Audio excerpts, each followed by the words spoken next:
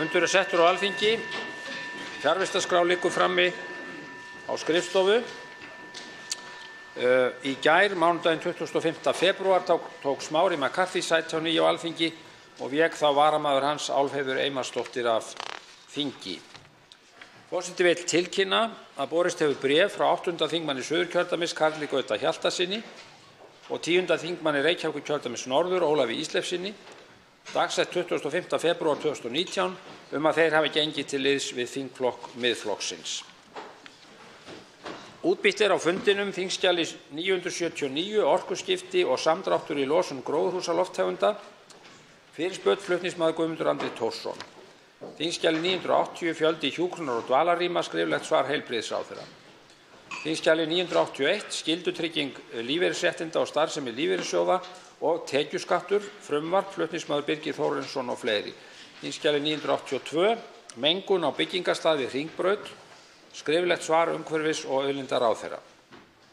Þingskjali 983 kynjamismunun við ráðningar skriflegt svar forsætisráðherra. Þingskjali 984 ákvörðun sameiginlegu EES nefndarinnar númer 258 frá 2018 breytingu á 18. viðauka við EES samninginn stjórnartillaga. Þingskjali 985 ákvörðun sameiginlegu EES nefndarinnar númer 242 2018 breytingu á öðrum viðauka við EES samninginn stjórnartillaga. Þingskjali 986 ákvörðun sameiginlegu EES nefndarinnar númer 214 2018 breytingu á 9. viðauka við EES samninginn stjórnartillaga. Og þingskjali 987 barnalög frumvarp flutningsmaður Björn Leví Gunnarsson og fleiri. Forseti vill tilkynna að gera má ráð fyrir atkvæðagreiðslum 3. og 4. dagskrármálið að loknum umræðum þau og að undangengnu stuttu fundarhléi. Að þeim loknum, þar sé þeim atkvæðagreiðslum, verður settur nýr fundur og verða á dagskrá þess fundar 5. og 5. til og með 11. dagskrármálið, ef leyft verður. Forseti vill vekja athygli á því að dagskrárliðurinn óundirbúinn fyrirspurnatími getur staðið lengur í dag en þingsköp gera ráð fyrir, þannig að allt að 6 fyrirspurnir komi í stað. Tekið fyrir 1. dagskrármálið óundirbúinn fyrirspurnatími. Til svara eru heilbrigðisráðherra og ferðamála, iðnaðar- og nýsköpunarráðherra, samgöngu- og sveitarstjórnarráðherra og félags- og barnamálaráðherra. Til máls tekur hv. 5. þingmaður Norðausturkjördæmis Logi Einarsson og beinir fyrirspurn til ferðamála, iðnaðar- og nýsköpunarráðherra.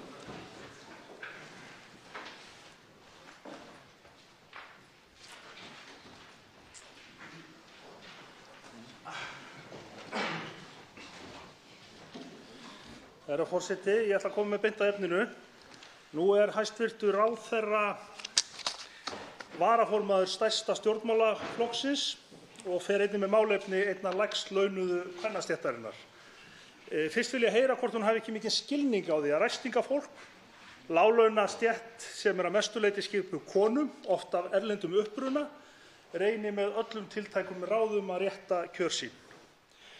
Nú tók ráðherra undir með fjármálaráðherra og forsvarsmönnum ferðaþjónustunnar í Fréttablaði gærdagsins að lítið svigrúm sé til launahækkana og taldi einkennilegt að fyrirhuguð verkföll eigi að bitna á þeirri atvinnugrein sem skapað hafi flest störf og mikil verðmæti undanfarinna ára. Og ég skil að ástandið viðkvæmt. En hverjir eru það sem skapa verðmætin, hæstvirtur ráðherra?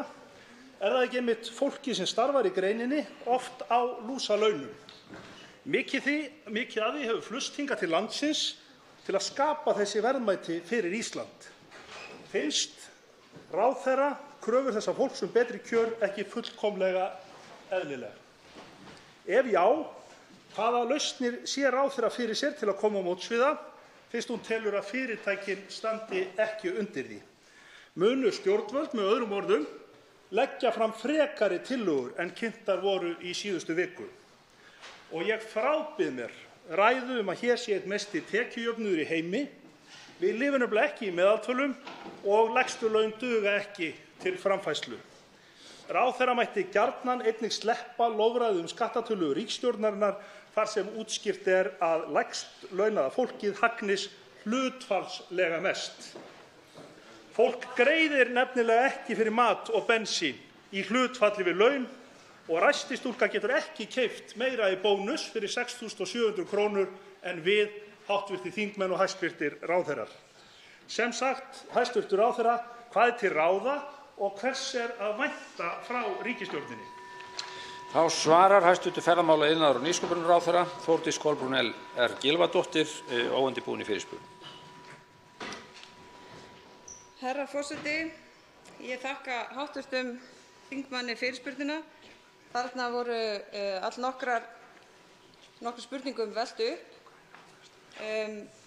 og það svo sem erfitt að eiga að svara hvað eigi að gera þegar hv. þingmaður frábiður sig síðan að fjalla sig sérstaklega tillögur ríkisstjórnarinnar. Og hér ég man ekki nákvæmt orðalag en það kunnuglegt stef að fólk borði ekki meðaltölin og Excel-skjölin en fólk borðar ekki heldur óstöðugleika og fólk borðar ekki heldur verðbólgu eða vaxtahækkanir. Þannig að ef ég spurð finnst mér laun hinna lægst launuðu fullkomlega réttlátt, að sjálfsögðu ekki. Ég held að sé ekki, ég held ekki, það ekki til það samfélag í þessum heimi þar sem að lægst launuðu lifa við mjög öflugt og mikið réttlæti. En þá þarf að horfa á hvaða vegferð höfum við verið. Þegar við skoðum, og það má kalla það meðaltöl sem enginn étur, en ég kýs að kalla það staðreyndir, og við hljótum að tala út frá staðreyndum, að þegar maður skoðar uppsafnaðan raunávöxt ráðstöfunartekna, þá það mynd sem sýnir ákveðið réttlæti. Vegna þess að tekjulægstu tíundirnar hafa fengið meira hlutfallslega, jú það hlutfallslega, heldur en tekjuhæstu. Þannig að þegar horft á þá mynd, þá hugsa ég að það sé á vegferð einhvers réttlætis sú þróun. Í mínum huga, mig langar alveg að vera rosa almennileg og geta sagt að mér finnst allir eiga skilið að fá hærri laun. Hverri og einni manneskju finnst hún þess verðug og þannig á okkur að líða. Og þess vegna alltaf erfitt að tala þá hópa sem eru með lægstu launin. Þess vegna eru tillögur ríkisstjórnarinnar sérstaklega beint að þeim, en það þarf einfaldlega að finna út hvert svigrúm til launahækkana og svo það þessara aðila að finna út úr því hvernig því skipt. Ég get ekki gerst dómari í því og þess vegna hef ég líka sagt að það óheppilegt þegar maður getur ekki einu sinni lagt mat á raunverulegar kröfur að við deiluaðilar rífast líka þær, hverjar þær eru. Þá tekur til máls að öðru sinni hv. 5. þingmaður Norðausturkjördæmis, Logi Einarsson.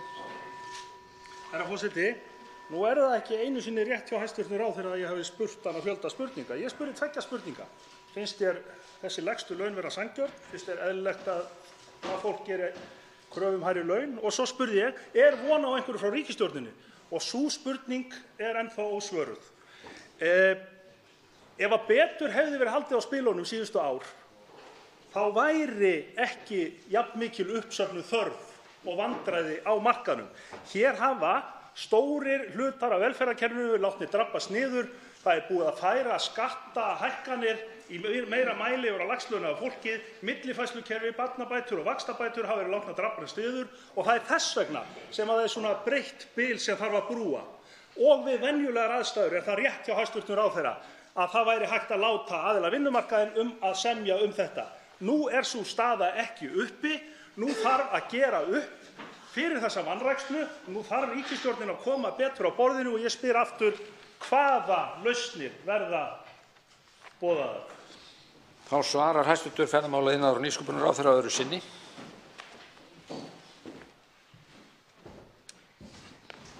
Herra forseti, hér spurt hvort að það sé von frá einhverju frá ríkisstjórninni. Það þær tillögur sem kynntar voru hér fyrir örfáum dögum.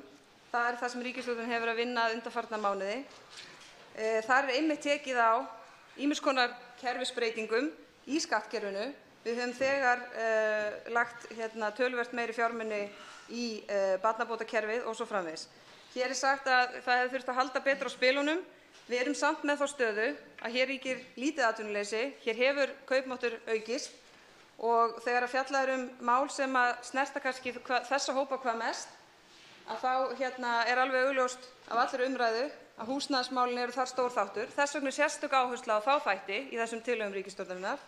Og það má þó líka spyrja á móti, það ekki eingöngu ríkið sem heldur á þeim málum, heldur sömuleiðis sveitarfélögin og það má alveg velta því fyrir sér hvað sveitarfélög í þessu landi og kannski sérstaklega Reykjavíkurborg hefði getað gert öðruvísi, hefði getað haldið betur á spilum til þess að væri til fleiri íbúðir á markaðnum. En allar okkar aðgerðir miða sérstaklega því að mæta þessum hópum. Þá tekur til máls hv. 8. þingmaður Reykjavíkurkjördæmis suður Inga Sæland og beinir fyrirspurn til hæstv. Heilbrigðisráðherra.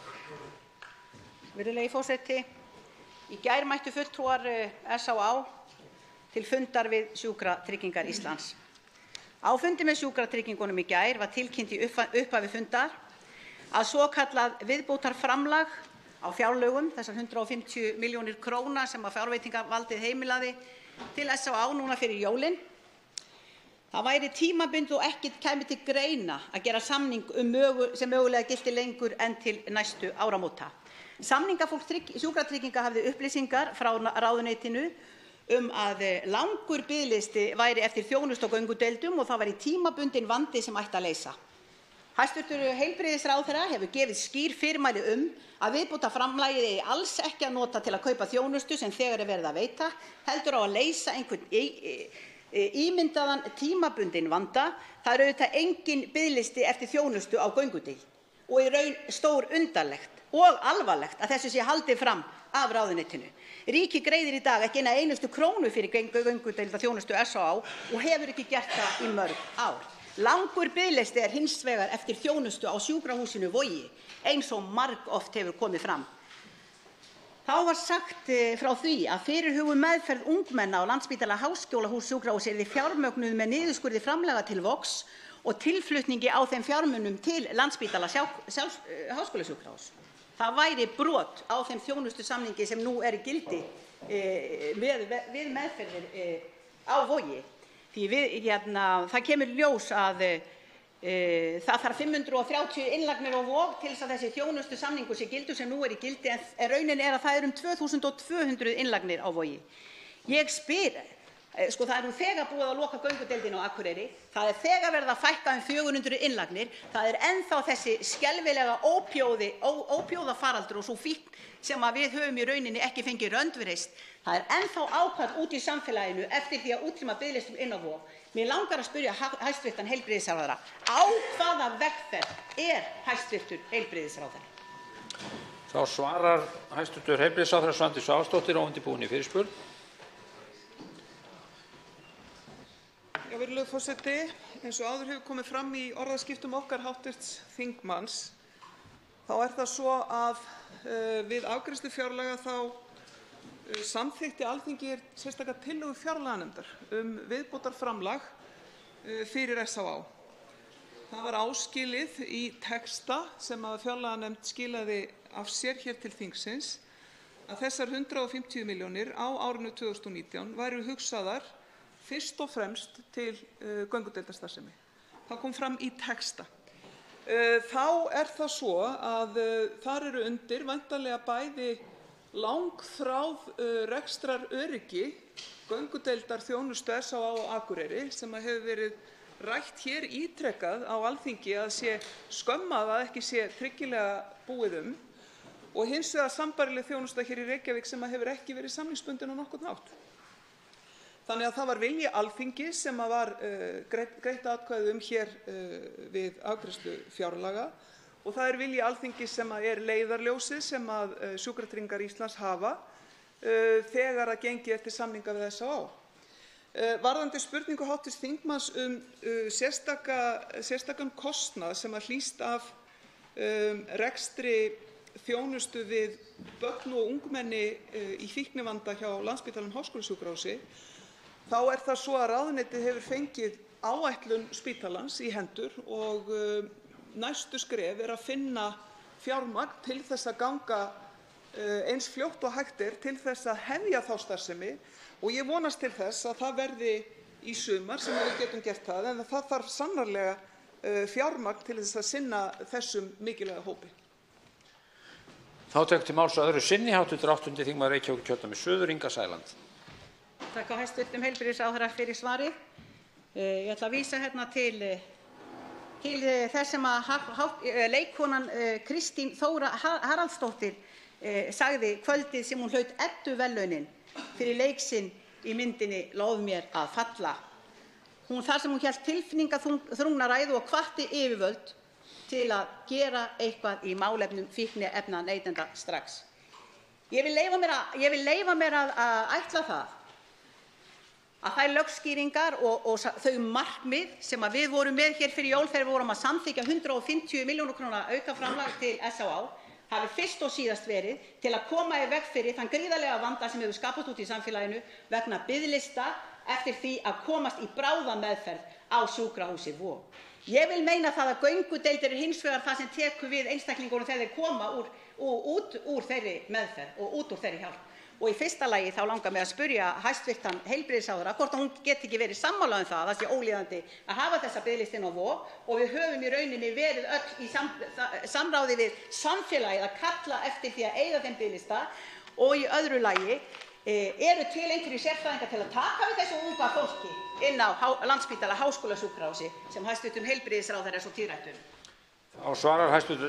Heilbrigðisráðherra Svandís Svavarsdóttir öðru sinni. Já, virðulegur forseti, fyrst aðeins ákallið á Eddunni það að við gerðum eitthvað og gerðum eitthvað strax. Ég sammála því að það mikilvægt að láta hendur standa fram úr ermum gagnvart þessum viðkvæmustu hópum sem þarna að ræða og vil benda hv. þingmanni á það að nú á föstudaginn kom í samráðsgátt Stjórnarráðsins frumvarp sem að fjalla sérstaklega neyslurými sem langþráð úrræði í skaðaminnkunaranda fyrir þá sem nota sprautur. Og ég vonast til þess að hv. þingmaður geti samfagnað mér í þeim efnum. Hvað varðar starfsemi sérstaklega fyrir áfengis- og vímuefnaneytendur á göngudeildum, þá hefur það verið áhersla SÁÁ eins og allra sem að fjalla áfengis- og vímuefnavanda að við þurfum að bjóða upp á fjölbreytt úrræði og þar á meðal göngudeildarúrræði og það ekki endilega sem eftirfylgni úrræði heldur líka mögulegt úrræði fyrir þá sem vilja byrja á göngudeild og vilja njóta þjónustunnar á þeim vettvangi og ekki hefur verið hægt hingað til en nú verður hægt með framlagi Alþingis. Þessum orðaskiptum lokið. Þá tekur til máls hv. 4. þingmaður Norðvesturkjördæmis Bergþór Ólason og beinir fyrirspurn til hæstv. samgöngu- og sveitarstjórnarráðherra.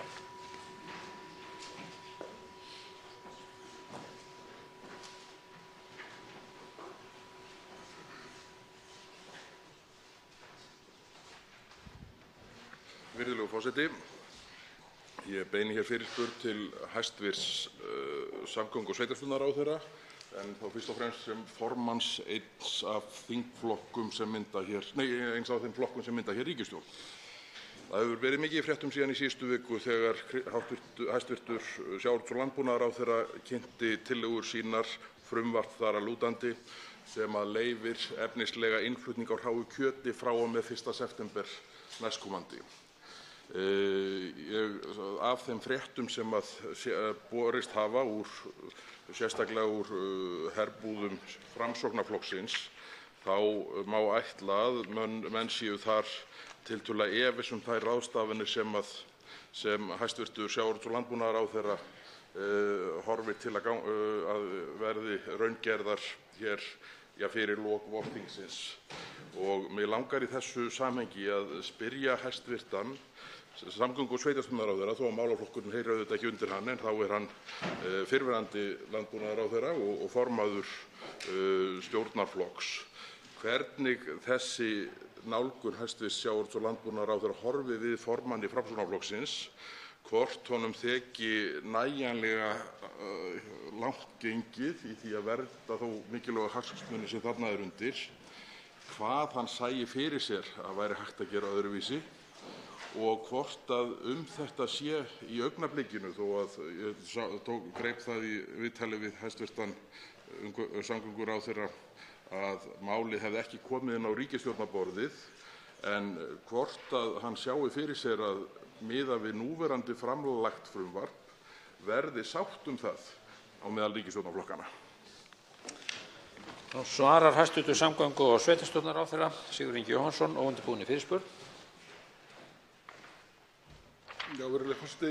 Ég þakka hv. þingmanni fyrir þessa fyrirspurn ákaflega mikilvægt efni og eins og hv. þingmaður kom inn á þá þau viðbrögð sem að landbúnaðarráðherra þarf að koma með og ég hef fullan skilning á að að koma fram með við annars vegar Hæstaréttardómnum sem byggði auðvitað á svona áliti EFTA-dómstólsins það að samkvæmt mati Evrópusambandsins og EFTA-dómstólsins og þar með Hæstaréttar að þá snúist innflutningur á ferskum kjötvörum ekki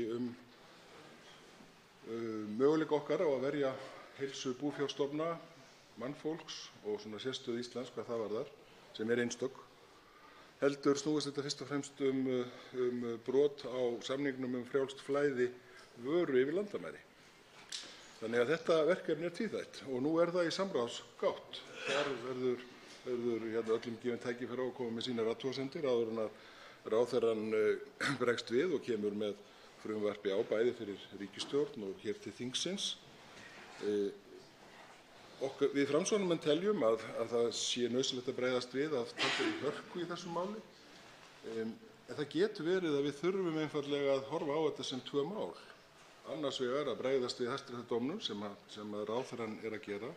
Það mun síðan að lokum koma til kasta þingsins að ganga frá því eins tryggilega og hægt eins langt og við getum gengið og ég tilbúinn að ganga býsna langt þar og væri áhugavert að taka það samtal hér.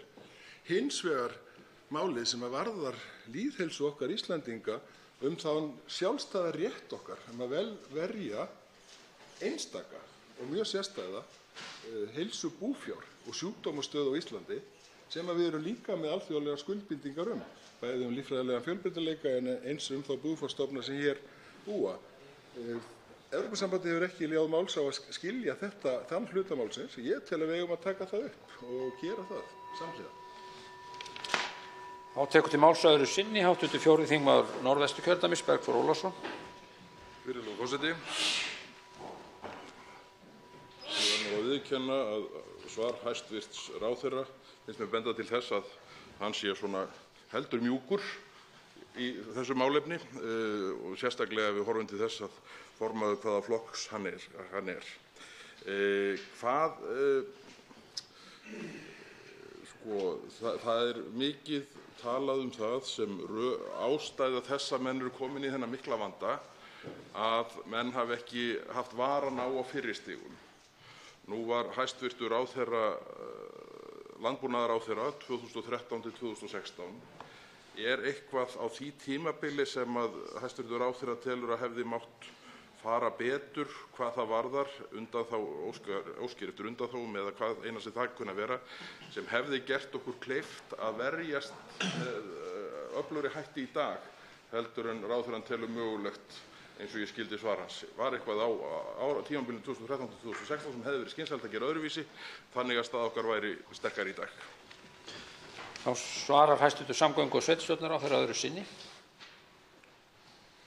Já, virðulegur forseti, ég veit ekki hvort ég mjúkur, getur nú verið svona heldur harðari kannski, en vandamálið þetta að við erum að kljást við niðurstöðu dómstóla sem við þurfum að finna leið út úr.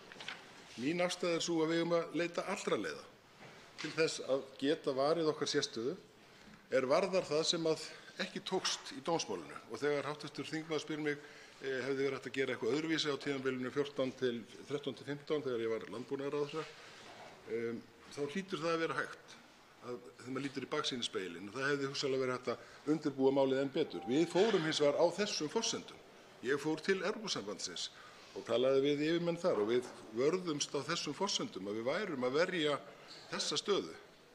Á það var hins vegar ekki hlustað fyrir dómstólum og þetta snerist bara viðskipti á vöru yfir landamæri, frjálst flæði vöru. Ég ósammála því að þetta mál sé þannig vaxið. Við þurfum hins vegar að bregðast við Hæstaréttardómnum. Það óhjákvæmilegt. Og þar þurfum við hérna í þinginu að gera það, ráðherrann koma fram með eins öflugt mál og hægt og við hérna í þinginu að leggjast yfir það að gera það eins vel úr garði. Hitt verkefni hins vegar ekki frá okkur, hvernig við ætlum að verja þessi sérstöðu, eins og Nýja-Sjáland.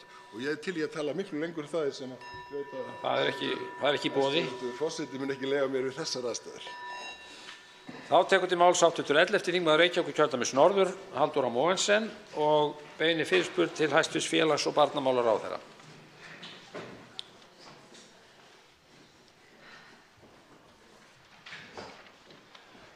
Forseti. Ég beini fyrirspurn til hæstv. félags- og barnamálaráðherra stöðuna á vinnumarkaði og ábyrgð stjórnvalda gagnvart henni. Ég veit að hæstv. félags- og barnamálaráðherra mér sammála nauðsyn þess að tryggja hér jöfn kjör og réttlæti gagnvart öllum þjóðfélagshópum þegar kemur að lífskjörum þeirra. Mig langar að vitna hér í orð ráðherrans í umræðum stefnuræðu forsætisráðherra 1. í október síðastliðnum, með leyfi forseta. Nú hafa margir á tilfinningunni að í gangi sé launaskrið hjá efstu lögum samfélagsins og að skilja eigi eftir bæði millistéttina og lægri tekjuhópa. Já, það þyngra en tárum taki að til sé fólk og börn í þessu landi sem geta ekki stundað tómstundir, geta ekki haldið fermingarveislur og fleira sökum lágra tekna foreldra sinna. Þegar slíkar sviðsmyndir finnast enn verk að vinna. Tilvitnun lýkur. Í þeim kjaraviðræðum sem staðið hafa yfir síðastliðna mánuði hefur hæsta ákalli verið að hækka lágmarkslaun, að minnka bilið á milli hærri og lægri tekjuhópa og að tryggja öllum sem hér búa viðunandi kjör. Og þetta snýst reyndar mun meira en tómstundir og fermingarveislur. Þetta snýst að hér á landi þurfi enginn að búa við fátækt og skort. Ég spyr því, finnst hæstv. ráðherra að ríkisstjórnin hafi lagt nóg af mörkum til þess að liðka fyrir kjaraviðræðum til að tryggja aukin jöfnuð efri stétta og lægri tekjuhópa og að hér búi enginn við fátækt og skort. Þá ljóst af breyttum titli ráðherra að hæstv. félags- og barnamálaráðherra ber sérstaklega að halda á lofti málefnum barna og styðja hann í þeirri áherslubreytingu. En liður í því að tryggja aukna velferð barna hlýtur að vera að tryggja velferð foreldra einnig. Mig langar því að spyrja ráðherra hvaða áhrif hann telji það hafa á framtíðartækifæri og vellíðan barna þegar foreldrar varða verðmætum tíma sínum, tíma frá börnum sínum, í oft heilsuspillandi láglaunastrit til þess eins að ná ekki einu sinni endum saman, að geta ekki einu sinni séð almennilega fyrir fjölskyldu sinni. Hvaða áhrif hefur þetta ástand á þennan mikilvæga málaflokk hæstv. ráðherra? Þá svarar hæstv. félags- og barnamálaráðherra Ásmundur Einar Daðason og undirbúinn í fyrirspurn. Virðulegi forseti, ég vil þakka hv. þingmanni Halldóri Mogensen fyrir þessa fyrirspurn og skoðun mín frá því að Alþingi var sett hér á haustdögum hefur ekkert breyst. Það gríðarlega mikilvægt að við náum hér í íslensku samfélagi að stuðla sem mestum jöfnuði. Það gríðarlega mikilvægt að við náum að bæta kjör þeirra hópa sem að búa við lægstar tekjur og það líka gríðarlega mikilvægt að þeir sem í efstu lögunum að þeir taki auknar byrðar á sig og séu tilbúnir til þess. Þannig að skoðun mín hefur ekkert breyst á þessu. Þess vegna fagna ég mjög að bæði fjármála- og forsætisráðherra hafa tekið undir það að mikilvægt sé að grípa til aðgerða gagnvart m.a. hækkunum launa bankastjóra ríkisbankanna og við bíðum eftir upplýsingum frá Bankasýslunni það. Það nefnilega svo að það tillögur og ég hef sagt það og ég stend við það hér. Það tillögur eða þær áherslur stéttarfélaganna að bæta kjör tekjulægstu hópanna gríðarlega mikilvægar en það líka mikilvægt að geta gert það þannig að hagkerfið haldi áfram á því skriði sem það vegna þess að við viljum ekki fá verðbólguskot eða óðaverðbólgu. Ríkisstjórnin hefur lagt til fjölmargar aðgerðir, ekki bara í skattamálum, 40 aðgerðir í húsnæðismálum sem hafa verið í samtali á milli stjórnvalda og aðila vinnumarkaðar undanfarið frekari útfærslur sem munu hafa mjög mikil áhrif á stöðu m.a. þeirra sem á leigumarkaði og þeirra sem búa við lægstar tekjur. Við höfum líka verið með aðgerðir þegar snúa að félagslegum undirboðum og kynntar voru aðgerðir 10 liðum sem nýlega voru kynntar fyrir velferðarnefnd og við höfum sagt að það sé fleiri mál sem að ríkisstjórnin sé tilbúin til þess að skoða m.a. varðandi vexti og verðtryggingu og stuðning við fyrstu kaupendur og tekjulága að kaupa sína fyrstu fasteign. Ég ætla að koma betur inn á hvaða áhrif þetta hefur á börn í seinna andsvari mínu en ríkisstjórnin búin að kynna fjölþættar aðgerðir. Hún tilbúin með fleiri aðgerðir og koma að auknu samtali til þess verður þetta stéttarfélög og atvinnurekendur að ná saman sín á milli. Þá tekur til máls öðru sinni hv. 11. þingmaður Reykjavíkurkjördæmis norður, Halldór H. Mogensen. Forseti, í síðari spurningu minni vil ég beina 2 spurningum til ráðherra sem ætti að vera einfalt að svara og ég bið ráðherra kannski að geyma það að útskýra hvað áhrif þetta hefur á börn og bara svara þeim spurningum sem ég spyr að núna. Fyrst varðandi ummæli hans í Kastljósi þann 14. febrúar síðastliðinn þar sem hann sagði í umræðu launahækkun forstjóra fyrirtækja í almenningseign að það væri sjálfsagt að stjórnvöld gripu inn í. Ég spyr því hæstv. Ráðherra, hvað með þá ákvörðun kjararáðs um launahækkun til þingmanna, ráðherra og æðstu embættismanna? Finnst hæstv. Ráðherra ástæða til þess að grípa inn í þar? Og ef ekki, hver er munurinn? Að lokum vil ég spyrja ráðherra út í ummæli hans á þingi ASÍ í október síðastliðnum þar sem hann sagði að ef ekki næðist samstaða um að stíga skref sem kæmi böndum á efstu lög samfélagsins, þá styddi hann verkalýðshreyfinguna í því að setja hátekjuskatt á hæstu tekjur íslensks samfélags. Styður hæstv. Ráðherra enn kröfu verkalýðsfélaganna um hátekjuskatt og ef svo hvað stendur í vegi fyrir álagningu hans? Þá svarar hæstv. félags- og barnamálaráðherra Ásmundur Einar Daðason öðru sinni. Virðulegur forseti, já, ég kom inn á þetta í mínu fyrra andsvari hér áðan að það væri þannig að við ættum að grípa inn í gagnvart hækkun efstu launa í opinbera geiranum. Það er það sem að ríkisstjórnin hefur þegar boðað og bæði forsætis- og fjármálaráðherra hafa gert.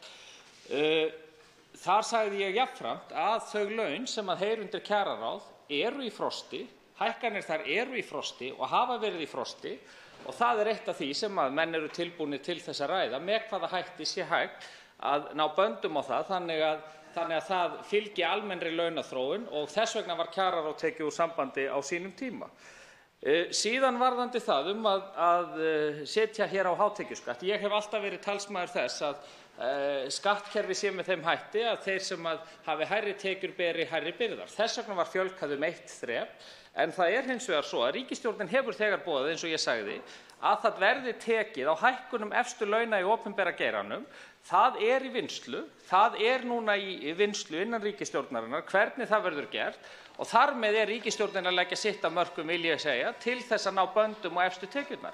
En það er gríðarlega mikilvægt að það verði gert og að það takist og að við getum þannig náð betri böndum utan það að það sé ekki 2 þjóðir í þessu landi vegna þess að það á ekki að vera þannig. Þá tekur til máls 87. þingmaður Reykjavíkurkjördæmis norður, Þorsteinn Víglundsson, og beinir fyrirspurn til hæstv. ferðamála, iðnaðar- og nýsköpunarráðherra.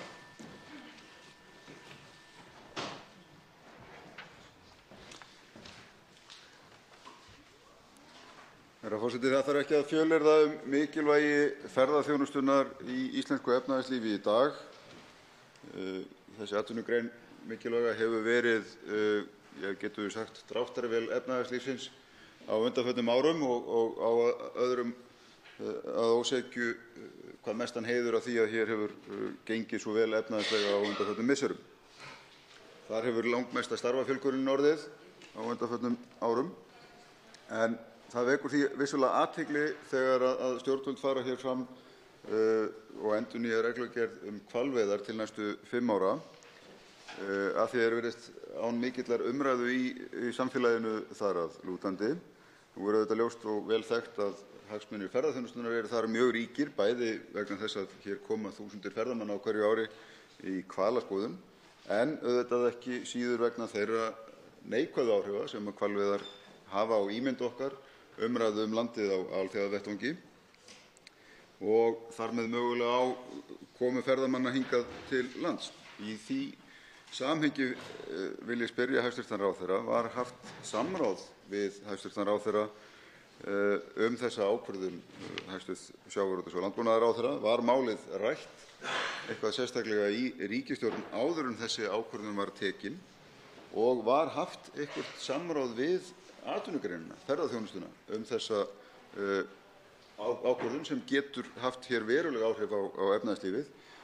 Sér í lagi í ljósi þess, og kannski er það síðasta spurning til ráðherra í þessari fyrstu umferð, telur ráðherra veiðarnar vera sjálfbærar þegar haft er í huga að það gengur bölvanlega að koma þessum afurðum í verð á alþjóðamörkuðum, en á sama tíma kann þetta hafa verulega neikvæð áhrif á ferðaþjónustuna og þar af leiðandi neikvæð áhrif á gjaldeyristekjur þjóðarinnar. Er þetta sjálfbær atvinnugrein og sjálfbær ákvörðun hjá ríkisstjórninni að endurnýja reglugerð leyfi til hvalveiða? Þá svarar hæstv. ferðamála, iðnaðar- og nýsköpunarráðherra Þórdís Kolbrún R. Gylfadóttir, óundirbúin fyrirspurn. Herra forseti, reglugerð sem gefin var gefin út á grunni vísindalegrar ráðgjafar Hafrannsóknastofnunar sjálfbærni veiðanna. Það er sá þáttur skoðaður. Það í hvaða ferli málið fór, það var auðvitað þetta vinnulag að láta Hagfræðistofnun Háskólans skoða þetta sérstaklega. Það vinnulag var samþykkt og út úr því kom þessi skýrsla og í kjölfarið reglugerð gefin út. Það vinnulagið sem rætt var og í kjölfarið þessi ákvörðun tekin. Nákvæmlega hvaða fundir atvinnugreinin hefur átt með sjávarútvegs- og landbúnaðarráðherra þori ég ekki að segja til hér í ræðustól, en ég veit að eitthvað samtal hefur átt sér þar stað. Ég fór ekki að fara með það hvort það hafi verið formlegir samráðsfundir eða hvort það hafi verið að frumkvæði ráðherra eða greinarinnar eða hvað. Hér er spurt hvort að veiðarnar séu sjálfbærar með tillit til annarra þátta, efnahagslegra, og hér er fullyrt að þetta hafi skaðleg áhrif á ferðaþjónustu. Ég hef hingað til bara svarað því þannig að ég hef aldrei séð neitt sem sýnir fram á að þetta hafi skaðleg áhrif á ferðaþjónustu. Það er engin slík greining til, en ekki myndi ég treysta mér til að fullyrða þar. Auðvitað fer ekki fram hjá mér umræða ímynd lands og einhverjir fjöldapóstar erlendis frá að það fari ekki saman við ímynd landsins að við skulum hér áfram veiða hval. En ef eitthvað fólk sér hag sinn í því að stunda veiðar sem eru sjálfbærar og telur sig geta haft eitthvað upp úr því, að þá er ekki mitt að hafa einhverja sérstaka skoðun á því hvort að það sé góð viðskiptahugmynd eða ekki. En út frá greiningum á ferðaþjónustu þá eru engar greiningar til sem sýna fram á skaðsemi þess, og þess vegna er rauði þráðurinn að við séum að byggja veiðar á vísindalegri ráðgjöf, og það er gert í þessu tilviki. Nú tekur til máls öðru sinni hv. 7. þingmaður Reykjavíkurkjördæmis norður, Þorsteinn Víglundsson. Herra forseti, ég get ekki sagt að svar hæstv. ráðherra veki hjá mér neina sérstaka tiltrú að hér hafi verið vandað til verks. Það er auðvitað svo að lykilþáttur sjálfbærni er efnahagsleg sjálfbærni, og í sjálfu sér eru veiðar sem ekki hægt er að selja afurðirnar af ekki sjálfbærar veiðar í efnahagslegu samhengi. Það má vel vera að hvalveiðistofnar þoli þann afrakstur líffræðilega, en það er engin tilgangur með slíkum veiðum ef ekki er hægt að selja vöruna. Þannig að slíkar veiðar geta aldrei verið sjálfbærar. En það vekur hins vegar athygli að ríkisstjórnin skuli ekki hafa gefið sér tíma til þess að meta áhrif þá hvalveiða mögulega á ferðaþjónustuna með vönduðum hætti, í ljósi þeirra gríðarlegu hagsmuna sem að ferðaþjónustan kann að hafa af áhrifum veiðanna á ímynd landsins og þar með komu ferðamanna hingað til lands. Sér í lagi einmitt í ljósi þess að það hastaði ekkert á að taka ákvörðun áframhald veiða meðan ekkert gengur að selja afurðirnar hvort eð er. Ég trúi ekki öðru heldur en að hæstv. ráðherra beiti sér fyrir því að slík athugun verði látin fara fram. Og svarar hæstv. ferðamála-, iðnaðar- og nýsköpunarráðherra öðru sinni. Herra forseti, hér er raunverulega verið að spyrja mig veiðarnar sjálfar. Þær auðvitað heyra ekki undir mig, og það að þetta sé ekki góð viðskiptahugmynd að stunda þessar veiðar, að þá er nú því til að svara að stjórnvöld eru ekki að stunda þessar veiðar. Ég ætla ekki að setjast í eitthvað dómarasæti ef einhver annar ákveður finnst það góð hugmynd að fara í slíka rekstur að þeir geri það.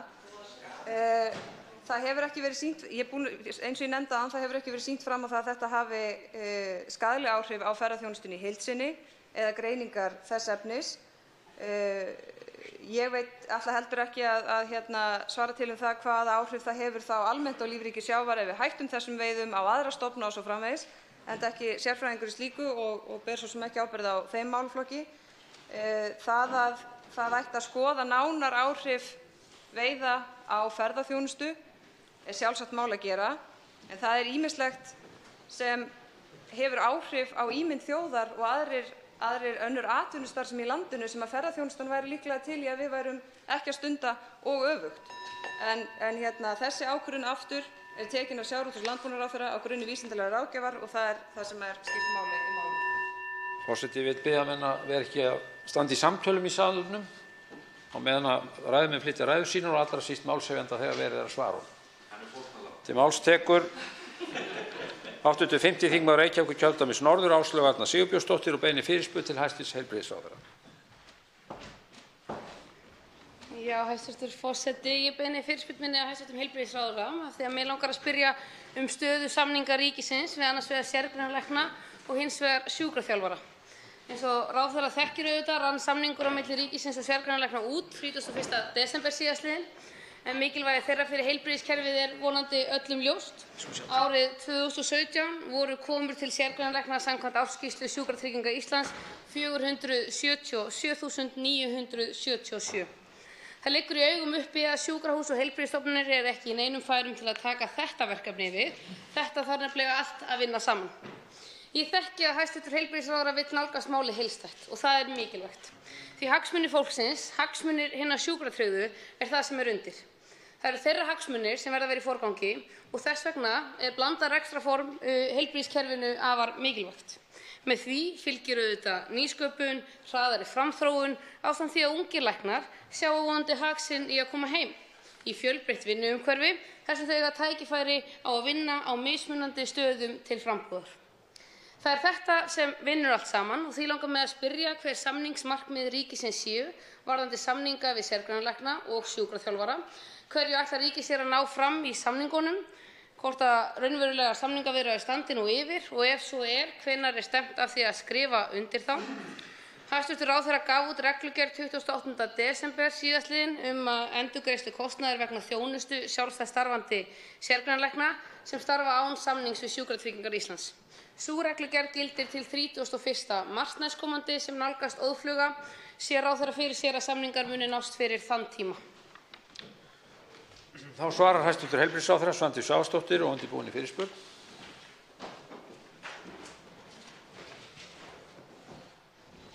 Virðulegi forseti, ég þakka hv. þingmanni fyrirspurnina og það er rétt sem kemur fram í hennar máli að nú í gildi endurgreiðslureglugerð gagnvart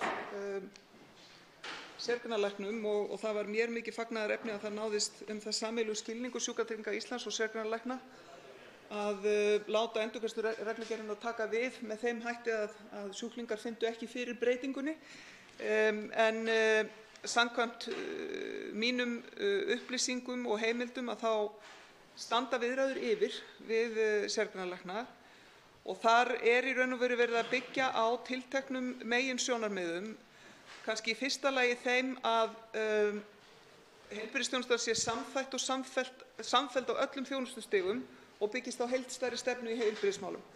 Það sem við höfum aðallega verið að skoða í þessu tilliti mikilvægi þess að jafna aðgang sjúklinga að þjónustu sérfræðilækna. Af því að nú hefur það verið þannig til lengst af að það alltaf því tilviljunum háð hver aðgangur sérstaklega íbúa á landsbyggðinni að tilteknum sérgreinum. Þjónusta sérfræðilækna á heilbrigðisstofnunum utan höfuðborgarsvæðisins getur verið veitt af sérfræðingum sem eru starfandi á heilbrigðisstofnunum en getur líka verið veitt af sérfræðingum sem lúta samningum við SÍ með samningum við sérhæfðu sjúkrahúsin eða í fjarheilbrigðisþjónustu. Ég tek undir það sem hv. þingmaður segir, það er mikilvægt að þetta sé fjölbreytt úrræði en aðalatriðið það að það sé þannig að það sé tryggt aðgengi íbúa landsins að þjónustu tiltekinna sérgreina. Ég nefni til dæmis augnlækna, barnalækna, geðlækna, fæðinga- og kvensjúkdómalækna og svo framvegis. Það er að ræða yfir 30 sérgreinar og það þarf að fara yfir það heildstætt hvaða greinar það eru sem mikilvægast að allur almenningur hafi aðgang að og það er hluti af samningsmarkmiðunum. Ég vík að samningum við sjúkraþjálfara í mínu síðara svari. Nú tekur til máls öðru sinni hv. 5. þingmaður Reykjavíkurkjördæmis norður, Áslaug Arna Sigurbjörnsdóttir. Já, herra forseti, ég þakka hæstv. heilbrigðisráðherra fyrir svarið og tek undir henni með það mikilvægi að þetta bitni ekki á sjúklingum og aðgengi sé tryggt. Það er einmitt þessi fjölbreyttu úrræði sem verða ekki tryggð nema lokið verði við þessa samninga. Þannig að ég vona að ég skilji hæstv. ráðherra rétt að hún vilji ljúka þessum samningum. Varðandi sjúkraþjálfarana og kannski það sem hún kemur aðeins inn á í seinna svari að þá auðvitað gríðarlega mikilvægt að allar hagræðingar hvað það varðar séu vel ígrundaðar. Endurhæfing eins og störf sjúkraþjálfara gríðarlega mikilvæg og það eru fjölmargir sem nýta sér þá þjónustu. 50.000 manns árið 2017 til að mynda sem auðvitað veglegur fjöldi af fólki hér á landi og ef við gætum þess ekki að við þessa aðila sé samið á skynsaman hátt þá getur auðvitað komið niður á kerfin okkar sem víða annars staðar. Þannig að hver nánari staða þessara samninga við sjúkraþjálfara og ég vona að við séum öll sammála því að það sé ótækt að ekki verði samið við þessar stéttir. Þá svarar hæstv. heilbrigðisráðherra Svandís Svavarsdóttir öðru sinni. Já, Virðulegur forseti, ég er sammála hv. þingmanni það og við erum sammála sérgreinalæknum líka það að það er mikilvægt að ljúka samningum og samtöl standa yfir og það er sameiginlegt markmið aðila að komast að niðurstöðu í því. Þannig að ég er bjartsýn hvað það varðar. Þetta tekur auðvitað tíma. Það er að ræða þá stöðu að það getur verið mismunandi staða einstakra sérgreina þannig að það gildir ekki að eitt fyrir alla og við þurfum bara að hafa þolinmæðina í að ljúka því. Varðandi samninga við sjúkraþjálfara þá er það svo að samningsmarkmiðin þar eru ennþá í samtali milli ráðuneytisins og Sjúkratrygginga Íslands og þar var samningurinn framlengdur. Og ég tek undir það sem hv. þingmaður segir að við höfum í raun og veru ekki almennilega ennþá botnað það að hve miklu leyti þjálfun kemur í staðinn fyrir aðra meðferð og meðal annars þegar við erum að tala lyf sem geta valdið fíkn þá höfum við verið að benda á mikilvægi þess að hafa úr fleiri úrræðum að spila þegar er að ræða langvarandi verki til að mynda og það er sjúkraþjálfun sannarlega eitt af því sem að þar getur komið inn í þannig að það er eitt af þeim sjónarmiðum sem að verða þar við borðið. Umræðum fyrsta dagskrármálið er lokið. Tekið fyrir annað dagskrármálið sérstök umræða, staða ferðaþjónustunnar. Málshefjandi er hv. þingmaður Albertína Friðbjörg Elíasdóttir. Hæstv. ferðamála-, iðnaðar- og nýsköpunarráðherra Þórdís Kolbrún Gylfadóttir verður til andsvara. Hefst nú umræðan. Til máls tekur hv. 10. þingmaður Norðausturkjördæmis Albertína Friðbjörg Elíasdóttir. Herra forseti, ég vil byrja þessa umræðu að þakka hæstv. ferðamálaráðherra fyrir að taka þátt í þessari umræðu stöðu ferðaþjónustunnar. En eins og hefur komið fram í fréttum á síðustu vikum þá eru blikur á lofti í greininni af ýmsum ástæðum og stefnir nú í fækkun erlendra ferðamanna á Íslandi á árinu 2019 í fyrsta skipti til fjölda ára. Ferðaþjónustan á Íslandi er löngu orðin stærsta útflutningsgrein Íslendinga og hefur sömuleiðis skapað mikinn fjölda starfa á síðustu árum. Það er því ljóst að ferðaþjónusta skiptir verulegu máli í íslensku efnahagslífi. Reyndar hafa margir gengið svo langt að segja að ferðaþjónustan hafi í raun bjargað Íslendingum út úr síðasta efnahagsvanda. Auðvitað hafa verið ýmis vandamál sem að fylgja jafn örum vexti og ferðaþjónustan á Íslandi hefur verið í, en tækifærin hafa verið einnig fjölmörg og hingað til hefur okkur heppnast ágætlega að grípa þau. En eins og ég nefndi þá eru blikur á lofti. Eins og kom fram á opnum fundi efnahags- og viðskiptanefndar með Seðlabanka Íslands í síðustu viku þá hafa horfur vöxt útflutnings versnað en þar hefur samdráttur í flugþjónustu töluverð áhrif. Þá hefur óvissa rekstur flugfélaganna einnig haft áhrif en Isavia gerir ráð fyrir 12% fækkun í komum erlendra ferðamanna til landsins á fyrstu 4 mánuðum þessa árs frá sama tíma í fyrra en að þeim fækki 2,4% á árinu í heild. Nú þegar er ljóst að spá Isavia stenst ekki en 5,5% færri erlendir farþegar fóru í gegnum Keflavíkurflugvöll en búist var við nú í janúar. Framkvæmdastjóri Samtaka ferðaþjónustunnar segir að ferðaþjónustan geti mætt samdrætti í komu ferðamanna til Íslands í 1 ár. Þó er ljóst að fyrirtækin í ferðaþjónustu þola mörg hver ekki miklar launahækkanir og enn veldur gengi íslensku krónunnar vandræðum. Það er margt fleira sem að vekur áhyggjur. Til að mynda hefur eftirspurn eftir Íslandi sem áfangastað verið að minnka og minna að leita sig að Íslandi á leitasíðum eins og Google. Og þá hjálpa ekki ákvarðanir háttvirtrar ríkisstjórnarinnar eins og áframhaldandi hvalveiðar, heldur ekki. Þá vekur svo staðreynd áhyggjur að vegna þessara ytri aðstæðna gengur mun hægar eða jafnvel aftur á bak í einhverjum dæmum að auka dreifingu ferðamanna Ísland. Nokkuð sem að við ættum að geta breytt nokkuð auðveldlega til að mynda með opnun fleiri gátta inn til landsins en sömuleiðis aukinni markaðssetningu landshlutanna og annarar uppbyggingu innviða. Í því samhengi langar mig til þess að minna á fyrirspurn varaþingmanns Samfylkingarinnar, Maríu Hjálmarsdóttur, til hæstv. ferðamálaráðherra markaðssetningu áfangastaða á landsbyggðinni og hlutverk markaðsstofa landshlutana frá 25. október síðastliðnum sem enn liggur ósvarað. Það er margt fleira sem að þarf að vinna í og vinna að til að mynda gegn svartri og ólöglegri starfsemi gegn þeim sem að greiða ekki skatta og skyldur og stunda jafnvel félagsleg undirboð. sem og að tryggja að samkeppnisstaða ferðaþjónustuaðila sé ekki skökk eins og til að mynda þegar kemur að gistiþjónustu. Í því samhengi er ástæða til þess að velta því upp hver árangurinn sé af núverandi stoðkerfi. Erum við að standa okkur í að styðja við þessa atvinnugrein á sama hátt og hefur til dæmis verið gert við sjávarútveginn? Sömuleiðis hljótum við að þurfa í ljósi þjóðhagslegs mikilvægis ferðaþjónustunnar að gera betur grein fyrir og fylgjast betur með hagtölum greinarinnar og gera betur grein fyrir þeim í þjóðhagsspám og öðrum peningaspám. En það er alls ekki þannig að það sé allt svart eða raun og þvert á móti. Hér hefur byggst upp sterk og öflug atvinnugrein með fjölbreyttum störfum sem að afla mikilla gjaldeyristekna og hefur sannarlega tækifæri til þess að gera svo áfram, en við þurfum að hlúa að greininni, sérstaklega þegar svona stendur á. Ég spyr því hæstv. Ráðherra, til hvaða aðgerða og ráðstafana telur ráðherra að fara ætti í til að efla ferðaþjónustuna í ljósi þeirra áskorana sem að greinin stendur frammi fyrir? Telur hæstv. ráðherra ástæðu til að styrkja enn frekar vinnu landshlutanna við að efla markaðssetningu þeirra og uppbyggingu innviða? Og að lokum, hver er stefna ráðuneytisins hvað varðar starfsemi erlendra fyrirtækja í ferðaþjónustu á Íslandi? Þá verður hæstv. ferðamála-, iðnaðar- og nýsköpunarráðherra Þórdís Kolbrún R. Gylfadóttir til svara.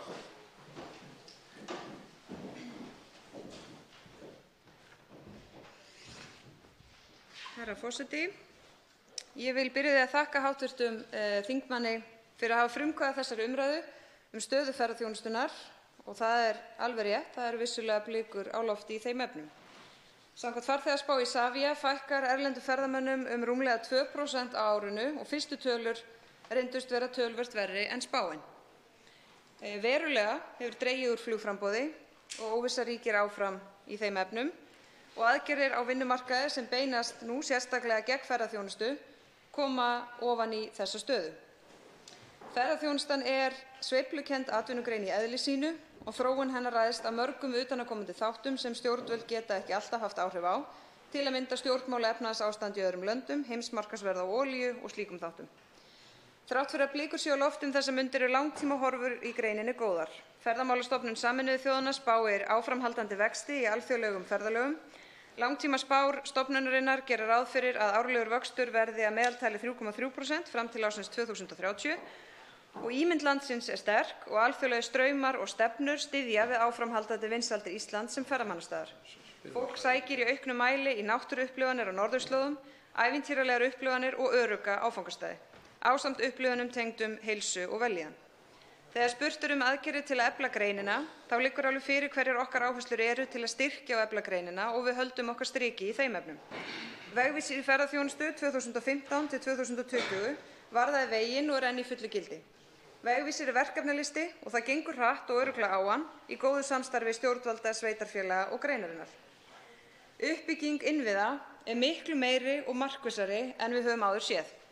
Þjóðgarðarnir eru að styrkjast, öflun og aðgengi að gögnum er miklu betri en áður, áfangastaðaáætlanir landshlutanna eru komnar til sögunnar, við erum að styrkja rannsóknarhlutverk Ferðamálastofu, öryggiskröfur hafa verið auknar, flugþróunarsjóður er farinn að skila áþreifanlegum árangri í beinu flugi til Akureyrar, átak hefur verið gert í eftirliti með heimagistingu til að draga úr misnotkun á deilihagkerfinu á kostnað löglegs atvinnurekstrar og svona mætti lengi telja. Þetta eru ekki neyðarástafanir heldur eðlileg uppbygging á umhverfi einna stærstu og mikilvægustu atvinnugreinar okkar. Fyrirspyrjandi nefnir landsbyggðina í þessu sambandi og því er til að svara að landsbyggðin er, eins og við vitum, lykilþáttur í okkar aðgerðum. Innviðauppbyggingin, flugþróunarsjóður, samningar við markaðsstofurnar, landshlutaáætlanirnar, allt miðar þetta sérstaklega að landsbyggðinni. Og þá er verið að setja aukinn kraft í vegagerð sem er auðvitað nauðsynleg forsenda fyrir þessu markmiði. Varðandi starfsemi erlendra fyrirtækja í ferðaþjónustu á Íslandi, þá er ljóst að fyrirtækjum frá Evrópska efnahagssvæðinu er almennt frjálst að starfa hér. Erlendum fyrirtækjum er þó að sjálfsögðu skylt að starfa eftir þeim lögum og reglum sem hér gilda. Fjármálaráðuneytið hefur greint ágætlega reglur skattskyldur þessara aðila, en sú mynd er ekki alveg einföld og það er engin launung á því að við getum gert mun betur í að fylgja reglunum eftir, með eftirliti og mögulega líka með hertum viðurlögum. Samtök ferðaþjónustunnar hafa nýlega kynnt fyrir mér athugun á þessum málum sem að ég fagna og ég mun taka til vandlegrar athugunar þegar þeirri vinnu er lokið. Og það sem skiptir líka máli hér að greina vel hvað fylgir EES-samningnum og hvað starfsemi horfum við upp á sem ekki samkvæmt lögum og þarf þá að efla eftirlit og eða herða viðurlög. Þannig að það kosti að fylgja ekki reglum í þessu samfélagi. Í þessu sambandi langar mig líka að nefna að ráðuneytið í samstarfi við OECD svokallað samkeppnismat á ferðaþjónustu sem atvinnugrein, sem risastórt verkefni, fjármagnað, sem gengur út á að bæta starfsumhverfi greinarinnar til framtíðar. Virðulegur forseti, mig langar að lokum að segja að það ekki rétt sem stundum haldið fram að Ísland hafi ekki stefnu í ferðamálum. Í gildi þingsályktun ferðamálaáætlun til 2020 og vegvísir gildir sömuleiðis til 2020. Við höfum nú hafið endurskoðun á langtímastefnunni á vettvangi stjórnstöðvar ferðamála. Fyrstu skrefin að móta framtíðarsýn og leiðarljós og samhliða því að framkvæma ítarlegt álagsmat á innviði sem vel á veg komið. Ég þakka aftur fyrir umræðuna og ég hlakka til að hlýða hér á þingmenn og mun bregðast við því sem kemur fram í seinni ræðu þó stutt verði. Og lokum langar mig að segja að hér að ræða grundvallaratvinnuveg þjóðarinnar sem við verðum að standa vörð og styrkja og efla en gæta þess að það sé gert á forsendum sjálfbærni. Af því að hér var líka nefnt markaðssetningu að þá finnst mér líka skipta máli að við horfum til þess að hin opinbera markaðssetning hún vegur alltaf minna og minna í svona stóra samhenginu vegna þess að það er 2,2 milljónir ferðamanna eða hvað þær eru og verða sem að sjá alltaf meira og meira markaðssetningu á Íslandi. Og ég kem inn á fleiri þætti í seinni ræðu. Til máls tekur hv. 10. þingmaður Reykjavíkurkjördæmis norður Ólafur Ísleifsson. Herra forseti, þakka fyrir þessa umræðu. Þetta atvinnugrein sem sívaxandi, mjög mikilvæg íslensku þjóðarbúskap og mikilvægt að hún sé rædd hér á Alþingi. Ég tel ríka nauðsyn bera til að efla rannsóknir í ferðaþjónustu og nota niðurstöður slíkra rannsókna til að leggja grunn að stefnumótun uppbyggingu þessarar mikilvægu greinar sem orðin mikil uppspretta tekna og gjaldeyris fyrir íslenskt þjóðarbú. Í ferðaþjónustu ber að leggja áherslu á sjálfbærni og þolmörk ferðamannastaða, að greinin sé arðsöm og skilji sem fæst fótspor eftir í náttúrunni. Þá ber umfram allt að leggja áherslu á gæði og öryggi í ferðaþjónustunni. Þessu tengt vil ég víkja sérstaklega að atriði sem ég hef nú haft tækifæri til að ræða áður við hæstv. ráðherra, en það lögverndun á starfsheiti leiðsögumanna. Ég tel að móta beri lágmarkskröfur varðandi nám í þessum fræðum sem eru þá undirstaða slíkrar lögverndunar. Þá vil ég sömuleiðis nefna að það ekkert eðlilegra heldur en að í ferðum þar sem að sérstaklega reynir á staðþekkingu, þekkingu á veðurfari og öðrum slíkum þáttum, ber auðvitað að gera kröfu að íslenskur leiðsögumaður sé með í för og það mætti að sjálfsögðu útfæra nánar eftir tegundum ferða varðandi slíka kröfu, en ég tel að slík krafa eigi að vera almenn með þessi sjónarmið fyrir augum, gæði og öryggi. Herra forseti. Til máls tekur hv. 5. þingmaður Suðurkjördæmis Ari Trausti Guðmundsson.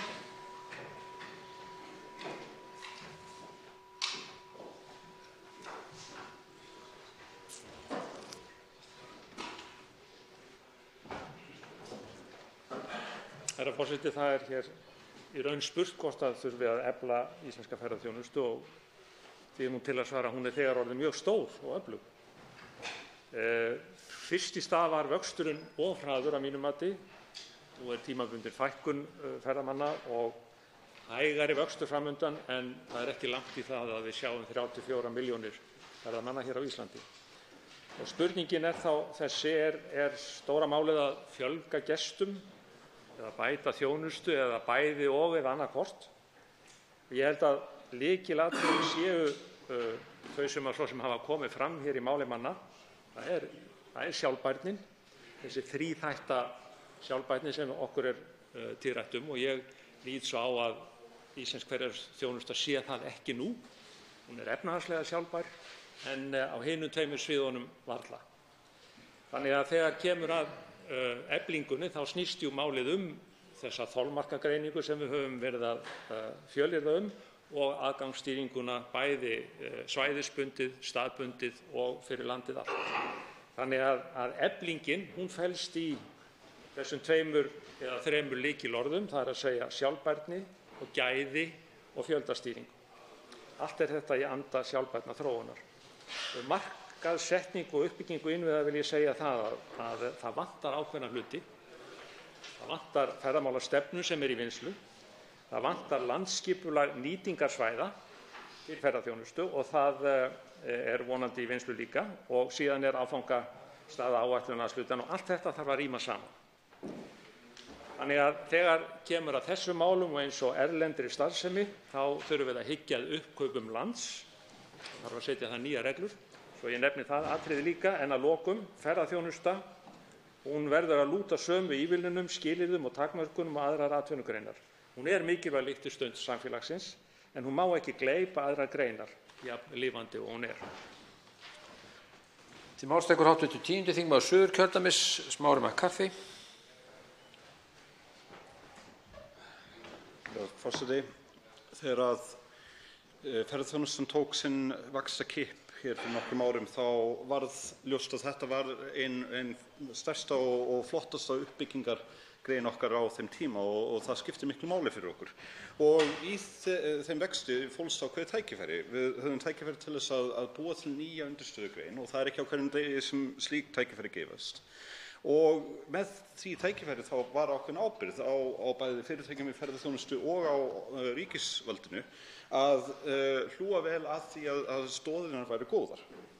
En það virðist sem að miklum tíma hafi verið sóað. Það var ekki nógu vel farið inn með uppbyggingu, það fór of mikil áhersla á stórar fjárfestingar í því sem mætti kalla lúxusverkefni sem að hafa í rauninni spanað upp allt í kringum ferðaþjónustuna á þannig hátt að það hætt við einhverju falli ef vöxturinn heldur ekki áfram endalaust á þeim hraða sem það gerði. Og þetta orðið ákveðið vandamál vegna þess að stærð ferðaþjónustunnar gríðarlegur. Þetta þriðjungur okkar efnahags. Til samanburðar þá ferðaþjónustan á Spáni, land sem við hugsum sem mikið ferðamannaland. Það ekki nema 13% þar, hér bil. Og þessi stærð skapar áhættu. Þannig að ég tel að á þessum tímapunkti þá þurfum við bæði að hlúa að þessum stoðum sem var ekki sinnt nægilega vel í upphafi, en á sama tíma þá ættum við að gera það besta sem við gætum fyrir ferðaþjónustuna, sem að losa hana undan þeirri ábyrgð sem fylgir því að vera stærsti atvinnuvegurinn. Það að segja að búa til nýja atvinnuvegi og reyna að stuðla að meiri fjölbreytileika til þess að vandamálin sem kannski verða til vegna minnkunar á aukningu ferðamanna verði síður þjóðhagslegt vandamál og verði hægt að leysa innan ramma ferðaþjónustunnar. Þá tekur til máls hv. 9. þingmaður Suðvesturkjördæmis, Willum Þór Þórsson. Hæstv. forseti, ég þakka hv. þingmanni Albertínu Friðbjörgu Elíasdóttur umræðuna stöðu ferðaþjónustunnar og hæstv. ferðamálaráðherra Þórdísi Kolbrúnu Gylfadóttur fyrir hennar innlegg. Staðan vissulega viðkvæm og það ýmislegt sem hefur áhrif þar á, alþjóðlegar efnahagshorfur, olíuverðshækkanir á síðasta ári, minna flugframboð og því meðal annars í nýjustu þjóðhagsspá reiknað með samdrætti í ferðaþjónustu á árinu sem mun draga úr vexti útflutnings. Út frá mikilvægi atvinnugreinarinnar fyrir íslenskan efnahag og atvinnulíf, okkar stærstu atvinnugreinar mælt í útflutningsverðmætum, þá eðlilegt að við veltum slíkum spurningum fyrir okkur eins og hv. málshefjandi setur hér á dagskrá og hvernig við mætum þeim áskorunum til frekari eflingar atvinnugreinanna. Í því samhengi mikilvægt að hafa í huga hvað það sem einkennir ferðaþjónustu sem atvinnugrein og hvaða þættir ráða eftirspurn. Ísland sem áfangastaður samanstendur af fjölmörgum þáttum sem mynda framboð og sem hefur áhrif á eftirspurn ferðamanna og svo það einkum þrennt sem einkennir ferðaþjónustu sem atvinnugrein. Í fyrsta lagi þá sveiflast eftirspurn eftir árstíðum.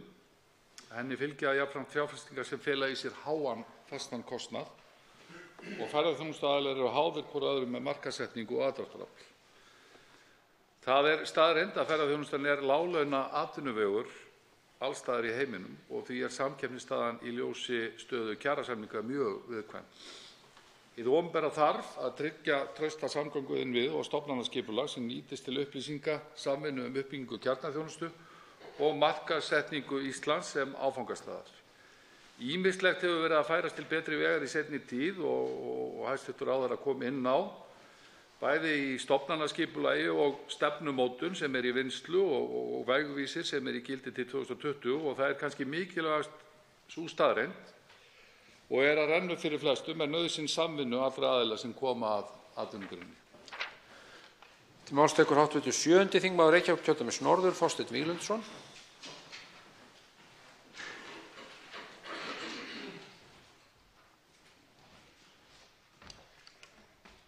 Herra forseti. Það engum vafa undirorpið hversu jákvæð áhrif ferðaþjónustan hefur haft á íslenskt efnahagslíf á undanförnum árum.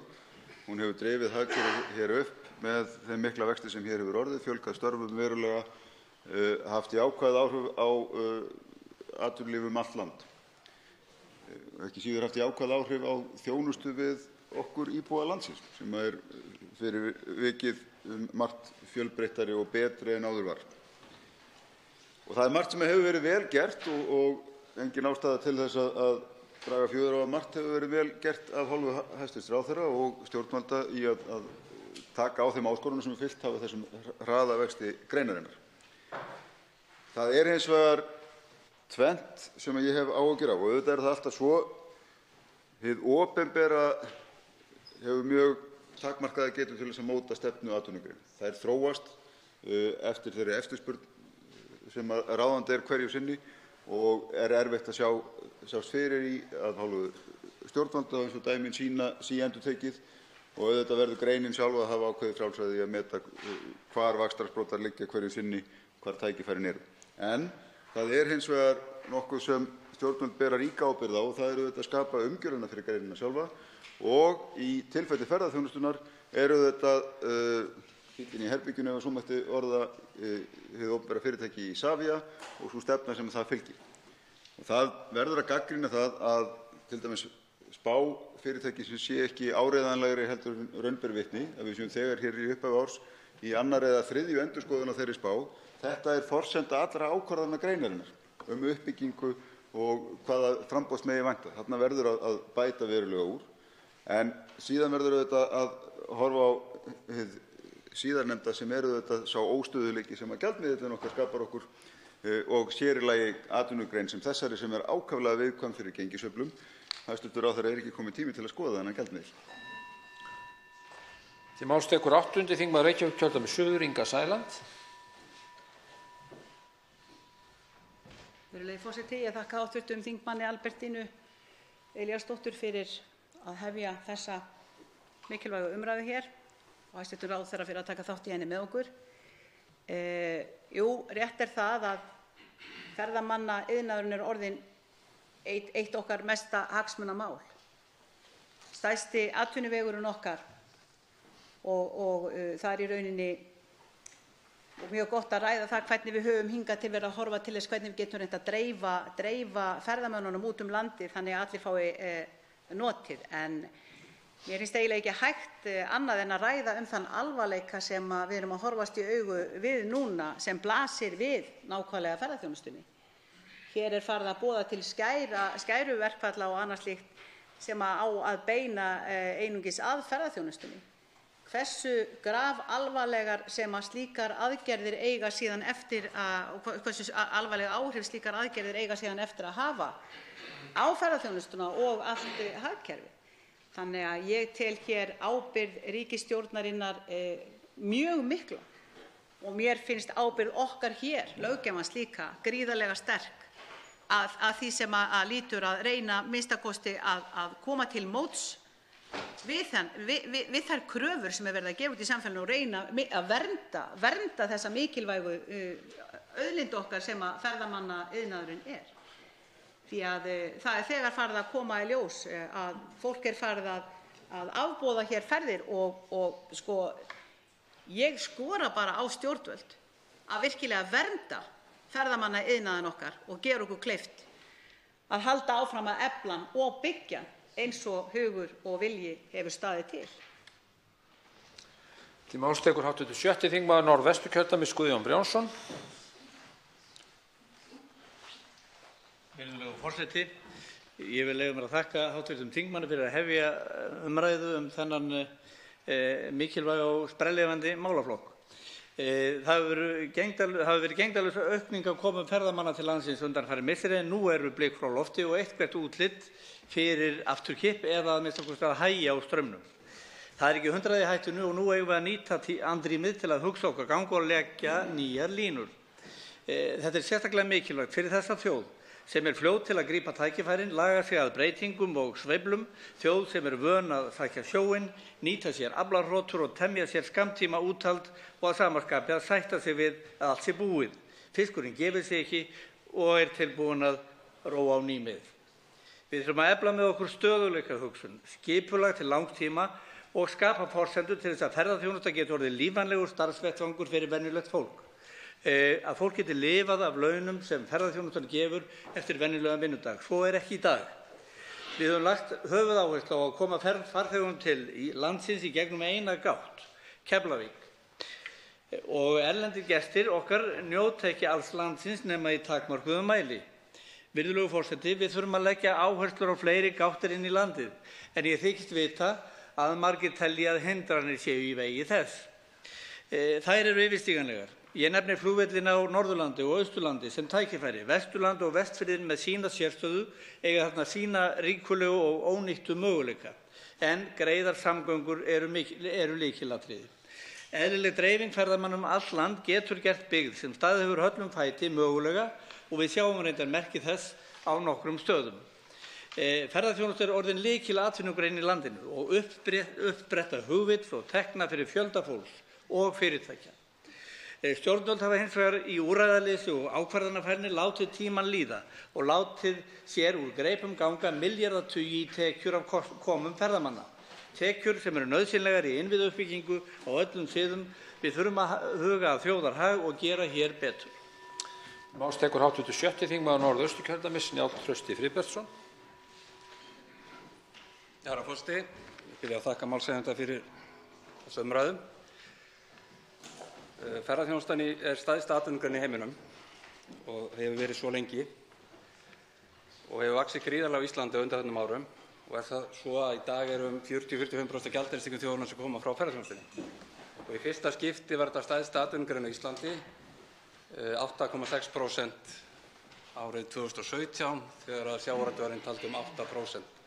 Ég vil ekki kannast þessu tölu sem var hér áðan að þetta væri að þriðjungur af landsframleiðslu Íslendinga. Ég held sem ekki komið svo hátt þegar komið Við erum, og ég held að við sem að nýta ágætlega tækifæri sem núna á mörgum sviðum, einmitt til að bæta grunninn að svo mörgu í ferðaþjónustunni. Flugið alltaf grunnurinn að ferðaþjónustunni og þannig hefur það verið og mun verða þar sem að 98–99% allra erlenda ferðamanna sem koma til landsins koma fljúgandi til landsins og 1–2% með ferjunni Norrænu til Seyðisfjarðar. Síðan lítilegt enn sem komið sem fer Akureyrarflugvöll og Egilsstaðaflugvöll og það náttúrulega það sem við horfum mjög svo til að þar verði bæting á næstu árum og menn stuðli þar með betri dreifingu ferðamanna allt land og bæta inn og styrkja þessa flugvelli sem standa á Norður- og Austurlandi til að dreifa enn frekar, skapa þau skilyrði að hægt sé að dreifa erlendum ferðamönnum betur landið og yfir allt árið.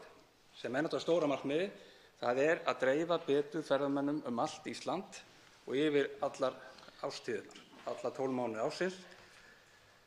Ég kallaði lengi eftir því að hér var markaðsátak lengi sem var Ísland allt árið. Það sem ég kallaði alltaf eftir var að það kæmi allt fyrir framann, það yrði allt Ísland allt árið. Það var ekki flóknara hjá mér í þeirri umræðu. En Þetta er það maður sagði nú venjulega, 2 mínútur er bara allt of stutt í svona umræðu störf þings eða sérstaka umræðu. Til máls tekur hv. 10. þingmaður Reykjavíkurkjördæmis suður, Þorsteinn Sæmundsson.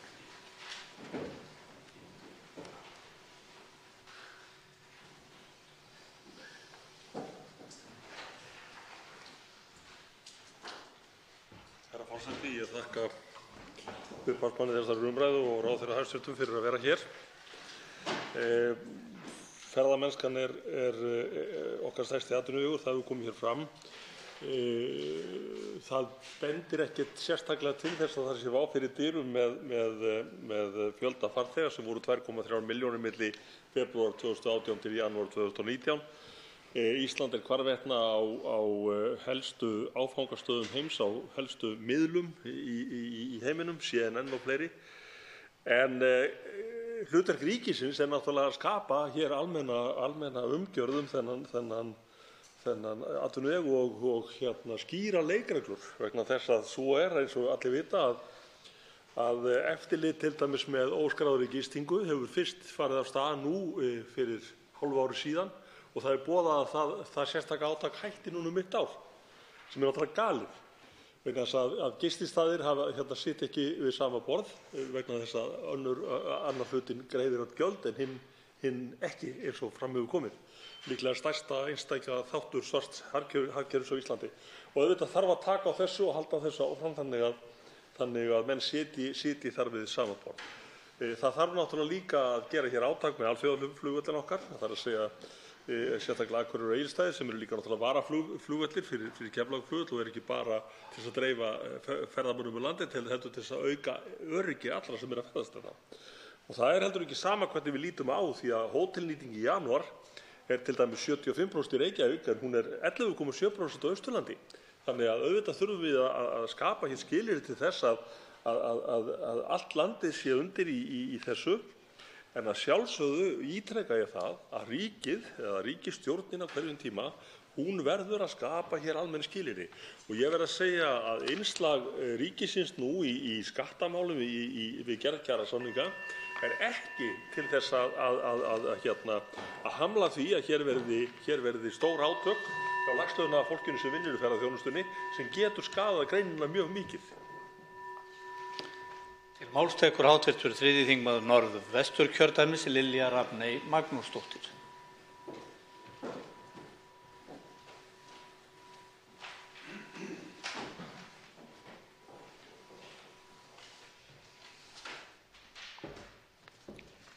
Herra forseti. Ferðaþjónustan hefur vissulega verið mikill vaxtarbroddur í íslensku atvinnulífi undanfarin ár. Hún hefur haft mikil ruðningsáhrifi, gengið hefur styrkst, fjármagn hefur sogast í uppbyggingu ferðamannastaða og hótela og það er mjög margt jákvætt gerst í fjölbreyttri flóru ferðaþjónustu land allt. En þar eru einnig svartir sauðir sem koma sér undan sköttum og eru með félagslega undirboð og skekkja þannig samkeppnisstöðu annarra fyrirtækja og svindla á kerfinu eins og nýlega dæmi í bílaleiga bransanum sýna. En vöxturinn er að hægjast og í því sambandi hef ég ákveðnar áhyggjur af landsbyggðinni í þessu samhengi. Samkvæmt greiningum hafa ferðir gesta styst og því blasir við að þeir fara styttri hring út frá Keflavík og færri gestir sækja fjarlægssvæði eins og til dæmis Vestfirði og Austurlandi í því samhengi. Og nú gæti farið saman orðið samþjöppun í ferðaþjónustu þegar vöxturinn er að draga saman. Stærri fyrirtæki gleypi þau minni sem ráða ekki við þennan samdrátt. Og samkvæmt gögnum frá Hagstofunni versnaði rekstur ferðaþjónustunnar á síðasta ári miðað við árið 2017. Og allt stefnir í að þetta ár verði á sömu lund. Miðað við greiningu Hagstofunnar er ferðaþjónustan orðin stærsti atvinnuvegur alls staðar á landinu, annars staðar en á Vestfjörðum, þar sem ennþá sjávarútvegurinn trónar á toppnum. En það eru mörg svæði sem þurfa miklu meiri innviðauppbyggingu til að geta tekið við ferðaþjónustu. Og það líka stóra spurningin hvað þolir náttúra landsins. Við höfum vísindalega ráðgjöf fyrir auðlindanýtingu í hafinu og burðarþol fyrir fiskeldi. En höfum við eitthvað burðarþol fyrir landsvæði? Hvað með burðarþol fyrir landsvæði sem mestur átroðningur á? Og ég held að ferðaþjónustan og stjórnvöld þyrftu að skoða það og reyna að stýra inn á þau svæði sem þola meira í ferðaþjónustu. Og þá tekur til máls hv. 3. þingmaður Reykjavíkurkjördæmis norður, Sara Elísa Þórðardóttir.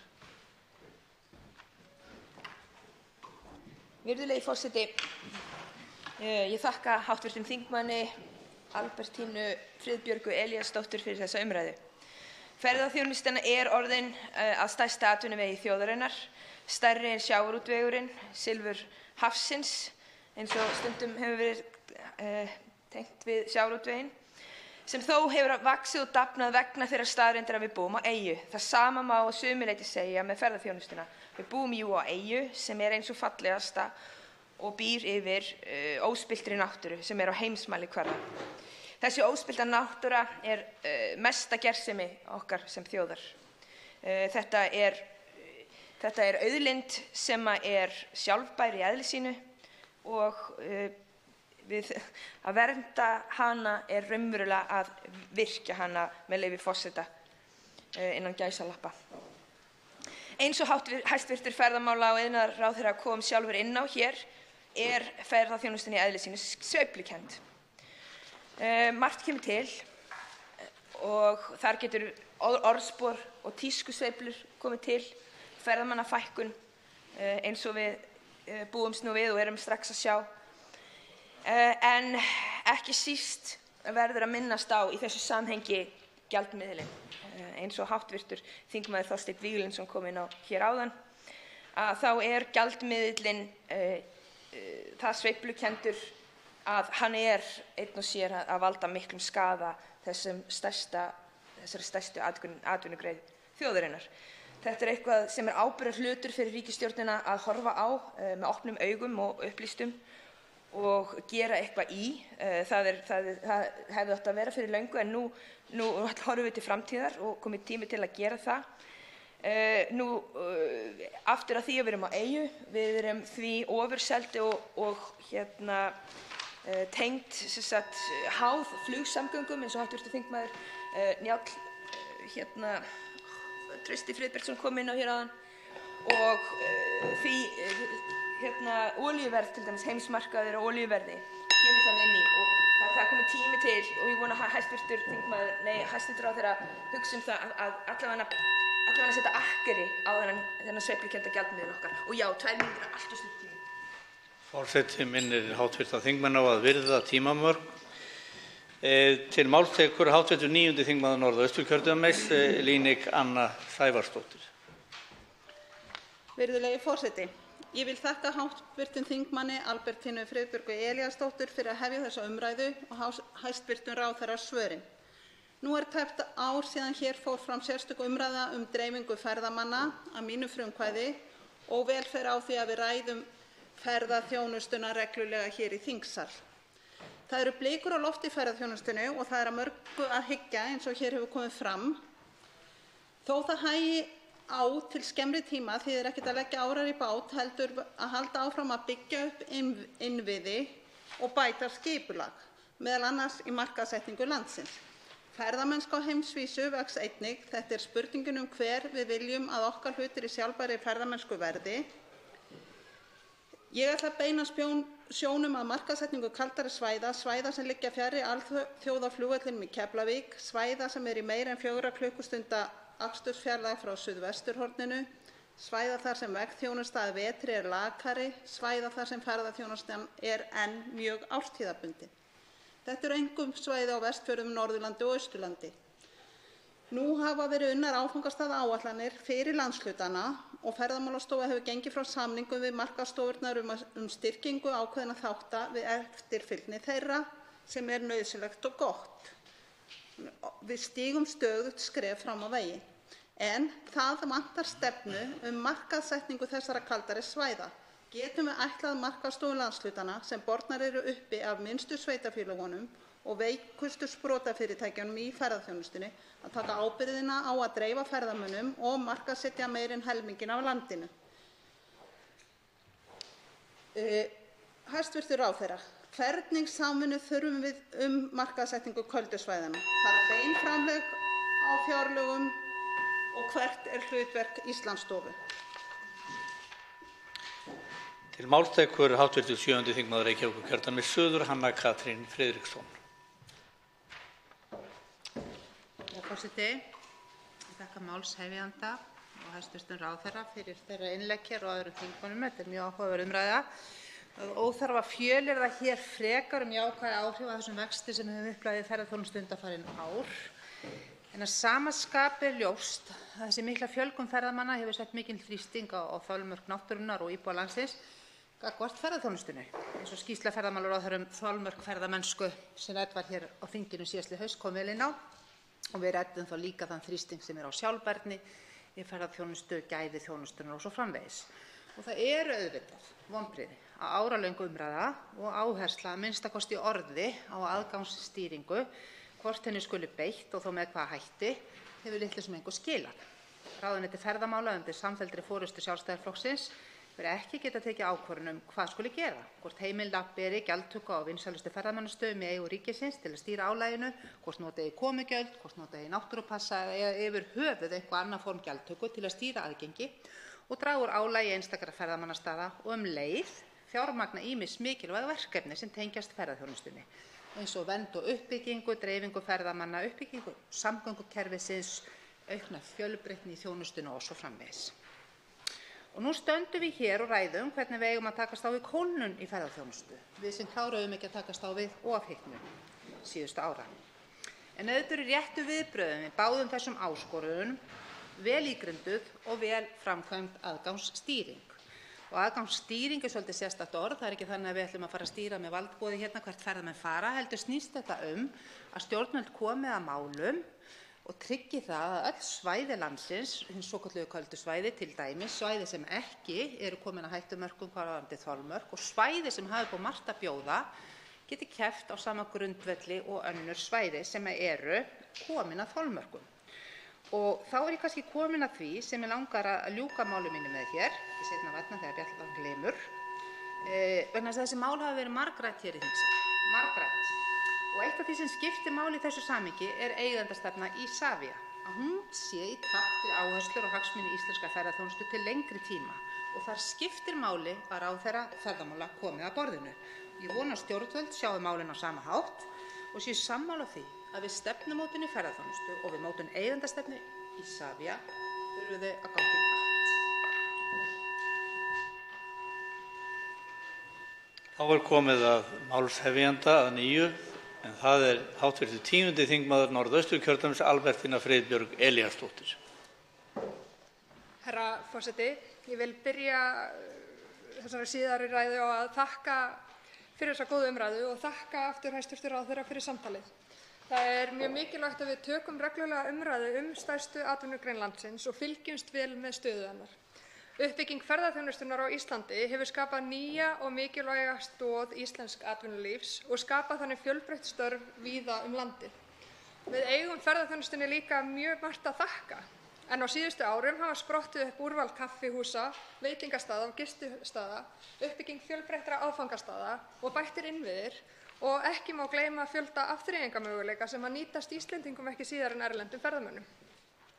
Það er sannarlega margt sem þarf að takast á við á næstu vikum og mánuðum og mikilvægt er að ríkið bregðist við þeim vísbendingum sem á lofti eru samdrátt í greininni, til að mynda með aukinni innspýtingu í markaðssetningu og rannsóknir til stuðnings greininni. Í mínum huga er ljóst að vegna stöðunnar þarf ríkið að stíga inn af meiri þyngd en áður var fyrirhugað, til dæmis með auknu fjármagni og auknum fókus í markaðsmálum, en að auki að nýta betur það fjármagn sem nú þegar er ætlað til markaðssetningu. En til þess er algjört lykilatriði að fjárfesta meira í grunnrannsóknum á ferðaþjónustunni, enda eru þær undirstaða skynsamlegrar ákvarðanatöku fyrir bæði stjórnvöld og fyrir greinina. Herra forseti, við höfum hér í dag tækifæri til að bregðast við fyrirsjáanlegum samdrætti í greininni, bæði með því að nýta andrýmið sem gefst til þess að byggja upp innviði og stoðkerfið og með því að setja aukinn kraft í markaðssetningu og rannsóknir á greininni. Ég vona sannarlega að hæstv. Ráðherra grípi það tækifæri í samtali við greinina. Loks tekur til máls hæstv. Ferðamála-, iðnaðar- og nýsköpunarráðherra Þórdís Kolbrún Reykfjörð Gylfadóttir.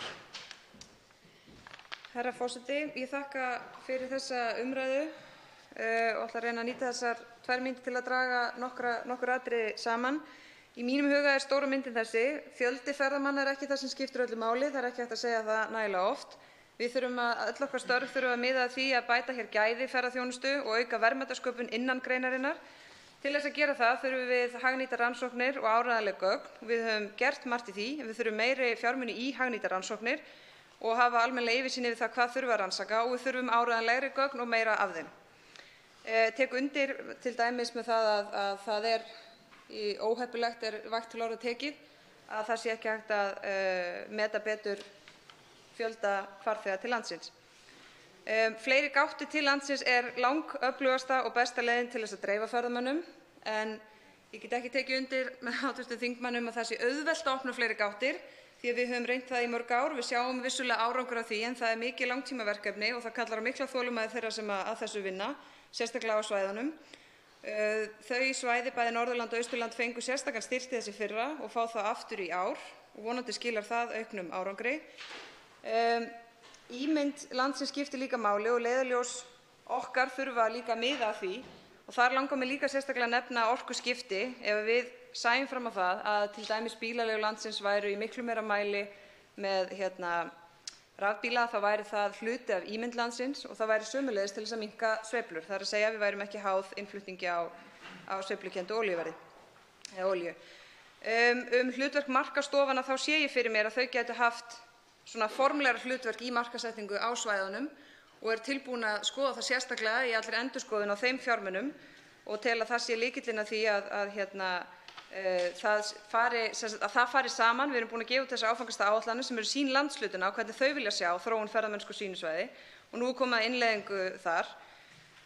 Varðandi aðgangsstýringu, þá þetta ekki þannig að það sé engin aðgangsstýring í þessu landi. Hún út allt, hún í þjóðgörðunum til dæmis, og það ekki þannig að það sé bara hægt að stýra með gjaldtöku, heldur vel hægt að stýra án þess að hafa gjaldtöku sem eitthvað sérstakt markmið. En gjaldtaka hins vegar ágæt leið til þess að stýra, en það fer ekki almennilega saman. Ef ég hefði alla þræði á minni hendi, þá væri hlutirnir einfaldari, en þegar verkefnin eru í mörgum ráðuneytum og stofnunum þá það flóknara. Til dæmis erum við almannarétt sem enginn getur almennilega svarað hvað hann nákvæmlega þýðir. Það leiðir til þess að það tekur lengri tíma að taka slíkar ákvarðanir þegar þá fari aðgangshindranir eða gjaldtöku inn á svæði sem í eigu okkar allra. Þá sérstakri umræðu stöðu ferðaþjónustunnar lokið. Tekið fyrir 3. dagskrármálið, meðferð krónueigna sem háðar eru sérstökum takmörkunum og gjaldeyrismál. Þetta stjórnarfrumvarp, mál nr. 486, nefndar á þingskjali 769 og nefndarálit á þingskjali 968. Þetta önnur umræða. Til máls tekur framsögumaður efnahags- og viðskiptanefndar, hv. 10. þingmaður Suðvesturkjördæmis, Óli Björn Kárason.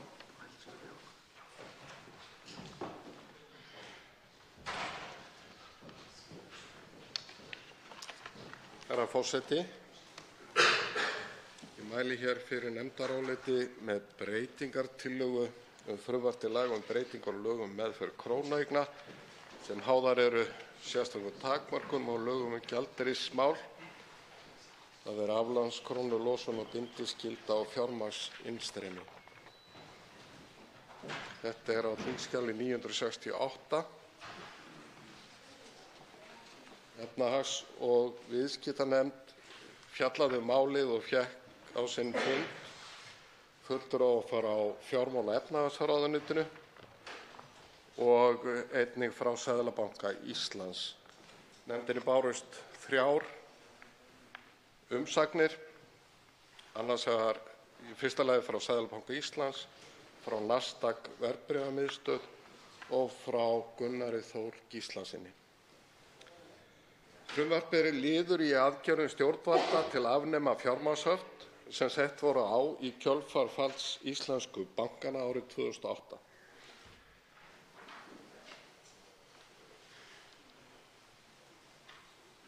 Annars vegar lagt til að við lög um meðferð krónueigna sem háðar eru sérstökum takmörkunum, nr. 37/2016, bætist bráðabirgðaákvæði sem kveði á þrenns konar heimildir til að losa svokallaðar aflandskrónueignir sem háðar eru takmörkunum samkvæmt lögum, samanber 1. gr. frumvarpsins.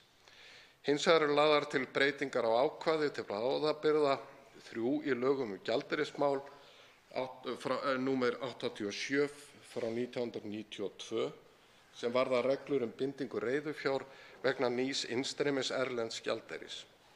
Miða breytingarnar að því að auka sveigjanleika í formi slíkra bindingar, meðal annars með því að heimila að bindiskylda sem hingað til hefur eingöngu verið mögulegt að uppfylla með innlögn á bundinn reikning verði uppfyllt með endurhverfum viðskiptum með innistæðubréf Seðlabankans, samanber 3. gr. frumvarpsins. Í greinargerð frumvarpsins kemur fram að gert sé ráð fyrir að fjárfestar eða fjármálafyrirtæki sem uppfyllt hafa bindiskyldu á grundvelli núgildandi laga og eiga fjármuni í bundnum reikningum geti í kjölfar gildistöku frumvarpsins breytt fyrirkomulagi bindingar til samræmis við nýjar útfærslur.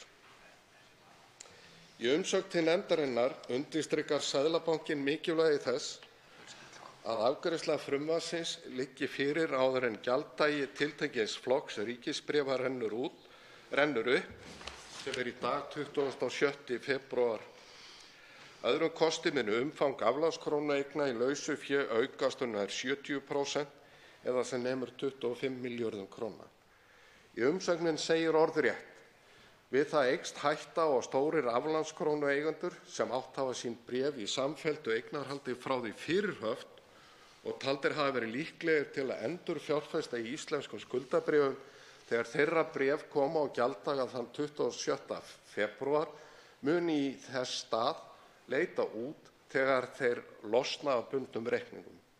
Það mun hafa tvenns konar áhrif. Í fyrsta lagi mun Seðlabankinn þurfa að eyða mun meiri forða til þess að koma í veg fyrir gengisfall í tengslum við losun aflandskróna. Í öðru lagi mun draga meira úr framboði erlends fjár á innlendum skuldabréfamarkaði en reiknað var með þegar frumvarpið var samið. Markaðsaðilar hafa kvartað undan skorti á slíku framboði í tengslum við bindingu fjárstreymis inn á skuldabréfamarkað. Þar með lýkur beinni tilvitnun í umsögn Seðlabankans. En í umsögn bankans til nefndarinnar er jafnframt bent á að orðalag 1. töluliðar a-liðar 3. greinar frumvarpsins megi misskilja á þá veg að þar sé tæmandi upptalið með hvaða hætti fjármálafyrirtæki geti miðlað kjörum og binditíma til fjárfestis. Sú hafi ekki verið ætlunin líkt og ráða megi af greinargerð frumvarpsins. Að auki í umsögninni bent á að í c-lið 3. greinar þurfi að kveða á skilmál og kjör innistæðubréfa en ekki eingöngu skilmála, enda sé ætlunin að tryggja Seðlabankanum heimild til að ákveða vexti, verðlagningu, kostnað og fleira í reglum samkvæmt 1. málsgrein ákvæðisins til bráðabirgða 3 í lögum um gjaldeyrismál. Nefndin tekur undir ábendingar Seðlabankans og gerir viðeigandi breytingartillögur. Að auki leggur nefndin til að í stað þess að bráðabirgðaákvæði sem með frumvarpi þessu bætist við lög um meðferð krónueigna sem háðar eru sérstökum takmörkum verði talið upp í 2. málsgrein 25. greinar laganna þar sem Seðlabankanum veitt heimild til að setja reglur um framkvæmd ýmissa þátta laganna verði málsgrein bætt við bráðabirgðaákvæðið þar sem slík heimild komi fram. Að framangreindu virtu og þá leggur nefndin til að frumvarpið verði samþykkt með þeim breytingum sem koma fram með nefndarálitinu. Sigmundur Davíð Gunnlaugsson, hv. þingmaður, var fjarverandi við afgreiðslu málsins en undir nefndarálitið rita, auk þess sem hér stendur, hv. þingmenn Þorsteinn Víglundsson, Brynjar Níelsson, Álfheiður Einarsdóttir, Ásgerður K. Gylfadóttir, Bryndís Haraldsdóttir, Logi Einarsson og Ólafur Þór Gunnarsson.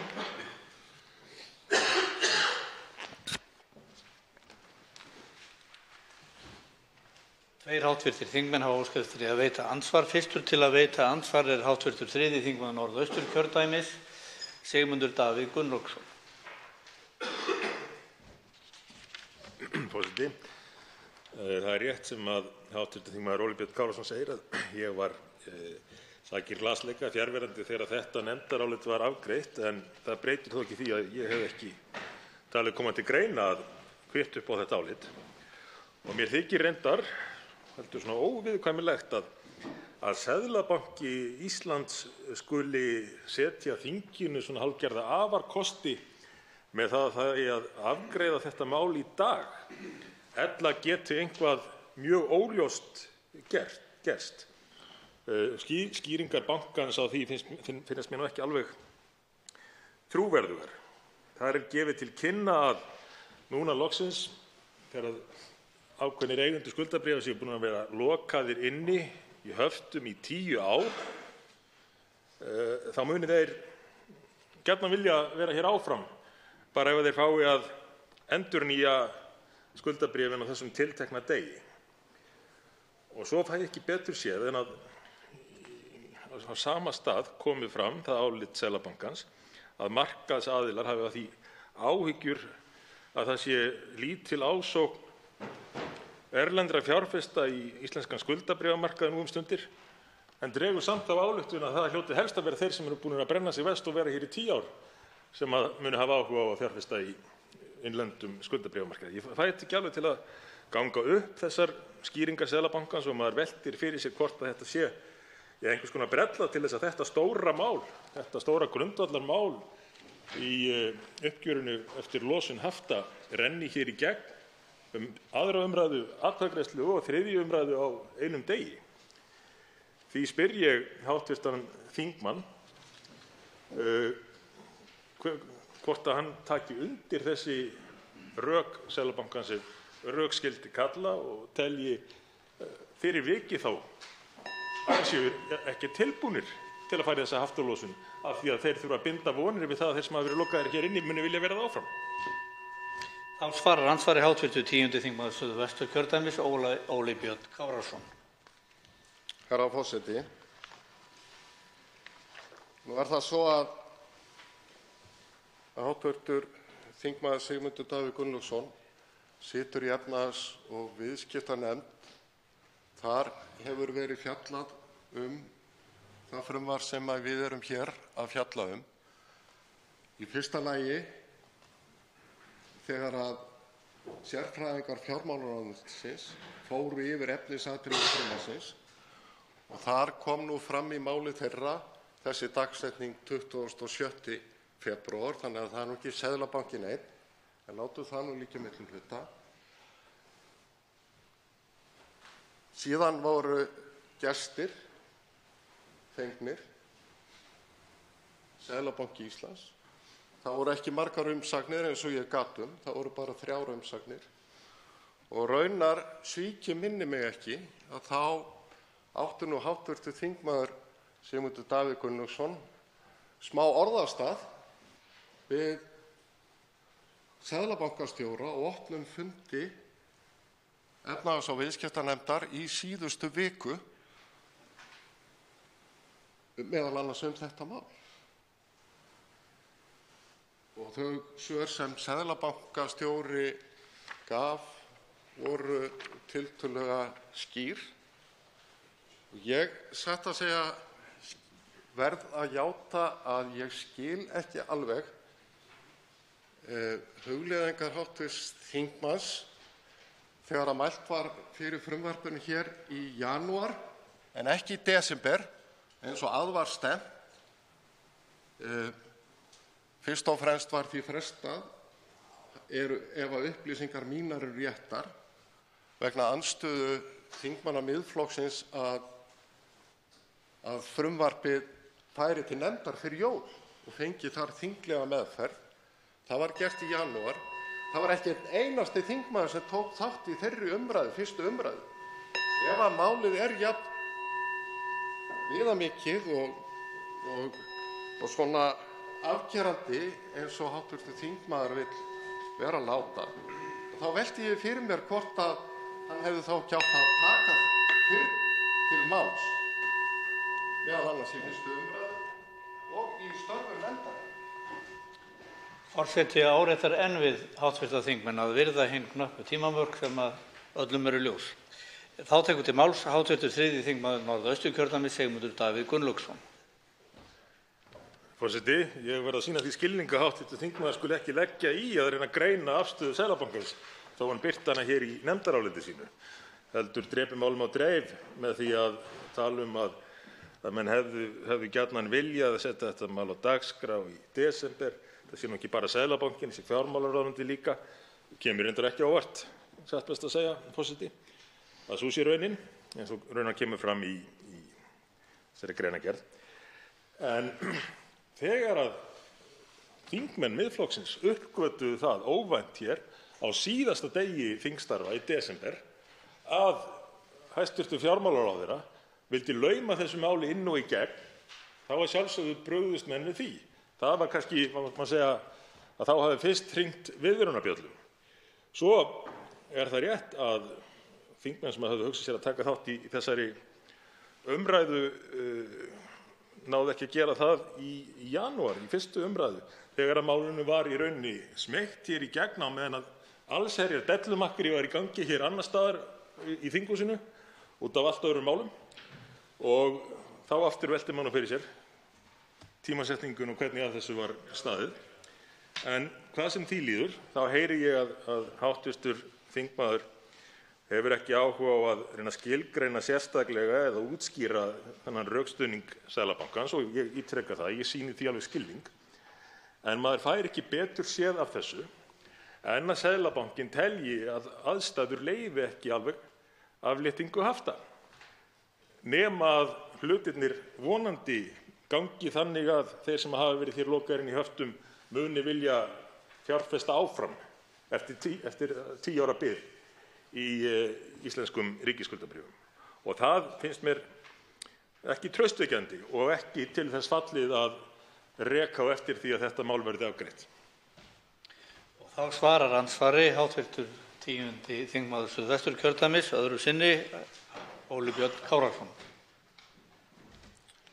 Herra forseti, ég ætla nú ekki að fara í hnútukast við hv. þingmann það hvað gerðist hér fyrir jól, en það er þó rétt að halda því til haga að það var ásetningur hæstv. fjármálaráðherra að fá að mæla fyrir frumvarpinu og senda það til efnahags- og viðskiptanefndar þannig að nefndin gæti sent frumvarpið út til umsagnar og tekið sér síðan þann tíma sem nauðsynlegur var og væri til að afgreiða málið. Það tókst ekki af ástæðum sem að hv. þingmaður veit og átti þar stærstan hluta af máli. En látum það liggja á milli hluta, það er hans réttur og engin ástæða til að gera athugasemd við það. En ég geri hins vegar athugasemd við það að hv. þingmaður hefur síðan, eftir að hæstv. fjármálaráðherra mælti fyrir frumvarpinu.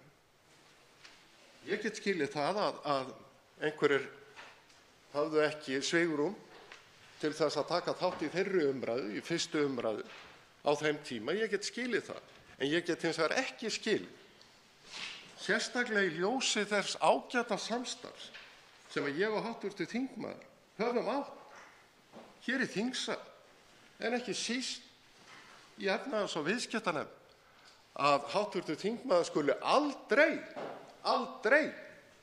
hafa fært það í mál að hann teldi að það þyrfti að skoða einhver ákveðin atriði, efnisatriði í þessu frumvarpi. Í nefndinni. Ekki á einum einasta fundi. Ekki á einum einasta fundi. Ekki á einum þrisvar, hv. þingmaður, á 3 fundum. Og það er alltaf, eins og þú veist, hv. þingmaður, mæta vel, alltaf möguleiki að taka upp öll mál undir önnur mál í nefnd sem heitir efnahags- og viðskiptanefnd á hverjum einasta fundi. Þá veitir andsvar hv. 7. þingmaður Suðvesturkjördæmis Gunnar Bragi Sveinsson. Virðulegur forseti, ég vil þakka þingmanni og formanni nefndarinnar að fara hér yfir málið. Ég hef aðeins áhyggjur af því að hv. þingmaður virðist kjósa það frekar að fara í manninn heldur en málefnið og skipar hann sér þá í flokk nokkra annarra þingmanna hér á Alþingi. Mig langar hins vegar að spyrja hv. þingmann, því það kom fram í ræðu hans að eins og ég skildi hann að hann teldi þetta nú ekki svo viðamikið mál, hvort að ég hafi heyrt rétt að þetta mál sé ekki mjög viðamikið. Ég velti það fyrir mér hvenær mál sem þessi eru orðin stór og mikil, hvað þarf marga milljarða tugi að vera undir, hvað þarf að vera verðmiðinn á krónum eða evrum þegar að mál eru viðamikil. Auðvitað er þetta viðamikið mál, virðulegur forseti. Og þetta er, ef ég man rétt, og mig langar líka að spyrja hv. þingmann því hvort að þetta sé ekki eitt af þeim skrefum sem voru skrifuð inn í afnám eða plan afnám fjármagnshaftanna og hvort að þingmaðurinn telji þá að það sé verið að fylgja þeirri áætlun ennþá eða hvort að vikið hafi verið út af þeirri áætlun með þessu frumvarpi. Ég held að sem mikilvægt að allir gera sér grein fyrir því að hvort, réttar sagt, ég ætla ekki að fullyrða, hvort að það hefur orðið veruleg stefnubreyting á því hvernig menn ætluðu að leysa eða vinna úr eftir málur hrunsins. Sú áætlun sem hér var samþykkt á sínum tíma og unnið eftir var mjög skýr og öflug, skrifað inn í hana dagsetningar, skrifað inn í hana jafnvel eða síðar kom reyndar skrifað inn í þetta ákveðin hugmyndir verð frá ákveðnu magni af peningum og slíkt. Þannig ég spyr hv. þingmann hvort hann telji verið fyrstulega farið eftir þessari áætlun að fullu og hvenær að mál er orðið viðamikið, þar sem hann telur þetta greinilega ekki vera viðamikið mál. Þá svarar andsvari hv. 10. þingmaður Suðvesturkjördæmis Óli Björn Kárason. Herra forseti, ég ætla nú að vona að ég hafi ekki orðað hlutina með þeim hætti að það hafi mátt skilja það sem svo ég líti ekki á þetta mál sem viðamikið. Ef að svo hefur verið þá skal það nú leiðrétt. Auðvitað er þetta viðamikið mál. Þetta er auðvitað mál sem snýr að því að við erum núna að taka eitt af lokaskrefunum í að afnema hér fjármagnshöft. Og það var alltaf uppleggið. Það var uppleggið hjá ríkisstjórn sem að hv. þingmaður sat í og var ráðherra og hv. þingmaður Sigmundur Davíð Gunnlaugsson var forsætisráðherra. Það er verið að fylgja því eftir. Og það kemur mér verulega óvart þetta að segja, herra forseti, að þessir tveir þingmenn háttvirtir skuli ekki verið í hópi þeirra sem fagna. Að það sé einmitt verið að stíga þau skref sem við erum að gera.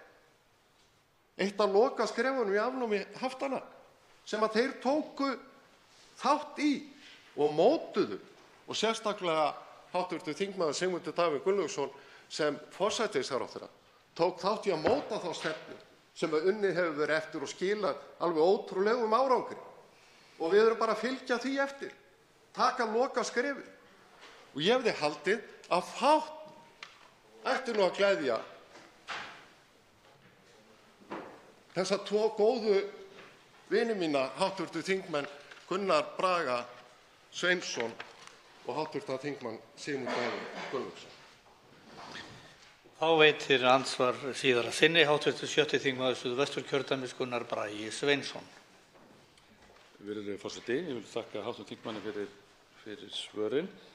Ég skil hv. þingmann þannig að hann telji að það sé verið að fara eftir þeirri áætlun sem að lagt af stað með. Þá langar mig að velta upp þingmanni hvort að þær væntingar sem að gerðar voru til þessa skrefs, þar að segja hversu mikið fengist fyrir þá fjármuni sem að verið er að losa, hvort að þingmaðurinn telji að það sé í samræmi við þær væntingar sem að voru settar fram árið 2015-16 eða í þessu ferli öllu saman hvort að það geti verið að einhver óánægja sé meðal sumra þingmanna, þar á meðal þess sem hér stendur og hugsanlega fleiri, að það sé verið að mögulega að fá of lítið fyrir fjármunina. Það er að segja að sú ríkisstjórn sem nú situr, hv. þingmaður þá og þeir sem eru fylgjandi þessu, hafi gefið fullmikið eftir í samningum, í einhvers konar hvað er að segja, samningu sem að menn létu þeima sig út í, sem ekki að skila þeim væntingum sem gerðar voru. Það er að segja, er þingmaðurinn þess trúinn að því að þarna sé verið að standa við þær væntingar sem gerðar voru til afnáms haftanna í þessari áætlun. Og ég ætla að biðja þingmenn að vera ekki með einhver útúrsnúningum að þessir hafi setið ríkisstjórn og eitthvað. Ég er bara að spyrja hvort það sé telja það sé verið að fara eftir þessu sem var samþykkt. En mér langar líka að spyrja þingmenn, úr því að ef ég skil þetta mál rétt, og þá hafa menn einhverjar væntingar það að vegna þess gert núna, þá munum menn aftur fjárfesta í íslensku efnahagslífi, atvinnurekstri eða kaupa ný skuldabréf og slíkt. Hefur þingmann einhverja tryggingu fyrir því? Og þá svarar andsvari síðara sinni hv. 10. þingmaður Suðvesturkjördæmis Óli Björn Kárason.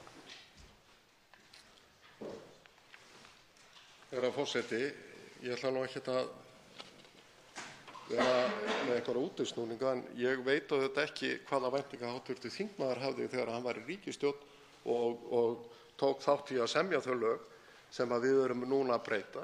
Það er að segja lögum númer 37 frá 2016 aflandskrónueignir. En það er hins vegar alveg ljóst þegar við horfum yfir það að þá voru aflandskrónueignir 319 milljarðar. 319 milljarðar. En skref fyrir skref með losun fjármagnshaftanna er staðan núna 84 milljarðar. Við höfum sem sagt farið úr 15% af vergri landsframleiðslu niður í 3,1%. Ég held að það sé nú bara ágætur mælikvarði á það að við höfum náð minnsta kosti töluvert góðum árangri. Ég vitnaði hér til þess áðan og ég skora á hv. þingmann að fara inn á vef Alþingis og hlusta á þau orðaskipti sem voru á milli seðlabankastjóra Más Guðmundssonar og hv. þingmanns Sigmundar Davíðs Gunnlaugssonar meðal annars hvort það geti verið að einhverjir þeir aflandskrónueigendur sem eftir eru væri að hagnast of mikið. Það virðist vera aðaláhyggjuefnið sem hér er að ræða.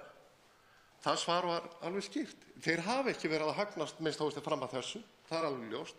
Þeir hafa ekkert hagnast neitt sérstaklega á því að vera með bundið sitt fé á litlum eða engum vöxtum í öll þessi ár, í næstum áratug, og ekki getur nokkrum manni hér dottið í hug að það sé ætlun okkar hér að binda menn hér inni í höftum í 10, 15, 20, 30 ár sem gengur gegn auðvitað þeim alþjóðu samningum sem við höfum gert og hv. þingmaður þekkir kannski jafnvel enn betur en ég sem fyrrum hæstv. Utanríkisráðherra. Þá er andsvörum lokið. Til máls tekur hv. 3. þingmaður Norðvesturkjördæmis Sigmundur Davíð Gunnlaugsson.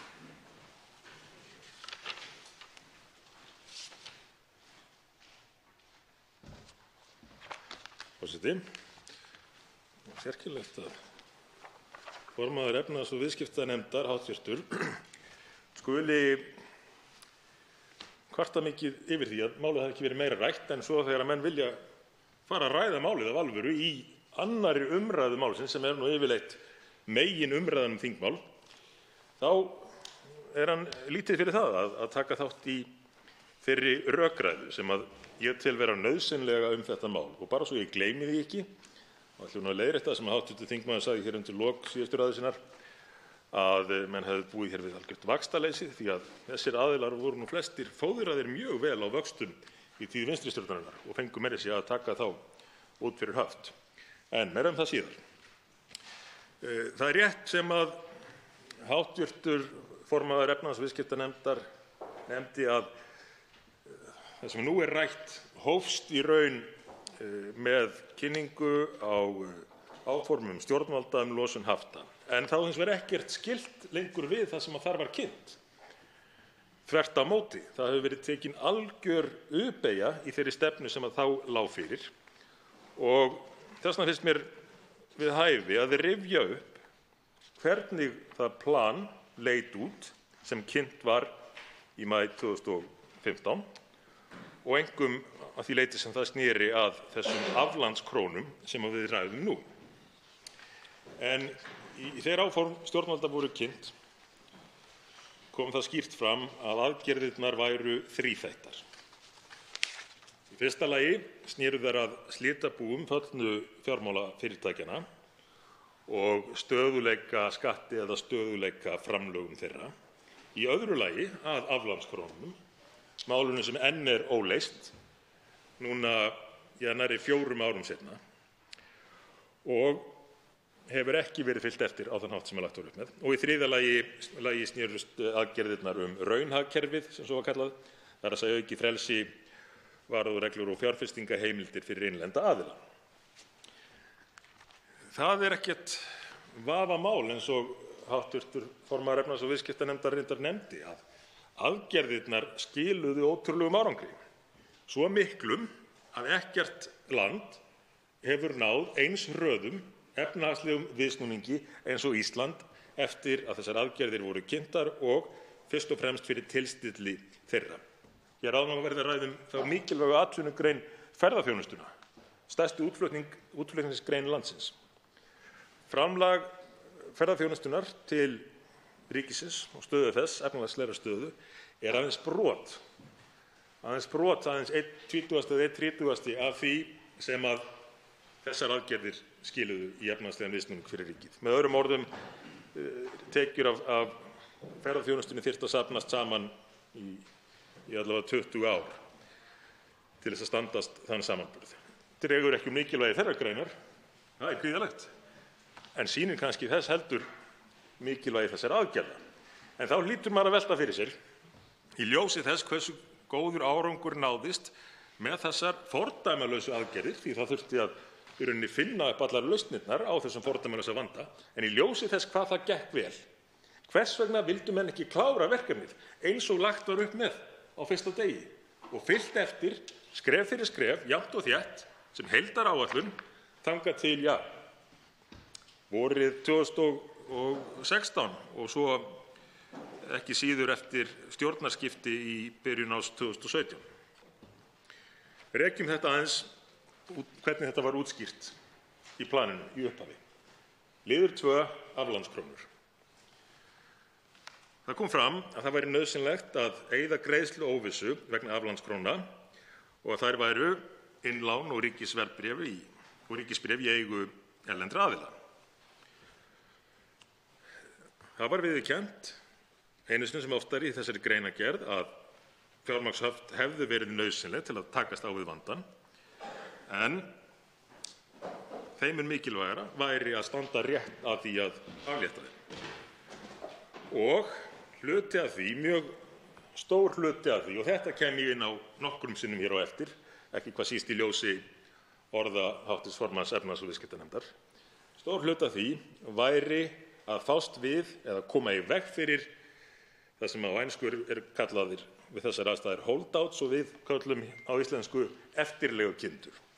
Koma í veg fyrir að einhverjir sæju sér hag í því að spila ekki með, láta aðra taka á sig kostnaðinn og bíða og treysta á að þeir eru ekki knúnir til þess að leggja sinn skerf af mörkum, eftirlegukindurnar. Og það var sérstaklega tekið á því, bæði í tilviki slitabúanna og gagnvart eigendum aflandskróna, sem að miklu leyti kannski eru sömu eða sams konar aðilar, vogunarsjóðir, að menn færi ekki vel út úr því að verða eftirlegukindur. Og mikilvægt að árétta þetta að eigendur þessara aflandskróna eru í langflestum tilvikum ekki upprunalegir eigendur, heldur hafa þeir skipt um hendur og eru í eigu eða hafa verið í eigu 10 vogunarsjóða eða svo og kann að hafa fækkað á undanförnum árum. En þessir aðilar sem að keyptu þessar krónur, þessar aflandskrónur eftir bankahrunið, keyptu þær að sjálfsögðu á afslætti vegna þess að eins og var nú útskýrt í þessu öllu saman, aflandskrónur voru ekki lengur það sama og venjulegar íslenskar krónur. Þær voru eiginlega orðin annars konar gjaldmiðill enda hægt að gera miklu minna við þær og þar af leiðandi voru þær á öðru verði. Það hefur kom fram á sínum tíma að flestir þessara aðila hafi selt fyrri eigendum aflandskróna evrun í kringum 300 krónur. Að minnsta kosti í mörgum tilvikum hafi sú verið raunin. Þeir hafi keypt þetta á því verði 300 krónur af aflandskrónum fyrir 1 evru. Og gengi íslensku krónunnar var að sjálfsögðu allt annað á þeim tíma. En þeir vissu líka að þeir gætu kannski ekki vænst þess að fá seðlabankagengi fyrir aflandskrónurnar sem að þeir keyptu 300 af fyrir 1 evru. Það kom meira að segja fram í bókum þessara fyrirtækja. Því að sum þeirra birta eignayfirlit og þar birtist í allavega 2 tilvikum hjá hinum stærri vonasjóðum mat á bilinu 190 til 210 krónur á evruna. Með öðrum orðum, þeir gerðu ráð fyrir að verðmæti þessara króna væri slíkt að þeir gætu kannski keypt evru á endanum fyrir eins og 200 krónur. Höfðu selt evrur fyrir 300 krónur en töldu þeir gætu svo keypt evrur aftur á 200 krónur stykki. Það var þeirra mat. Og auðvitað allt annað gengi en gengi Seðlabankans, enda voru þetta aflandskrónur en ekki eiginlegar íslenskar krónur þegar hér komið í sögu. Nú, grípum þá aftur niður í kynningu stjórnvalda á aðgerðunum við haftalósunina, niður í lið 2, liðinn sem að sneri að aflandskrónum. Þar segir einmitt að 10 fagfjárfestar, vogunarsjóðir, eigi meirihluta aflandskrónuna. Megin hluti aflandskrónu eigna sé á formi innlána hjá erlendum fjármálafyrirtækjum eða í formi markaðshæfra verðbréfa og að eftir innleiðingu fjármagnshafta voru þeir ljóst að aflandskrónur voru kvikar eignir sem leituðu útgöngu. Og þá þetta með vaxtagreiðslurnar sem ég nefndi nú aðeins áðan. Því hér segir, með leyfi forseta, þrátt fyrir að almennt bann væri sett við innflutningi á aflandskrónum var eigendum þeirra gert mögulegt að fjárfesta í ákveðnum tegundum fjármálagerninga og hefur 70 milljörðum króna verið skipt á gjaldeyrismarkaði og greiddir út í formi vaxtagreiðslna til aflandskrónu eigenda. Þeir tóku sem sagt 70 milljarða króna út í formi vaxtagreiðslna áður en var skrúfað fyrir það. Svoleiðis að það ekki eins og þeir hafi verið vaxtalausir allan tímann. Og þá birtist hér glæra það sem er sýnt skref fyrir skref hvernig eigi að leysa þennan þátt vandans, aflandskrónu vandann. Og segir í fyrirsögn: hann verður leystur með uppboðum á gjaldeyri og sölu skuldabréfa í íslenskum krónum og evrum með endurgreiðsluferli sem samræmist greiðslujöfnuði. Þetta eru 3 liðir. Liður A, gjaldeyrisuppboð. Og nú bið ég háttvirta þingmenn, ekki hvað síst háttvirtan formann efnahags- og viðskiptanefndar, að bera þessa lýsingu á atburðarás saman við það sem svo gerðist. Ég mun hins vegar gera það fyrir hann á eftir líka. Liður A, gjaldeyrisuppboð. Gjaldeyrisuppboð í haust. Það átti að fara fram í október 2015. Kröfuhafar greiða viðbótargjald fyrir útgöngu úr gjaldeyrishöftum hlutlaust á gjaldeyrismarkaði. Uppboðið hefur engin áhrif á gengi íslensku krónunnar á markaði. B. Ríkisskuldabréf til langstíma. Ríkisskuldabréf til 20 ára með endurgreiðsluferli sem samræmist langtíma greiðslujöfnuði þjóðarbúsins og útgöngugjald fyrstu 7 árin. Kjör skuldabréfsins verða ákvörðuð með uppboðsfyrirkomulagi í haust, sem sagt í október 2015. Skiptiútboð. Annað skuldabréf til meðallagstíma í evrum. Og svo liður C, vaxtalausir reikningar. Undirstrikað afarkostir. læstir reikningar til langs tíma án vaxta fyrir þá sem ekki hlíta skilyrðum stjórnvalda, kjör versna yfir tíma og gera það að óverjandi kosti fyrir fjármagnseigendur að velja vaxtalausa reikninga til frambúðar. Ég ætla að endurtaka þessa síðustu setningu. Kjör versna yfir tíma og gera það að óverjandi kosti fyrir fjármagnseigendur að velja vaxtalausa reikninga til frambúðar. Nú, að þessu unnu þeir sem að höfðu stýrt vinnu við haftafnámið í samráði við Paul Klemperer, sem doktor við Oxford-háskóla og hefur hannað og stýrt uppboðsferlum fyrir Englandsbanka og Seðlabanka Bandaríkjanna á undanförnum árum með eftirtektarverðum árangri, eins og hér segir. Ég veit ekki hvað varð Paul Klemperer eftir að stefnubreytingin varð, en þær leiðir sem voru svo farnar eru mjög ólíkar því sem hér var lagt upp með. Nú, svo lögð sérstök áhersla á það hér, á heilli glæru, að endanleiki uppboðsaðferðarinnar verði að vera tryggður fyrirfram. Endanleiki uppboðsaðferðarinnar verði að vera tryggður fyrirfram.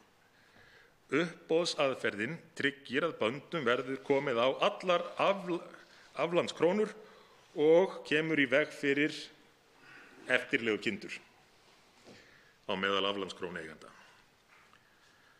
Að loknum uppboðum í október 2015 verður niðurstaðan sú að 300 milljarðar króna í aflandskrónum verða festir til langs tíma í fjárfestingu á Íslandi eða umbreytt í gjaldeyri með uppboðsfyrirkomulagi. Þar með stöðugleiki vegna aflandskrónu vandans tryggður. Þeir aflandskrónu eigendur sem nýta uppboðið til að bjóða í gjaldeyri í skiptum fyrir íslenskar krónur munu greiða fyrir það verulegt álag. Þeir munu bera nauðsynlegan kostnað af því að losna undan gjaldeyrishöftum og uppboðsfyrirkomulagið tryggir að fjárfestar greiði álag fyrir forgang út úr gjaldeyrishöftum. Svo segir hér að lokum: lausn vandans tryggð, allir lausir endar hnýttir, jafnvægi milli hagsmuna þjóðarinnar og aðgerða stjórnvalda gagnvart aflandskrónum. Þessi mál voru ókláruð vorið 2016 þegar ég lýsti því sérstaklega í öllum þeim viðtölum sem ég fór í, held ég, þegar ég tilkynnt að ég stigi tíma til hliðar sem forsætisráðherra, að ég gerði það ekki hvað síst vegna þess að ég teldi það mikilvægt að þessi mál yrðu kláruð í samræmi við það sem lagt var upp með. Og þess vegna vildi ég vinnufrið fyrir ríkisstjórnina og ekki hafa aðra ráðherra með mér í burtu á meðan, heldur geta treyst í að þeir ynnu að þessu. En svo gerðist nú frekar lítið fyrir nú fór að verða vart stefnubreytingar.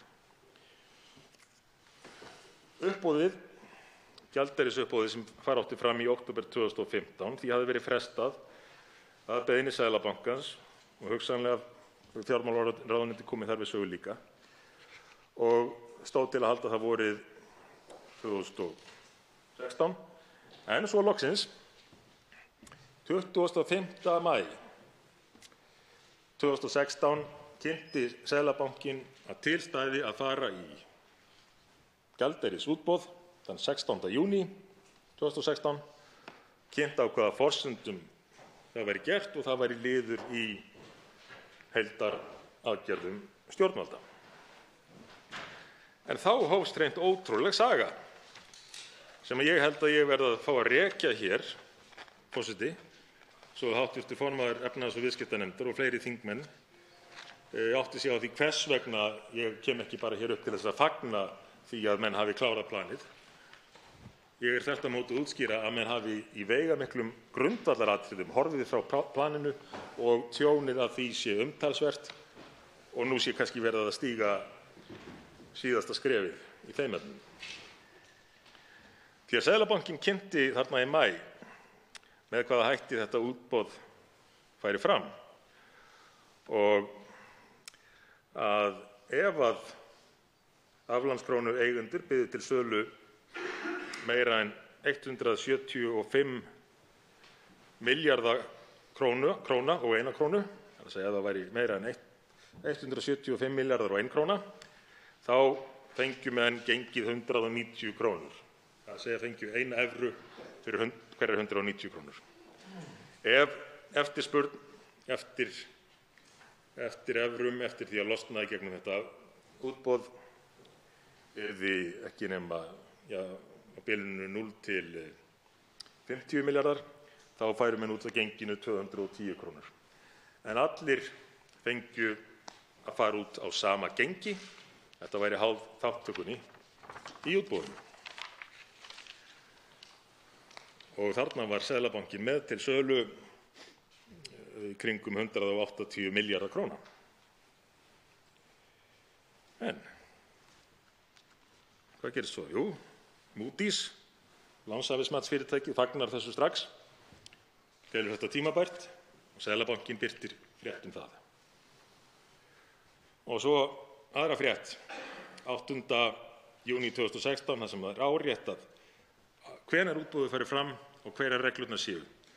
Og sérstaklega tekið fram að þetta sé í samræmi við áform losun hafta, það liður í því. En daginn eftir að Seðlabankinn áréttar það að hann sé að fara í þetta útboð og skýrir reglurnar enn frekar, þá kemur eitthvað upp á.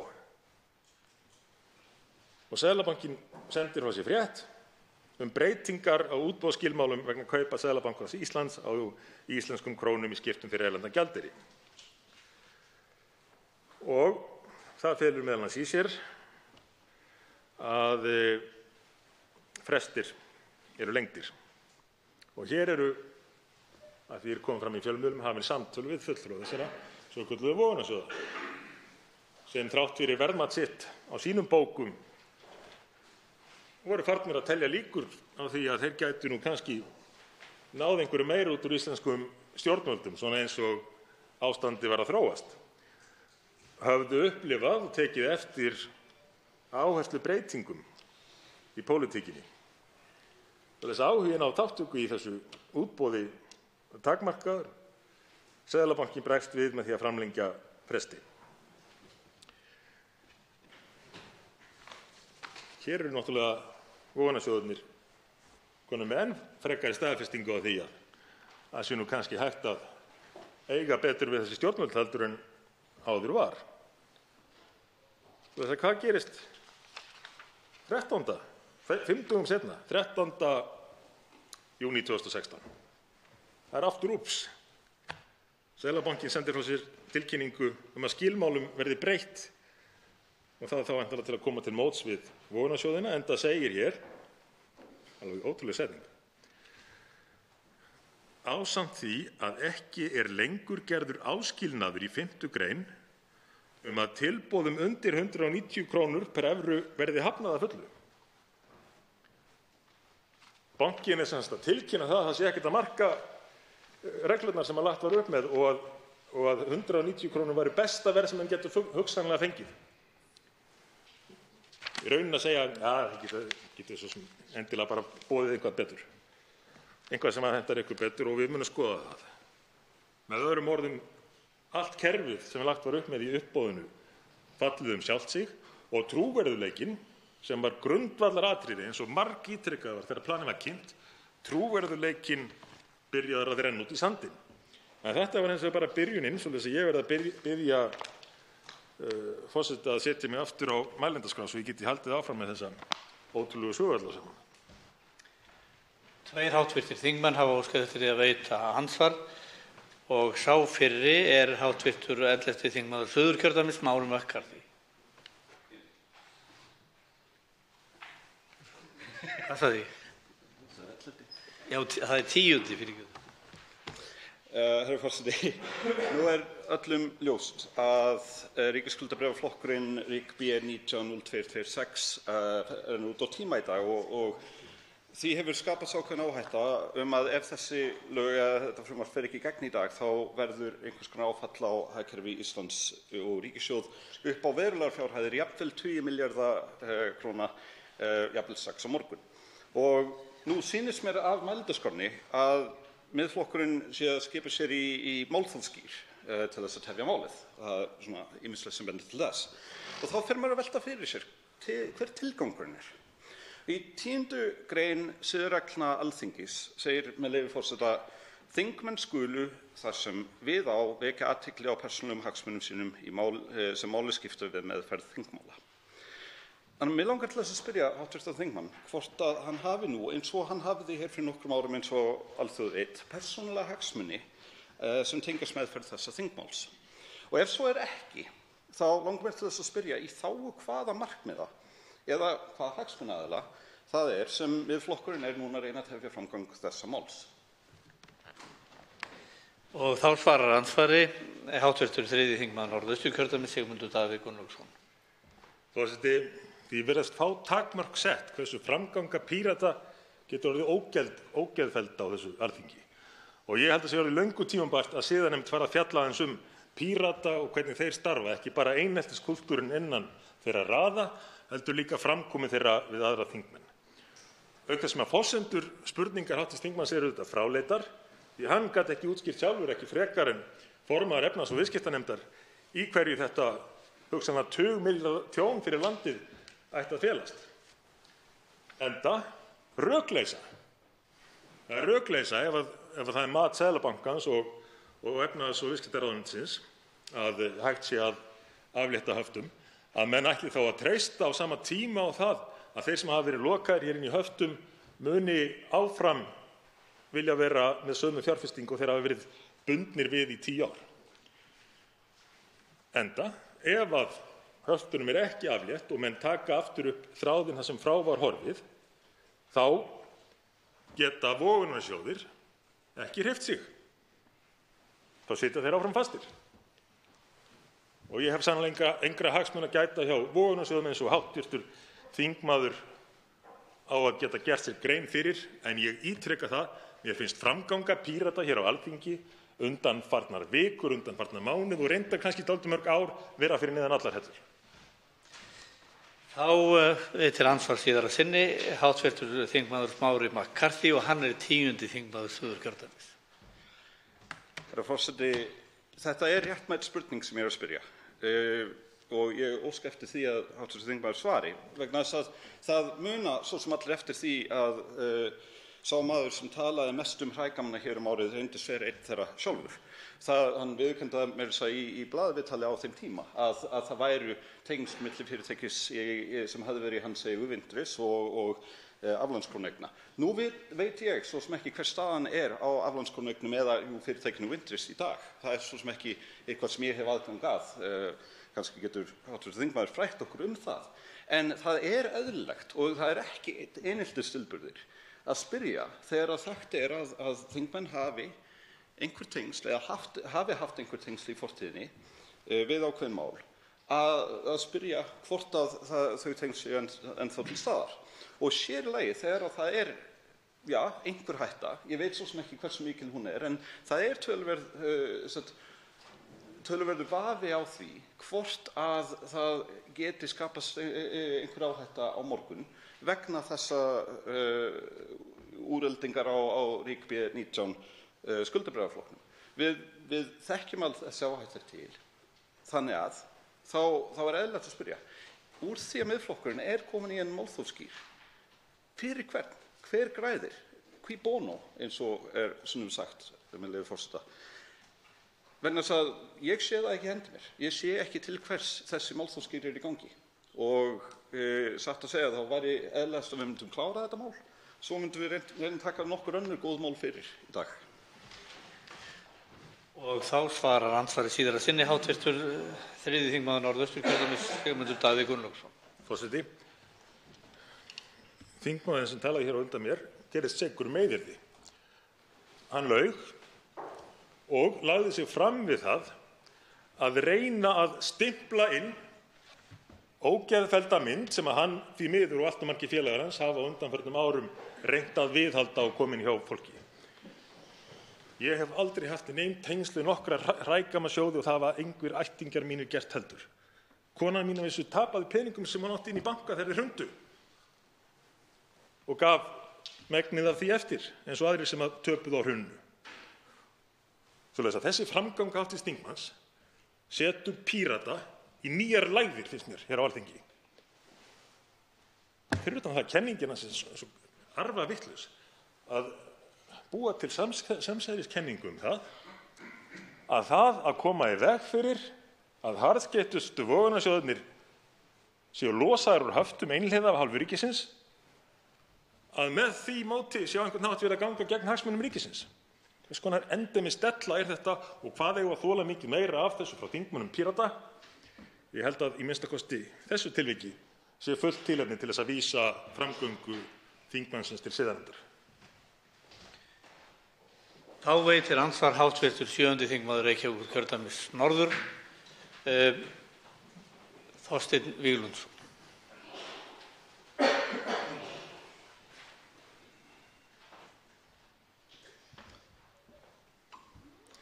Forseti, ég þakka hv. þingmanni ítarlega yfirferð yfir þetta mál. Hv. þingmaður verður aðeins að fyrirgefa mér en ég skil ekki alveg á hvaða vegferð þingmaðurinn og flokkur hans virðist vera á í þessu máli. Það er alveg rétt eins og hv. þingmaður fór yfir að það plan sem að ríkisstjórnin lagði upp með á sínum tíma varðandi losun hafta á vorið 2016 lukkaðist með eindæmum vel og var lykilatriði í því að liðka hér fyrir losun fjármagnshafta án þess að það hefði alvarlegar efnahagslegar afleiðingar fyrir þjóðina. En það var kannski megin tilgangur þeirrar áætlunar einmitt og sneri ekki að því að með einhverjum hætti reyna að hlunnfara eða hafa fé af kröfuhöfunum, heldur fyrst og fremst að tryggja það að þeir sem þá vildu ganga út með sitt fé gætu gert það undir ákveðnum skilyrðum, en þó þannig að efnahagslegt jafnvægi þjóðarbúsins væri í forgrunn, hagsmunir þess væru þar fremstir. Og þetta tókst allt saman vel til. Við hefðum ella væntanlega verið brotleg við skuldbindingar okkar varðandi frjálst flæði fjármagns ef að tilgangurinn hefði verið einhver annar. Það sneri rökstuðningur stjórnvalda á sínum tíma að það væri ekki hægt að hleypa þessu fjármagni út við þau skilyrði sem þá voru, öðruvísi heldur en þá gegn einhverjum afslætti, enda þyldi staða þjóðarbúsins ekki þessa stöðu. Nú er staðan hins vegar allt önnur og flýtir í þessu máli sem að hv. þingmaður gerir hér að umtalsefni snýr auðvitað bara að því einu að hér eru einhverjir 25 milljarðar að losna núna mánaðamótin sem geta þá gengið út að öðru óbreyttu en væru mögulega viljugur til þess að fjárfesta í innlendum verðbréfum, veitum ekkert það í sjálfu sér, ef væri búið að skýra umhverfið. Þannig að ég myndi gjarnan vilja heyra frá hv. þingmanni hvort er það sem skiptir máli. Er það ekki þetta þjóðhagslega jafnvægi sem verið að leitast við að verja og er það þá stafar því ykkur ógn af því að þetta skref sé stigið nú, eða snýr þetta bara það að fá okkur góðan díl frá kröfuhöfunum? Þá svarar andsvari hv. 3. þingmaður Norðausturkjördæmis, Sigmundur Davíð Gunnlaugsson.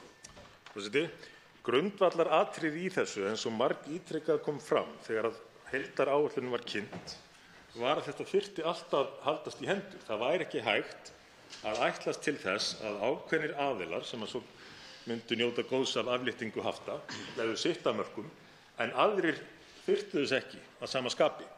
Með öðrum orðum að þetta sem að kallað er eftirlegukyndur hér í kynningu stjórnvalda sé eitthvað sem þurfi að koma í veg fyrir, svoleiðis að menn sjái sér ekki hag í því að halda sér höndum og neita að leggja það til sem að þurfti að koma frá öllum til að réttlæta afléttingu haftanna. Íslenskur almenningur hafði þegar lagt sitt af mörkum og það var grundvallaratriði þessu að þær aðgerðir sem farið yrði í tækju mið af því og ekki yrðu lagðar auknar álögur á almenning. En í tilviki slitabúanna og aflandskróneigenda þá þyrfti þátttöku allra. Til að mynda hefði verið ómögulegt að eitt slitabúanna ákvæði einfaldlega að taka ekki þátt í haftalósunni, leggja ekki til stöðugleika framlögin, treysta á að aðrir gerðu það og njóta svo ávinningsins af sterkara gengi í framhaldinu. Slíkt var augljóslega ekki hægt að heimila. Þess vegna var farin sú leið að boða stöðugleika skatt sem yrði lagður á þá sem ekki féllust á að taka þátt í stöðugleikaframlögum. Og rétt eins og gerð er grein fyrir hér áttu uppboðin og fyrirkomulag þeirra að vera til þess fallin að ná sömu niðurstöðu þar. Með öðrum orðum, að tryggja að menn færu ekki betur út úr því að neita þátttöku, heldur þvert á móti sæju sér hag og nauðsyn í því að taka þátt. Og þess vegna er óeðlilegt að verðlauna þá sem að gerðu það ekki. Þá veitir andsvar síðara sinni hv. 7. þingmaður Reykjavíkurkjördæmis norður, Þorsteinn Víglundsson. Frú forseti, ég þakka hv. þingmanni svarið, en málið snýst auðvitað til lengdar þetta. Frjálst flæði fjármagns er okkur gríðarlega mikilvægt, bæði til frjálsra fjárfestinga fyrir okkur, lífeyrissjóðakerfið okkar og ekki síður fyrir frjálst flæði fjárfestingar inn í landið sem skiptir oft gríðarlega miklu máli. Það er auðvitað mjög mikilvægt að við höfum sem ríki trúverðugleika hér einfaldlega gildi eðlilega reglur og lagavernd þá fjármagns- og eignarréttar hér líkt og alls staðar annars staðar. Og það eru auðvitað þær skuldbindingar sem við höfum undirgengist í alþjóðlegu samhengi. Þannig að við nýttum okkur auðvitað með árangursríkum hætti ákveðin neyðarrétt út af þeirri fordæmalausu stöðu sem við vorum í.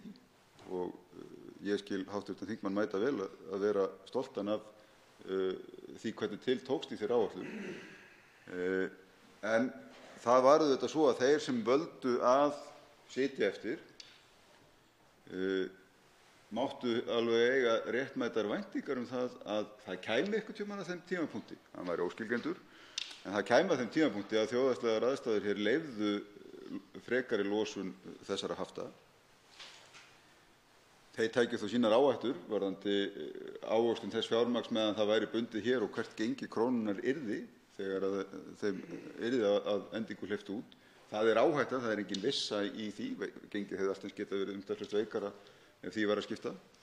Sú er ekki raunin, en það getur ekki verið trúverðugt á okkar hálfu að boða það að hér eigi að halda fjármagni bundnu inni með einhverjum hætti og það eigi ekki að hleypa því út öðruvísi heldur en að taka á því einhvers konar snúning.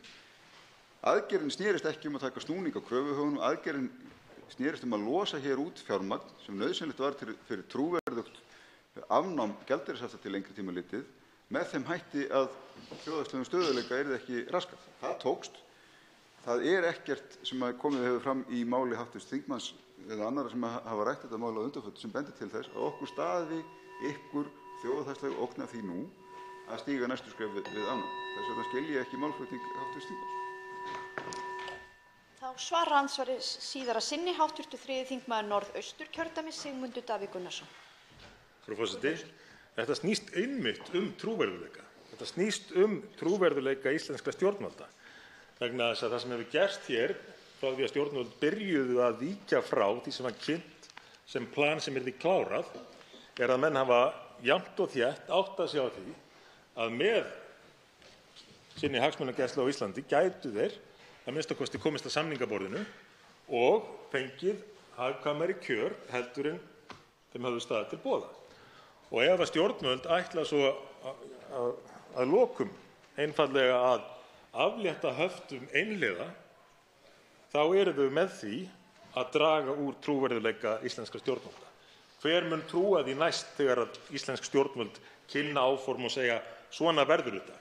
Þetta er mál sem varðar þjóðarhag. Allir þurfa að taka þátt og það gerist á þessum forsendum. En svo bara kemur á daginn að því er ekki fylgt. Það er ekki klárað. Og ég ætla að lesa aftur fyrir hv. þingmann að því hann nefndi það sérstaklega að menn hefði getað vænst þess bara þeir sem vildu bíða að hugsanlega hagnast á því. En í upprunalegri kynningu kemur fram kjör versna yfir tíma og gera það að óverjandi kosti fyrir fjármagnseigendur að velja vaxtalausa reikninga til frambúðar. En málinu var bara ekki fylgt eftir í samræmi við þetta upplegg, heldur sáu menn jafnt og þétt að þeir högnuðust þeim mun meira sem þeir sýndu meiri mótþróa við planið og knúðu á meiri og meiri breytingar. Það sýnir ferill málsins sem ég mun rekja nánar hér á eftir og endar þá í því að þeir sem voru þrjóskastir eftirlegukindurnar eru verðlaunaðir sérstaklega með einhliða afléttingu hafta. Andsvörum er lokið. Til máls tekur hv. 10. þingmaður Reykjavíkurkjördæmis norður, Ólafur Ísleifsson. Frú forseti, þetta mál snýst svo sannarlega íslenska hagsmuni og það er þess vegna fullt tilefni til þess að ræða það.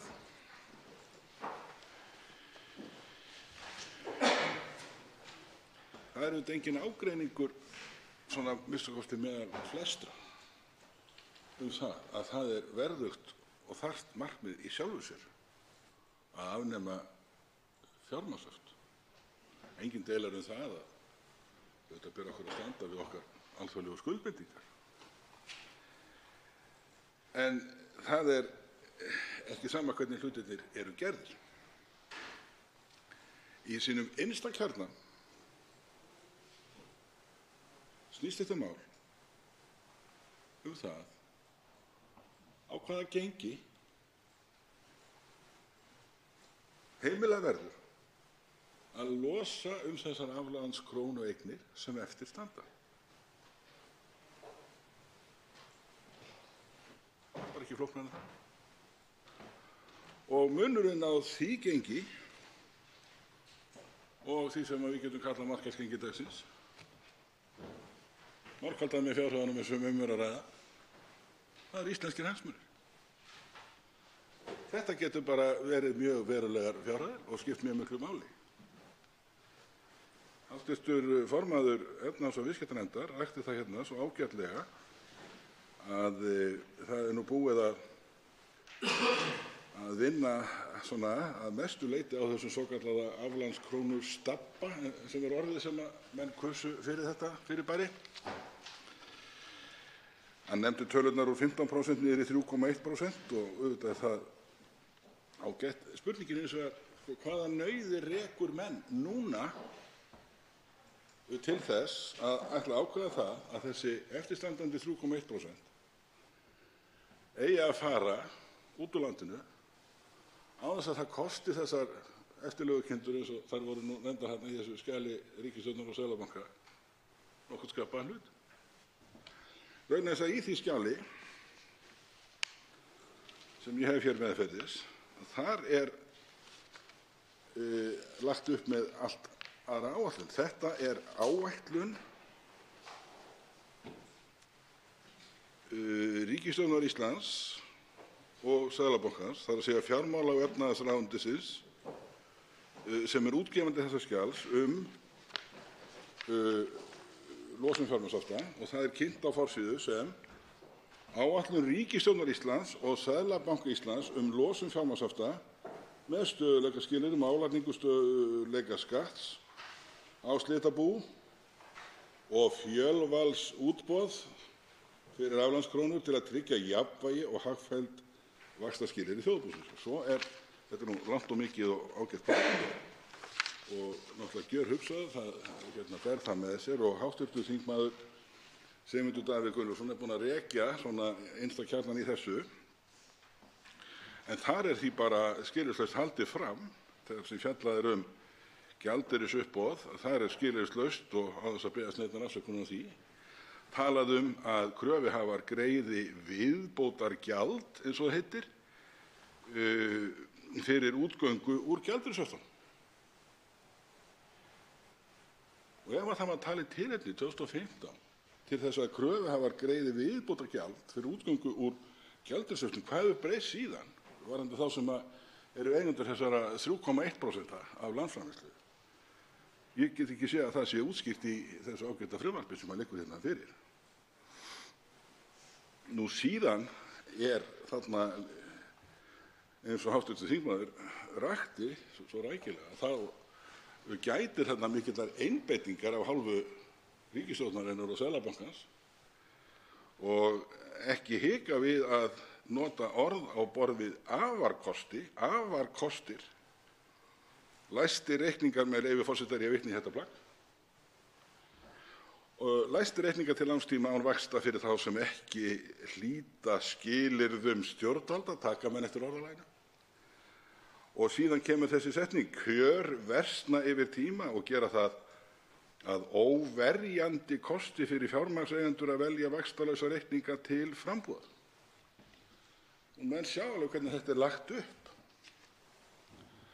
Þess vegna stöndum við núna frammi fyrir því að þurfa að fá svör, þing og þjóð, leyfi mér að segja, af hverju er þetta gert núna og af hverju er þetta gert með þeim hætti að það er vikið alveg frá hinni upphaflegu hugsun í þessari áætlun losun fjármagnshafta sem að mér heyrist að flestir menn sem þau mál hafa fjallað lýsi sem mjög vel hugsaðri og heppnaðri aðgerð. Ég held að það séu allir sanngjarnir menn sem að játa því. Frú forseti, fjármagnshöftin eiga sér rót auðvitað í hinu efnahagslega áfalli sem við urðum fyrir hérna haustið 2008 og þá bregður svo sérkennilega við að Alþjóðagjaldeyrissjóðurinn, sem var kallaður hingað til starfa af ríkisstjórninni, sem var fyrsta vestræna ríkisstjórnin sem sem leitaði á náðir Alþjóðagjaldeyrissjóðsins frá því að Bretar gerðu það í tíð verkamannaflokks stjórnarinnar 8. áratug liðinnar aldar, þegar fjármálaráðherrann þar hét James Callaghan, síðar eitt og annað sem ég skal ekki heyra mér rekja hérna, en sem sagt síðasta landi til þess að kalla á Alþjóðagjaldeyrissjóðinn var Stóra Bretland. Nú, þessi áætlun, ef að menn muna, hún stóð saman af 3 meginþáttum sem að snúa að ríkisfjármálunum. Það þurfti náttúrulega að brúa þennan ógnarlega halla og einn þátturinn þarna var að taka upp höft á gjaldeyrisviðskipti og það er auðvitað það sem við erum að fást við hér. Það sem er merkilegt í því, vildi ég sagt hafa, er að þarna vék Alþjóðagjaldeyrissjóðurinn í mjög veigamiklu atriðum frá áður markaðri stefnu í störfum sínum í þágu landa, aðildarlanda. Og það er kannski rétt að talandi um aðildarríki að geta þess að Ísland er meðal stofnríkja Alþjóðagjaldeyrissjóðsins, eitt af hvort það voru nú 27 eða 29 ríki sem að stofnuðu Alþjóðagjaldeyrissjóðinn og Alþjóðabankann í desember 1945. Og við áttum fulltrúa á ráðstefnunni í Bretton Woods í Bandaríkjunum þar sem að hinn nýja skipan efnahags- og viðskiptamála í hinum vestræna heimi var ákveðin og er að þessu mikil og merkileg saga. Nú, síðan gerist það eins og menn þekkja að við erum hérna að glíma auðvitað við þetta hrun. Hrunið hafði, eins og menn vita, mjög alvarlegar afleiðingar fyrir heimili og atvinnufyrirtæki landsmanna. Ég ger ekki lítið úr þeim erfiðu viðfangsefnum sem að ríkisstjórnin sem að satt hér frá 2009 til 2013 átti við að glíma. En ég get heldur ekki neitað því að það var stundum sem að manni þótti sem að það væri kannski ekki alveg nægilega fast staðið í staðinu gagnvart erlendum aðilum. Það virtist á stundum eins og það nægði að það kæmi hér maður með stresstösku, eins og það heitir, í teinóttum jakkafötum. Ég segi nú ekki kórónafötum af því að skáldbróðir Einars Más Guðmundssonar situr hér í hliðarsal. En það var eins og menn kiknuðu í hnjánum og menn voru svolítið hoknir á þessum tíma, verð ég að leyfa mér að segja. Hluti af þessari áætlun Alþjóðagjaldeyrissjóðsins var að þessari efnahagslegu áætlun sem þarna var lagt upp með fylgdi lánsfé sem að vantaði og það lánsfé, eins og menn muna, var annars vegar fé frá sjóðnum sjálfum en hins vegar viðbótarfé sem var lögð til Norðurlöndin, þar með taldir okkar kæru vinir og bræður í Færeyjum og svo vinir okkar Pólverjarnir. Ef menn kannski muni eftir því að þá svona gekk á ýmsu varðandi þessa áætlun á vettvangi Alþjóðagjaldeyrissjóðsins og það voru þarna þessi tvö ríki, þessi Icesave-ríki þarna tvö, Bretland og Holland, sem að virtust setja sig í þær stellingar að reyna að standa í vegi fyrir eðlilegum framgangi þessa máls á vettvangi Alþjóðagjaldeyrissjóðsins. Og ég hef alveg til þessa dags spurt mig hvers konar eiginlega ráðgjöf ríkisstjórn Íslands naut í þessu máli. Það voru linnulaus viðtöl við ráðherra það að Alþjóðagjaldeyrissjóðurinn væri svona á hinsegin vegna þess að þessi tvö ríki settust upp á móti eðlilegum framgangi þessar efnahagslegu áætlunar sem við höfðum ráðist í, eða íslensk stjórnvöld, með atbeina Alþjóðagjaldeyrissjóðsins á grundvelli samkomulags við Alþjóðagjaldeyrissjóðinn efnahagslega áætlun. Og það var látið að því liggja og fullyrt reyndar, fullum fetum, að þessi aðildarríki settu fótinn fyrir okkur, en það eins og það hafi enginn verið í kringum þessa ríkisstjórn til að benda henni á að Alþjóðagjaldeyrissjóðurinn lögbundin stofnun og starfar á grundvelli stofnsáttmála sem hefur eins konar stjórnarskrár ígildi fyrir þessa mikilvægu og virðulegu og merku alþjóðlegu stofnun. Og stofnsáttmáli Alþjóðagjaldeyrissjóðsins, hann til í mjög vandaðri íslenskri þýðingu og hefur verið gefinn út í tvígang af Seðlabanka Íslands. Og þar geta menn farið rækilega yfir það hversu vandað og gjörhugsað plagg það og lýsir því hvað menn höfðu lagst djúpt yfir þessar alþjóðlegu stofnanir sem Alþjóðagjaldeyrissjóðurinn og Alþjóðabanki voru, og það var nú ekki minni menn heldur en Keynes lávarður sem var aðalsamningamaður Breta og Bandaríkjamaður að nafni Harry Dexter White. Reyndar urðu sjónarmið Bandaríkjamannsins ofan á ef eru borið saman það sem þeir lögðu þarna mörkum. En ástæðan fyrir því að ég að rifja þetta upp, frú forseti, það að við erum núna að fjalla það að hvernig eigi að binda enda á þetta tímabil sem þarna hófst upp. Og það þetta alveg sjálfsagt mál að stefna því að þessi fjármagnshöft heyri sögunni til og allt saman það, en það bara ekki sama hvernig það gert. Og í því ferli það skylda, ekki síst alþingismanna og annarra sem að málinu koma, stjórnvalda, að gætt sé til hins ýtrasta íslenskra hagsmuna, og íslenskir hagsmunir eru ærnir og miklir í þessu máli. En bara til að ljúka þessu varðandi þennan yfirgang sem að leitast var við að beita okkur af hálfu þessara Icesave-ríkja tveggja þarna, að ástæðan fyrir því ég nefndi stofnsáttmálann það að hann gerir ráð fyrir eðlilegri málsmeðferð og jafnræði á milli aðildarríkja, og því að samkvæmt þessum stofnsáttmála að þá ekki hægt að fótum troða aðildarríki, jafnvel þótt að það sé lítið eins og Ísland. Og síðan annað, og það dýnamíkin, ef við má sletta, eða pólitíkin innan Alþjóðagjaldeyrissjóðsins. Þar eru ríki sem að náttúrulega láta ekki bjóða sér að það sé komið fram með þeim hætti sem að þessar Icesave-þjóðir tvær virtust hafa tilburði til að gera, og þá nefni ég bara til dæmis ríki eins og Kína, Indland, sem eiga fulltrúa bæði tvö í 24 manna stjórn Alþjóðagjaldeyrissjóðsins. Frú forseti, þegar ég ræði hér íslenska hagsmuni, þá það náttúrulega býsna sláandi hvernig þróunin gagnvart þeim kjörum sem þessum erlendu aðilum bjóðast við að losa þessar aflandskrónu eignir, hvernig sú þróun hefur verið.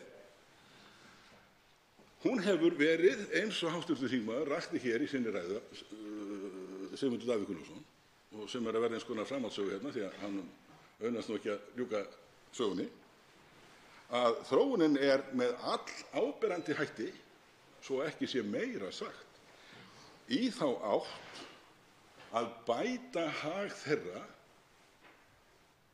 kröfuhafa eða öllu heldur eigenda þessara aflandskrónueigna frá því sem lagt var upp með og þá á kostnað íslenskra hagsmuna. Og frú forseti, það er akkúrat þetta sem við erum að ræða hérna, íslenskir hagsmunir. Nú, ég ætla að leyfa mér, frú forseti, aðeins að vísa í þetta frumvarp sem við erum að fjalla um hérna og þegar maður reynir að átta sig á því að hverju er stefnt, það er sem sagt, kemur fram með leyfi forseta í greinargerð að frumvarpið er eitt af lokaskrefum stjórnvalda til að afnema fjármagnshöft sem sett voru í kjölfar falls íslenska fjármálakerfisins 2008, gott og vel og ágætt, og svo er fjallað um þær eftirstandandi takmarkanir sem eru, og það er annars vegar meðferð þessara krónueigna sem við erum hérna fyrst og fremst að tala um, og síðan er annað mál tekið þarna upp sem er mjög stórt og mikilvægt mál sem eru hin svokölluðu innflæðishöft og náttúrulega þurfa alveg sérstaka umræðu og skoðun. En ég tek líka eftir því að það segir hér í greinargerð með frumvarpinu, þar sem vísað er í 1. grein laganna, að markmið þeirra sé að stuðla að losun fjármagnshafta og síðan segir og skapa grundvöll fyrir frjáls milliríkjaviðskipti með íslenskar krónur með efnahagslegan stöðugleika og almannahag að leiðarljósi. Og hér er nú ekkert smáræðis markmið sett í efnahags- og fjármálalífi þjóðarinnar. Það er náttúrulega ekki eins og íslenska krónan sé einhver stór gjaldmiðill sem að sé auðskiptanlegur á hinum alþjóðlega gjaldeyrismarkaði, en þarna er það allt í einu komið svona inn í þetta frumvarp. Og maður spyr sig, af hverju verið að tala um þetta þegar sjálft kjarnainntak málsins snýr það á hvaða kjörum þessir aðilar fái að losa sínar aflandskrónueignir hérna. Ég er ekkert að gagna þetta, en mér finnst þetta bara svona svolítið kannski til hliðar við aðalmálið. Gott og vel. Ég ætla að ítreka það, frú forseti, sem ég hef hér sagt, að málið snýst íslenska hagsmuni, málið snýst að gæta þeirra í hvívetna með vönduðum og ábyrgum hætti og það standa hérna eftir stórar spurningar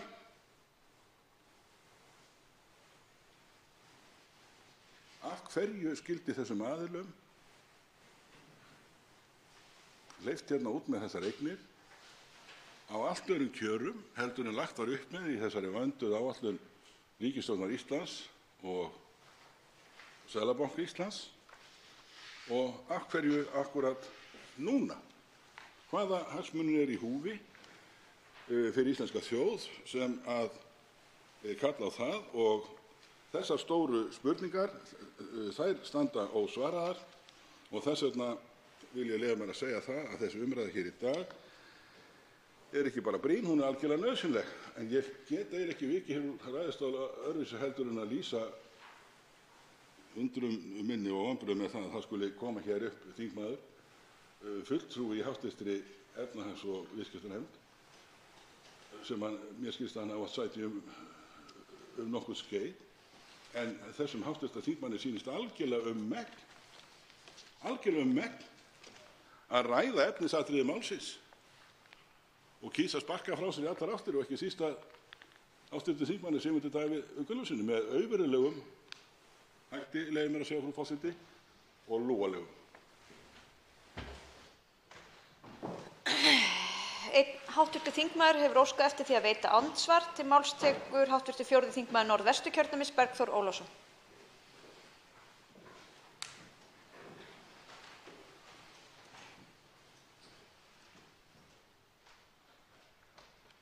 Frú forseti, ég vil þakka hv. þingmanni fyrir prýðisræðu. Hann kom hér inn á það sem skiptir gríðarmiklu máli í þessu samhengi öllu, sem vörnina fyrir hagsmunum lands og þjóðar, ríkissjóðs og alls þess sem við okkur hér á Alþingi er treyst fyrir. Það slær mig þannig að þegar menn hafa sýnt þennan stöðuga þessa stöðugu eftirgjöf sem hefur skinið í gegn alveg síðan mitt ár 2016 og nú er sú eftirgjöf að því er virðist fullkomnuð með því að gefa að því er virðist hér því að tryggja þeim sem erfiðastir voru okkur Íslendingum á þeim tíma sem að staðan var snúnust, tryggja þeim fullnaðar sigur. Mér leikur hugur á að vita hver afstaða hv. þingmanns er gagnvart því hvaða áhrif hann telur að þetta hafi á aðra hagsmunagæslu sem ríkisstjórn tekur að sér fyrir okkar hönd. Nú var hér fyrr í dag rætt innflutning á ófrosnu kjöti. Það eru óteljandi málin þar sem að ríkisstjórnin, framkvæmdarvaldið, stendur í því og ég á að vera í þeirri vinnu að verja hagsmuni Íslands. Heldurðu að svona fullkomin uppgjöf fyrir þessum gagnvart þessum aðilum sem að harðast gengur fram gegn okkur, heldurðu að hún hafi áhrif á aðra hagsmunagæslu og trúverðugleika framkvæmdarvaldsins hvað hana varðar? Þá svarar andsvari hv. 10. þingmaður Reykjavíkurkjördæmis norður, Ólafur Ísleifsson. Frú forseti, ég þakka hv. þingmanni fyrir andsvarið. Hann rakti það að þarna er sú mesta eftirgjöf sem hægt er að hugsa sér. Hún er framkvæmd nákvæmlega gagnvart þeim sem erfiðastir reyndust og síst viljugir til að taka þátt í þessari áætlun, svo gjörhugsuð sem hún var frá árinu 2015. Ég leyfi mér að rifja upp að það reyndi mjög á stjórnvöld hérna eftir hrunið þegar upp risu hér aðilar sem að beittu fyrir sig ólögvörðum kröfum, svokölluðum Icesave peningum, og það er eins og það hafi ekki vantað, jafnvel fram á þennan dag, fólk hér sem að tók undir með þessum kröfuhöfum sem eru ekki einu sinni kröfuhafar því að þetta voru ólögverðar kröfur, en sem sagt tóku undir að Íslendingar ættu einhverjar skyldur til þess að inna einhverjar greiðslur af hendi vegna þessara krafna. Umfram það sem að þessar kröfur stóðu bara í hinn fallna banka, Landsbanka Íslands. Þannig að menn verða að sýna, það koma þær stundir að menn verða að sýna það úr hverju þeir eru gerðir og standa gegn svona háttalagi. Auðvitað er það mikil freisting fyrir marga að leggjast á þá sem eru kannski fáir og smáir og náttúrulega kannski liggjandi eins og við vorum eftir þetta efnahagslega hrun. En sem betur fer að þá rættist nú úr og þjóðin sjálf sýndi það úr hverju hún er gerð og tók í tvígang rétta ákvörðun í málinu í þjóðaratkvæðagreiðslu.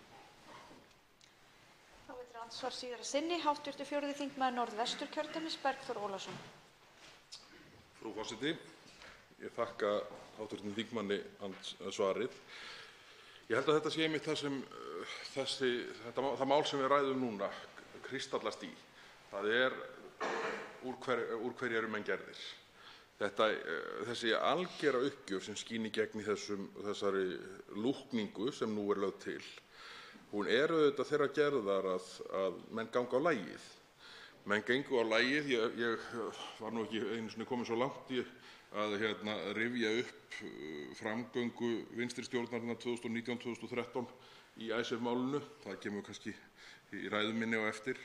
En það er auðvitað ótækt ef að þeir sem staðið er í vörninni fyrir, sem eru bara íslensk fyrirtæki, íslenskir borgarar, íslenska þjóðin, upplifa að menn lyppist niður við þegar raunverulega reynir á.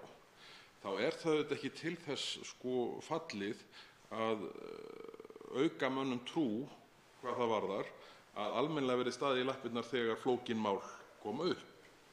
Og Við erum nú bara einfaldlega, vorum hér fyrr í dag, var komið inn á eitt mál þar sem að raunverulega mun reyna á hversu fast íslenskir ráðamenn geta staðið í lappirnar. Það er hið margumtalað breytingar á reglum innflutning á ófrosnu kjöti. Þetta eru mál sem eru þeirrar gerðar að allir sem horfa á okkur utanfrá vilja og ætla sér að ganga á lagið hvað það varðar að eiga samskipti við stjórnvöld sem gefast upp þegar á reynir. Og ég vil bara ítreka þessar áhyggjur mínar og svona hvernig þetta horfir við hv. þingmanni. Telur hann að til framtíðar séu núverandi ríkisstjórn að skaða sig með þessari framgöngu og þessum frágangi ef þetta verður lúkning málsins? Þá svarar andsvari síðara sinni hv. 10. þingmaður Reykjavíkurkjördæmis norður, Ólafur Ísleifsson. Frú forseti, ég tel að umfram allt að þá sé náttúrulega tjónið eða skaðinn eins og hv. þingmaður nefnir að hann náttúrulega íslenska þjóðar. Við erum við þeirri aðstöðu núna að það eru mjög háværar kröfur það að það sé bætt úr á ýmsum sviðum og það séu hérna þjóðfélagshópar sem hafi hérna orðið alvarlega út undan og það sé ekki hægt að hafa þá nema í einhverri spennitreyju eins og menn þekkja. Þeir mega sig ekki hreyfa nema að þeir séu þá skertir í bak og fyrir ef þeir til að mynda leitast við að bæta hag sinn með aukinni vinnu. Það vantar svo sannarlega víða pening til góðra mála og af hverju skyldu Íslendingar, núna íslensk stjórnvöld, taka þá ákvörðun að gefa hér eftir andstætt því sem lagt var upp með umtalsverðar fjárhæðir sem að þess vegna gætu nýst til góðra málefna. Þannig að ég vil leyfa mér að ítreka það sem ég hef hér áður sagt. Hér eru íslenskir hagsmunir undir. Hér eru stórar ósvaraðar spurningar. Ég held að það sé rétt að menn flýti sér hægt í þessu máli og gaumgæfi hvert skref. Andsvörum er lokið. Til máls tekur hv. 3. þingmaður Suðurkjördæmis, Birgir Þórarinsson.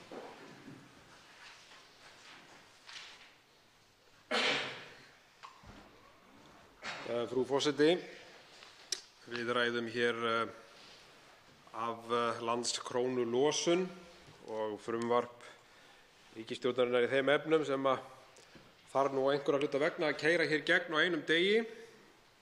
En það sem vekur mesta athygli að mínum dómi varðandi þetta frumvarp er stefnan á bak við það.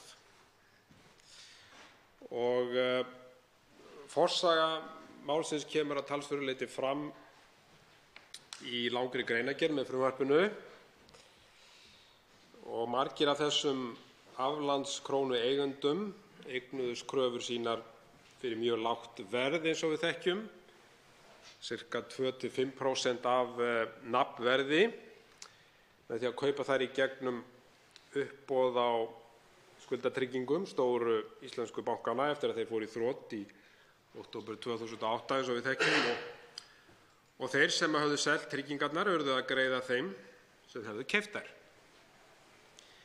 Nú, undirliggjandi eignir fóru svo á uppboð samkvæmt sérstökum ákvæðum í tryggingasamningunum og kaupendur voru margir hverjir svonefndir hrægammasjóðir sem sérhæfa sig í að kaupa kröfur á gjaldþrota fyrirtæki og sækja á lönd sem eiga í efnahagslegum erfiðleikum. Nú, ríkisstjórn Sigmundar Davíðs Gunnlaugssonar ákvað að þessir aðilar yrðu að greiða svokallað stöðugleikaálag til að geta selt aflandskrónur sínar fyrir erlendan gjaldeyri. Og sama gilti slitabú föllnu bankanna sem afhentu ríkinu miklar eignir. Þetta má lesa í greinargerðinni með frumvarpinu.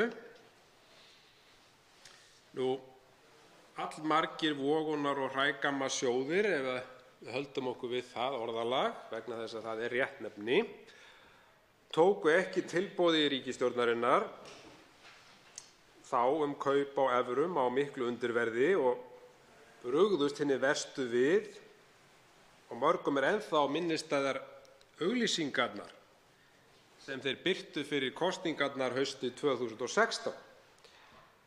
Og þekkt er þegar ósáttir kröfuhafar undir nafninu Iceland Watch, með leyfi forseta, birtu heilsíðu auglýsingu í Morgunblaðinu, réðust á íslensk stjórnvöld og reyndu að hafa áhrif á úrslit kosninga með auglýsingum daginn fyrir kosningarnar. Lee Buchheit, sem þá var ráðgjafi stjórnvalda, sagði herferð vogunarsjóðanna þekkta, en að blanda sér í kosningar fullvalda ríkis væri einsdæmi. Og undir það svo sannarlega tekið. Og þarna sjáum við þessa gífurlegu hagsmuni sem lágu þarna baki og hvað menn voru tilbúnir, þessi sjóði tilbúnir að seilast langt í þeim efnum. Þeir svifust einskis og sjálfsögðu áttu að mæta þessum sjóðum með hörku og það var gert í ríkisstjórnartíð Sigmundar Davíðs Gunnlaugssonar. Þessa aðferðafræði viðurkenndi íslenskur talsmaður sjóðanna í viðtali við Financial Times. Þannig að við sjáum það að hér voru íslenskir talsmenn sem unnu gegn íslenskum hagsmunum og það er í sjálfu sér rannsóknarefni út af fyrir sig.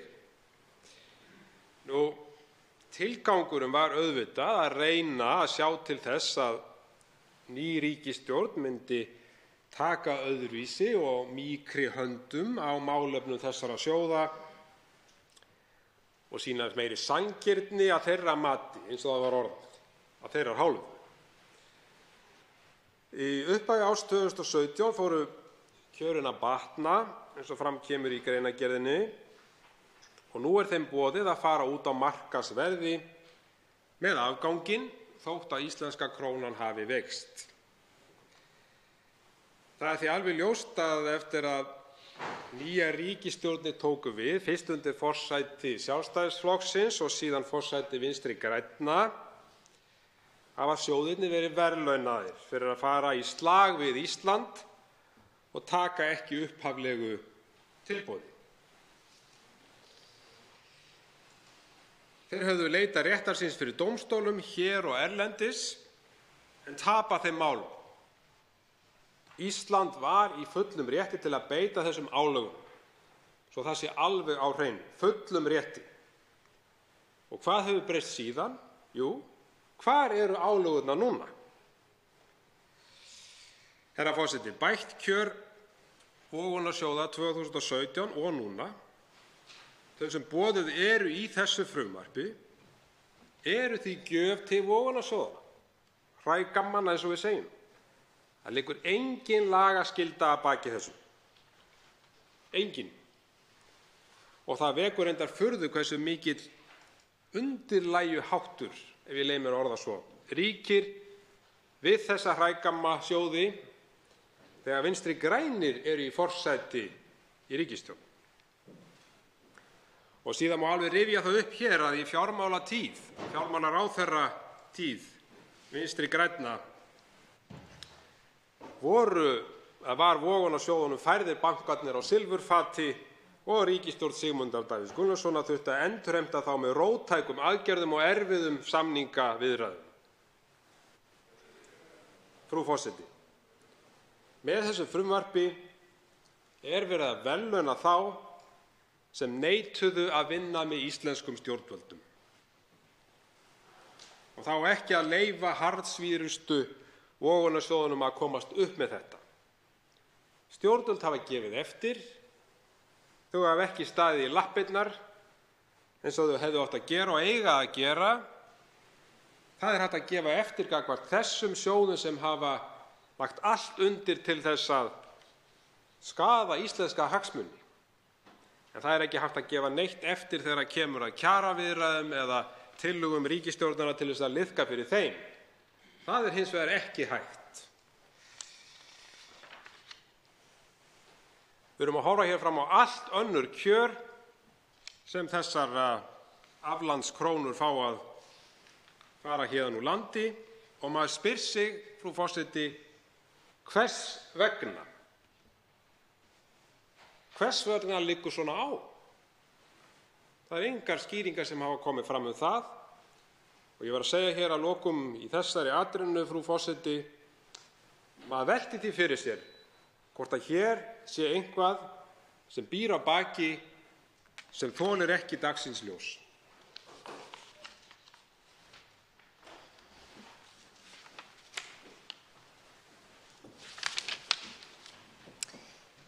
Háttvirtur 8. þingmaður Norðvesturkjördæmis, Sigurður Páll Jónsson, veitir andsvar. Hæstv. forseti. Ég þakka hv. þingmanni fyrir innblásna ræðu og góða yfirferð og svona ræða til að blása kjarki í okkur og þjóðina og það að standa í lappirnar þó að við séum fámenn og eyja norður í hafi gagnvart stórum og sterkum aðilum sem eiga mikið af peningum.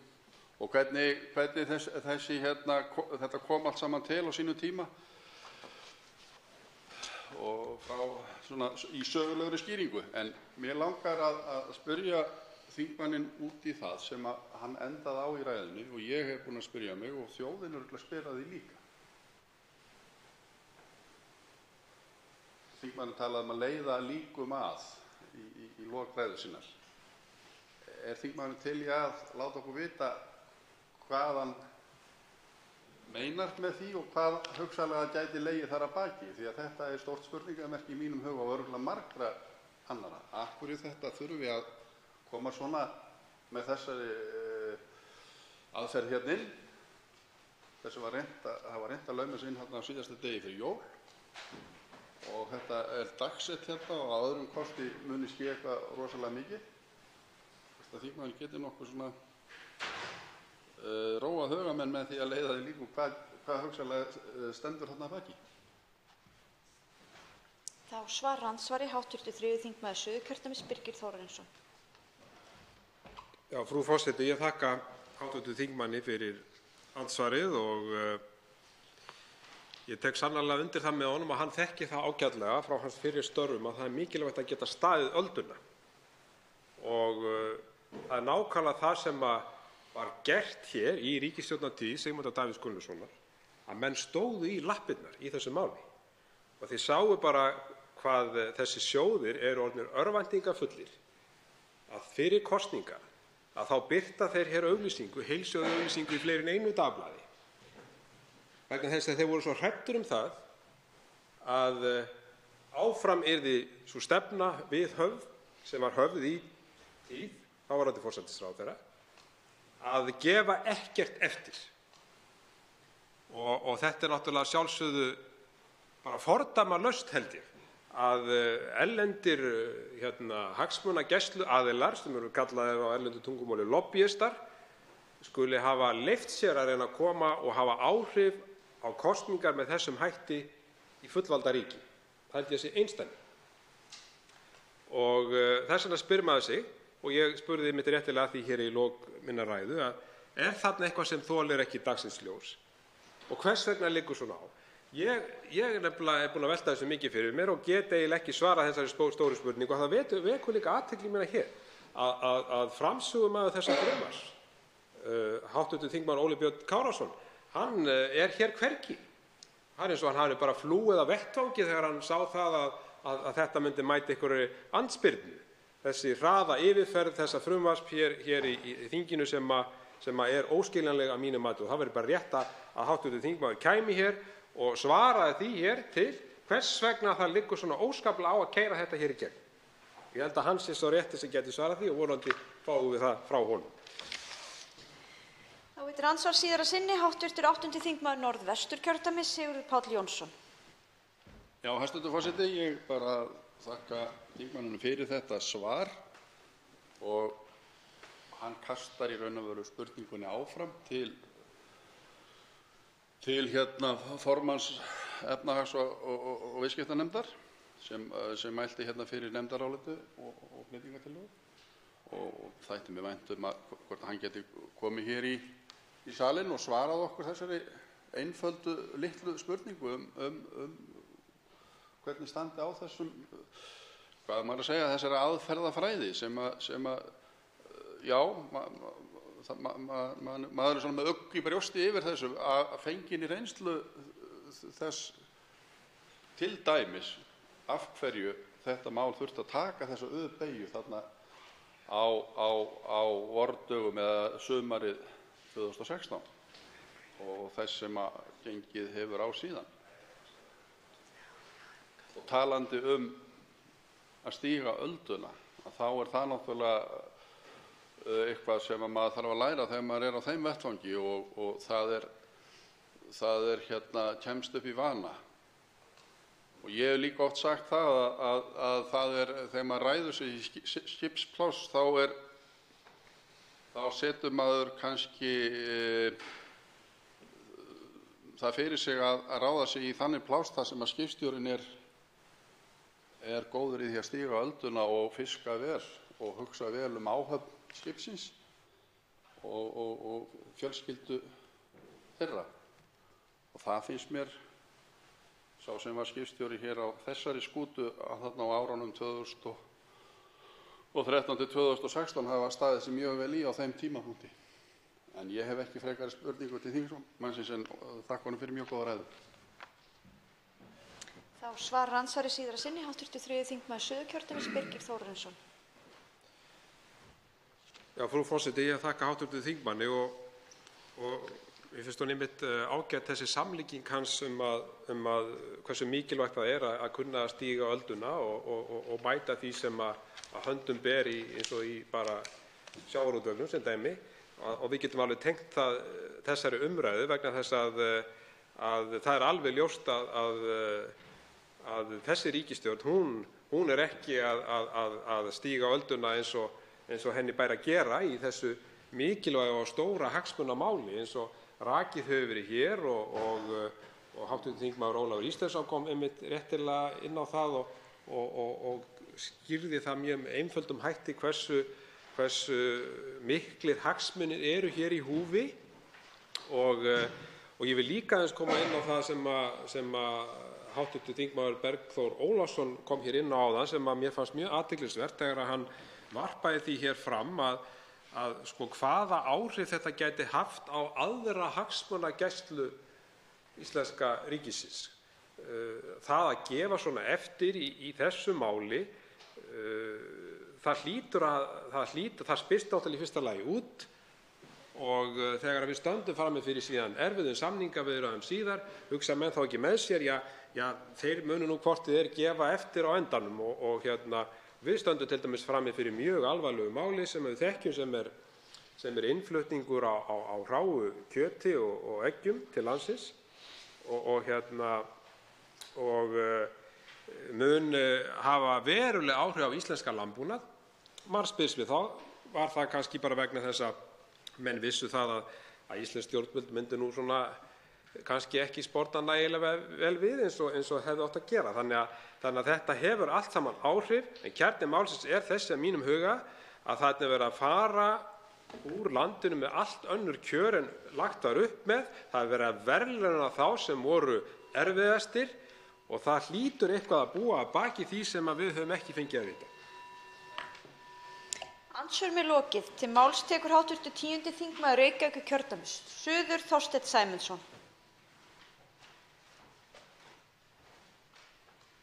Frú forseti, það er nú eftirtektarvert að þegar nú dregur að lyktum máls sem að skiptir íslenska hagsmuni miklu, að þá skuli þingsalurinn vera nær tómur nema að hér eru fulltrúar Miðflokksins og einn hugrakkur Sjálfstæðismaður, svo það sé sagt. En við erum núna að ljúka máli sem gæti, og vegna þess að ég sé hér út undan mér annan hv. þingmann í hliðarsal sem er ekki bara þingmaður, heldur líka stór skáld, að þá gæti þessi atburðarás sem við erum núna að ljúka, hún gæti sem best heitið, og þetta gæti verið bara prýðis nafn á skáldsögu, veisla vogunarsjóðanna. Og við erum sem sagt núna að klára þessa veislu og veislustjórinn, hæstv. fjármálaráðherra, hefur setið við borðið mitt, brotið brauðið og skammtað á diskana. allt frá árinu 2016, allt frá þeim tíma þegar kúvending var tekin í því máli hvernig gert yrði upp við erlenda vogunarsjóði.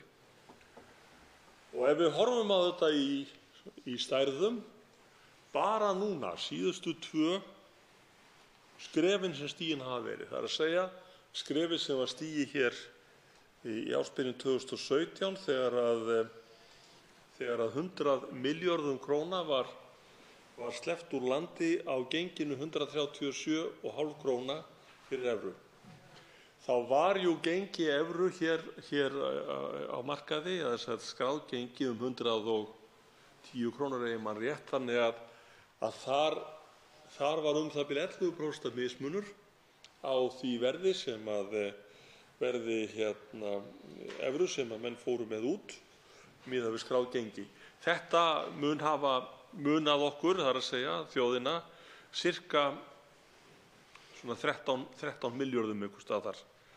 Aftur á móti, ef við miðum við 190 krónurnar sem var mesta útboð þar á undan, þá erum við að tala allt aðrar og miklu stærri tölur.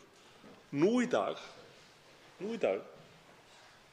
er verið að verðlauna þá sem að unnið hafa störukeppnina sem að hv. þingmaður Sigmundur Davíð Gunnlaugsson nefndi svo fyrir tæpum 2 árum síðan. Þeir sem eru búin að vinna störukeppnina eru nú á gangi burtu með 83 milljarða króna á genginu 136,50 sem er það sama og maður á leið til Spánar fær til þess að kaupa sér gjaldeyri fyrir og fara með í sumarfríið.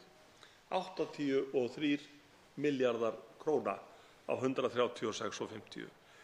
Ef menn hefðu nú haft döngun í sér til þess að gera nú ekki meira heldur en í fyrra og hafa þessi 11% ofan á því sem að skráð gengi er í dag, þá hefði það styrkt þjóðarbúið, eða sem sagt við hefðum Íslendingar fengið út úr þessum síðasta skampi, út úr þessum eftirrétti vogunarsjóðanna, hefðum við fengið einhverja 11 til 15 milljarða. 11 til 15 milljarða. Og mönnum finnst það kannski smotterí, en þá minni ég á að það er arfaslöku aðgerðir sem ríkisstjórnin kynnti hér fyrir nokkrum dögum síðan til lausnar kjarasamningum voru verðlaðar á 18 milljarða. Þannig að það er alveg þörf fyrir svona upphæðir. Við getum alveg notað þessar upphæðir. Þjóðin, nei, það á ekki að vera svo í þessu tilfelli. Þá að verðlauna vogunarsjóðina fyrir þeirra þjónustu við land og þjóð, eða svo með orðið komast, eða hitt og heldur. Og þetta er í satt að segja alveg makalaust þessi viðsnúningur sem varð eftir mitt ár 2016 þar sem að íslenska þjóðin og íslenska ríkið hafði verið í sókn gegn vogunarsjóðum undir stjórn hv. þingmanns Sigmundar Davíðs Gunnlaugssonar sem þá var hæstv. Forsætisráðherra. En á mjög skammri stundu breyttist þessi sókn í skipulagt undanhald. Skipulagt undanhald. Og ríkisstjórnin sem þá tók við, hún stundaði skipulagt undanhald þangað til í fyrra þegar óskipulagður flótti brast á liðið. Allt þetta gerðu vogunarsjóðsstjórnendur sér ljóst strax á ofanverðu árinu 2016 að nú væri ekki sama fyrirstaða hér og var og nú gætu menn gengið íslenska ríkissjóð eins og að ganga inn í kaupfélag og afgreiða sig sjálfir á því verði sem þeim hentuðu.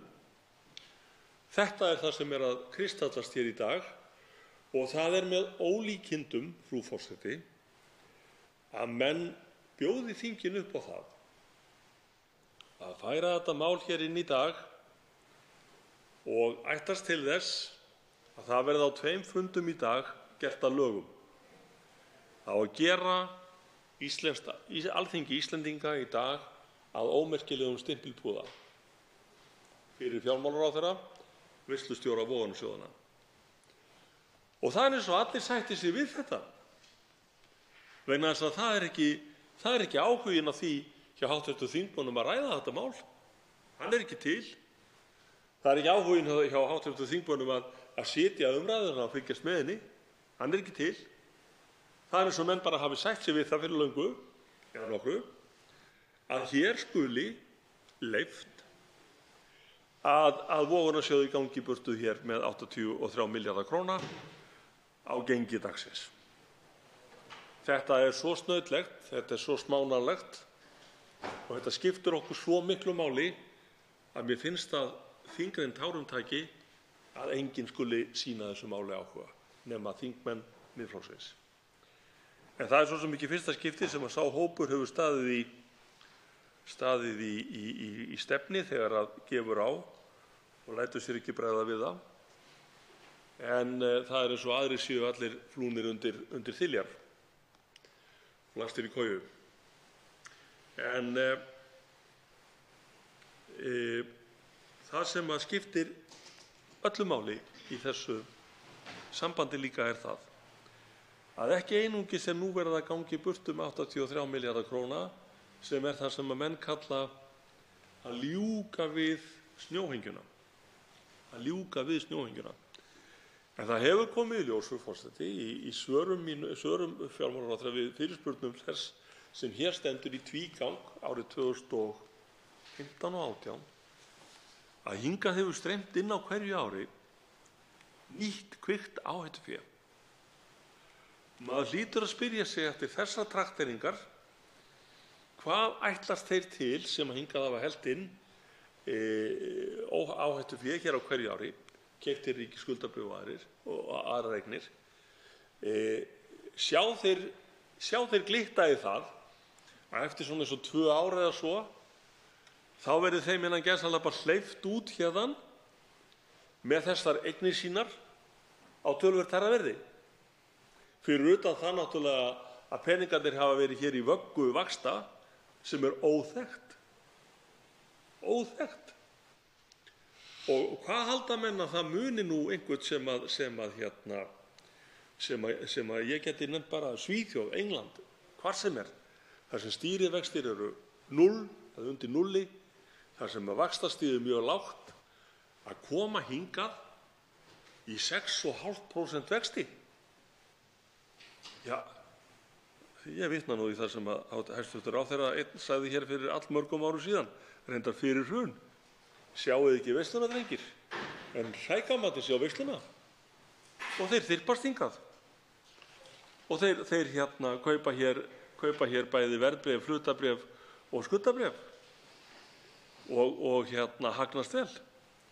Og auðvitað vita þeir það, þessi menn, þeir hafa á sínum snærum öflugt lið lögfræðinga og allskyns hjálparmanna. Og auðvitað vita þeir það hvers þeir geta vænst með því að koma hér meðan núverandi stjórn situr á völdum. Þeir geta komið hér inn og haga sér eins og maður sem fer inn í kaupfélag og afgreiðir sig sjálfur og ákveður verðið sjálfur. Þetta vita menn. Og þess vegna óttast maður það að þessi sífellda eftirgjöf við erlent vald sem að skauti úr kollinum hér árið 2009 þegar menn voru hér hálfbuxnalausir og hræddir og þá meðal annars var nú ákveðið söluverð á hlut ríkisins í Arion banka sem varð svo að veruleika hér í fyrra á verði frá 2009. Á verði frá 2009. Og það er þessi sama undanlátssemi sem varð til þess í fyrra að íslenska ríkið treysti sér ekki til þess að yfirtaka Arion banka, minnka í honum eigið fé, Íslandi til heilla og selja hann síðan. Þetta hefði verið hægur vandi að gera en menn gerðu ekki. Hvað er búið að gera síðan? Jú, þeir sem að keyptu þennan banka eða sem eignuðust hann við þennan gjörning, þeir eru í tvígang búnir að greiða sér út 10 milljarða króna í arð. 20 milljarðar sem hefðu sem best geta farið í ríkissjóð en fara í stað í vogunarsjóð. Þetta eru 20 milljarðar af banka sem var metinn á 120 milljarða, ef ég man rétt, í þessum viðskiptum. Hvað er búið að gera líka? Það er búið að setja eina af stærstu eignum þessa banka í söluferli. Það er að segja hlut bankans í Valitor, sem er verðlagður í bókum bankans á það bil 17 milljarða króna. En það myndi koma mér mjög á óvart ef að söluverð þessar hlutar verður mikið undir 70 milljörðum króna. Og hvað er þá búið að gerast? Það sem er búið að gerast þá á það bil ári er það að þeir aðilar sem eignuðust þennan banka og gjafvirði, þeir eru búin að taka til sín þá á einu ári það bil 70 milljarða af þessum 120 sem að þeir borguðu fyrir bankann innan gæsalappa, 70 milljarða á einu ári. Og ég gæti alveg trúað því að í þessum eigendahópi, nýja eigendahópi Arion banka, sé að finna góðkunningja okkar Íslendinga sem eru líka þátttakendur í því að flytja nú út 83 milljarða króna á gengi dagsins. Og það verður náttúrulega ef að þetta mál gengur alla leið í dag, sem að ég vona nú sannarlega að geri ekki, en ef að það gerist, þá verður skálað í kampavíni bæði vestur í Ameríku og í London væntanlega, í Kauphöllinni. Það verður skálað fyrir heimsku og vanmætti Íslendinga sem hafa gert það kleift að menn gangi héðan út með þetta fé langt undir því sem að menn hefðu átt að greiða til þess að fara héðan út. Og það er satt að segja, það er bæði dapurlegt og það er snúið að sjá að stefna sem lögð var árið 2013, fyrir 6 árum síðan, virkaði ótrúlega vel, eins og dæmi sanna, og er stærsta skrefið í þá átt að viðsnúningur efnahagsmála á Íslandi var með þeim hætti sem allir þekkja. Annar eins viðsnúningur hefur aldrei sést nokkuð staðar á jafn skömmum tíma. En menn heykjast á því að halda þessari baráttu áfram. Og þess vegna stöndum við hér, Miðflokksmenn, einir, og ræðum þetta mál sem skiptir okkur Íslendinga verulegu máli, ekki bara núna, ekki bara í þetta skipti, heldur það að hópur harðsnúinna fjármálamanna úti í heimi skuli vita það að stjórnvöld á Íslandi láta flest yfir sig ganga. Þau kyngja hvaða kaleik sem er. Á hvers kostnað? Á kostnað íslensku þjóðarinnar. Og ég fullyrði það sér hver maður, að þeir 100 milljarðar sem fóru héðan út í fyrra á genginu 137,5 króna, en hefðu getað farið út á 190, munurinn þarna á milli er í kringum 23 til 5 milljarðar. Hvaða upphæð er það? Hún er svona það bil áætlaður afgangur af fjárlögum Íslands fyrir árið 2019. Það bil. Og nú skulum við gá að því, það var ekki hægt að láta 1,1 milljarð til öryrkja hér í fjárlagafrumvarpinu. Það var ekki hægt að láta hér 250 milljónir renna til heimaþjónustu. Það var ekki hægt að efla hér löggæslu. Það var ekki hægt að ganga þannig frá málum að aldraðir einstaklingar gætu unnið sér inn aukagetu. Þetta var ekki hægt að þau voru ekki til peningar. Og afgangur á íslensku fjárlögunum, 29 milljarðar, var allt og lítill að sögn fjármálaráðherra, veislustjóra vogunarsjóðanna. En það er hins vegar hægt að hleypa vogunarsjóðunum út með 83 milljarða króna á gengi dagsins. Stendur ekki í mönnum.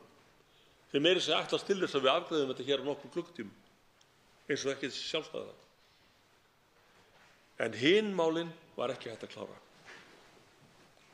Og það er ekki hægt að koma hér fram með almennilegar skattatillögur til þess að reyna að leggja hér lóð á vog þeirra sem lægst eru launaðir til þess að hægt sé að aðstoða atvinnulífið sem er hart keyrt, til þess að aðstoða atvinnulífið til þess að geta staðið undir launahækkunum sem semst.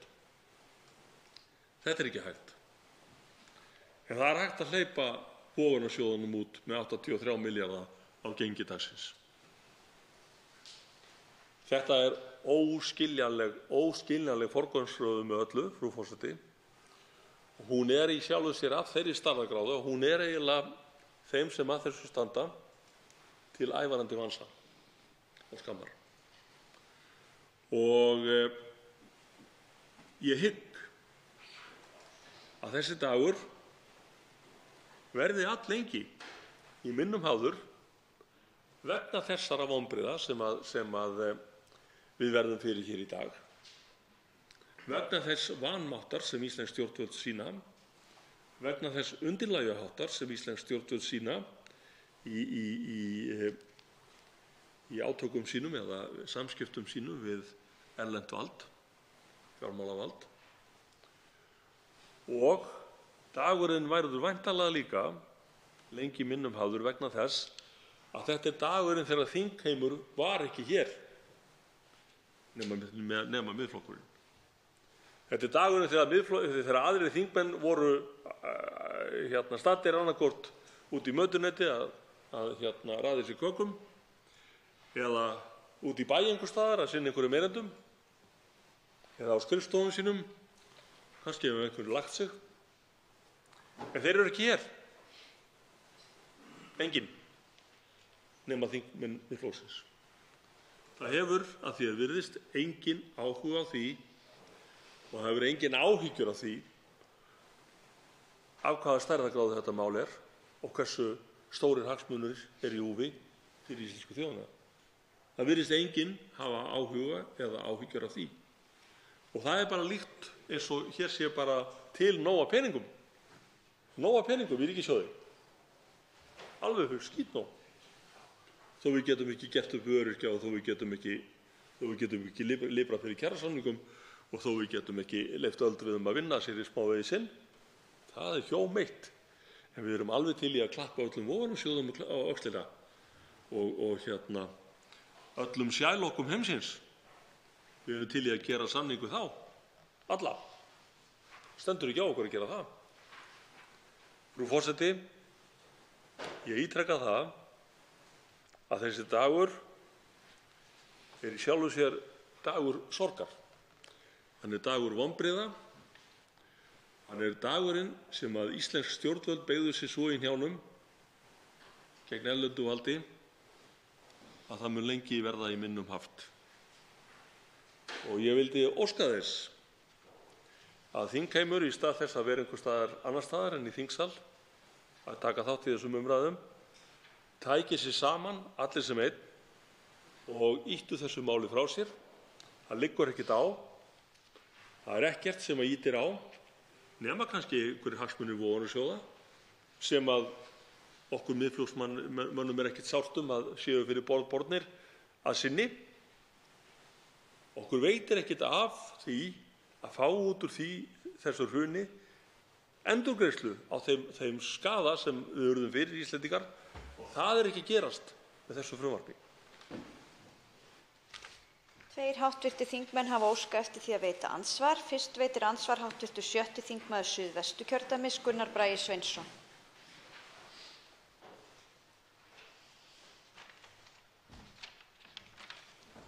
Virðulegur forseti.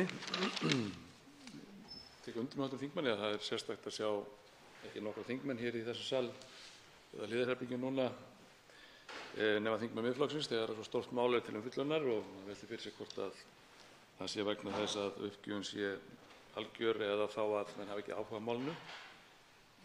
Mér finnst nú að formaður efnahags- og viðskiptanefndar ætti nú að vera hér í það minnsta. Hv. þingmaður talar um veislu vogunarsjóðanna og má mikið er það ágætlega rökstutt og mátti sanns vegar færa. Nú er þannig að það er hlutverk okkar margra hér og flestra í einum nýlega miðflokki að spila vörn fyrir íslenska hagsmuni alveg síðan árið 2009. En það er allt í lagi því að vörn er besta sóknin, segir nú einhvers staðar, og þar af leiðandi viljum við það sjálfsagt ekki fyrir okkur. Í stórum dráttum snýr þetta mál vitanlega að því sem að þingmaðurinn nefndi í sinni ræðu að hér hafa stjórnvöld ákveðið að gefa eða færa vogunarsjóðunum ákveðna aura eða eignir eða hvað sem við köllum það með því að sætta sig við upphæðir eða verð á þessum aflandskrónum sem að við teljum og höfum talið að sé allt of lítið. Hv. þingmaður nefndi hér mun á þessum 84 milljörðum. Hann nefndi hér 11–15 milljarða mun vegna gengis, þar að segja vegna þess hvernig gengið hefur þróast þar að segja í þessum útboðum í rauninni. Ég náði ekki alveg hvaða samanburðar var með þegar hann nefndi það að það munaði 11–15 milljörðum á genginu sem nú hefur verið að bjóða og svo einhver öðru annarri tölu. Ég hreinlega bara náði ekki, langar að spyrja hv. þingmann og biðja hann að fara aftur yfir þetta dæmi sem hann nefndi hér. Þá svarar andsvari hv. 10. þingmaður Reykjavíkurkjördæmis suður, Þorsteinn Sæmundsson. Forseti, ég þakka hv. þingmanni fyrir að veita mér tækifæri til að skýra þetta frekar. Þessi samanburður minn var í raun og veru afskaplega kurteis og afskaplega hógvær. Hann byggist á því að við útboðið árið 2017 þegar að mönnum var hleypt hér út eða þessum sjóði var hleypt hér út á genginu 137,5 króna evran, þá var skráð gengi evrunar í kringum 110 krónur. Munurinn þarna á milli voru þá einhverjir svona 13–15%, eitthvað slíkt, og það sem ég átti við var það að ef menn hefðu nú haft bara kjark í það að halda þessum sama mun nú í þessu útboði, þessu síðasta, sem nú er að verða veruleiki í dag, að þá erum við að tala um 83 milljarða og 11–13% ofan á það er í kringum 10–13 milljarðar eftir því hvernig við reiknum það og eftir því svona hvað við fórum langt. Þannig að það var nú þetta sem ég átti við þegar ég tók þetta dæmi. Auðvitað hefði ég getað tekið miklu raunhæfara kannski dæmi, það er að segja mismunurinn á 190 krónunum á sínum tíma, 190 krónunum og því sem boðið er upp á nú. Það náttúrulega skiptir tugum milljarða, en það er eins og menn hafi ekki haft kjark eða löngun eða döngun til þess að innheimta, ég vil segja innheimta þennan mun. Vegna þess að eins og fram hefur komið hér í máli fleiri þingmanna, að þá er þetta jú það sem við erum kannski að innheimta hér nú, eða höfum verið að gera, ætluðum að gera, samkvæmt planinu frá 2015, það var það að endurheimta þann herkostnað sem að hrunið kostaði og olli þann skaða sem það olli íslenskri þjóð. En nú hafa menn guggnað á því og gefist upp við það. Þá veitir andsvar síðara sinni hv. 7. þingmaður Suðvesturkjördæmis Gunnar Bragi Sveinsson. Virðulegur forseti, enn og aftur komum við að þeim punkti í þessu máli að þetta snýst að sjálfsögðu allt saman í grunninn ákveðna hagsmunagæslu, þar að segja hverra hagsmuna er verið að gæta. Og auðvitað er það okkar að reyna að sjá til þess, eða í það minnsta að hafa áhrif á það, hversu mikið af þessum vogunar eignum eða þeir sem þessi aðilar eiga hér skili sér þá til baka í rauninni, til þjóðarinnar, til Íslendinga. Og svo virðist sem að þarna séum við komin niður á einhvern plan þar sem eins og menn nenni ekki bara að hugsa málið lengur. Þetta sé svona einhvern undirliggjandi mál, því að þetta er ekki vandamál minni viti, mál sem er þarna og menn vilja bara leysa með einhverjum hætti og því sé gott bara, eins og stundum er sagt, bara að klára þetta. Það skiptir ekki máli hvort þetta margir milljarðar eða hvað þetta er, það er bara að klára málið. Er það mögulegt að við séum þeirri stöðu enn og aftur? Að menn hafi farið einfaldlega einhvern leiðangur þarna þegar líða tók árið 2016 og verið að semja sig smá saman niður af eitthvað verð sem er það sem við erum að sjá í dag, sem er langt lægra heldur en það sem að menn ætluðu þessum sjóðum að greiða miðað við þær áætlanir, þau plön sem lagt var upp með á sínum tíma. Það er nefnilega þannig að þegar að við erum að verjast eða og sækja fram með leið, að þá þarf ákveðna þolinmæði, það þarf ákveðna þrautseigju til þess að geta beitt vörninni til sigurs. Mér finnst svona eins og hv. þingmaður hafi verið að segja okkur dæmi það að það er það sem hefur skort hér, að vörnin í rauninni hafi brostið þegar menn fóru að ljá máls að því að mögulega var hægt að semja nú aðrar upphæðir heldur en öðrum var gert að borgarunni eða öðrum var gert að sætta sig við. Þá svarar andsvari síðara sinni hv. 12. þingmaður Reykjavíkurkjördæmis suður, Þorsteinn Sæmundsson.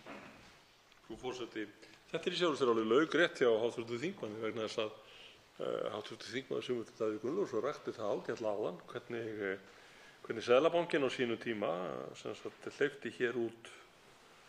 hleypti hér út sjóðum sem áttu hér litlar eignir frekar en sagði hins vegar að það verð sem upp var sett myndi duga fyrir alla. Það er að segja, menn voru allir færðir eða allir sjóðirnir eða allir hagsmunaaðilar voru færðir niður á lægsta þröskuld. Og í sjálfu sér held ég, frú forseti, að við séum að sjá hérna eitt dæmi enn það að við höfum hér haft áður hagsmunagæslumenn, Íslendingar, sem að sömdu frá sér ævintýralegum málum að þeir nenntu ekki að hafa málið hangandi yfir sér, eins og frægt er orðið. Og ég held að þessir ágætu aðilar sem hér koma að fyrir Íslands hönd í þessu máli hafa orðið fyrir snert af þessu. Að þeir hreinlega nenni ekki að hafa þetta mál hangandi yfir sér lengur og séu þess vegna til í að leysa það innan gæsalappa einu sinni í eitt skipti fyrir öll. Hvað sem það kostar íslensku þjóðina, því miður. Og þetta er náttúrulega til þvílíkra vansa að við verðum að halda því lifandi að ef að þetta mál innan gæsalappa tapast hér í dag, það er að segja, ef að þetta mál kemst hér í gegnum þingið í dag, sem að ég vona að verði ekki og við munum náttúrulega kappkosta gerist ekki, þá er það í sjálfu sér svo óendanlega vond skilaboð. Það eru svo óendanlega vond skilaboð út í þennan fjármálaheim sem er ekkert elskuvinabandalag. Hrói Höttur er ekki lifandi lengur og hann er ekki starfandi í banka eða vogunarsjóði. Þannig að þetta eru slæm skilaboð til þeirra sem eiga eftir að reyna að gera Íslandi skráveifu í framtíðinni. Og það er búið að sýna það hér. Íslenska ríkisstjórnin stendur ekki lafnar. Þá veitir andsvar hv. 4. þingmaður Norðvesturkjördæmis Bergþór Ólason.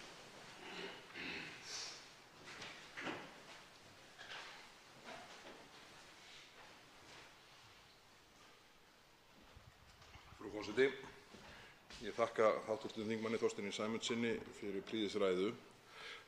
Hann kom inn á það hér í máli sínu áðan, þingmaðurinn, að vaxtakjör sem mönnum stæðu til boða hér á Íslandi væri með allt öðrum hætti en fjárfestar þekktu erlendis, sérstaklega núna á síðustu misserunum þar sem stýrivextir eða aðalvextir Seðlabanka á hverju svæði fyrir sig eru í námunda við núllið.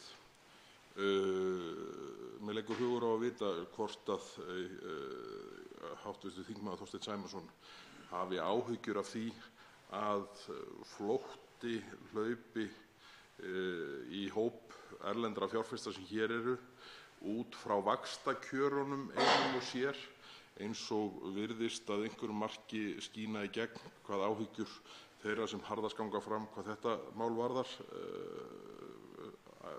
gefa manni tilefni til að ætla. Þekkir hv. þingmaður til fleiri markaðssvæða þar sem fjárfestum standa til boða viðlíka stýrivextir í svona hinum vestræna heimi þar sem efnahagsástand undirliggjandi er í lagi.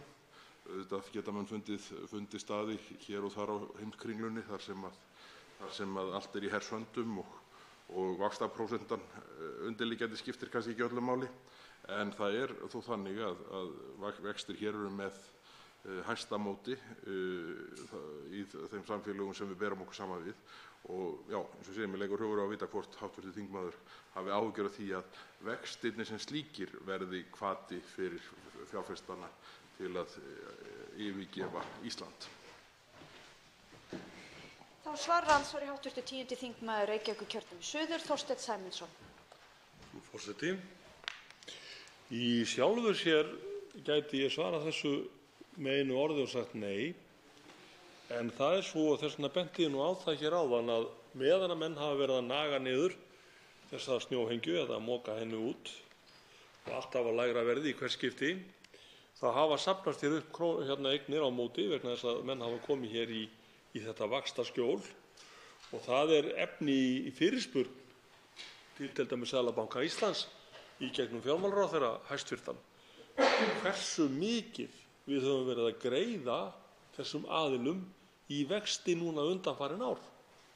Hvaða ávöxtun hafa þeir haft af sinni fjárfestingu hér innanlands? Það er bara efni í held ég mjög góða fyrirspurn og væri rétt að taka það málu annaðhvort þar eða í sérstakri umræðu. En nei, ég óttast ekki það að menn flýi hér land með mikið af peningum. Seðlabankastjóri hefur nú verið í viðtölum undanfarandi alldrýldinn og sagt að við séum vel vopnum búnir og eigum mikið púður í tunnunni og ég veit ekki hvaða frasa hann hefur ekki dregið upp til að sýna okkur fram á það að Seðlabanki Íslands sé vel í stakk búinn þrátt fyrir það að menn myndu eitthvað fara að hiksta núna. En menn sem fá eða sjóðir og aðilar sem fá aðra eins meðferð eins og þessir sem við erum að kveðja í dag ef þetta frumvarp verður að lögum, þeir koma alltaf aftur ef þeir eiga von á svipuðum trakteringu. Það er ekki nokkur vafi í mínum huga. Og þar sem að hv. þingmaður sagði réttilega í þessum hluta heimsins, það kann vel að vera að menn geti sölsað undir sig gull og demanta einhvers staðar í þróunarlandi og þéna vel á því, en í hinu vestræna heimi þá sé ég ekki nokkurn stað þar sem að menn geta fundið viðlíka ávöxtun eða viðlíka vaxtakjör til þess að leggja hér peninga heldur en hér að finna fyrir þessa aðila. Þá veitir andsvar síðara sinni hv. 4. þingmaður Norðvesturkjördæmis Bergþór Ólason. Frú forseti. Ég þakka hv. þingmanni Þorsteini Sæmundssoni fyrir svarið og ánægjulegt að nú séum við Miðflokksmenn ekki einir í salnum eins og verið hefur hér allnokkra hríð. Það til viðbótar við það sem ég spurði hv. þingmann að hér áðan. Langar mig til þess að eiga með hann orðastað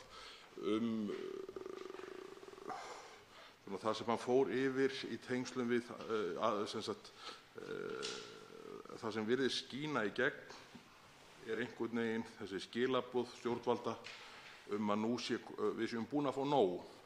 Aðgerðirnar sem voru rammaðir hér inn af ríkisstjórn þáverandi forsætisráðherra, formanns Miðflokksins Sigmundar Davíðs Gunnlaugssonar árið 2015, þær hafi gengið svo vel og þær hafi skilað svo miklu að nú séum við bara komin á fína stað og getum bara leyft okkur að gefa eftir alvöru tölur. Við höfum séð þetta, alvöru upphæðir. Við höfum séð þetta í ýmsum málum undanfarið og það má eiginlega segja að þetta hafi svona kannski jafnt og þétt verið að fljóta upp þessi afstaða stjórnvalda síðan seinni parts árs 2016 en hún hefur sennilega aldrei verið skýrari heldur en í dag með útfærslu þessa máls. Og já, mér leggur hugur á að vita hvað hv. þingmaður að upplifa afstöðu stjórnvalda, ríkisstjórnarinnar með sama hætti og sá sem hér stendur, að menn séu saddir og telji sig þar á leiðandi geta gefið frá sér stórar upphæðir sem hefðu komið í ríkissjóð, hefðu menn haft döngun í sig til þess að fylgja planinu sem lagt var af stað með til enda, í stað þess að verðlauna nú þá sem erfiðastir voru íslenskum stjórnvöldum og íslenskum hagsmunum þegar mest reyndi á. Þá svarar andsvari síðara sinni hv. 10. þingmaður Reykjavíkurkjördæmis suður Þorsteinn Sæmundsson. Frú forseti. Nú ber á það að líta að margir af þeim sem nú sitja við stjórnvöld á Íslandi héldu því fram þegar að áætlunin afléttingu hafta var lögð fram að talan eða tölurnar sem þá voru nefndar það sem að Íslendingum gæti fallið í skaut væru óábyrgar, myndu aldrei nást og svo framvegis. Og kannski það einfaldlega það sem að vaki fyrir mönnum að hjálpa til við það að þær tölur náist ekki, að sá árangur náist ekki með því sem hér verið að gera. Vegna þess að það alveg víst að ef menn hefðu staðið í lappirnar og haldið sig við planið eða áætlunina sem lögð var árið 2015, þá værum við þegar búin að uppskera þó nokkuð mikið meira heldur en hefur komið á daginn, því miður. Og ég segi enn og aftur, þessi undanlátssemi, hún birtist alls staðar. Hún birtist líka í því að vilja ekki yfirtaka Arion banka. Og ég leiddi líkur að því áðan að þar hefðu dottið fyrir borð í kringum 70 milljarðar, þar að segja að aflokinni sölu Valitor, og það kemur þá bara í ljós á sínum tíma hvort ég hef rangt fyrir mér í því. En ég ítreka það að þeir sem nú sitja við stjórnvöld á Íslandi, þeir voru margir hverjir á því að þær tölur sem nefndar voru í sambandi við skuldauppgjör föllnu bankanna væru úr takti við allan raunveruleika en annað hefur komið á daginn. Þetta hefur í sjálfu sér allt staðið eins og stafur á bók þar til að menn mistu fótana. Og það getur vel verið að þeir sem að sitja við stjórnvöld á Íslandi nú séu svo nægjusamir að þeir ætli að láta sér nægja sem sagt þriðja besta kostinn þegar þeir gátu fengið þann besta bara með því að sýna kjark og þeir þurftu ekki einu sinni að mynda áætlunina að búa hana til og búa hana til fyrir það. Það eina sem menn þurftu að gera var að standa við hana og halda áfram að vinna eftir henni. Því miður, illu heilli, þá hafa mönnum brostu kjarku við það. Andsvörum lokið. Til máls tekur hv. 4. þingmaður Norðvesturkjördæmis Bergþór Ólason. Frú forseti. Við ræðum hér frumvarp til laga breytingu á lögum meðferð krónueigna sem háðar eru sérstökum takmörkunum og lögum gjaldeyrismál, svokallað aflandskrónulosun og bindiskyldu á fjármagnsinnstreymi. Það nú margt við þetta að athuga og við sjáum til hvort að mér endist tími í þessari fyrstu ræðu minni til að fara yfir það allt. En fyrst vil ég koma inn á það atriði sem snýr að tímarammanum sem okkur veittur hér í dag. Það ekki eins og sá inndagi 27. febrúar á tilteknu ríkisbréfaflokki, hann hafi verið skilgreindur núna nýlega. Þetta hefur legið fyrir lengi að dagurinn í dag, 27. febrúar, kæmi upp á einmitt daginn í dag. Hér lagt mikið upp úr því að þetta þurfi að klárast hér í dag, annars séu miklir hagsmunir þjóðar undir og það svona minnir mann á margar þær varnarræður sem haldnar voru af stuðningsmönnum Icesave-samninganna forðum, það sem viðhaft sem rökstuðningur hér í dag. Ef við setjum þetta í samhengi þá afgreiddi meirihluti efnahags- og viðskiptanefndar frá sér nefndarálitið þann 21. febrúar síðastliðinn sem var á fimmtudaginn. Þar skrifa undir 3 fulltrúar Sjálfstæðisflokksins og síðan fulltrúar samfylkingarflokkanna allra. Þetta á fimmtudaginn síðasta. Á föstudaginn var ekki þingfundur. Það var gefið frí frá það var felldur niður þingfundur og vegna vetrarleyfa á höfuðborgarsvæðinu, ef ég skildi það rétt. Á fimmtudaginn var enginn þingfundur. Á föstudaginn var enginn þingfundur. Á laugardaginn var enginn þingfundur. Á sunnudaginn var enginn þingfundur. Í gær mánudag var enginn þingfundur. Og þetta mál kom til umræðu hér að ganga 4 í dag, þriðjudaginn 27. febrúar 2019, og það eru notuð sem sérstök rök í málinu að þetta verði bara klárast með þetta sammi, annars fara allt í fjandans. Það nú bara þannig að markaðir loka hvað svona viðskipti varðar.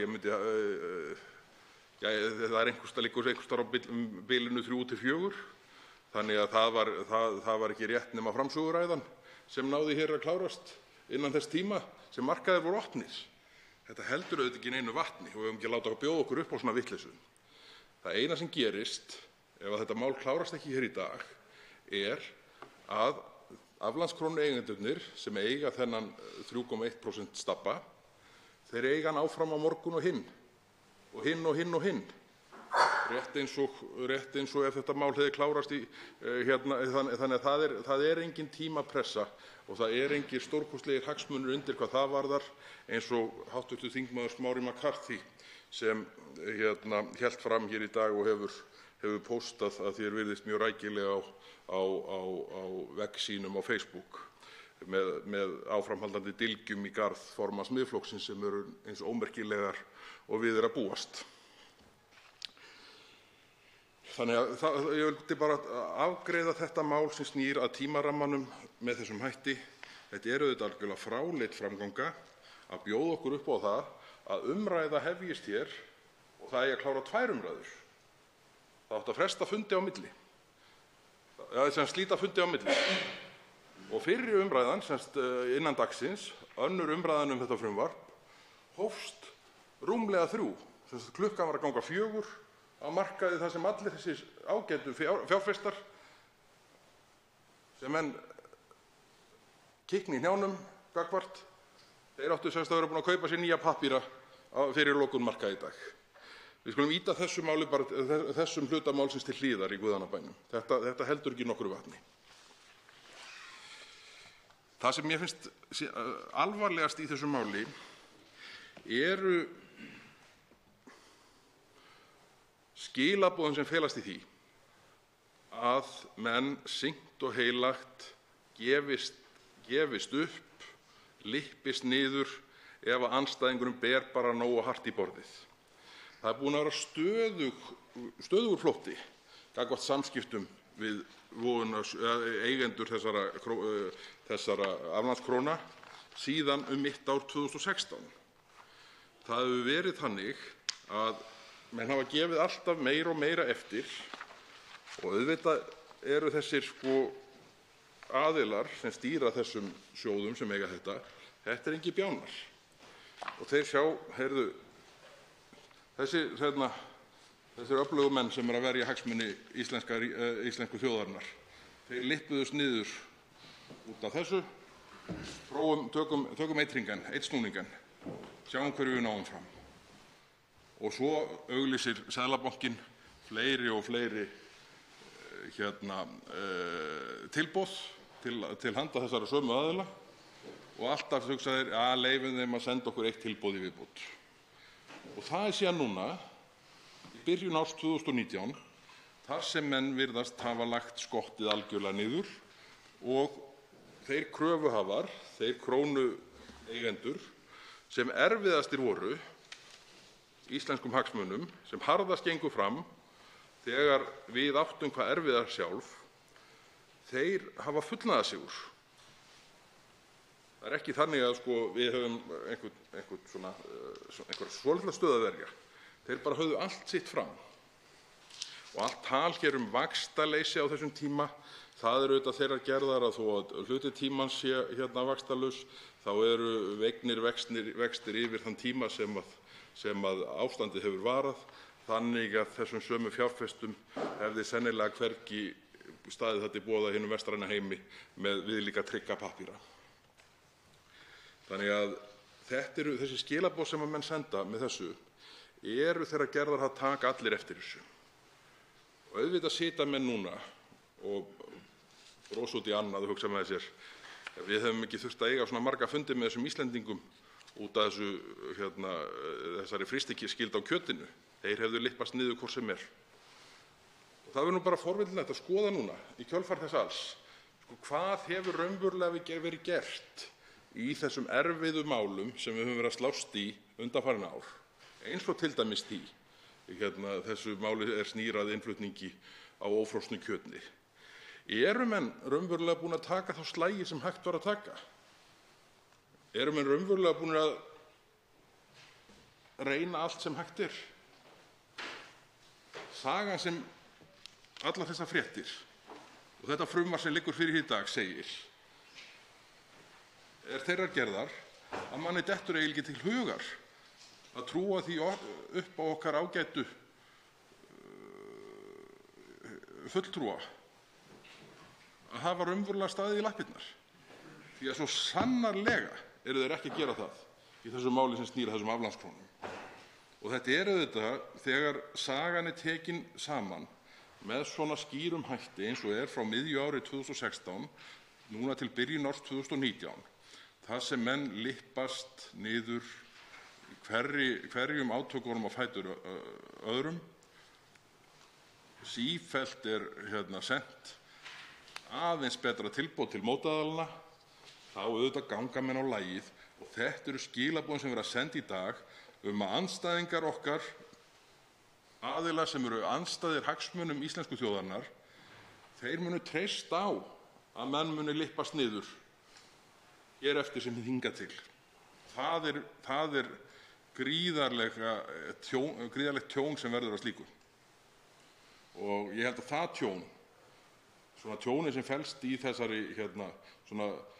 þessari merkjasendingu að menn sé alltaf tilbúnir að gefa eftir, sé mögulega miklu meira heldur en í þeim krónum og aurum og milljörðum sem tapast með þeirri útfærslu sem viðhöfð er í þessu máli, eins og málið liggur fyrir núna. Það er eitt og annað sem kemur fram í frumvarpinu annars vegar og greinargerðinni hins vegar sem að rétt er að gera athugasemdir við.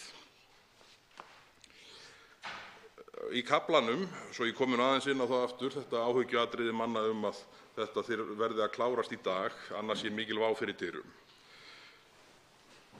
Þá segir, með leyfi forseta, innan gæsalappa, neðri hluta fyrstu síðu nefndarálitsins, innan gæsalappa, við það eykst áhætta sem sagt, og þá við það að þetta klárist ekki fyrir lok dags í dag, við það eykst hætta á að stórir aflandskrónueigendur sem átt hafa sín bréf í samfelldu eignarhaldi frá því fyrir höft og taldir hafa verið líklegir til að endurfjárfesta í íslenskum skuldabréfum þegar þeirra bréf koma á gjalddaga þann 27. febrúar muni í stað þess leita út þegar þeir losna af bundnum reikningum. Það er verið að segja að það sé stórkostleg hætta, stórkostleg vá fyrir dyrum ef að þessi atriði klárast ekki í dag.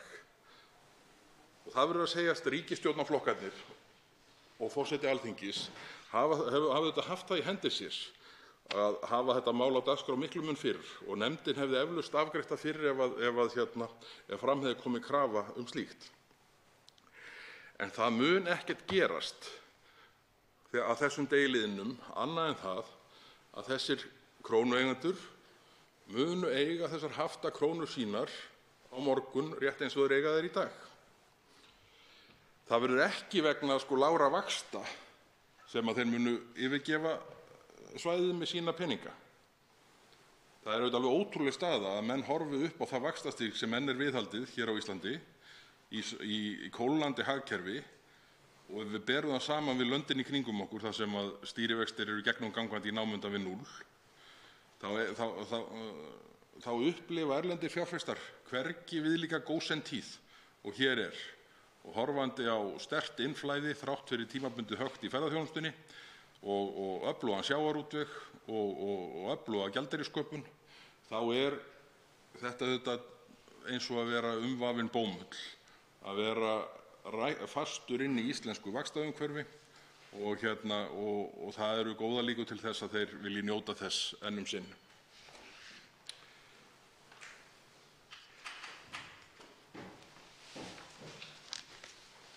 Því er haldið fram hér í einhvers slags hótunarstíl í framhaldi af þeirri málsgrein sem ég las upp hér áðan, með leyfi forseta, að áhrif af þessu verði í fyrsta lagi þau að Seðlabankinn muni þurfa að eyða miklu mun meiri forða til að koma í veg fyrir gengisfall í tengslum við losun aflandskróna. Ég bara minni aftur á Icesave-hótanirnar og allan þann bölmóð sem þeim fylgdu og bið þingheim þó vona að einhverjir sé að hlusta á umræðuna hér í sjónvörpum á skrifstofum sínum, annars eru það bara þingmenn Miðflokksins og einn Pírati sem að heyra til. En ég bið menn í lengstu lög að fara nú ekki á taugum út af þessari dagsetningu. Það er þannig að í þessu máli öllu sem er svona endapunkturinn á þessum stóru og fordæmalausu aðgerðum sem gengið var til og rammaðar voru inn árið 2015, þá hefur niðurlag þeirra aðgerða eða svona lokahlutinn gengið afskaplega snögglega, því miður. Og það er auðvitað þannig að árangur þessara aðgerða hefur verið ævintýralegur og það er þyngra en tárum taki að menn virðist vera komnir búin að sannfæra sig um það að nú sé bara komið nóg, að aðgerðirnar hafi gengið svo vel, þær séu búin að skila svo miklum fjármunum í ríkissjóð, íslenskt efnahagslíf sé orðið svo sterkt, ekkert þjóðfélag, enginn efnahagur hefur náð viðlíka viðsnúningi og viðspyrnu síðan fjármálahrunið gekk yfir hinn vestrænan heim árið 2008 og hið íslenska. En nú er þetta allt saman búið að ganga svo vel að við skulum bara sleppa þessum lokakafla. Því að það er þannig, það má nú vera að ég hafi rangt eftir, en einhvers staðar sá ég eða las að síðustu 2 skrefin væru hættulegust lífi línudansaranna, þá héldu menn að leikurinn væri búinn og þeir væru komnir í örugga höfn. En það er ekki þannig. Þegar menn setja upp plan sem á að ganga fram með ákveðnum hætti, og það er algjörlega óumdeilt að það gekk ævintýralega vel framan af. Þegar búið er að setja upp slíkt plan, þá eiga menn auðvitað að fylgja því eftir og klára það. Sérstaklega þegar hagsmunir ríkissjóðs eru algjörlega augljósir í því að klára það eins og upp var lagt með. Við erum ekki í þeirri stöðu að mega gefa frá okkur milljarða, jafnvel milljarðatugi, bara því að okkur þykir nóg komið. Það er bara ágætisnot sem við getum haft, hvort sem það er til innviðauppbyggingar, til velferðarkerfisins eða niðurgreiðslu skulda. Við getum notað alla þessa peninga. Við eigum ekki að gefa eftir og við eigum ekki að senda þau skilaboð út gagnvart síðari tíma hagsmunagæslu stjórnvalda, hvert sem málið kann að vera, að við lyppumst niður á seinni hlutanum, því að þá mun enginn gefa eftir, það mun enginn taka tiltali og það mun enginn setjast niður og semja við okkur í byrjun hér eftir, ef menn vita að hagsmunagæsluaðilar íslensku þjóðarinnar lyppast niður í lokin. Það eru bara skilaboð sem við megum ekki senda út, og þó að menn séu komnir áleiðis með það í þessu máli, þá er ekkert of seint að stoppa það og við eigum að gera það. Það er þannig að við eigum eftir að lenda í málum sem eru miklu umfangsmeiri heldur en þessi síðasti hluti haftalósunarinnar hvað varðar hagsmunagæslu fyrir Íslands hönd. Þá er ég að tala um þingið sjálft og ríkisstjórnina hverju sinni. Við eigum eftir að lenda í miklu stærri málum og þá verðum við að sýna að við höfum staðfestu til þess að klára mál og fylgja þeim eftir til enda. Við höfum þor og dug en lyppumst ekki niður þegar hart er tekið á móti. Ég ætla að láta þetta duga í þessari fyrstu ræðu minni og svona upp á samhengi hlutanna, en vil biðja forseta að setja mig aftur á mælendaskrá þó aðeins í eftir af ræðutíma mínum núna. Takk fyrir. Svo háttar til að 3 hv. þingmenn hafa óskað eftir að veita andsvar við ræðu þingmannsins hátvirts og hafa því 1 mínútu til umráða í seinna andsvari. En fyrstur veitir andsvar hv. 3. þingmaður Norðausturkjördæmis, Sigmundur Davíð Gunnlaugsson.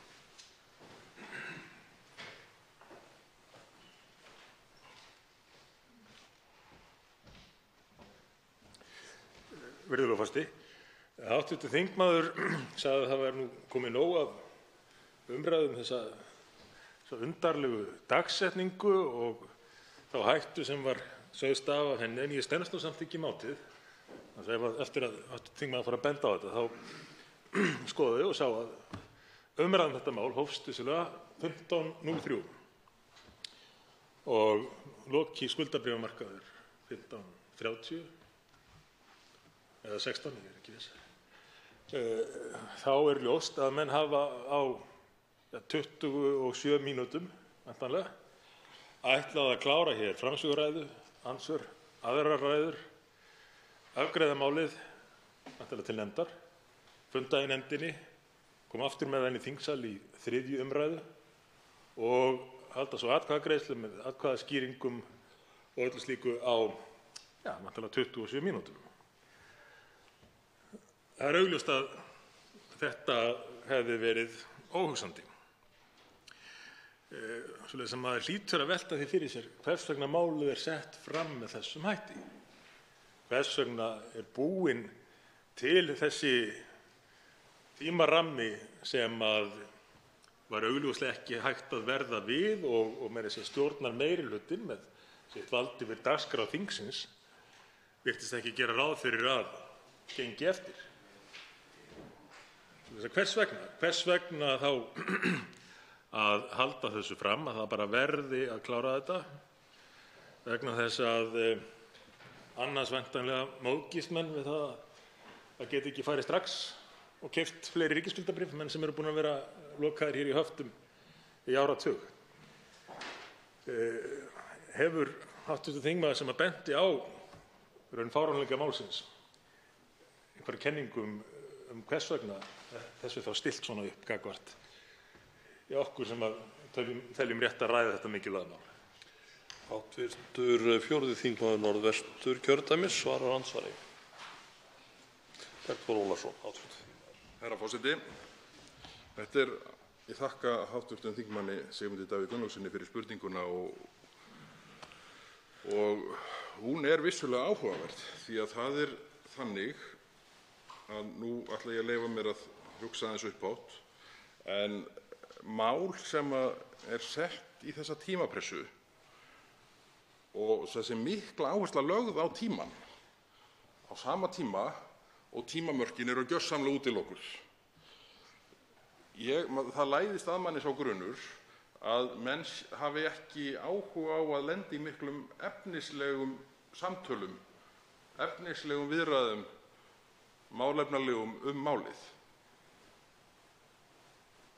Það er í rauninni ekkert annað sem getur skýrt það að stjórnarflokkarnir sem hafa alla stjórn á þessu máli, eins og hv. þingmaður kom inn á, alla stjórn, seti málið í þessa ótrúlegu stöðu að umræður hefjist 15:03, markaðir loki 15:36, ég getur nú flettið upp hérna á milli svara, og það er að klára heila umræðu með öllu sem því fylgir, vísa málið til nefndar, slíta fundi, setja málið aftur inn, ræða það með atkvæðaskýringum og klára. Og fjárfestirnar eiga að geta tekið sprettinn og keypt ný skuldabréf. Þetta er einhvern veginn, menn eru með þessu bara að forðast umræðuna. Það bara getur ekkert annað verið.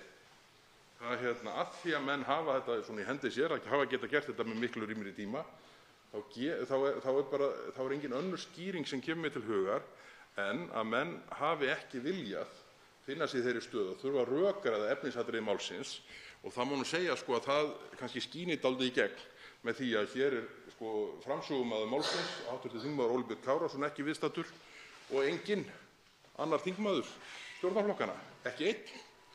Þannig að það er mín besta ágiskun. Háttvirtur 3. þingmaður Norðausturkjördæmis, Sigmundur Davíð Gunnlaugsson, veitir andsvar öðru sinni.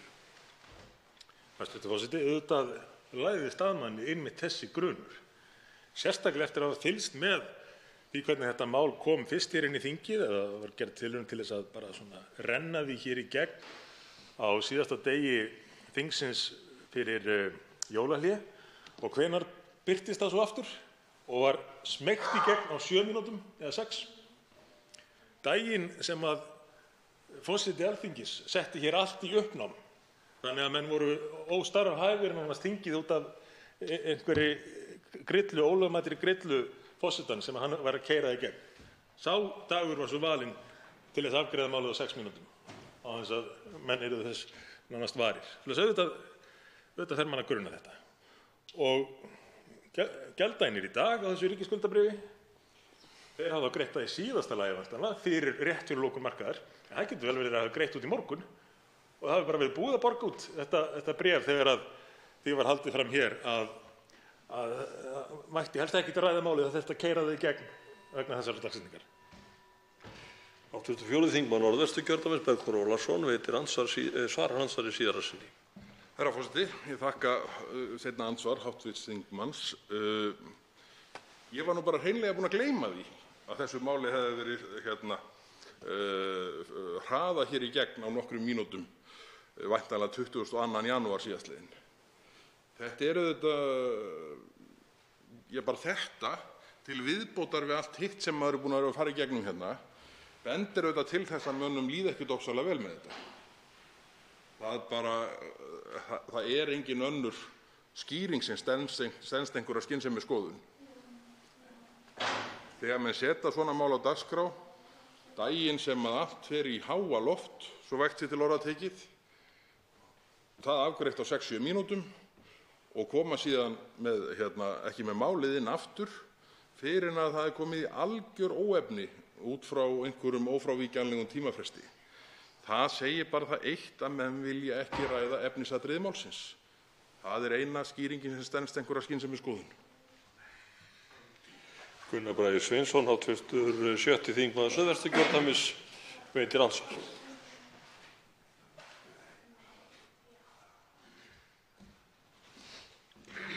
Hæstv. forseti. Ég vil þakka hv. þingmanni fyrir yfirferðina og ræðuna. Hann gerði að umtalsefni í ræðu sinni nefndarálitið og vitnaði meðal annars í hér beina tilvitnun sem í nefndarálitinu í umsögn Seðlabanka Íslands málið og fór meðal annars yfir það að Seðlabankinn í umsögn sinni virðist gefa sér það með einhverjum hætti að í fyrsta lagi að ef þetta verður ekki veruleika þá muni hér mikil vandræði verða og kosta okkur mikið. Í umsögninni segir líka að sé að ræða hóp eigenda þessum skuldabréfum sem að taldir eru líklegir til að endurfjárfesta íslenskum skuldabréfum. Er það þannig að við getum bara svona áætlað eða talið eða ímyndað okkur að menn ætli að nota þá eignir eða fjármuni eða hvað það er sem eða bréf sem þeir eiga og setta fram með þessum hætti? En það sem ég langar hins vegar að spyrja hv. þingmann út í er að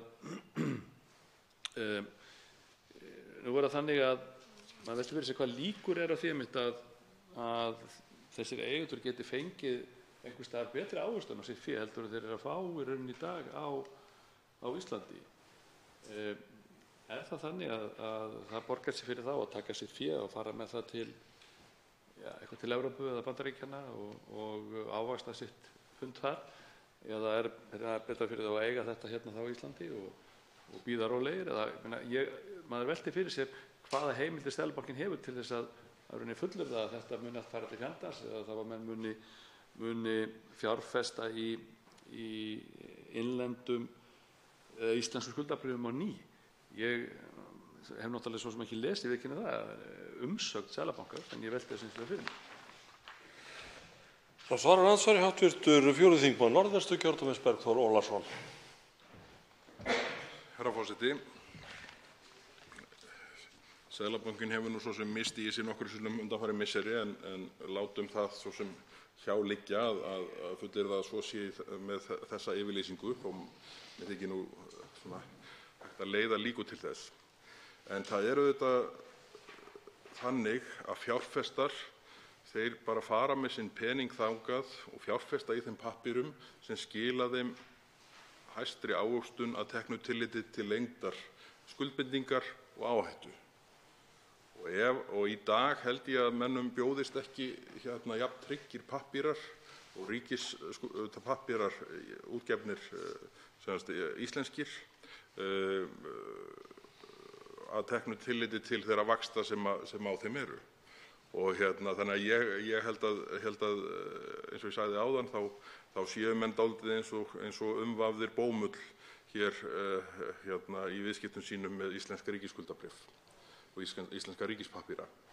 Það er þannig að mér þykir undarleg meldingin sem kemur fram frá Seðlabankanum þarna sem snýr að umræðum vaxtastigið á sama tíma Ég hef sagt það í nokkrum ræðum hér í tengslum við önnur mál á þinginu að allt snúist þetta á endanum vexti. Húsnæðisvandamálin sem við stöndum frammi fyrir, leigumarkaður og annað slíkt, þetta snýst að mjög langmestu leyti vextina. Og á meðan það er raunin og vaxtastigið á Íslandi er svona algjörlega raunvaxtastigið er svona algjörlega úr takti við það sem er að gerast í löndunum í kringum okkur, þá myndi ég nú halda að menn yrðu bara mjög afslappaðir hér með sínar krónur áfram á meðan staðan í efnahagsmálum er eins og hún er og vaxtastigið er eins og það er.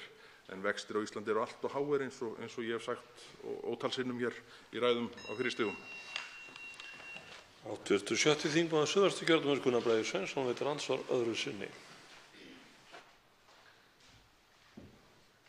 Virðulegur forseti, ég vil þakka hv. þingmanni fyrir svarið. Ég held að það sé nú alveg sammála það að vaxtastig á Íslandi sé allt of hátt. Það sem ég langar að velta við hv. þingmann, nú hefur verið bent á það hér í þessum umræðum að munurinn á því gengi sem nú virðist eiga að selja þetta á eða leyfa mönnum að leysa þetta út af og því sem notað var 2017 eða menn fengu fyrir 2017 eru 10, 11, 12 milljarðar eitthvað slíkt. Ég bara velti fyrir mér hreinlega, fór að velta fyrir mér hvort að þetta sé nú eitthvað svona innlegginn í, get ekki haft leiðindi áhrif á þessa kjarasamningsumræðu þegar menn sjá að þarna er verið að fórna milljarð ofan þegar menn er að reyna að sækja hér fjármuni til ríkisins. Og þá er ég ekki að taka neina afstöðu í þessum kjarasamningum slíkt, ég er bara að velta þessu upp hérna. En það kemur líka fram, virðulegur forseti, hérna í nefndarálitinu á forsíðunni að Seðlabankinn tala hérna markaðsaðilar hafa kvartað yfir skorti á slíku framboði, það er að segja þessum erlends fjár innlendu skuldabréfamarkaði. Ég meina, er verið að bregðast við þá þörf markaðsaðila með þessum breytingum sem hér? Svarar andsvari síðara sinni hv. 4. þingmaður Norðvesturkjördæmis Bergþór Ólason. Herra forseti, hérna er blaðið sem ég var að leita í bunkanum hjá mér. Gott þú tókst það ekki með. Ég skil þessa setningu í nefndarálitinu þar sem í kjölfar þess sem að menn lýsi yfir miklum vandamálum ef verði málið ekki afgreitt á hlaupum í dag, þá segja menn í öðru lagi mun draga meir úr framboði erlends fjár á innlendum skuldabréfamarkaði en reiknað var með þegar frumvarpið var samið. Það eru ýmis aðrar leiðir til þess að leysa þetta vandamál og fremst í þeirri röð væri auðvitað að draga úr svokölluðum innflæðishöftum sem markaðsaðilar hafa gert töluverðar athugasemdir við núna langa hríð. Þannig að ef það er staðan að markaðsaðilar telji að það sé skortur á framboði á erlendum fjárfestum inn á íslenskan skuldabréfamarkað, þá eru aðrar leiðir til að leysa það heldur en að lyppast niður á lokakafla þessa máls. Sigurður Páll Jónsson, hv. 8. þingmaður Norðvesturkjördæmis veitir andsvar. Hæstv. forseti, ég þakka hv. þingmanni Bergþóri Ólasyni fyrir góða ræðu og hann var svona á mörgu leyti á svipuðum slóðum og ræðuminn hér á undan og ég ætlaði nú að spyrja hann svipaðar spurningar og ég spurði hv. þingmann Birgi Þórarinsson áðan þessar dagsetningu en því var stolið að mér. En allt í góðu með það. Og þetta eru svona vangaveltur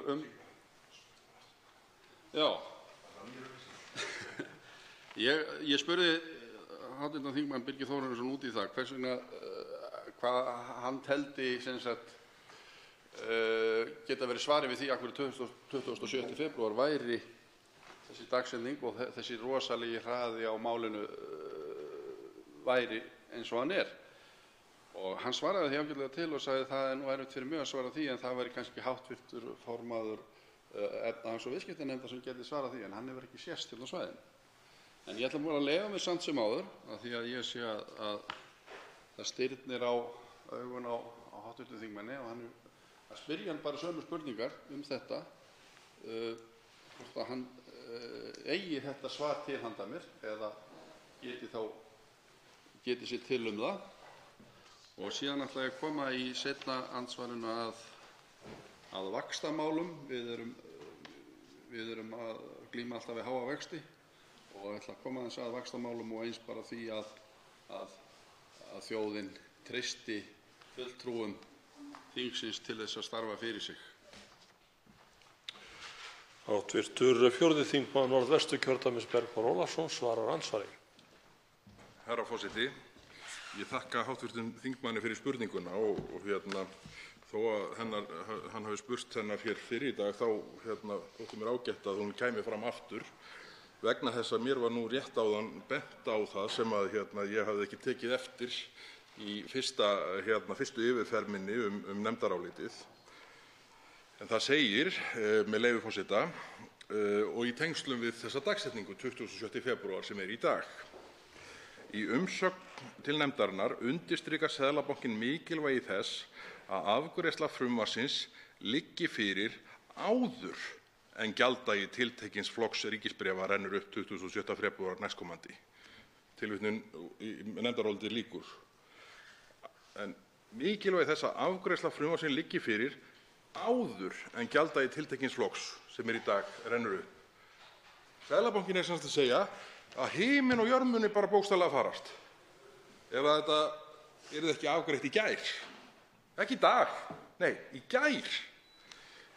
Þetta, ég veit ekki til þess að neitt hafi gerst í dag sem bendir til þess að fjárfestar hafi farið á taugum þegar áttuðu svo á því að þetta mál hefði ekki verið klárað í gær. Þetta heldur engu vatni, þessi tímapressa, og þetta einhvern veginn, þetta eitthvað svo lygilegt að horfa á það að ef að menn á annað borð, ef ríkisstjórnin tekur trúanlega þessi varúðarorð Seðlabankans mikilvægi þess að afgreiðsla frumvarpsins liggi fyrir áður en gjalddaginn sem rennur upp í dag rennur upp, að þeir hafi sett þetta á dagskrá í dag. Þetta alveg óskiljanlegt. Eins og sagt var í einhverju samhengi, og ég vona að forseti skammi mig ekki fyrir þetta, en you can't make this shit up.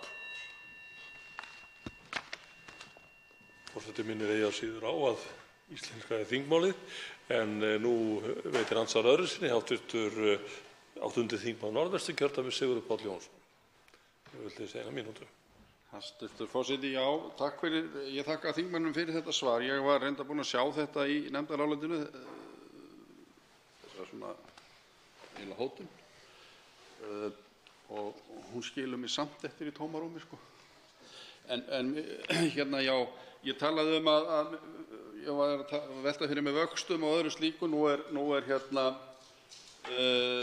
þetta háa vaxtastig, því að þingmaðurinn talaði að við þyrftum ekki að hafa áhyggjur eða þeir sem ættu þessa peninga. Hvernig gætum við komin háu vaxtastigi lækkandi? Spila lífeyrissjóðirnir þar inn í?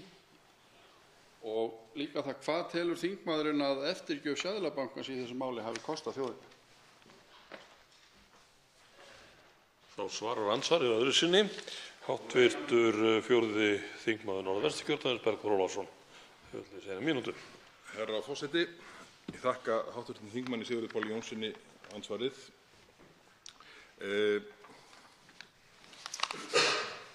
Það er auðvitað þannig að raunvextir á Íslandi eru með því hæsta sem þekkist í hinum vestræna heimi. Og persónulega tel ég það eitt mikilvægasta verkefnið sem að stjórnmálin og allt það umhverfi sem að vaxtapólitíkinni kemur þarf að takast á við.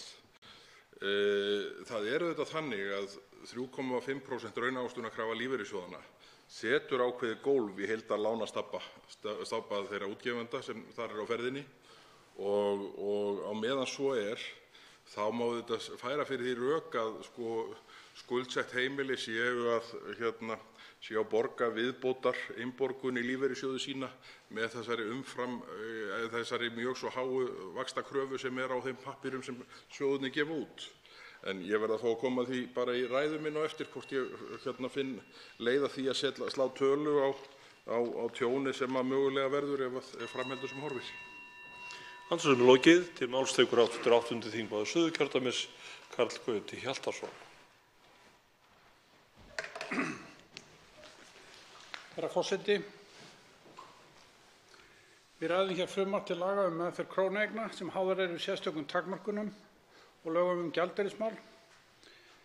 Það er að segja aflandskrónu losun og bindingarskyldu á fjármagnsinnstreymi. Efnislega er frumvarpið þess efnis að eigendur aflandskróna sé nú heimilt að taka þetta fjármagn sitt út af reikningum sem háðir eru sérstökum takmörkunum eða leysa innstæðubréf Seðlabankans til að kaupa á erlendum gjaldeyri. Með leyfi forseta þá ætla ég að skýra þetta svolítið betur með því að fara aðeins í greinargerðina með frumvarpinu. Það segir meginefni frumvarpsins: með frumvarpinu eru lagðar til breytingar á lögum frá 2016. Markmið breytinganna er að rýmka heimildir aflandskrónueiganda, rýmka heimildir til úttekta af reikningum sem háðir eru sérstökum takmörkunum án þess að það grafi undan virkni bindingarskyldu á fjármagnsinnstreymi.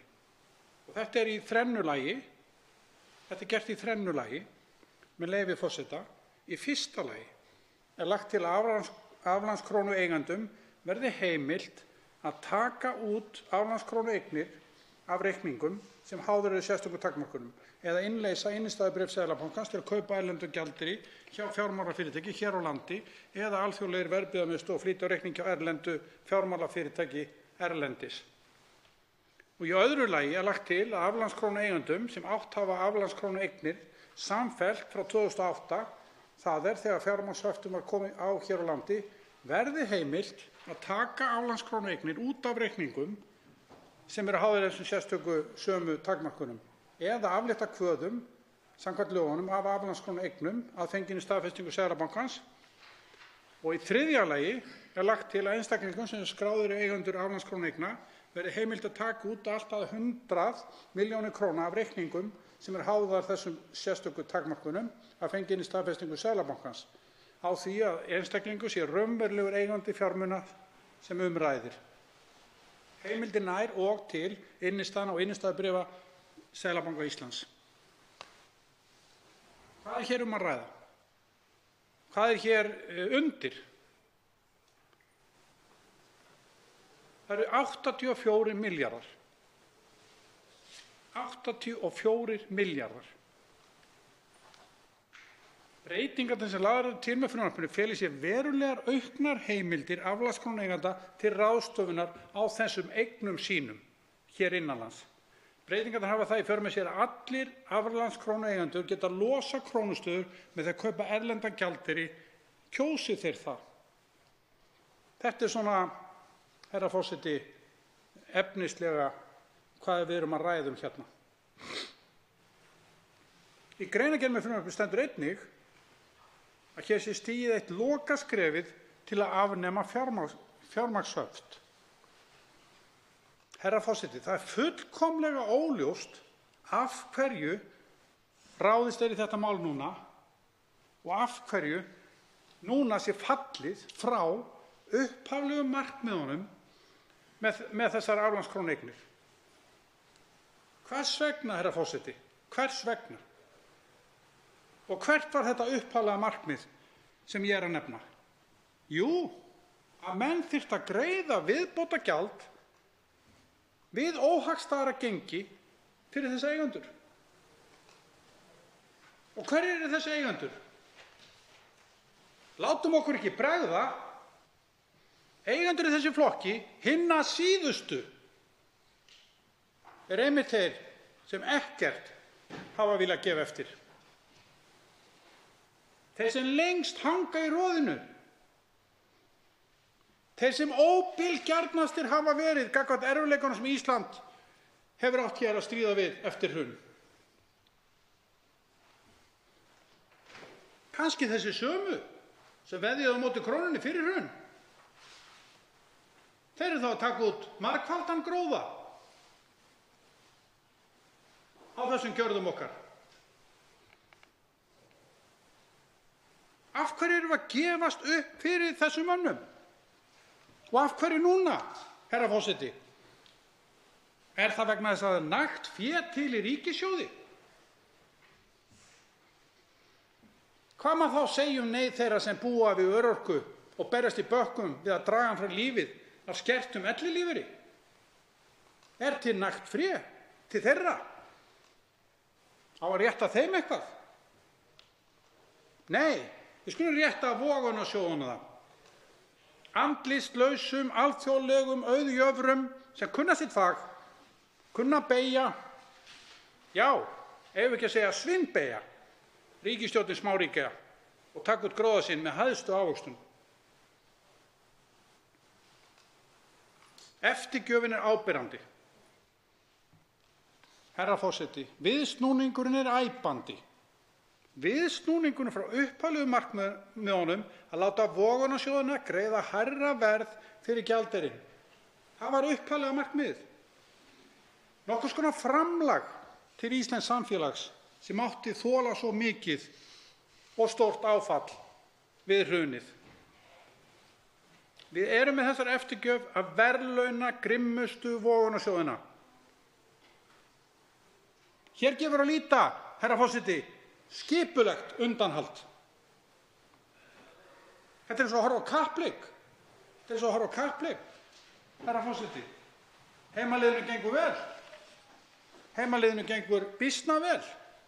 En hvað gerir svo? Heimaliðið mætir ekki seinni hálfleikinn. Þeir eru komin í búningsklefana og húka þar, skjálfandi. Þetta er eftirgjöf.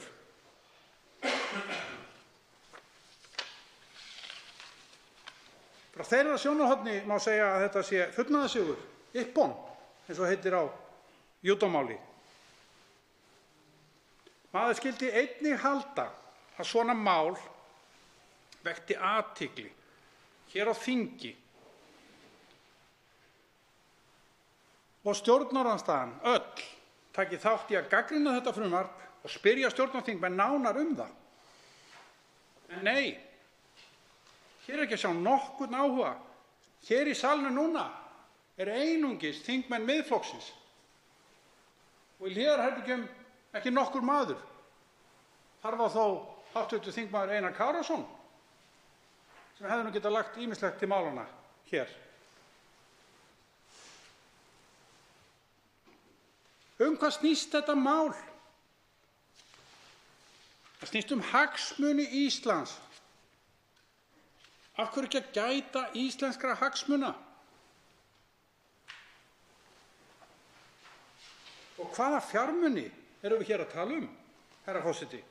Milljarða, jafnvel tugi milljarða. Hagsmuni þessu máli hlaupa á milljörðum.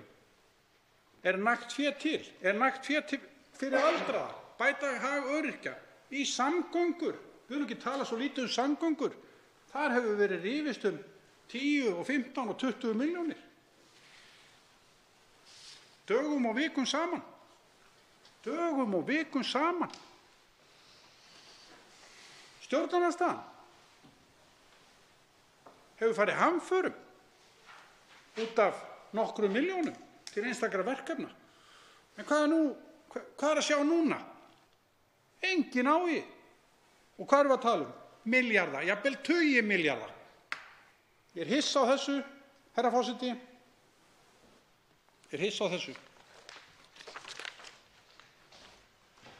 Þá veitir andsvar hv. 4. þingmaður Norðvesturkjördæmis, Bergþór Ólason.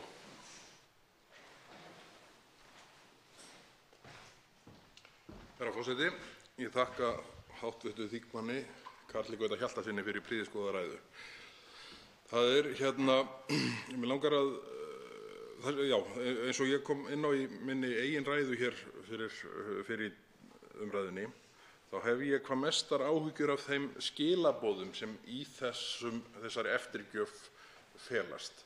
Það er að segja skilaboðunum til framtíðar þeirra aðila sem við þurfum að takast á við í framtíðinni, hin ýmsu hagsmunamál lands og þjóðar. Það eru skilaboðin til þeirra að það séu nú bara ágætis líkur til þess að þessir Íslendingar lyppist niður í lokin. Þess vegna sé nú best að hanga eins og hundur á roði alveg til enda og sjá hvort það raungerist ekki. Mig langar til þess að spyrja hv. þingmann hvaða áhrif hann telur að slík skilaboð hafi á framtíðarhagsmunagæslu ríkisstjórnarinnar og þingsins fyrir hönd íslensku þjóðarinnar. Mun það draga úr trúverðugleika hennar og jafnvel gera okkur erfiðara fyrir að ná samningum sem annars hefðu verið mögulegir ef mótaðilinn veit það að við erum líklegir til að lyppast niður. Mér liggur hugur á að fá að heyra afstöðu þingmannsins til þessa. Og svarar andsvari hv. 8. þingmaður Suðurkjördæmis Karl Gauti Hjaltason. Herra forseti, ég vil þakka hv. þingmanni fyrir spurninguna. Ég held að í ljósi sögunnar, í ljósi þess sem gerðist fyrir 2008 á því ári, að þá megi einmitt hafa áhyggjur af þessu eins og þingmaðurinn hefur. Íslenskt hagkerfi náttúrulega afskaplega smátt og auðvelt fórnarlamb, mætti segja. Það er ekkert svo mikið mál fyrir auðjöfra vogunarsjóða sem eiga hundruð milljarða í handrjáðrinum og ef þeir sjá gróðavon einhvers staðar í heiminum og sérstaklega þegar er að ræða smáríki eins og Ísland, ef það er hægt að veðja hér fyrir eða gegn einhverjum hlutum eins og þeir gerðu, eins og margir gerðu fyrir hrun að veðja gegn krónunni og högnuðust vel á því að fjármagnið hér innanlands það lítið að þetta alveg raunhæfur möguleiki og sérstaklega eins og hv. þingmaður bendir réttilega á, sérstaklega þegar að menn hafa dæmin fyrir framan sig, það er að segja linkind stjórnvalda varðandi viðskipti sín við þessa sjóði. Menn hafa þetta upp á borðinu sem dæmi hvernig á að snúa niður smáþjóðir eins og við erum að horfa á núna. Þá auðvitað koma hrægammarnir. Þeir eru fljótir að finna blóðlyktina. Hv. 4. þingmaður Norðvesturkjördæmis Bergþór Ólason veitir nú andsvar öðru sinni.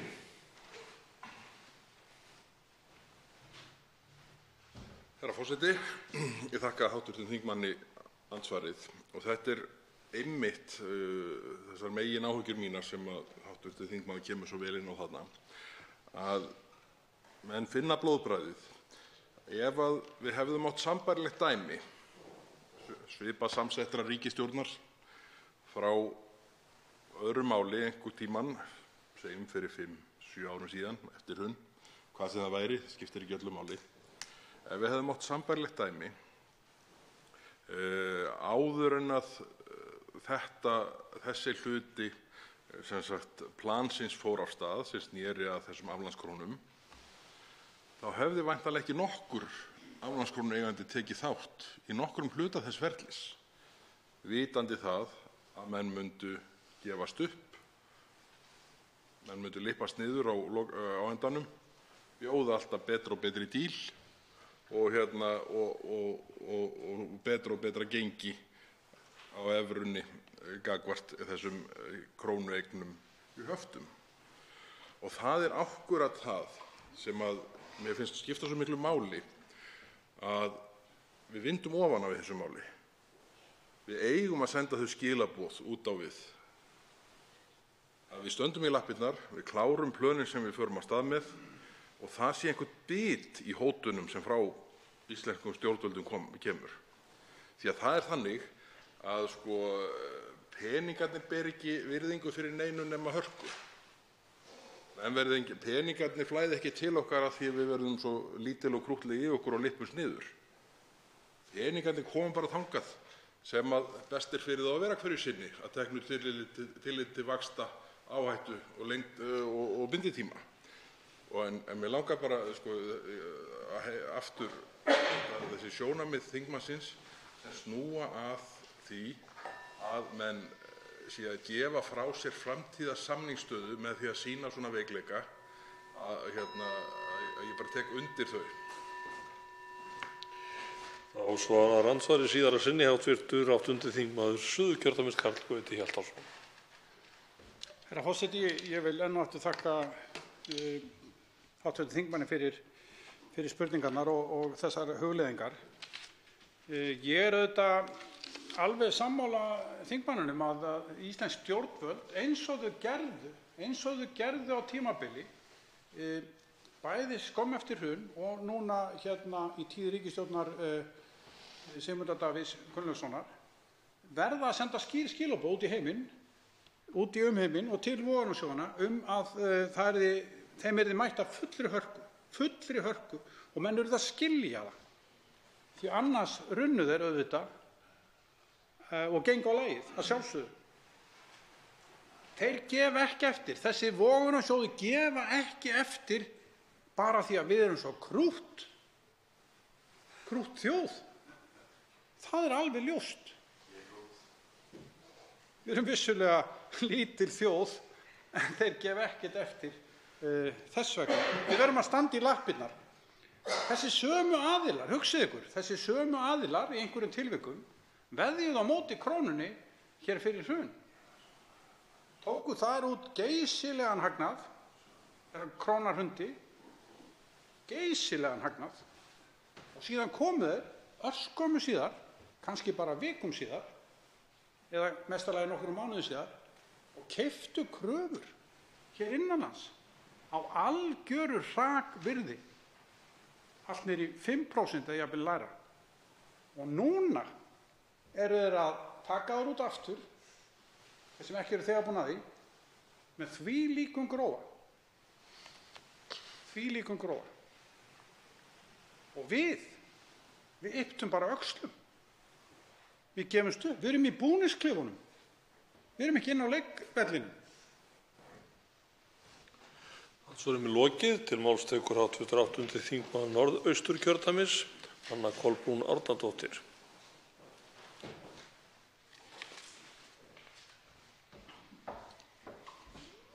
Hæstv. forseti. Það er hægt að bakka aftur til ársins 2016, nánar tiltekið til byrjun þess árs. Það var ákveðið að fara í 250 milljarða aflandskrónu útboð, eins og sagt var í fréttum. Því var haldið fram að það skipti miklu máli að vera með rétta tímasetningu, að halda plani og að halda ætti útboðið eins fljótt og hægt væri. Það var sérstaklega tekið fram að svokallaður aflandskrónustabbi, eins og menn hafa minnst hér á í dag, væri í höndum 4 sjóða. Skilyrðin voru stíf. Seðlabankinn myndi annars vegar halda gjaldeyrisuppboð þar sem aflandskrónueigendur myndu greiða verulegt álag fyrir útgöngu úr höftunum og hins vegar útgáfa á skuldabréfi í krónum til 20 ára sem samræmdist greiðslujöfnuði þjóðarbúsins, útgöngugjald fyrstu 7 árin eða skuldabréf til meðallangs tíma í evrum. Þeir sem ekki féllust á þessi skilyrði endi með krónueignir sínar á engum vöxtum. Seðlabanki Íslands tilkynnti svo hinn 25. maí þess árs að haldið yrði gjaldeyrisútboð 16. júní þar sem bankinn bauðst til þess að kaupa krónur í skiptum fyrir reiðufé í erlendum gjaldeyri. Nánar tiltekið var að ræða krónur sem uppfylltu skilgreiningu laga nr. 37/2016, svonefndar aflandskrónur, og auglýst var að útboðið færi fram fimmtudaginn 16. júní 2016 og hæfist klukkan 10 fyrir hádegi og átti að standa til klukkan 14 sama dag eftir hádegi. Útboðið var liður í heildstæðri aðgerðaáætlun um losun fjármagnshafta, samanber áætlun ríkisstjórnar Íslands og Seðlabankans um losun fjármagnshafta frá árinu 2015, 8. júní þess árs. Nokkrum dögum seinna breytti svo Seðlabankinn útboðsskilmálum en breytingin fólst í því að lengri frestur var gefinn samkvæmt 13. grein útboðsskilmálanna til þess að skila inn verðmati á annars konar aflandskrónueignum en þeim sem voru í formi reiðufjár, skuldabréfa og víxla útgefinna af ríkissjóði Íslands eða með ábyrgð íslenskra ríkisins. Fresturinn rann út klukkan 15. júní 2016. En þetta ekki búið. Enn breytti Seðlabankinn útboðsskilmálum, seinkaði útboðunum 1 dag og svo sneri breytingin á orðalagi 4. greinar skilmálanna til að árétta að samsetning magntilboða og gildra verðtilboða komi til með að mynda lægsta mögulega kaupverð í krónum í skiptum fyrir evrur í útboðinu. Enn fremur var 5. grein útboðsskilmálanna breytt til samræmis við breytingar á 4. grein, ásamt því að ekki lengur var gerður áskilnaður í 5. grein að tilboðunum undir 190 kr. per evru væri hafnað að fullu. Samhliða þessu birtust fréttir og hótanir frá vogunarsjóðum. Þeir hótuðu að stefna íslenska ríkinu en þáverandi fjármálaráðherra var þá enn á réttu spori þó Seðlabankinn væri hikandi, gæfi í rauninni eftir og þáverandi fjármálaráðherra sagðist ætla að setja eigendum aflandskróna afar kosti.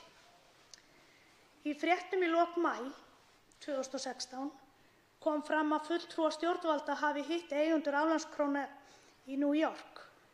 Í umfjöllun um málið kom fram að aflandskrónaeigendur áttu von á því að fá eignir sínar á lítillega hagstæðara gengi en 220 kr. Allt gekk þetta ágætlega. Í fréttatilkynningu Seðlabanka Íslands sem birt 21. júní 2016 kom fram að Seðlabanki Íslands hefði ákveðið í framhaldi að niðurstöðu gjaldeyrisútboðsins sem fram fór þann 16. júní að bjóðast til að kaupa útboðsgenginu 190 kr. á hverja evru aflandskrónueignir sem ekki voru þá seldar 16. júní. Til að gera langa sögu stutta, þá voru þetta ágætistíðindi. Það sem svo gerðist var að útboðið hafði góð áhrif á lánshæfi Íslands. Lánshæfisfyrirtæki Moody's mat stöðuna þannig, sagði útboðið létta á þrýstingi og þeir sögðu tímasetninguna hárrétta. En svo gerðist eitthvað. Ríkið fór að gefa eftir. Þetta var upp á miðju ári, jafnvel haustdögum 2016. Þá var farið að tala um að selja á 165 kr. Vogunarsjóðirnir sáu auðvitað tækifæri í þessari stöðu. Þáverandi framkvæmdastjóri fjármálastöðugleika Seðlabankans lýsti þeirri skoðun sinni að það mætti losa út aflandskrónueignir erlendu sjóðanna í skiptum fyrir gjaldeyri úr forða bankans á genginu 160–170 kr. fyrir hverja evru. Þetta var vissulega persónuleg skoðun framkvæmdastjóra fjármálastöðugleika Seðlabankans. En þetta fréttu auðvitað eigendur aflandskrónunnar. Á haustmánuðum 2016 urðu stjórnarskipti og fulltrúar stærstu eigenda aflandskróna gerðu sér þá strax vonir að íslensk stjórnvöld sem tækju við væru þá tilbúin til þess að hleypa þeim úr landi á hagstæðara gengi en þeir bauðst í gjaldeyrisútboði Seðlabankans áður. Þetta kom fram í frétt Financial Times. Síðan gerðist það að íslenskir embættismenn fóru á fund vogunarsjóðanna til þess að ná við þá samkomulagi. Þá var rætt að þeir gætu fengið sig greidda út á töluvert hagstæðara gengi eða mögulega á genginu 130 til 140 kr. Allt gekk þetta niður á við. Hagsmunir Íslands voru hafðir að engu. Þáverandi fjármálaráðherra í nýrri stjórn vildi ekkert tjá sig fundinn, sagði málið vera í ferli, enda málið komið á þann stað að það einkenndist hvað mest af ístöðuleysi, eins og það gerir nú í algjöru uppgjöf stjórnvalda. Ég velti fyrir mér, eftir að hafa farið í gegnum lestur frétta frá þessum tíma og fréttatilkynningum sem bárust frá Seðlabanka Íslands, hvað hefði verið hægt að gera fyrir þessa töpuðu fjármuni. Við heyrðum í dag að næg eru tilefnin. Við heyrum að öryrkjar bíða eftir leiðréttingu. Við höfum rætt hér mjög mikið að afnema krónu á móti krónuskerðingar sem hefði hugsanlega geta verið hægt að fara í ef stjórnvöld hefðu aðeins hugsað til enda. Það hefði einnig mátt ræða nýtt þjóðarsjúkrahús. Við höfum talað að það þurfi að finna því nýjan stað, erum enn á því, og vel hefði verið hægt að spýta í lófana hvað það varðar. Nú eru stjórnvöld á hliðarlínunni við gerð kjarasamninga. Stjórnvöld hafa ýmislegt í hendi sér. Stjórnvöld hefðu getað farið þá leið að lækka tryggingagjald á fyrirtæki svo hægt væri að hækka laun starfsmanna. Það hefði mátt fara í að gera heilbrigðiskerfið skilvirkara og til að klára hér í þetta sinn þá hefði mátt gera alvöru kjarasamninga við bændur. Eins og staðan núna eru það eina stéttin sem virðist eiga að skilja eftir núna þegar verið er að taka upp alla aðra samninga við allar aðrar stéttir. Svo áttar til að 3 hv. þingmenn hafa óskað eftir að veita andsvar. Fyrstur til að veita andsvar er hv. 7. þingmaður Suðvesturkjördæmis, Gunnar Bragi Sveinsson.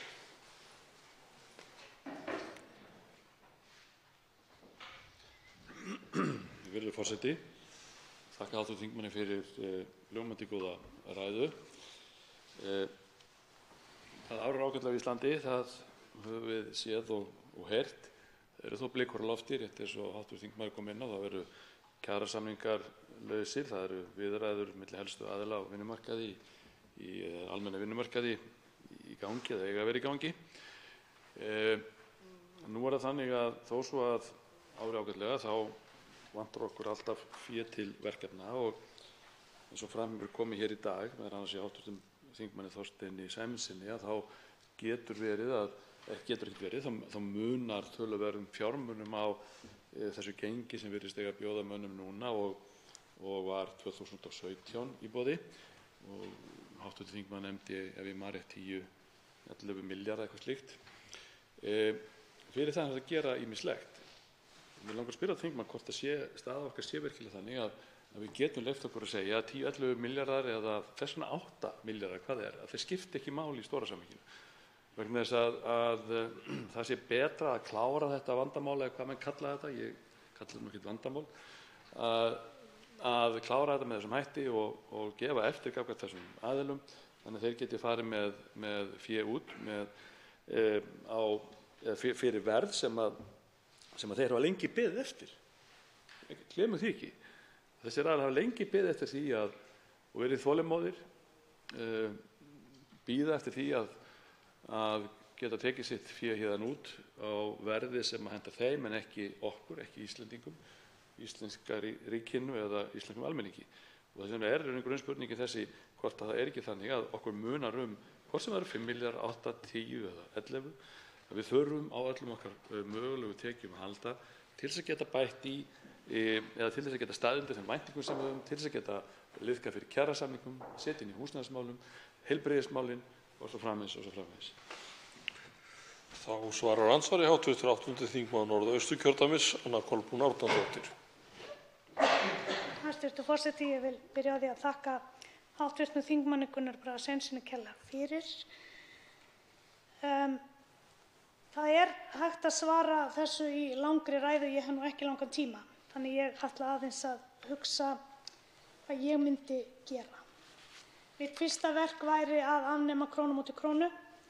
Við höfum talað að það kosti 1,1 milljarð held að hafi samt verið hækkað upp í 2 núna fyrir skömmu síðan, en þarna eru farnir 2 af þessum 8 til 10, gefum okkur það. Síðan þarf að veita auknu fjármagni í heilbrigðiskerfið, en það mun ekki vera gert öðruvísi heldur en að endurskipuleggja það. Eins og ég hef töluvert fylgst með því sem verið að gera í Danmörku, þá eru menn þar með svokölluð súpersjúkrahús. Þau eru nokkur í landinu, en þess utan eru þeir með önnur sjúkrahús þar sem að framkvæmdar eru liðskiptiaðgerðir, augnsteinaaðgerðir og þessar aðgerðir sem hafa einhvern fyrirsjáanleika. Við gætum farið þá leið. Við gætum hreinlega skoðað hvað þarf að gera og eins og mér skilst að staðan sé í dag í heilbrigðiskerfinu og þá sérstaklega innan heilsugæslunnar sem á að vera fyrsti viðkomustaður, þá er það allt í lamasessi. Fólk kemst ekki til læknis og ég myndi byrja þar. Háttvirtur 7. þingmaður Suðvesturkjördæmis Gunnar Bragi Sveinsson veitir andsvar öðru sinni og hefur til þess 1 mínútu. Virðulegur forseti. Nú kom fram í ræðu hv. þingmanns að eftirgjöfin sem að virðist hafa orðið frá miðju ári 2016 gagnvart vogunarsjóðum hafi mögulega kostað okkur töluvert meira heldur en þessar tölur sem við erum hér að nefna. Ég held að sé mikilvægt að heyra það raunin frá hv. þingmanni hvort að við séum á sama stað þegar kemur að því að gagnrýni okkar felst fyrst og fremst í því að menn hafi ekki staðið í lappirnar og fylgt þeirri áætlun sem lagt var upp með hér 2000 og var samþykkt var 2015 minnir mig, til þess að klára þetta mál með sómasamlegum hætti. Það skiptir mjög miklu máli fyrir trúverðugleika okkar að það sé hægt að við getum farið út og sagt við ákváðum hér að fara þessa leið, ég mun að koma inn á það í minni ræðu hér eftir þetta, fara þessa leið til þess að fyrir land og þjóð og ætlum ekki að hvika fyrir því. Er það mark ístöðuleysi þegar að menn gefa svo eftir gagnvart þeim sem eru þolinmæðri heldur en við erum? Háttvirtur 8. þingmaður Norðausturkjördæmis Anna Kolbrún Árnadóttir svarar andsvar síðara sinni. Hæstvirtur forseti, ég þakka aftur hv. þingmanni Gunnari Braga Sveinssyni fyrir. Auðvitað hlýtur þetta að vera mark ístöðuleysi. Þetta gefur til kynna ákveðna uppgjöf. Og eins og kom fram í máli hér fyrr í dag, þá virðist allt vera á huldu af hverju þessi dagsetning hér átti að vera svo merkileg. Og við áttum að klára máli hér á 3 korterum, þannig maður skilur ekki alveg, ég skil alls ekki leikreglurnar í þessu máli. Ég sé þetta aðeins þannig að stjórnvöld að gefast upp fyrir eigendum aflandskrónu og þeir eru hreinlega að færa þeim einhverjar gjafir sem ég hreinlega skil ekki hvað er. Næstur veitir andsvar hv. 3. þingmaður Norðausturkjördæmis Sigmundur Davíð Gunnlaugsson.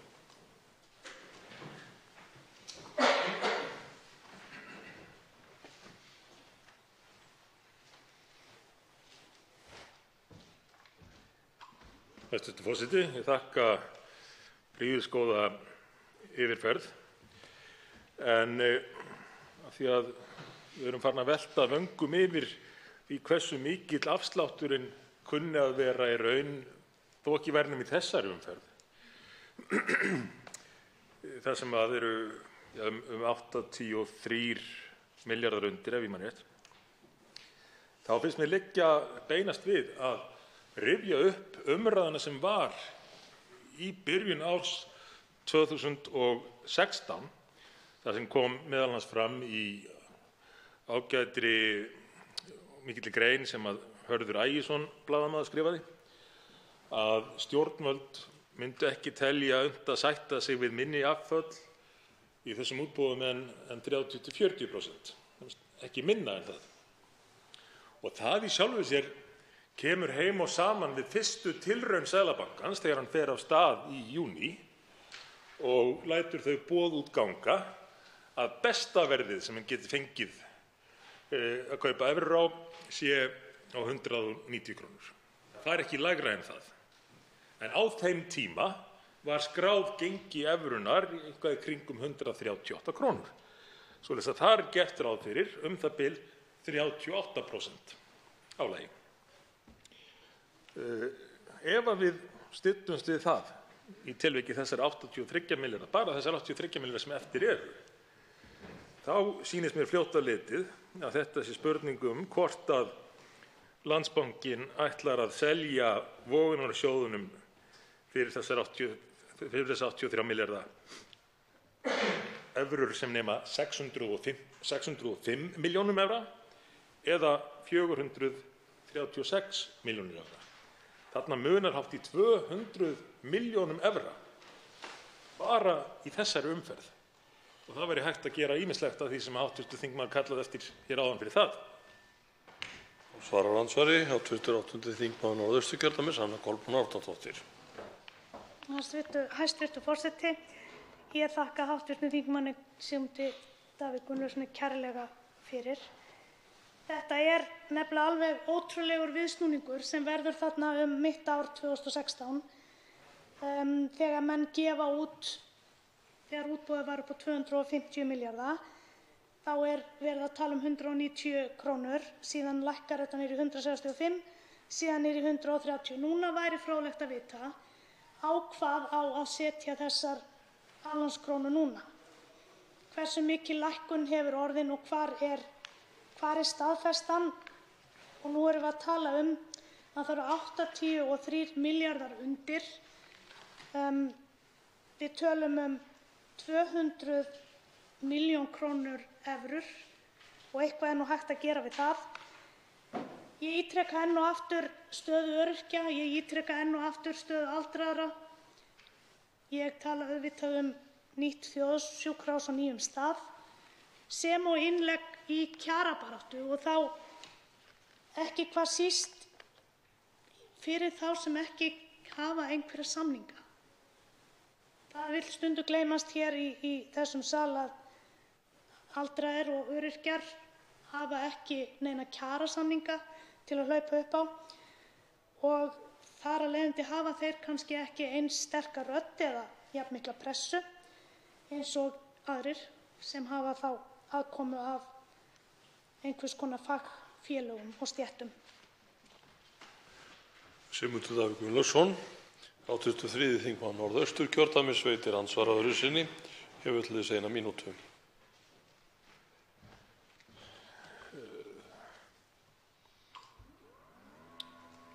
Hæstv. forseti, mér sýnist svona fljótt á litið að þó að þeir sem hafa setið lengst eftirlegu kindurnar sem neituðu að taka þátt í öllu, þó að þeir fengju það verð sem að þeir sem þó voru tilbúnir til þess að vera með í fyrstu umferð, þó þeir fengju jafn gott verð á þeir, þá megi reikna með því að eftirgjöfin í þessari umferð sé 23 milljarðar.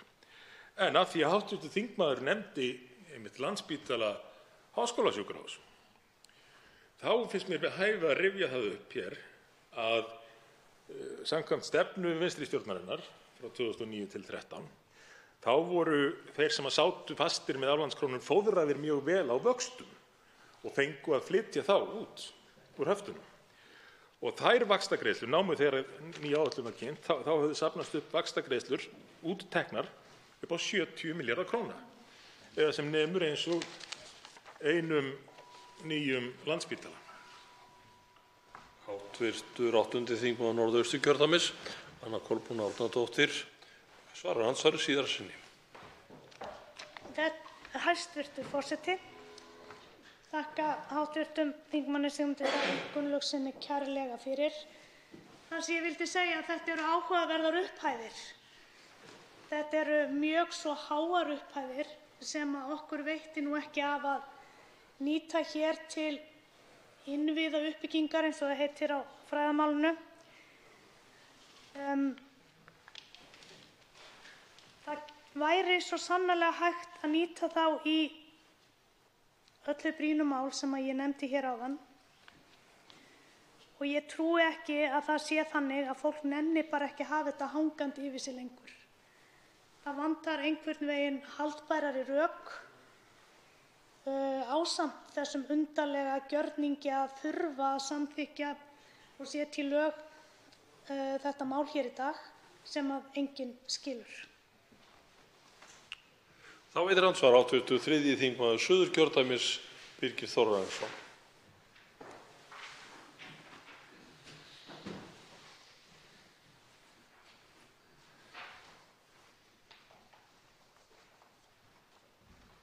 Herra forseti, ég vil þakka hv. þingmanni fyrir góða ræðu og vildi aðeins fá álit hv. þingmanns á því sem segir hér á blaðsíðu 8 í greinargerðinni. Það er talað um áhrif á Seðlabankann og gjaldeyrismarkað. Og þar segir að áhrif breytinga á lögum meðferð krónueigna sem háðar eru sérstökum takmörkunum á gjaldeyrismarkað munu ráðast af því hver stór hluti núverandi aflandskrónueiganda ákveður að skipta umræddum eignum í erlendan gjaldeyri og á hve löngu tímabili viðskiptin eiga sér stað.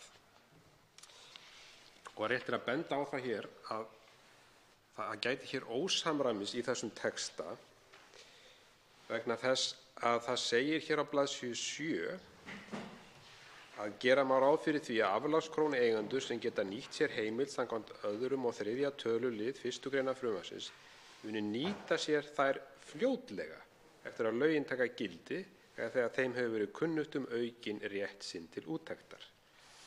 Þannig að hér látið að því liggja að þessum eignum verði skipt fljótlega út. En síðan er talað um það hér að það sé óvíst á hve löngu tímabili. En þetta var kannski ekki það sem ég ætla að spyrja hv. þingmann að, heldur að það er ljóst að þetta kemur til með að hafa áhrif á gengið. Og það segir hér á blaðsíðu 8 verði frumvarpið óbreytt á lögum verður ekki séð að það mun hafa áhrif á afkomu ríkissjóðs. Nú situr hv. þingmaður í velferðarnefnd. Er það ekki rétt hjá mér skilið að þetta geti haft mikil áhrif á ríkissjóð, til dæmis hvað varðar lyfjakaup sem eru náttúrulega í erlendu gjaldeyri? Þannig að þá hlýtur það að hafa áhrif á ríkissjóð. Hv. 8. þingmaður Norðausturkjördæmis, Anna Kolbrún Árnadóttir, svarar andsvari. Hæstv. forseti, ég þakka hv. þingmanni Birgi Þórarinssyni kærlega fyrir. Auðvitað er það eins og hann segir að það muni hafa áhrif á til dæmis lyfjakaup. Ég get gefið mér það. Ég er ekki viss að áhrifin verði neikvæð í sjálfu sér á gengið, ekkert frekar en að það var þegar að þetta var þarna árið 2016. Þegar að útboðið hafði átt sér stað þá fengum við nú bara hærra lánshæfismat hjá Moody's og ég ímynda mér að það gæti allt eins gert. En það breytir ekki samt þeirri stöðu að við erum að missa af töluverðum fjármunum sem við hefðum getað nýtt í allt það sem ég taldi upp hér fyrr. Þá veitir andsvar öðru sinni hv. 3. þingmaður Suðurkjördæmis, Birgir Þórarinsson. Já, herra forseti, ég tek einmitt undir þetta með hv. þingmanni að mismunurinn á þessu gengi sem að aflandskrónurnar koma til með að fara úr landi verði þetta frumvarp að lögum, að þar eru verulegar fjárhæðir að ræða, eins og hv. þingmaður nefndi réttilega, sem hefði verið hægt að nýta þá í brýn verkefni sem við þekkjum. Og þá spyr maður sjálfan sig hvers vegna í ósköpunum gefa menn eftir með þessum hætti þeim sem vildu ekki vinna með stjórnvöldum og þráuðust við. Og hvers vegna gefa menn þetta þá eftir þegar hægt er að nýta þessa fjármuni sem eru töluverðir? Hér er verið að tala um allt að 12 milljarða ef ég skil þetta rétt. Það er mér óskiljanlegt. Hvers vegna ríkisstjórnin gefur eftir með þessum hætti þegar svo háar fjárhæðir eru í húfi. Þá svarar andsvari síðara sinni hv. 8. þingmaður Norðausturkjördæmis Anna Kolbrún Árnadóttir. Hæstv. forseti, ég þakka hv. þingmanni Birgi Þórarinssyni kærlega fyrir. Þetta er afar góð spurning og það er einmitt það sem ég velti líka fyrir mér. Nú höfum við sama fjármálaráðherra og var á sporinu þarna fyrir hluta árs 2016 og ég velti fyrir mér hvað það er öðruvísi núna en var þá.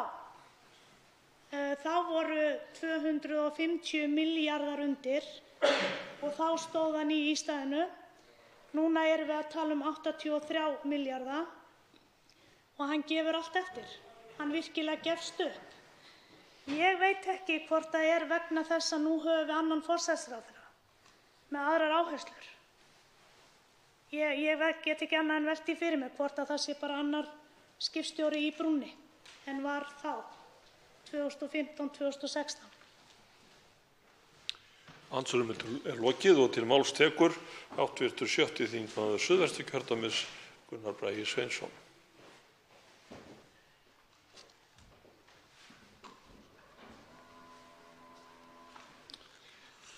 Hæstvirtur forseti. Mér finnst nú svolítið svona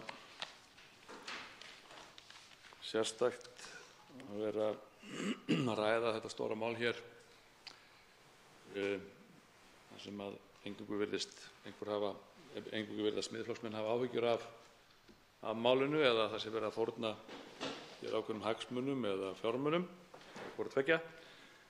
Það virðist engin annar hafa mikinn áhuga á því. Velti ég það fyrir mér þeir fjölmörgu þingmenn vinstri flokkanna sem hér hafa komið í pontu og vilja skattleggja allt í drep til að ná í meira fjármagn eða leggja hærri auðlindagjöld. Þeim finnst ekkert mál að gefa eftir 20 milljarða eða 20 milljarða hér núna til vogunarsjóða. Þeim finnst það bara allt í lagi. En þeir hafa hins vegar óteljandi hugmyndir hvernig skattpína megi atvinnulífið og jafnvel einstaklinga á landinu. Þetta er svolítið sérstakt að horfa upp á þetta að allir flokkanir nánast virðast vera gengnir í sama klúbbinn. Það er einhvers konar sósíalískt hjónaband orðið hér fram í matsala sem allir aðrir flokkar en Miðflokkurinn tekur þátt í því að láta þetta vonda mál hér ná bara í gegn eins og ekkert sé. Nú, það er búið að fara hér ágætlega yfir hvað þetta mál snýst. Það er verið að liðka tilraunir, það er verið að rýmka heimildir vogunarsjóðanna, þeirra sem eiga svokallaðar aflandskrónur, til þess að taka þær út. Það er verið að klára vissulega, verið að gera tilraun til þess að taka eitt skref í því að klára það þá áætlun eða þau skref sem lagt var upp með hér 2015 í framhaldi af þessum krónuvanda, hvernig það aflandskrónuvanda. Í upphaflegum tillögum þá var alveg skýrt kveðið á að hvernig skyldi staðið að þessu og kemur meðal annars fram hér í glæru nr. 73 í því sem að kalla losun fjármagnshafta og fjármála- og efnahagsráðuneytið kynnti á sínum tíma eða þeir sem að unnu fyrir það er meðal annars og með leyfi forseta að uppboðsaðferðin er hönnuð til að koma í veg fyrir eftirlegukindur á meðal aflandskrónueiganda. En þessar eftirlegukindur hafa vissulega orðið vegna þess að þeir hafa haft trú á og greinilega fengið núna eða eru við það að fá fullvissu sína eða það tilfinningu eða óskir uppfylltar með því sem að hér virðist vera í pípunum með að gerast. Nú, hugmyndin á sínum tíma með álagið sem menn þurftu að greiða til þess að fara út, og það var að sjálfsögðu til þess að gæta þess að ríkissjóður Íslands og Íslendingar fengju sanngjarnt verð eftir hrunið, þar sem þessir aðilar voru að taka stöður í gegn krónunni og landinu, kaupa kröfur á hrakvirði, 25% á raunverulegum virði þeirra og svo framvegis. Allt þetta þekkjum við. Það sem hins vegar er kannski ekki nýtt en er nokkuð óþægilegt er að maður hefur á tilfinningunni að nú sé verið að reyna að klára þetta bara til að klára þetta. Menn hafi ekki þrautseigju og þolinmæðina sem þarf og þurfti til þess að koma á þeirri aðgerð sem ég vitna hér til áðan, það er að segja sú áætlun sem var losun fjármagnshafta. Það er ekkert launungarmál að hún var sett upp með það markmiði eða orðað þannig að þetta var gulrót eða prik, menn fengju eitthvað fyrir það þeir gerðu það sem að ríkið krafðist eða þá þeir myndu læsast inni óákveðinn tíma. Sumir völdu það að gera ekki neitt og læstust þá inni eða lokuðust inni með sínar eignir, ákveða að bíða og bíða og nú er komið að því að verðlauna þessa aðila. Nú er komið að verðlauna þá með því að hleypa þeim út á einhverju sérstaklega góðum kjörum með einhvers konar óljósar vonir að þeir fjárfesti aftur í íslenskum skuldabréfum. Það getur vel verið að einhver að gera það. Það held ég bara engin viti hreinlega. Það er svolítið sérstakt að setja það fram sem rök í málinu leið að menn vitar við sjálfum sér ekkert hvað vakir fyrir þeim. Hér hefur líka verið bent á svo hv. þingmaður Bergþór Ólason bent á að óvíst er að þegar þessir aðilar fari yfirleitt eitthvað með sitt fé þar sem að efnahagsástand og vaxtastig er kannski ekki jafn hagstætt akkúrat eins og er á Íslandi í dag. En allt þetta vitanlega eins og annað í þessu máli háð ákveðinni óvissu. Og þess vegna ég að það sé betra að við höldum áfram óvissunni, sýnum þrautseiguna og þessir aðilar sem að eftir eru greiði bara það verð sem að lagt var upp með í upphafi eða síðast þegar að samið var því að það er náttúrulega búið að vera að gefa þetta eftir í þó nokkuð langan tíma. Hv. þingmaður Sigmund Davíð Gunnlaugsson réttilega bendi hér á að uppbeygja hefur verið tekin í þessu máli og það er rangt að tala eins og hv. formaður efnahags- og viðskiptanefndar tala hér að þessir aðilar hafi ekki fengið neitt. Það hefur komið fram og kom fram hjá hv. þingmanni hér áðan að í tíð vinstri stjórnarinnar þá fengu þessir aðilar 70 milljarða króna í vexti sem þeir tóku úr landinu. Nú, hvað er það sem vakir þá fyrir mönnum í dag? Það er sjálfsög stóra spurning sem ekki verið fengið svar við því að hér er ekki nokkuð maður hvorki í stjórnarliðinu eða öðrum stjórnarandstöðuflokkum til þess að ræða málið. Það er ekki heldur fengist nein haldbar rök fyrir hvers vegna það þarf að klára þetta í dag. Mögulega er þetta eins og við höfum oft séð í íslenskri pólitík heimatilbúinn þrýstingur. Menn töldu hér í Icesave-málinu og ýmsum öðrum málum að það yrði bara að klára þetta, það væri ekkert hægt annað, það var ekki mönnum bjóðandi, bjuggu sjálfu til einhver þrýsting á sjálfan sig sem var að sjálfsögðu algjör óþarfi og kom á daginn að voru gríðarlega mistök og illa haldið á málum að sjálfsögðu. Nú, það má líka svo sem veltaði fyrir sig hvort að þessi 3,1% eftirlegu kindarna, orðað þannig, skipti máli, hvort það sé eitthvað sem að afgreiða heldur bara að klára þetta. Ég held við eigum einmitt að ekki klára þetta. Það hefur ákveðið áhrif og getur haft áhrif á trúverðugleika sem Ísland hefur og íslensk stjórnvöld hafa.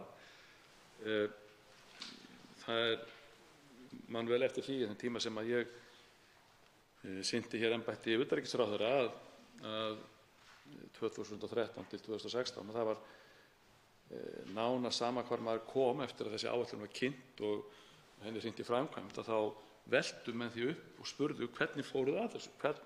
Fyrsta lagi náttúrulega sögðu menn þvílíkur snilldarleikur þetta var 2008 að setja neyðarlögin. Það er alveg ljóst.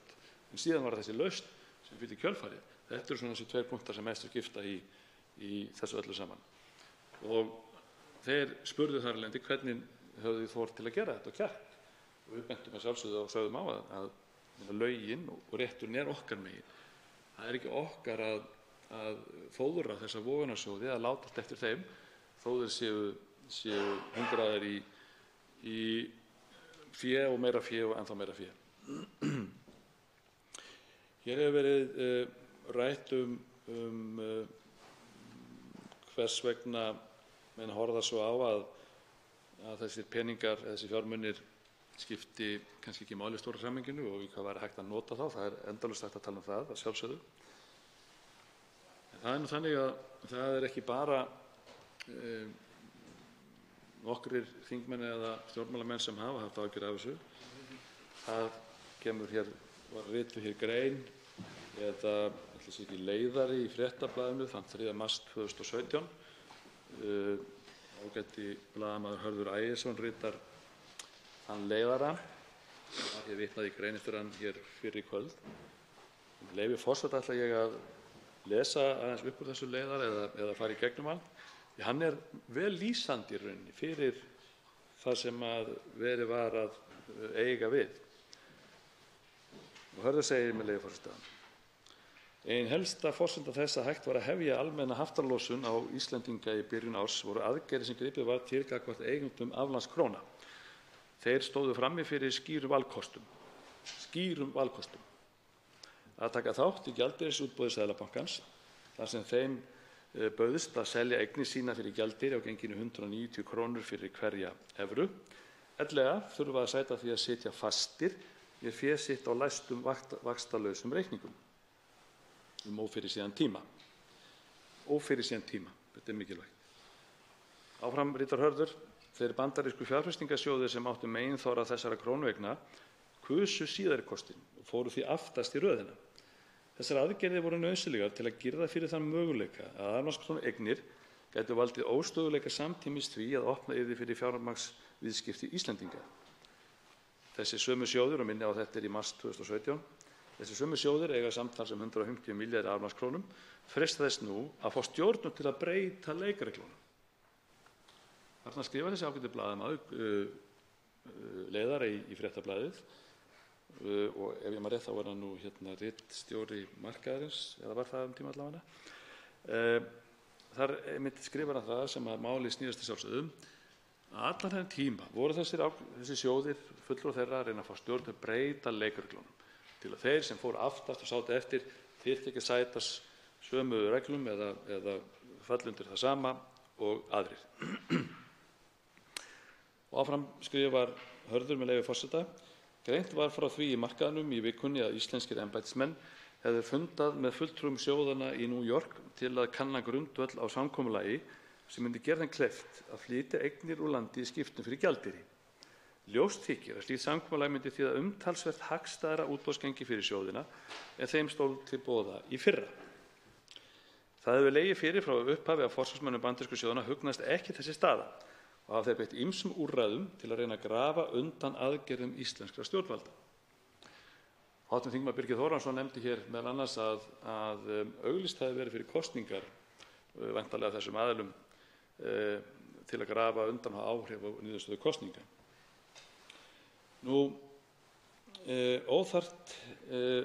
Áframheldur Hörður með leyfi forseta: Óþarfi hins vegar að efast lögmæti þeirra þessi aðgerða stjórnvalda, enda aðferðafræðin gerð í samráði við Alþjóðagjaldeyrissjóðinn og fullu samráði við íslensk lög og alþjóðlegar skuldbindingar. Stóru lánshæfismatsfyrirtækin hafa lagt blessun sína yfir aðgerðirnar og hækka lánshæfiseinkunn ríkissjóðs. Þá gerir Eftirlitsstofnun EFTA undir lok síðasta árs ekkert með kvartanir bandarísku sjóðina. Það skýtur því skökku við, skrifar Hörður, ef stjórnvöld hafa í hyggju að hverfa frá fyrri stefnu á þessum tímapunkti og hleypa sjóðunum úr landi að mun hagstæðara gengi en öðrum aflandskrónu eigendum bauðst í fyrra. Það sem gerist að sjálfsögðu er það að þegar þú réttir þessum aðilum, þessum vogunarsjóðum og hrækumum, réttir þeim litla fingur, að þá að sjálfsögðu bíða þeir bara, þeir vita að þeir munu fá alla höndum. Þeir vita það ef þeir pína eru nógu þrautsegir, þá munu stjórnvöld semja við þá. Og það held ég að sé það sem við erum að upplifa hér akkúrat núna, að þessi þrautseigja þeirra er meiri, hún er að skila þeim ákveðin hagstæðri niðurstöðu og hún er meiri, hún er greinilega sterkari heldur en þrautseigja íslenskra stjórnvalda, sem er að sjálfsögðu gríðarleg vonbrigði því að það er ástæðulaust algjörlega og var ástæðulaust að sendinefndir eða sendimenn fjármálaráðuneytis og eða Seðlabanka fari eitthvað að reyna að semja við þessa aðila. Það er alveg ljóst fyrir hvað þyrfti að gera til þess að þeir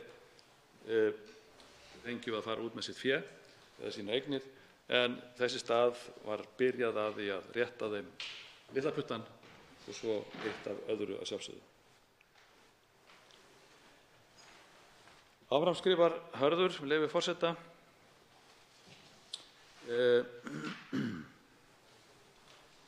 Bjarni Benediktsson, forsætisráðherra, hann var það á þeim tíma, neitaði því aðspurður á Alþingi í gær að stefnubreytingu var rædd þessum efnum. Það kemur ekki til greina innan gæsalappa að skapa einhverja lausn fyrir aflandskrónueigendur sem ekki felur það leið í sér að hægt verði að fara í fullt afnám hafta. Þetta efast enginn hjá þáverandi forsætisráðherra. Snýst heldur ekki það að menn ætli koma í veg fyrir að fara í fullt afnám hafta. Þessi vonarsjóð þurftu bara að uppfylla þau skilyrði sem sett voru. Síðan reyndar Hörður, með leyfi forseta áfram: ekki er ástæða til að efast þau orð forsætisráðherra þótt efnahagsaðstaða Íslands hafi líklega aldrei verið betri, þá þýðir það ekki að eigendur aflandskróna eigi sjálfkrafa að njóta þeirra bættu stöðu þeir hafa nú þegar fengið sérmeðferð, enda áttu aflandskróna eigendur þess einir kost árabil að losna út fyrir höft í tengslu fjárfestingarleið Seðlabankans. Þeir áttu eini kost, meðan aðrir Íslendingar, almenningur, gat það ekki. Allar aðstæður eru núna fyrir hendi til að stíga skrefið til fulls og opna fyrsta alfarið erlendar fjárfestingar íslenskra lífeyrissjóða, fyrirtækja og heimila. Stefna stjórnvalda við að framlengja áætlun um afnám hafta hlýtur að vera áfram sú að forgangsraða í þágu íslensks almennings en ekki bandarískra vogunarsjóða. Ég held að þessi ágæti leiðari Harðar Ægissonar frá því 3. mars 2017 er bara ágætlega við í dag. Þessi hollt að rifja hann upp. Ég er minnst að kalla eftir upplýsingum og þá skýringum á því. Hvað er það sem réttlætir það og kallar það að þetta sé gert núna? Það kemur ekki skýrt fram í frumvarpinu og ekki í nefndarálitinu heldur. Það eru einhver ótta, það er sáð einhverjum fræjum óróleika eða ótta. Það er talað að menn telji að menn muni fjárfesta í íslenskum skuldabréfum og svo framvegis. En það er ekki hægt annað að álíta, herra forseti, að menn séu þarna á rangri leið, séu rauninni að gefast upp, séu að klára eitthvað mál vegna þess að það er svo leiðilegt, færist fyrir þeim og svo framvegis. Ég held að það sé ekkert að draga neina ályktun nema að það komi fram hér einhver viðlítari eða betri skýring sem ekki hefur komið, enda svo sem hafa Alþingi eða þingmenn forðast að taka þátt í þessari umræðu einhverra hluta vegna. En munu hér örugglega hópast þingsalinn rétt á eftir til þess að greiða hér atkvæði á lengd þingfundar ef að ég þekki þingmenn rétt sem eru hér á skrifstofum sínum eða heima. Það munu við keyra hér niður í bæ og taka þátt í því, en allt í góð með það. Það er sjálfsagt að lengja þingfund til að tala um þetta mikilvæga mál og vonandi munum en það bara taka þátt í umræðunum því að það er vont ef að ekki heyrast rök eða sjónarmið þeirra sem ætla sér að samþykkja þetta. Þau hafa ekki heyrst hér, þau hafa ekki komið fram, ekki frekar en að þau hafa komið fram í fyrstu umræðu málið eða að mann skilst á þessum 3 nefndarfundum sem að fjalla var máli. Þá er með ólíkindum að það eigi að keyra það hér í gegn með þessum hætti sem að hér er. Það er svo sem af ýmsu öðru að taka ef menn skoða þær fréttir sem fluttar hafa verið af þessum málum, rífa þær upp eða fara hér í gegnum stóra glærubunka losun fjármagnshafta þá rauninni ágætt að rifja upp hver markmiðið var. Og svo höfum við hér tekið saman fréttir og tilkynningar frá Seðlabankanum og fréttir þar sem umfjöllun þessi mál og þær skýringar sem gefnar hafa verið á breytingum á verðum. En allt einhvern veginn ber þetta sama brunni. Menn fóru af stað í einhvern leiðangur að reyna þóttust alltaf semja við þessa aðila eða réttu þeim möguleikann á það að semja og því að semja, en lenda svo í því að aflandskrónueigendurnir vogunarsjóðir eru komnir með tögl og haldir á stöðunni, búnir að bíða af sér innan gæsalappa hið versta, það sé að vitanlega hið versta fyrir þá en hið besta fyrir ríkissjóð og Ísland, en eiga nú að fá möguleika á því að fá þarna 83 milljarða á einhverjum kostakjörum sem öðrum bauðst ekki. Og einhvern tímann hefði einhver spurt hvort að þetta sé sanngjarnt eða hvort menn sem gæti jafnræðis. Ég efast ekkert að þetta standist, en þetta klárlega ekki það sem menn lögðu af stað með. Þetta ekki sú stefna sem var samþykkt og þetta ekki það plan sem í raun menn horfðu á til Íslands með öfundaraugum, að við skyldum geta farið þessa leið, að við skyldum geta gert þetta með þessum hætti, meðan að mörg önnur ríki, Evrópuríki, nefnum bara Grikkland, voru nánast pínd ofan í duftið til þess að gera það sem að alþjóðlegt vald og fjármagnseigendur sögðu. 3 hv. þingmenn óska eftir að veita andsvar, þannig að ræðutími verður styttur í 1 mínútu í seinni umferð. Fyrstur veitir andsvar hv. 3. þingmaður Suðurkjördæmis, Birgir Þórarinsson.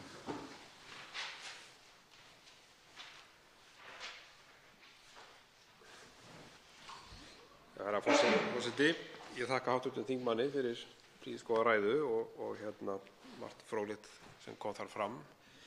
Mig langar svona aðeins að horfa til hans ágætu reynslu í stjórnmálum og sem fyrrverandi utanríkisráðherra og var þekktur fyrir að vera staðfastur í því embætti og gefa ekki eftir þó á móti blási, og það mjög virðingavert og mætti nú stjórnarflokkarnir taka það sér til fyrirmyndar, sérstaklega í þessu máli. En mér langaði svona að fá hugleiðingar hv. þingmanns hvaða áhrif hann telur að þetta geti haft, þar að segja að ríkisstjórnin er að gefa hér eftir og þessi sjóðir sem komu hvað verst fram og neituðu að spila með eins og hefur verið nefnt hér, þeir greinilega standa hér uppi sem sigurvegarar og það sjálfsögðu spyrst út að það hafi borgað sig að sýna þessa stífni og neita að semja við íslensk stjórnvöld því að þau myndu á endanum gefa eftir. Og það er það sem hefur gerst hér. Og mér langar svona að heyra það frá hv. þingmanni sem fyrrverandi utanríkisráðherra, hvað telur hann, hvort hann telji að þetta geti haft áhrif á samningaviðræður sem við gætum eflaust þurft að standa frammi fyrir gagnvart öðrum þjóðum í framtíðinni. Hvort það verði bara litið á það þannig að Íslendingar munu nú alltaf gefa eftir á endanum og þannig að það þurfi nú ekki að hafa miklar áhyggjur af því. Við sjáum til dæmis varðandi EES-samninginn og stöðu landbúnaðarins vegna EFTA-dómsins innflutning á hráu kjöti og svo framvegis, að þar þarf náttúrulega að ná samningum og erum við ekki bara búin að veikja stöðu okkar með þessu máli. Hv. 7. þingmaður Suðvesturkjördæmis, Gunnar Bragi Sveinsson, svarar andsvari. Forseti, það er náttúrulega þannig að þegar að við berum okkur brjóst og segjum að okkur verði ekki haggað, þegar við segjum að við erum búin að finna hér leið, og það er sama hvað við ræðum, og við höfum lögin með okkur, við höfum réttin með okkur. Ef það er síðan að menn kvikna í hnjánum við þrýsting eða við það að einhvers konar hótanir eða hvað menn kalla það, gefa það eftir, að það sjálfsögðu hefur það getur það haft áhrif á orðsporið og áhrif á þá hvernig trúverðugleiki okkar birtist út af við. Alveg ljóst að þegar að Ísland við settum neyðarlögin, þegar að við höfnuðum Icesave þrátt fyrir að allt hafi gert fyrir að trúa því og hann kokið á okkur, og þegar að við setjum á þetta plan losun fjármagnshafta, að það er ljóst að við öðlumst ákveðna virðingu fyrir það í heimi þjóðanna. Menn litu til Íslands og sögðu, býtu við, hvernig gátu þið þetta? Og þegar við bendum á að þetta að lögin og réttur þjóðríkisins til þess að bregðast við, til þess að gera þetta, að það hefði verið okkar megin, að þá sjálfsögðu vakti það athygli. Og ég leyfi mér að segja það að ég held að þau viðbrögð það sem menn sáust gera á Íslandi hafi blásið mörgum stjórnmálmannum til dæmis í Evrópu ákveðna byr í brjóst, eða svona menn sáu það að það þyrfti ekki endilega að láta fjármagnseigendur, vogunarsjóði, alþjóðastofnanir stjórna sér að stýra. Menn gátu sjálfur tekið ákvarðanir ef að þeir hefðu bara kjark til þess, veittu fyrir sig rökum og lögum, ekki bara landslögum, heldur líka alþjóðlegum lögum. Og það höfum við séð þessum málum sem ég nefndi hér. Veistu 3. þingmaður Suðurkjördæmis veitir andsvar öðru sinni, hefur til þess 1 mínútu. Herra forseti, ég þakka hv. þingmanni fyrir gott svar og athyglisvert. Og hann talar náttúrulega mikilli reynslu hvað þetta varðar. Og það er einmitt það sem við eigum að hlusta eftir, þeim sem hafa reynslu í þessum efnum. Og mér þótti það mjög athyglisvert hjá hv. þingmanni þegar hann nefndi það í ræðu sinni að það hafi einmitt verið tekið eftir því á erlendu vettvangi, þar sem hann var við störf, að hversu vel við tókum á þessu máli varðandi fjármagnshöftin og samskiptin við kröfuhafana og vogunarsjóðina og svo framvegis. Þannig að orðstír okkar einmitt var góður hvað þetta varðar. Og svo nefndi hv. þingmaður einnig Icesave og þar er ég svo sannarlega sammála honum að orðstír okkar fyrir staðfestu og halda okkar rétti er mjög góður. Og það er sorglegt að ég held nefnilega þetta mál einmitt sé akkúrat til þess fallið að draga úr þeim góða orðstír sem við höfum byggt upp hvað þetta varðar. Hv. 6. þingmaður Suðvesturkjördæmis Gunnar Bragi Sveinsson svarar andsvari öðru sinni. Forseti. Já, hættan er vitanlega sú vegna þess að þegar að bankahrunið verður, þegar efnahagshrunið verður á Íslandi, þá að sjálfsögðu verður ákveðið orðstýrs áfall, orðað þannig. Vitanlega kannski vegna þess að menn drógu líka upp ákveðna mynd af Íslandi og því sem við gerðum hér, ekki síst Bretar með því að setja hryðjuverkalög á okkur og svo framvegis. Svo reyndist nú, eins og réttilega hefur margoft verið bent á, kannski ekki mikið skjól í svonefndum vinaþjóðum okkar þegar á reyndi, heldur þurftum við að beita fyrir okkur lögum, landslögum og alþjóðlögum og rauninni því sem við töldum rétt. Einhvern tímann var flokkur sem var með slagorðið gjör rétt, þolei órétt. Sá flokkur mætti gjarnan hafa það í huga áfram, en okkar staða, það að standa í lappirnar, jók traust og trúverðugleika á Íslandi og gerði það verkum að við vorum aftur komin á stall meðal þjóðanna. Þá veitir andsvar hv. 4. þingmaður Norðvesturkjördæmis Bergþór Ólason.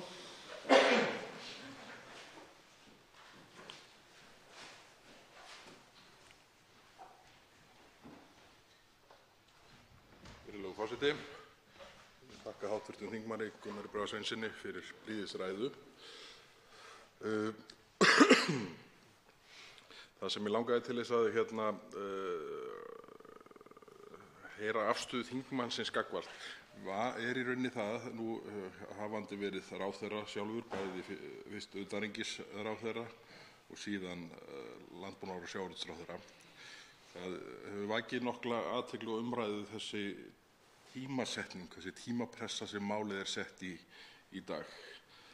Það að það er sett í greinargerð og nefndarálit sem er afgreitt úr nefnd síðastliðinn fimmtudag. Síðan nefndarálitið er afgreitt hefur þing ekki komið saman fyrr en í dag.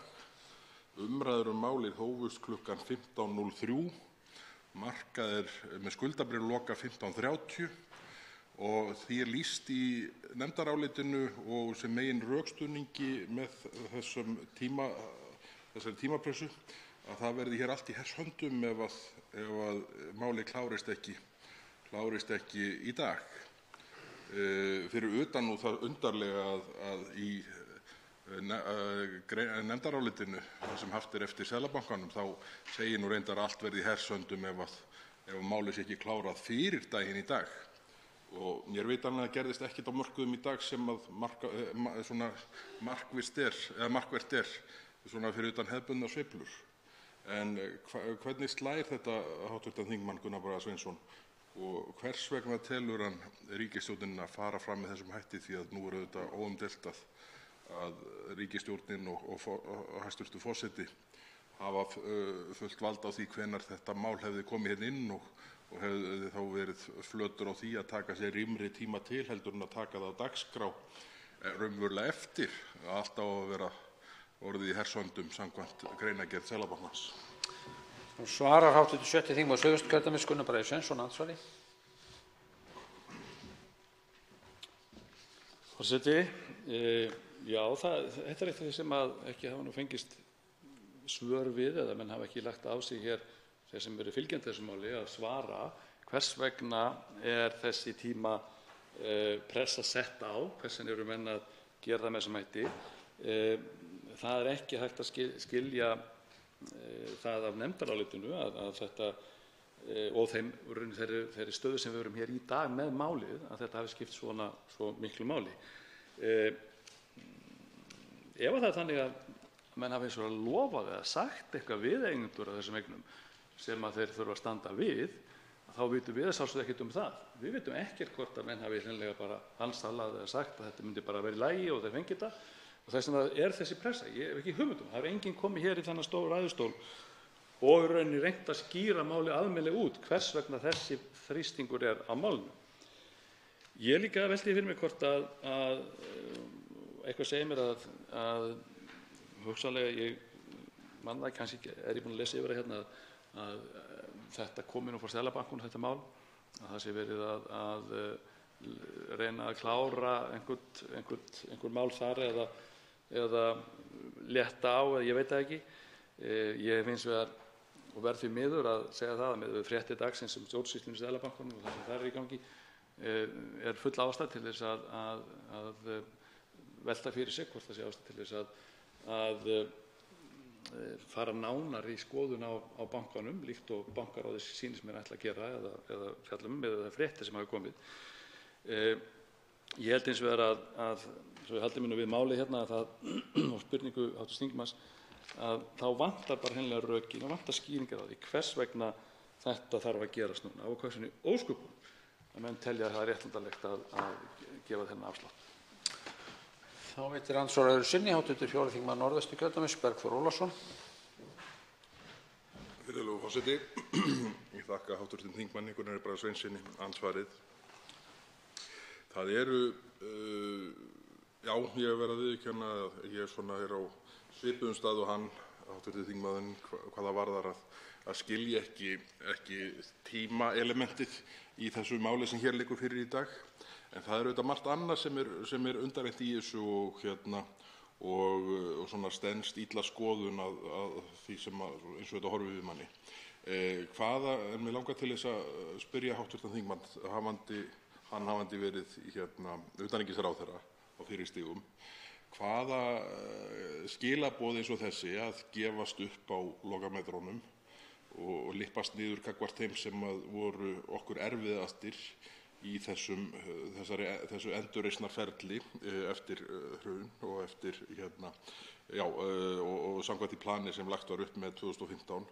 Hvaða heldur hann að þessi skilaboð sem sendir með þessum viðsnúningi gætu mögulega komið í bakið á okkur í annarri hagsmunagæslu á síðari stigum?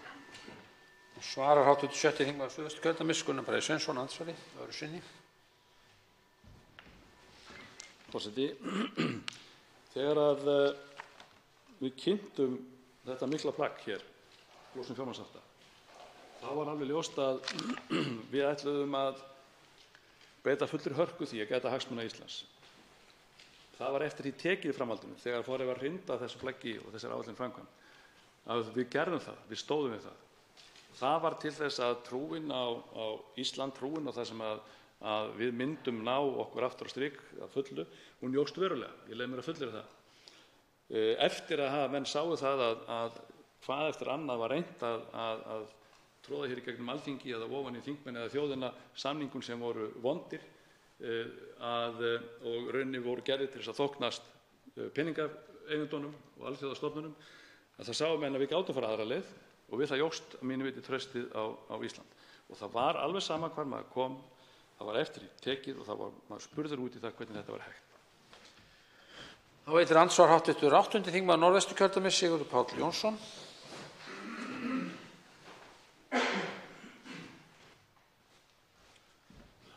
Hæstv. forseti. Ég þakka hv. þingmanni Gunnari Braga Sveinssyni fyrir góða ræðu. Þingmaðurinn fór svona yfir sviðið í sögulegu samhengi og vitnaði í greinar sem hafa verið skrifaðar á þessu tímabili og eins vitnaði þingmaðurinn í þann tíma sem hann sat í utanríkisráðuneytinu og talaði að það hefði vakið athygli hvað við hefðum sýnt mikla staðfestu sem þjóð, stjórnmálamenn á þessum tíma og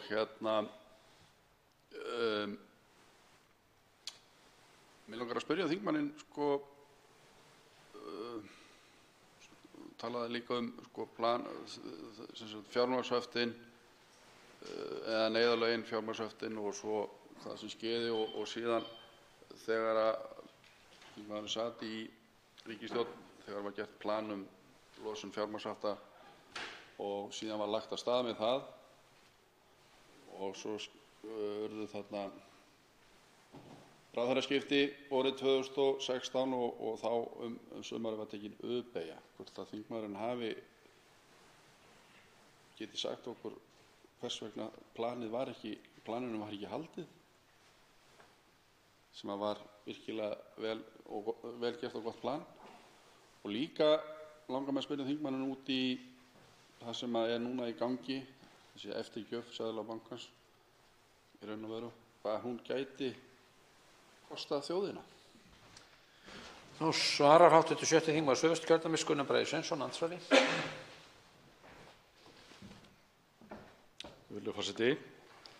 Það er vitanlega erfitt að gera sér fullkomlega grein fyrir því hvers vegna ekki var haldið áfram þeirri áætlun sem að búið var að setja af stað og samþykkja.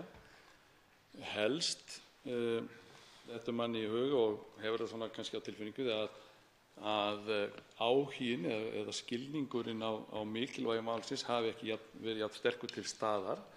Það er þó ljóst að voru vissulega margir sem vildu halda þessu plani áfram, en það var líka ljóst að það voru margir hagsmunaaðilar sem sáu ákveðin tækifæri í því þegar að breytingin var hér vorið eða mitt ár 2016 að ná fram ákveðnum breytingum á afstöðu stjórnvalda. Því held ég að lobbyistarnir á vegum vonarsjóða, lobbyistarnir á vegum þeirra sem átt þessar eignir hafi bara unnið gott starf. Þeir hafa bara náð að svona smá saman að hola steininn og sem gerir það verkum að endanum fóru menn í viðræður við hluta af þessum aðilum eða við þessa aðila hvernig mætti ljúka þessu máli eða með það hætti sem að þóknaðist eigendunum ennþá frekar. Það er endurtek það er alveg, og það er svar við seinni spurningu þingmannsins, að mínu viti er alveg ljóst að það felst í því ákveðin áhætta að orðsporsáhætta þegar að það kemur ljós og menn frétta það að menn höfðu ekki þreki að standa þetta af sér allan tíman, heldur létu hörkuna ganga yfir ákveðin hluta fram á mitt ár 2016 eða rúmlega það, en fóru svo í það að semja af sér eða gefa eftir gagnvart öðrum. Og það sjálfsögðu dregur úr trúverðugleika. Þá veitir andsvar öðru sinni hv. 8. þingmaður Norðausturkjördæmis Sigurður Páll Jónsson. Já, hæstv. Forseti, ég þakka hv. þingmanni fyrir þetta svar og það er svolítið undarlegt að fá það á tilfinninguna að hagsmunaaðilar fjármagnseigendur geti haft áhrif á stjórnvöld með það hvernig þau eigi að haga sínum málum og sýnir manni það og segir að hvað það er mikils virði að hafa stjórnmálamenn og leiðtoga sem standa í lappirnar og hugsa hag þjóðarinnar númer 1, 2 og 3. En ég innti þingmanni líka eftir því hvort að hann gæti gert sér grein fyrir því með þann kostnað sem að fylgir þessari eftirgjöf Seðlabankans. Hvort það sé hægt að henda giska eitthvað á það hvað það gæti kostað þjóðina eða hvort að það er stórar upphæðir. Þá svarar andsvar öðru sinni hv. 7. þingmaður Suðvesturkjördæmis Gunnar Bragi Sveinsson. Forseti, það er alltaf vandasamt að nefna tölur þegar að það byggir náttúrulega þeim forsendum sem eru gefnar hvaða tölur við notum. Ég hefði komið fram hér í ræðustól hjá öðrum þingmönnum að þetta geti verið 8-11 milljarðar eða jafnvel upp í 20-25 milljarðar eftir við hvað þú miðar. Hvenær það var sem að menn byrjuðu að gefa eftir, hvenær var sem menn byrjuðu að ljá máls á því að verðlauna þennan hluta vogunarsjóða sem voru þrautsegir og sátu hér og biðu. Það fer eftir í hvaða viðmiðum við setjum á það, hver tapið eða hvað er sem við erum að missa af í fjármunum talið er mikið. Þannig að það er líka eitt sem hefði verið ágætt að fá að ræða hér við fulltrúa þeirra sem ætla og þá þingmenn sem ætla að samþykkja þetta mál. Nú verður gert örstutt hlé á þessum fundi sem þingmenn geta notað til að rétta úr sér eða grípa sér bita. Fundi verður framhaldið klukkan 19:40. Fundinum er frestað.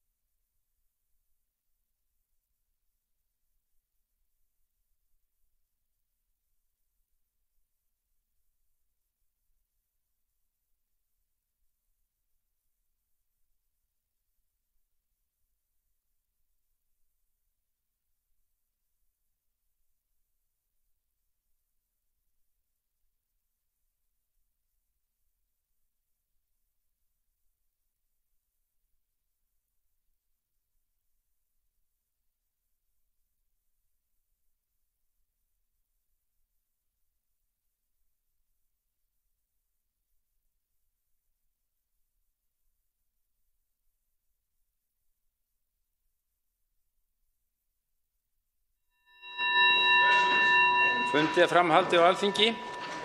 Þrátt fyrir ákvæði 4. málsgreinar 10. greinar þingskapa lengd þingfunda er það tillaga forseta að þingfundur geti staðið lengur í dag en þingsköp kveða á um. Er óskað atkvæðagreiðslu þessa tillögu forseta? Fer þá fram atkvæðagreiðsla tillögu forseta. Hv. þingmaður Gunnar Bragi Sveinsson óskar eftir að ræða atkvæðagreiðsluna. Áttu slökkva á hann aftur? Já, slökkva. Forseti, nú hefur forseti boðað að við greiðum hér atkvæði lengd þingfundar sem að velti fyrir sér þessi ástæða til. Klukkan er ekki orðin 8 og fullt leyfi til þess að vera til miðnættis hér í kvöld án þess að þurfa að kjósa það sérstaklega að vera til miðnættis. Þannig að forseti hlýtur alltaf að vera hér eitthvað lengur til miðnættis sem er ágætasta mál. Vegna þess að það mun þá gefa vonandi þingmönnum færi á að koma hér í ræðustól og tjá sig þetta mál, því að ef þetta er svona mikilvægt og merkilegt mál þá hljóta menn að koma hér og fara rök fyrir því hvers vegna það þarf að samþykkja það hér í þessum flýti. Það hefur ekki einn einasti maður reynt að fara fyrir því rök hér í þessum ræðustól. Þannig að ég hlakka mjög til þess að vera hér áfram og hlusta á þau rök sem hljóta einhver að vera. Og ég geri ráð fyrir að hv. þingflokksformaður Vinstri grænna komi þá í ræðu og útskýri það frekar en að kalla hér fram í. En Miðflokkurinn mun styðja þessa lengingu þingfundar heils hugar. Hv. 3. þingmaður Norðvesturkjördæmis Sigmundur Davíð Gunnlaugsson ræðir atkvæðagreiðsluna. Forseti, það er merkilegt hvað forseta og fleirum að því virðist vera mikið í mun að klára sem fyrst þetta mál. Sérstaklega í ljósi þess að í áliti meirihluta nefndarinnar kemur fram að Seðlabankinn hafi mælst til þess að þetta mál yrði klárað í síðasta lagi í gær. Það er að segja áður en dagurinn í dag rynni upp, eins og það var einhvern veginn orðað, vegna einhvers skuldabréfs sem var greitt út fyrr í dag og væntanlega áður en umræða þetta mál yfir höfuð hófst. En nú þegar er ljóst að það hefði ekki náðst að ræða þetta í gær, þetta þingfundi gærdagsins frestað. Það var merkilegt að forseta liggi ennþá á, en ég þó fagna því alveg sérstaklega að forseti skuli hafa kallað út allt sitt mikla lið hér úr sínum 7 flokkum og menn séu mættir hér til þess að greiða atkvæði og vonandi þá taka sem mestan þátt í umræðunni framundan, því að þetta er mikilvæg umræða. Það gleður forseta að tillaga hans vekkur almenna hrifningu að þingfundur geti staðið lengur í dag en þingsköp gera ráð fyrir, það sé ef þörf krefur. Og mat forseta byggir á því að enn er allung mælendaskrá og greinileg þörf fyrir að ræða þetta mál. Forseti vill upplýsa, eins og að minnsta kosti þingflokksformönnum er kunnugt og væntanlega hafa þeir upplýst það í sínum þingflokkum, að strax á mánudaginn fyrir rúmri viku var lagð upp sú áætlun að þetta mál myndi njóta forgangs í dag og stefnt væri að því að gera það að lögum í dag. En starfsáætlun þingsins var þannig að hér var ekki fundað í gær eins og kunnugt er. Málið kom út úr nefnd undir lok vikunnar sem leið og þetta var ekki reistur ágreiningur á fundi forseta með formönnum þingflokka næst síðastliðinn mánudag og reyndar ekki heldur á fundi forseta með formönnum þingflokka í morgun. Þannig að forseti hafði ekki ástæðu til að ætla annað en að það horfði ágætlega með að þessi áætlun sem hafði verið lögð upp og rækilega kynnt gæti gengið eftir.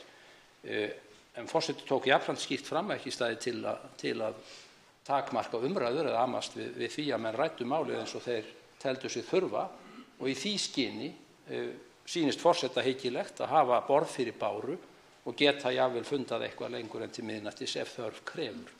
Hv. þingmaður Gunnar Bragi Sveinsson óskar eftir að ræða atkvæðagreiðsluna í öðru sinni. Forseti, þakkar forseta fyrir að hafa svona í lokin ákveðið að segja frá því sem að gerist á þingflokksfundinum í morgun, þingflokksformannafundinum, að ég einmitt spurði sérstaklega hvort það yrði eitthvað takmarkaðar umræður vegna þess að ég taldi að sjálfsögðu málið þyrfti að ræða og á sjálfsögðu sagði forseti að svo væri ekki og þess vegna erum við sjálfsögðu að ræða hér þetta mikið mál. Hefst á atkvæðagreiðsla tillögu forseta sem óskað var eftir.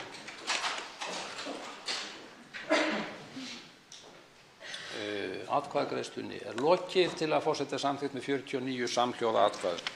Heldur þá fram umræðunni og til máls tekur Einhver? Hv. þm. Sigurður Páll Jónsson.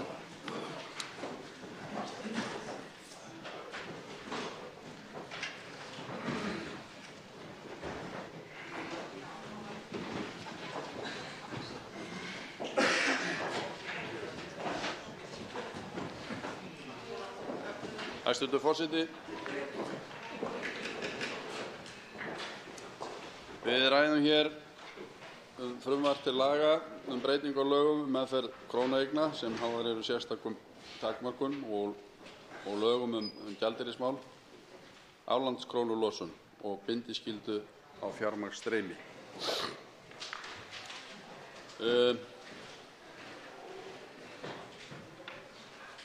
Í greinargerð með frumvarpinu hérna í upphafi í inngangi sagt að frumvarp þetta samið í fjármála- og efnahagsráðuneytinu í samvinnu við Seðlabanka Íslands.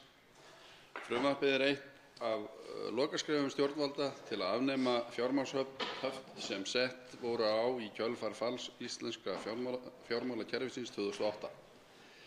Eftirstandandi takmörkun á fjármagnshreyfingar og gjaldeyrisviðskipti má í meginatriðum skipta í tvennt. Annars vegar þær sem felast í lögum meðferð krónueigna sem háðar eru sérstökum takmörkunum nr. 37/2016. Og síðan segir hér með leyfi forseta hvaða upphæðir eru í gangi. Þá það sem sagt að það flokkur aflandskrónueigna. Það eru ríkisbréf, ríkisvíxlar og önnur bréf með ríkisábyrgð upp á 39,5 milljarða, innlán og innstæðubréf Seðlabankans upp á 36,7 milljarða og önnur verðbréf og hlutdeildarskírteini upp á 7,9 milljarða, samtals 84 milljarðar.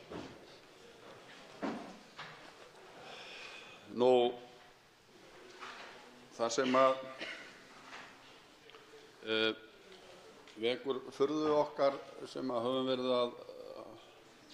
í ræðumennsku núna seinni partinn í dag er sú málsmeðferð sem þetta mál hefur verið í. Það var þannig fyrir jólin að þá átti á síðasta degi fyrir jólafrí að koma þessu inn svona eins og sumir sögðu svolítið bakdýramegin en því var hafnað og síðan kom þetta til fyrstu umræðu þetta mál í janúar, 22. janúar eða eitthvað slíkt og hlaut enga umræðu þá og fór til nefnda og núna komið til umræðu en samt með þessari aðferð sem við í Miðflokknum setjum mikið út á og áttum okkur ekki á hversu þetta fær ekki þá umræðu sem þetta þarf að fá, þessar gríðarlegu upphæðir og þær spurningar sem vakna í meðferð þessara máls og þeim spurningum bara ósvarað og það hefur engin í raun og veru komið hér úr ríkisstjórninni til þess að svara spurningum sem við höfum verið að kasta á milli okkar sem í raun og veru ríkisstjórnin eða allavega formaður efnahags- og viðskiptanefndar sem mælti fyrir málinu vonandi gæti svarað. En hv. þingmaður Óli Björn Kárason mælti hérna fyrir nefndarálitinu í dag og þar segir í greinargerð frumvarpsins kemur fram að gert sé ráð fyrir því að fjárfestar eða fjármálafyrirtæki sem uppfyllt hafa bindiskyldu á grundvelli núgildandi laga og eiga fjármuni í bundnum reikningum geti í kjölfar gildistöku frumvarpsins breytt fyrirkomulagi bindingar til samræmis við nýjar útfærslur. Í umsögn til nefndarinnar undirstrikar Seðlabankinn mikilvægi þess að afgreiðsla frumvarpsins liggi fyrir áður en gjalddagi tiltekins flokks ríkisbréfa rennur upp þann 26. febrúar næstkomandi. Að öðrum kosti mun umfang aflandskrónueigna í lausu fé aukast nær 70% eða sem nemur 25 milljörðum. Og aðeins áfram með leyfi forseta. Við það eykst hætta á að stórir aflandskrónueigendur sem átt hafa sín bréf í samfelldu eignarhaldi frá því fyrir höft eru taldir hafa verið líklegir til að endurfjárfesta í íslenskum skuldabréfum þegar þeirra bréf koma á gjalddaga þann 26. febrúar og muni í stað þess leita út þegar þeir losna af bundnum reikningum, svo mörg voru þau. Og þarna kemur fram þessi dagsetning 26. febrúar sem reyndar í dag og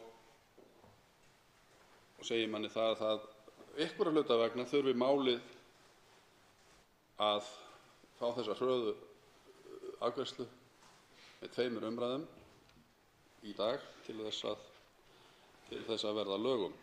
En svarið liggur ekki ljóst fyrir hvers vegna. Það hefur komið fram hérna í ræðum þingmanna í dag.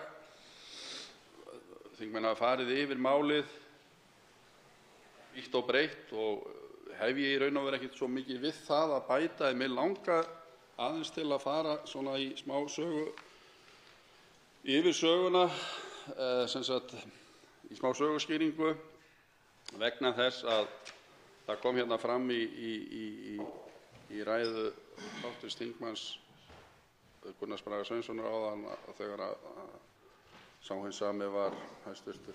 Utanríkisráðherra þá hafi hann orðið þess var að hjá aðilum erlendis og víða að þeir tóku eftir því hvað stjórnmálamenn voru og ríkisstjórnin þess tíma var staðföst og stóð í fæturnar og stóð í raun og veru með land og þjóð. Það náttúrulega, verður nú að segjast eins og ég hef nú þó trú að hver einasti maður sem fer inn á þing, hann hugsar þannig, en mér hefur fundist það hafa verið brotalöm á því síðustu ár og áratugi jafnvel að slíkum þingmönnum fer fækkandi vegna þess að menn reiða sig of mikið á embættismenn og aðra slíka, eða sem sagt ábyrgðartilfinningin vill svolítið verða óljós. En þegar hrunið varð 2008 og allt fór hérna á hliðina, þá voru sett á neyðarlög og þau hafa reynst okkur vel og þó að þau hafi verið mikið gagnrýnd á sínum tíma þá er tíminn leitt það í ljós að þau björguðu okkur á þeim tímapunkti frá algjöru gjaldþroti. Síðan voru fjármagnshöftin sett á og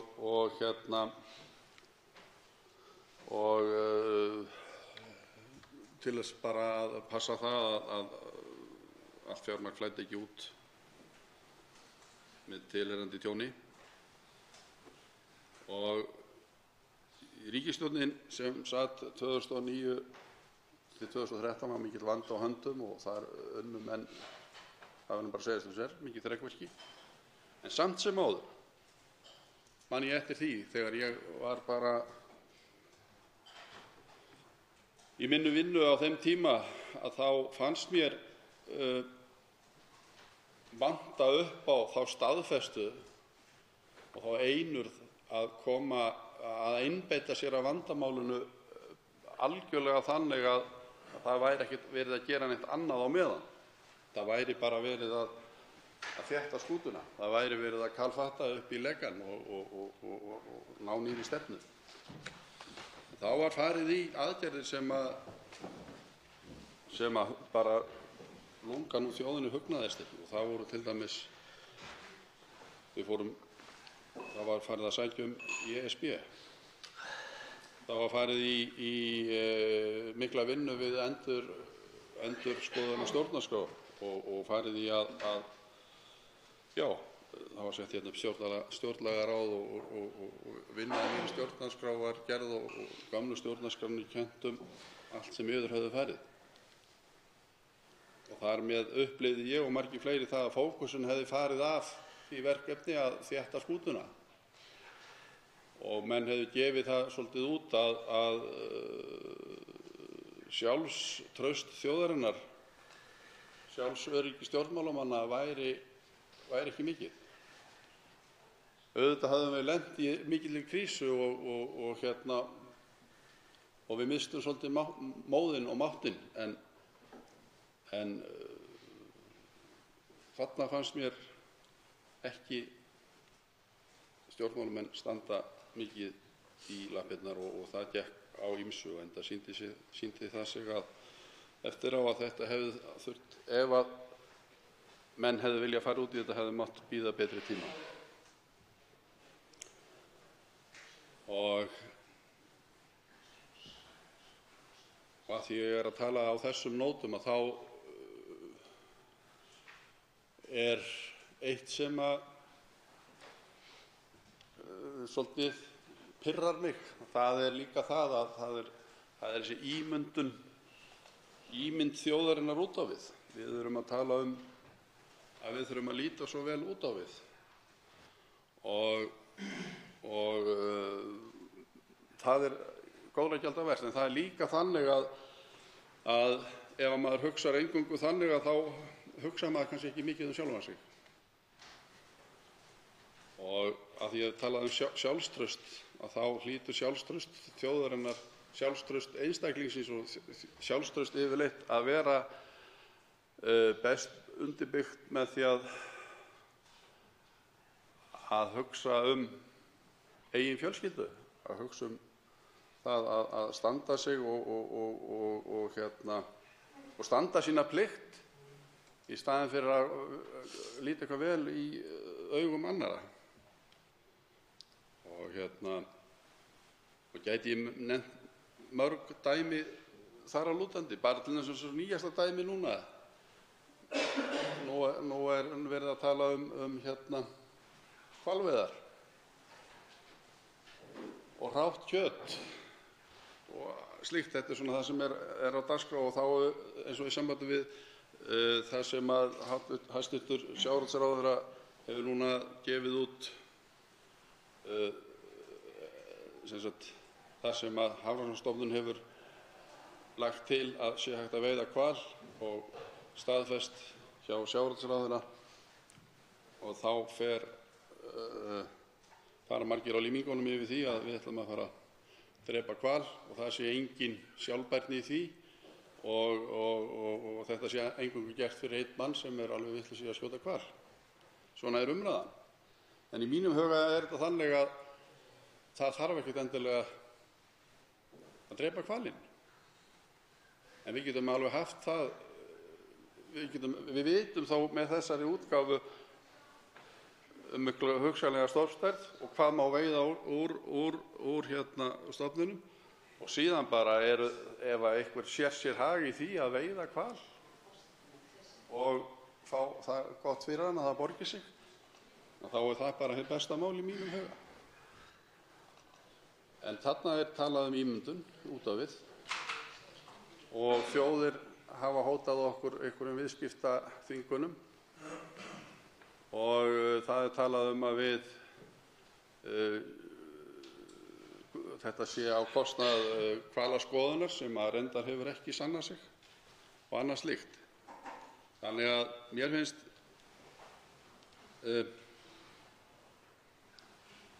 finnst að við þurfum að standa með okkur sjálf sem þjóð og það er ekki bara við sem erum miðaldra karlmenn sem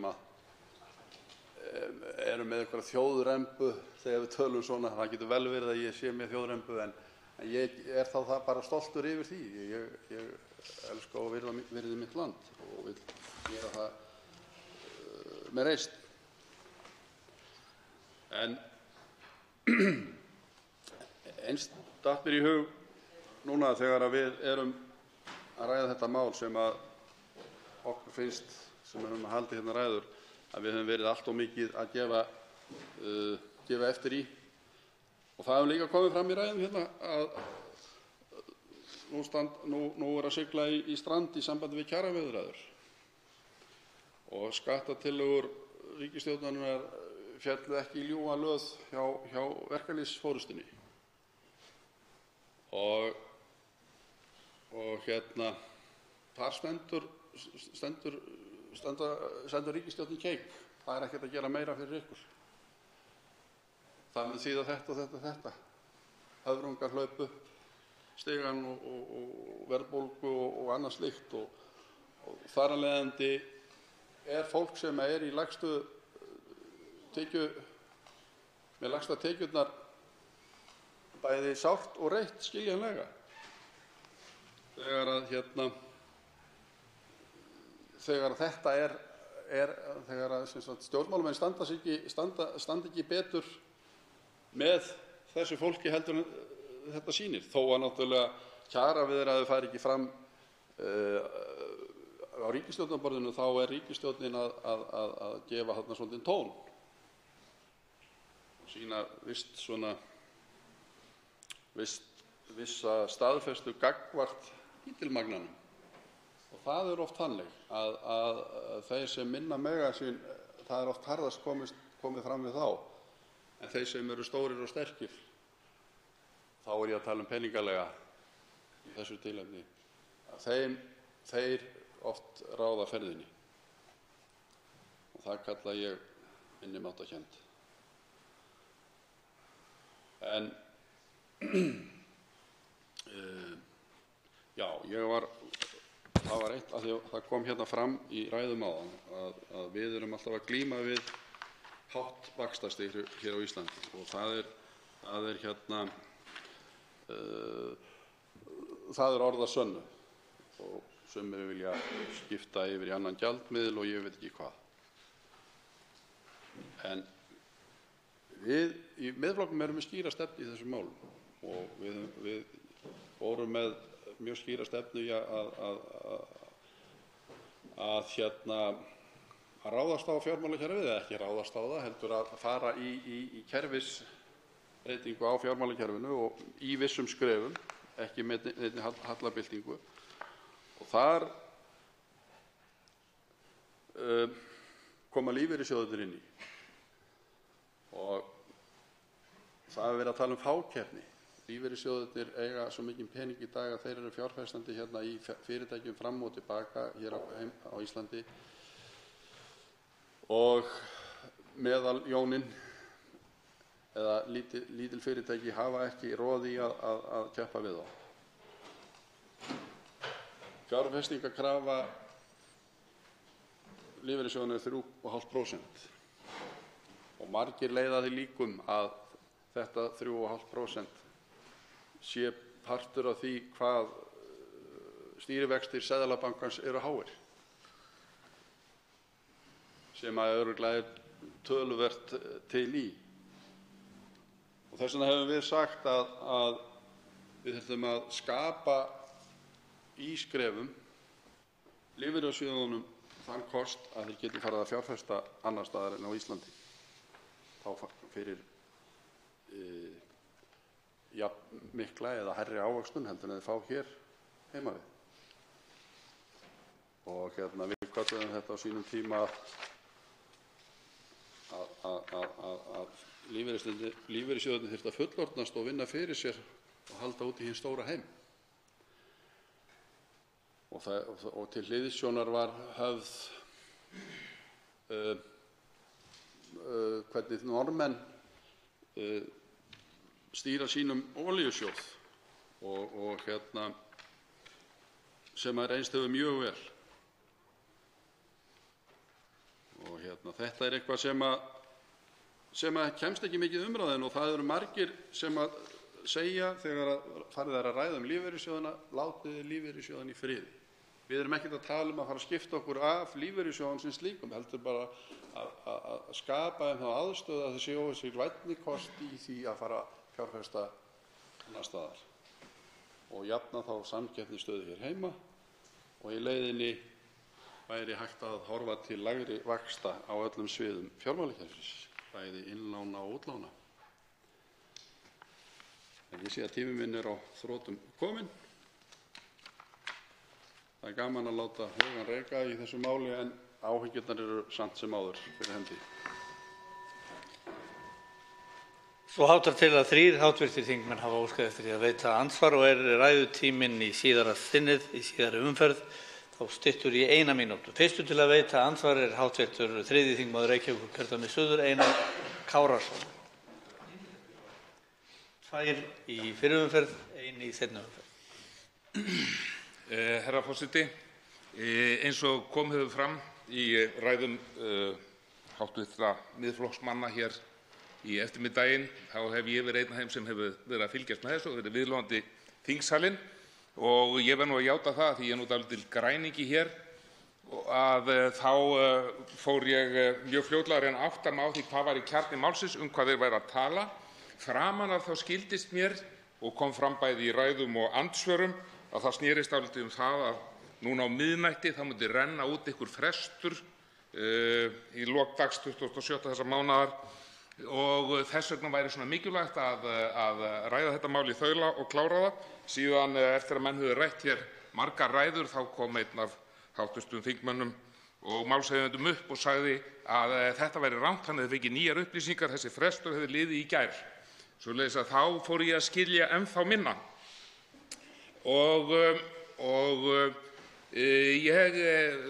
Maður skilur vel að það þarf að ræða í þaula ýmis mál sem er mjög skýr ágreiningur Það var rætt mjög lengi hér á sínum tíma hvort ætti að leggja niður setuna. Það var rætt að sjálfsögðu mjög lengi það hvort við ættum að ganga í NATO. Menn reyndu að verjast því í lengstu lög héðan úr pontu að það yrði lagt niður félagslega húsnæðiskerfið, en þótt ég hafi hlustað á þessar umræður frá því klukkan rúmlega 3 í dag, þar að segja síðustu tæpa 5 klukkutíma, að þá hef ég ekki alveg náð því hvað þetta snýst nákvæmlega.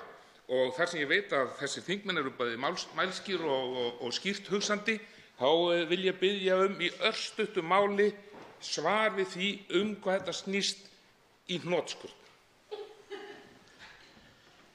Þá svarar andsvari hv. 8. þingmaður Norðvesturkjördæmis, Sigurður Páll Jónsson. Já, hæstv. Forseti. Til að leiðrétta, ég vil nú þakka þingmannum fyrir þetta andsvar, en til að leiðrétta þá rann þessi frestur út í dag, 27. eða í gær fyrir daginn í dag, og það var það sem við vorum að velta fyrir okkur, hvers vegna þetta mál væri hvernig málsmeðferðin væri, af hverju væri ekki hægt að koma með þetta hérna inn í þingið og þingmenn úr öllum flokkum gæti velt því fyrir sér eða bara komist til botns í því, já, hvað máli snerist. Það er náttúrulega verið að losa, þetta er lokaskref í að losa höft og ég nefndi hérna upphæðin áðan, 84 milljarðar. En af hverju er þingheimur ekki settur í meiri ábyrgð í þessu máli? Af hverju bara farið eftir því sem að Seðlabankinn og aðrir eru að fara fram á? Það er eiginlega það sem að máli snýst um. Þannig að okkur finnst þetta bara mikið og skrítið mál svona stórt viðfangsefni sem losun þessara fjármagnshafta er.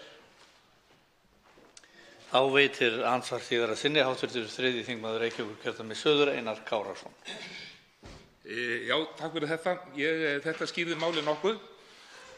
Það er að segja að nú kemur hér fram að þetta snerist aldrei einhvern frest, eins og mátti skilja á fyrstu ræðum málið, vegna þess að fresturinn er liðinn og þetta snýst ekkert það að málið sé að koma inn á síðustu stundu, vegna þess að síðasta stundin var löngu liðin þegar að þessi umræða hófst. Hins vegar þá skýrist það nokkuð af svari hv. þingmanns að hann segir að umræðan kannski snúist fyrst og fremst það hvað þetta mál snúist. Og úr því að þeir voru ekki með það alveg á hreinu, þá er það mjög skiljanlegt að mér hafi ekki tekist að skilja út á hvað málið snerist í þeirra máli. En þeir hafa nú alla nóttina til þess að komast til botns í þessu og ég reikna með því að við fáum nánari fréttir málið í fyrramálið. Þá svarar andsvari síðar að sinni hv. 8. þingmaður Norðvesturkjördæmis, Sigurður Páll Jónsson. Já, hæstv. Forseti. Það er mjög þægileg tilfinning þegar maður botnar ekki í einhverju að finna einhvern annan sem botnar ekki neitt í því heldur. Og ég man eftir því þegar bólan sprakk og rétt fyrir það, þegar hann oft talaði 2007, að þá botnaði ég ekki nokkurn skapaðan hlut í einu, vegna þess að ég var bara svona á mínum vinnustað og fylgdist með fréttum. En svo komst ég að því eftir hrunið að það var mér mikil gæfa að hafa ekki botnað nokkurn skapaðan hlut í einu í sambandi við þetta, heldur bara goggaði og blóðgaði minn fisk áfram. Þannig að það var mér til tekna á þeim tímapunkti að skilja ekki nokkurn skapaðan hlut. Þannig að ég get alveg hugreist þingmanninn við því að þetta gerur okkur að meiri mönnum að botna ekki í neinu. Þá veitir andsvar hv. 7. þingmaður Suðvesturkjördæmis, Gunnar Bragi Sveinsson. Forseti. Þetta er áhugaverð umræða sem hefur farið hér allt í einu af stað í andsvörum. Hv. þingmaður Einar Kárason kemur hér og spyr þingmanninn spurningar sem er eðlilegt. En ég held að flestir sem eru hér núna, og ég ímynda mér hv. þingmaður Einar Kárason og ég sá hér stendur og hv. þingmaður Sigurður Páll Jónsson, saknaði svolítið að fá ekki skýringar frá þeim sem ætla sér að samþykkja þetta mál. Hvers vegna það þarf að samþykkja það?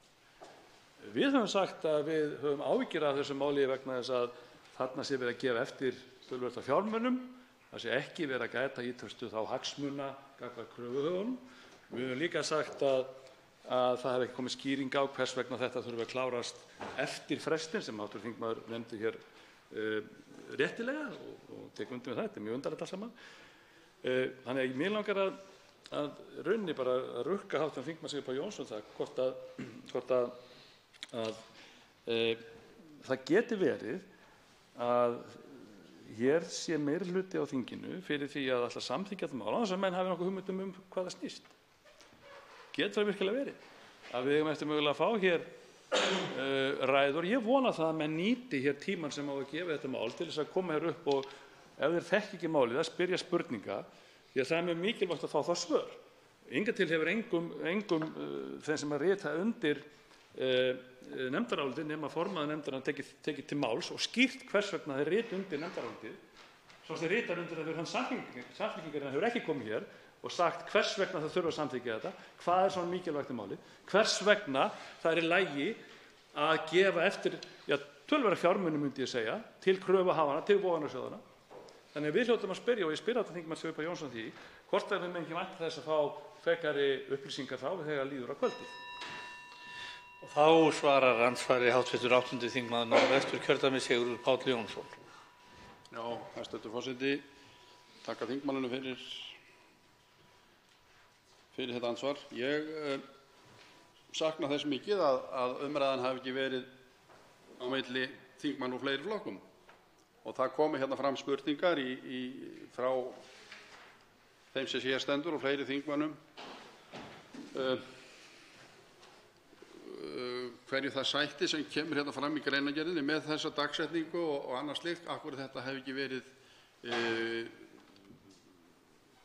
fengið lengri tíma, verið tekið fyrir á dagskrá og með þá þeim möguleika að hægt væri að ræða málið. Þetta voru bara einhver hálf tími sem þetta mál átti að taka í umræðunni í dag.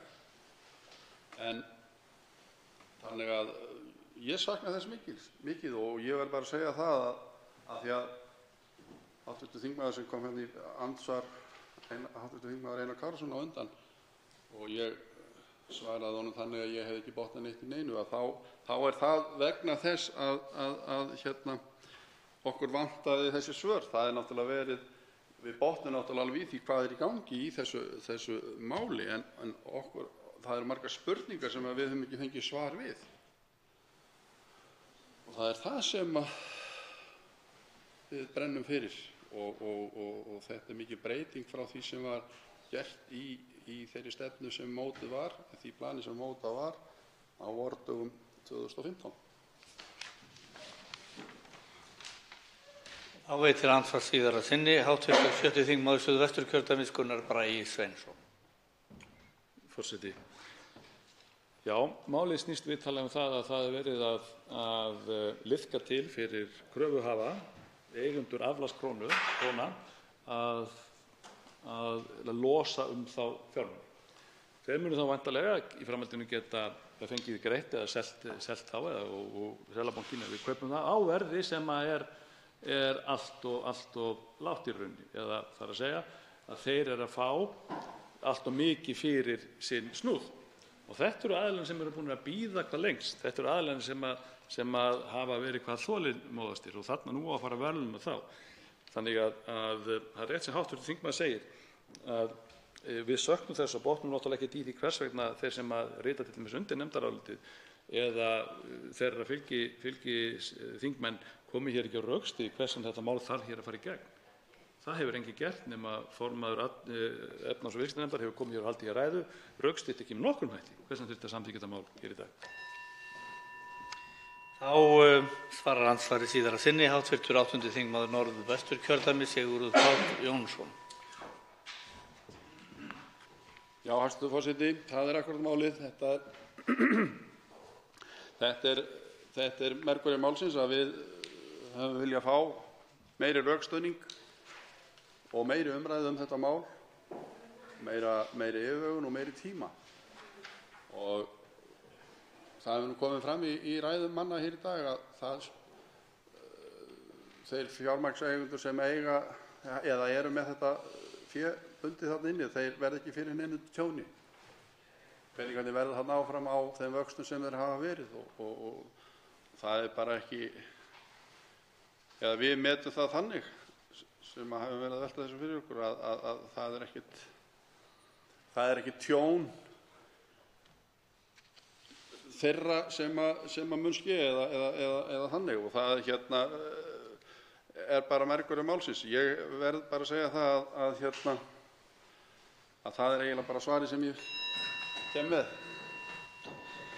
Þá veitir andsvar hv. 10. þingmaður Reykjavíkurkjördæmis suður Þorsteinn Sæmundsson. Herra forseti. Fyrst af öllu vil ég nú fagna því að hafa heyrt hér í ágætu Samfylkingarþingmann áðan sem kom hér upp og spurði til hvers þessi umræða væri. Það er ekki á hverjum degi sem Samfylkingarfólk leggur sig eftir því að skilja hlutina til fulls, þannig að ég fagna þessu mjög og ég fullvissa hv. þingmann það að ef hann staldrar við hér fram í nóttina, sem er nú algjör draumur fyrir þingmann að gera, þá mun hann væntanlega komast að því að lokum til hvers þessi umræða er og til hvers henni haldið hér áfram. En mig langaði til þess að beina því til hæstv. Síðasta ræðumanns, að ég þakka hans ræðu sem var mjög góð, að það sem kom einmitt fram hjá honum var þetta að við gerum okkur ekki grein fyrir því hvers vegna liggur svo á að setja mál sem varðar íslenska ríkið milljarðatugi, hvers vegna það liggur svo á að setja það að hleypa renna því hér í gegnum þingið að menn voru ekki einu sinni, menn gerðu sér ekki grein fyrir því að það yrði nein umræða um þetta málið hér í dag. Menn heldur bara að þetta myndi renna hér í gegn á einhverjum svona hálftíma eða eitthvað slags, það yrði hérna bara framsögð ræða og síðan væri bara málinu lokið og þetta yrði samþykkt. Það yrði samþykkt að erlendum vogunarsjóðum yrði bara gert kleift sig svona að hafa brott með sér héðan nú 83 milljarða á evrugengi sem stenst engan samanburð.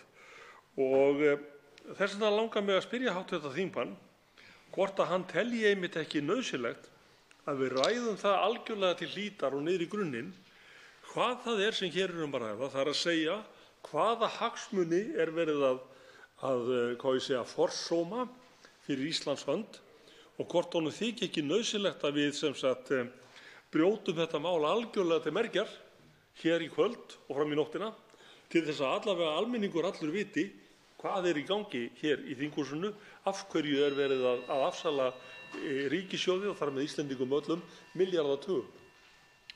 Þá svarar andsvari hv. 8. þingmaður Norðvesturkjördæmis, Sigurður Páll Jónsson. Já, hæstv. Forseti, hv. þingmanni fyrir andsvarið. Jú, það er náttúrulega algjörlega þannig að þjóðin í raun og veru á heimtingu á því að fá að vita hvað máli snýst vegna þess og fá upplýsingar eða fá svör við því sem komið hefur fram hér og örugglega miklu fleiri spurningar. Það er nú einu sinni þannig og ég var aðeins inn á það í ræðu minni áðan að það fylgir því mikil ábyrgð að vera alþingismaður og alþingismaður þarf í mínum huga að setja sitt pólitíska höfuð að veði. Því að ef hann ætlar aftur í framboð þá eru hans störf lögð til grundvallar í þeim kosningum sem verða að loknu kjörtímabilinu. Og það hefur því miður þróast allt of mikið þannig að alþingismenn eru orðnir allt of miklu stimpilpúðar. Við erum ofta að samþykkja hér mál sem við treystum fyrir að aðrir sem við trúum að vitum hvað máli snýst hafi rétt fyrir sér. Og það er akkúrat þannig sem maður vill ekki vinna sem alþingismaður. Maður vill taka upplýsta ákvörðun og greiða atkvæði eða mæla fyrir máli eða hvað sem er í gangi, upplýstur og meðvitaður hvað máli snýst. Það bara tekur úr manni áhugann og viljan og einurðin að hafa þá tilfinninguna á stundum sem bara einhver stimpilpúði. Og þess vegna erum við grimmir í þessu máli. Þetta er einhver smá upphæðir sem við verðum að tala og vona ég að hafi svarað þingmannum að einhverju leyti. Hv. 10. þingmaður Reykjavíkurkjördæmis suður, Þorsteinn Sæmundsson veit nú andsvar síðara sinni. Herra forseti, ég þakka hv. þingmanni kærlega fyrir þetta svar. Ég var nefnilega var við það í hliðarreplíki hér daginn hér rétt áðan að hér eru líka stjórnmálamenn sem fannst þetta brölt okkar Miðflokksmanna heldur fyndið. Og það kom nú akkúrat úr þeim hópi sem vildi selja Íslendinga í þrældóm hér fyrir nokkrum árum síðan. En sá hópur sem ber upp við Miðflokkinn, hann stóð í ístaðinu þá og varnaði því að Íslendingar bæru hér skuldaklafa langt inn í framtíðina og börn okkar og barnabörn væru að borga þær syndir sem við höfum dríkt. Og þess vegna vil ég nú svona aðeins spyrja hv. þingmann að því hann kom svo réttilega inn á það að auðvitað eigum við ekki að vera stimpilpúðar, við eigum að taka okkar sjálfstöðu afstöðu til mála sem hér berast inn. Og þess vegna langar mig til þess að áníja enn við hv. þingmann hvort hann sé ekki sammála mér það að það sé algjör nauðsyn á því að þjóðin sem fylgist með okkur væntanlega núna, að hún verði að fullu upplýst núna í þessari umræðu hvað þetta mál snýst og hvaða afleiðingar það mun hafa ef þetta verður samþykkt. Og þá svarar andsvari síðara sinni hv. 8. þingmaður Norðvesturkjördæmis, Sigurður Páll Jónsson.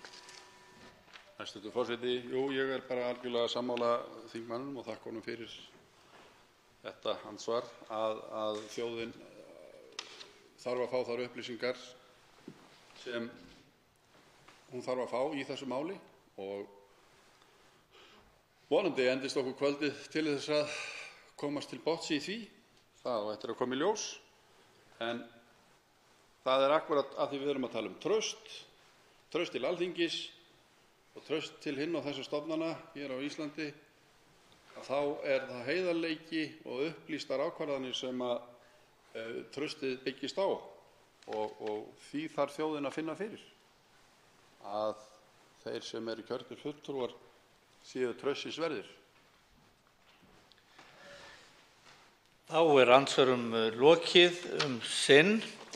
Til máls tekur hv. 3. þingmaður Norðausturkjördæmis, Sigmundur Davíð Gunnlaugsson.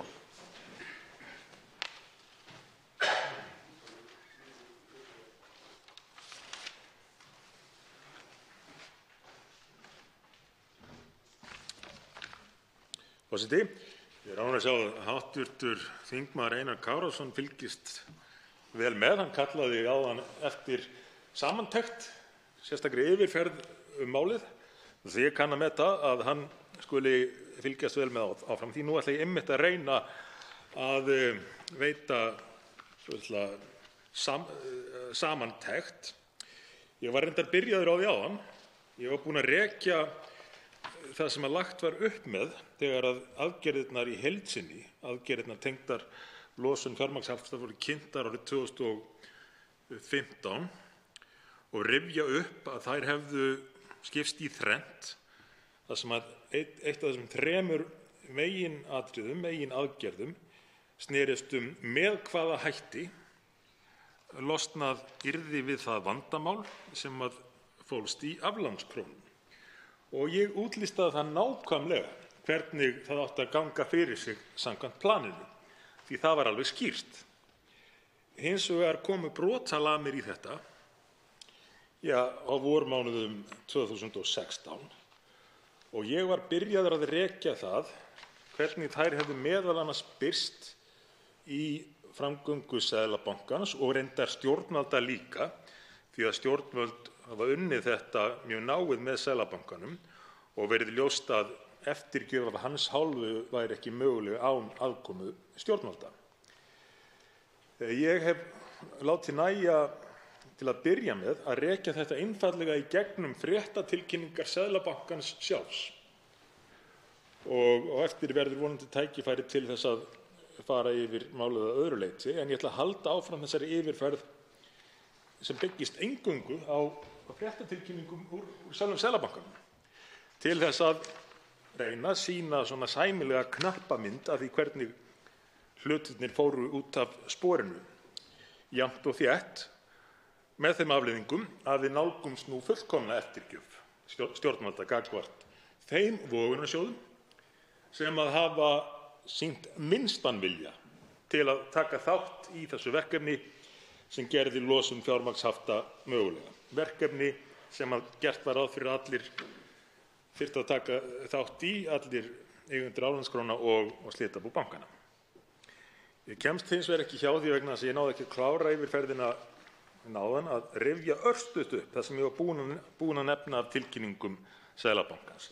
Í fyrsta lagi sagði bankinn loksins í lok maí 2016 að nú yrði útboðið haldið, útboðið sem beðið hafði verið eftir frá því október 2015. Og ég minni á það að samkvæmt upprunalegri áætlun var lögð áhersla á það að menn þyrftu að fara fljótt í gjaldeyrisútboðið, einmitt til þess að menn myndi ekki freistast til þess að bíða lengur og vonast til þess að höft yrðu einfaldlega afnumin. Það þyrftu allir að taka þátt í sama heildarpakkann. En jæja, í maí 2016 kynnir loks Seðlabankinn með hvaða hætti hann muni standa að útboðinu og ég tíundaði hvernig til stóð að gera það. Þetta áréttaði svo bankinn skömmu síðar og fagnaði sérstaklega jákvæðri umsögn lánshæfismatsfyrirtækisins Moody's og sendir frá sér tilkynningu 8. júní 2016 að sem að þeir enn áréttaði, nú verði þetta raunverulega gert og segja nákvæmlega klukkan hvað og hvernig og minna á að þetta sé í samræmi við heildaráætlun losun fjármagnshafta. En eins og við gatum, þá var besta verðið sem að mönnum gat hugsanlega boðist í þessu útboði 190 krónur.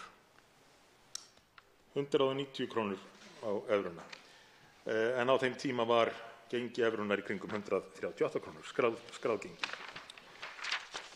Svo gerðist það hið óvænta, daginn eftir að bankinn hafði áréttað hvernig þetta allt myndi ganga fyrir sig, að hann ákveður að breyta skilyrðum. Og þetta eftir að einhver samtöl eru hafin við þessa aðila sem að svo skömmu síðar fóru að auglýsa kosningabaráttu á Íslandi með alveg dæmalausum hætti, en voru þarna þeim var þegar farið að verða eitthvað ágengt því að Seðlabankinn sá ástæðu til þess að breyta skilmálum og lengja tímafresti.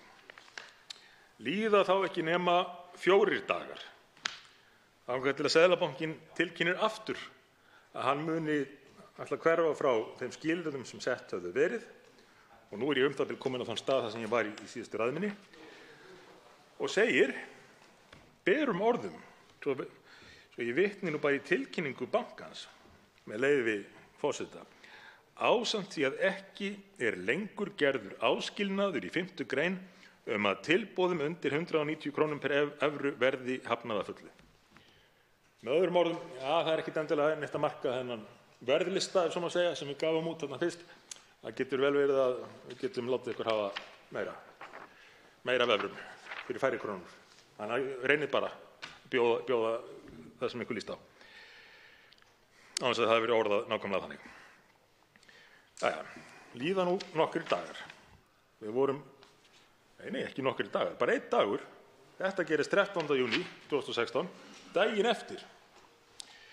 Reynir bankinn að útskýra betur hvað hann eigi við með þessum breyttu skilmálum og bætir svo við, með leyfi forseta: með breyttum útboðsskilmálum eru tekin af tvímæli að þrátt fyrir niðurstöður útboðsins geti Seðlabanki Íslands ákveðið hagstæðara útboðsverð en taflan tiltekur.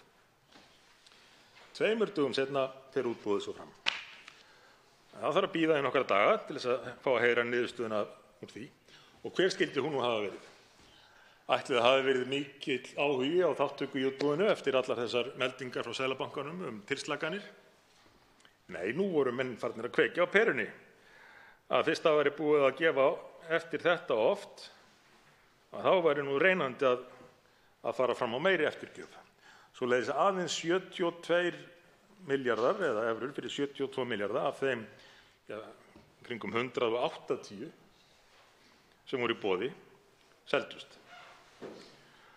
Og þeir voru seldir á lægsta verðinu, þrátt fyrir að í upphaflegri tilkynningu bankans hafi komið fram að ef að viðskiptin ekki meira en svo, yrði gengið 205 krónur. Það var horfið frá því og menn látnir hafa evrurnar á 190 og látið fylgja sögunni að bankinn ætlaði áfram að bjóða evrur til sölu á því verði, líka fyrir þá sem hefðu ekki viljað taka þátt í útboðinu sem var búið að útskýra að væri loka möguleiki þessara aðila sem höfðu haldið lengst út gagnvart stjórnvöldum til þess að selja evrurnar sínar ella lokast inni á reikningum á vaxtalausum reikningum. En lokafresturinn, hann var ekki lengur lokafrestur og bankinn bauðst bara til þess að selja evrur á 190 krónur til þessara aðila fram hjá útboðum. Svo gerist það daginn eftir að bankinn áréttar aftur: við erum ennþá til í að selja evrur á 190 krónur, jafnvel þó þið hafið ekki tekið þátt í útboðinu. Og ætlaði verið mikill áhugi á því. Nei, menn náttúrulega eru farnir að átta sig á ákveðinni þróun hérna. Svoleiðis að það var ekki mikil eftirspurn eftir þessu, að kaupa þessar evrur á 190 krónur. Menn vildu fá þær á enn betra verði. Þannig að það er tilkynnt það að þetta hafi nú ekki gengið eins hratt fyrir sig og menn vonuðust til og frestur væntanlega framlengdur, en engu að síður bættist bara við 9 milljarðar af því sem seldist hjá Seðlabankanum. Þá er komið fram í 1. ágúst og Seðlabankinn tilkynnir nú, eftir að breytingar höfðu orðið á gengi krónunnar, að hann sé áfram með evrur til sölu en nú á 220 krónur. Hann geti keypt eina evru fyrir 220 aflandskrónur. Það var nú ekki mikil sala í því. Svoleiðis að 12. mars árið 2017 tilkynnir Seðlabankinn að hann sé búinn að semja sérstaklega við eigendur aflandskróna vogunarsjóði um 90 milljarða króna af aflandskrónum sem að verði keyptar á verðinu 137,5 krónur á evruna. En á þeim tíma reyndar var gengi komið niður í 107,5. Þess að ég næ nú ekki að klára þetta, forseti, og verð að biðja forseta að setja mig aftur á mælendaskrá. Svo vill til að 3 hv. þingmenn hafa óskað eftir að veita andsvar og ræðutíminn því styttur í 1 mínútu í síðari umferð. Fyrstur til að veita andsvar hv. 3. þingmaður Suðurkjördæmis, Birgir Þórarinsson.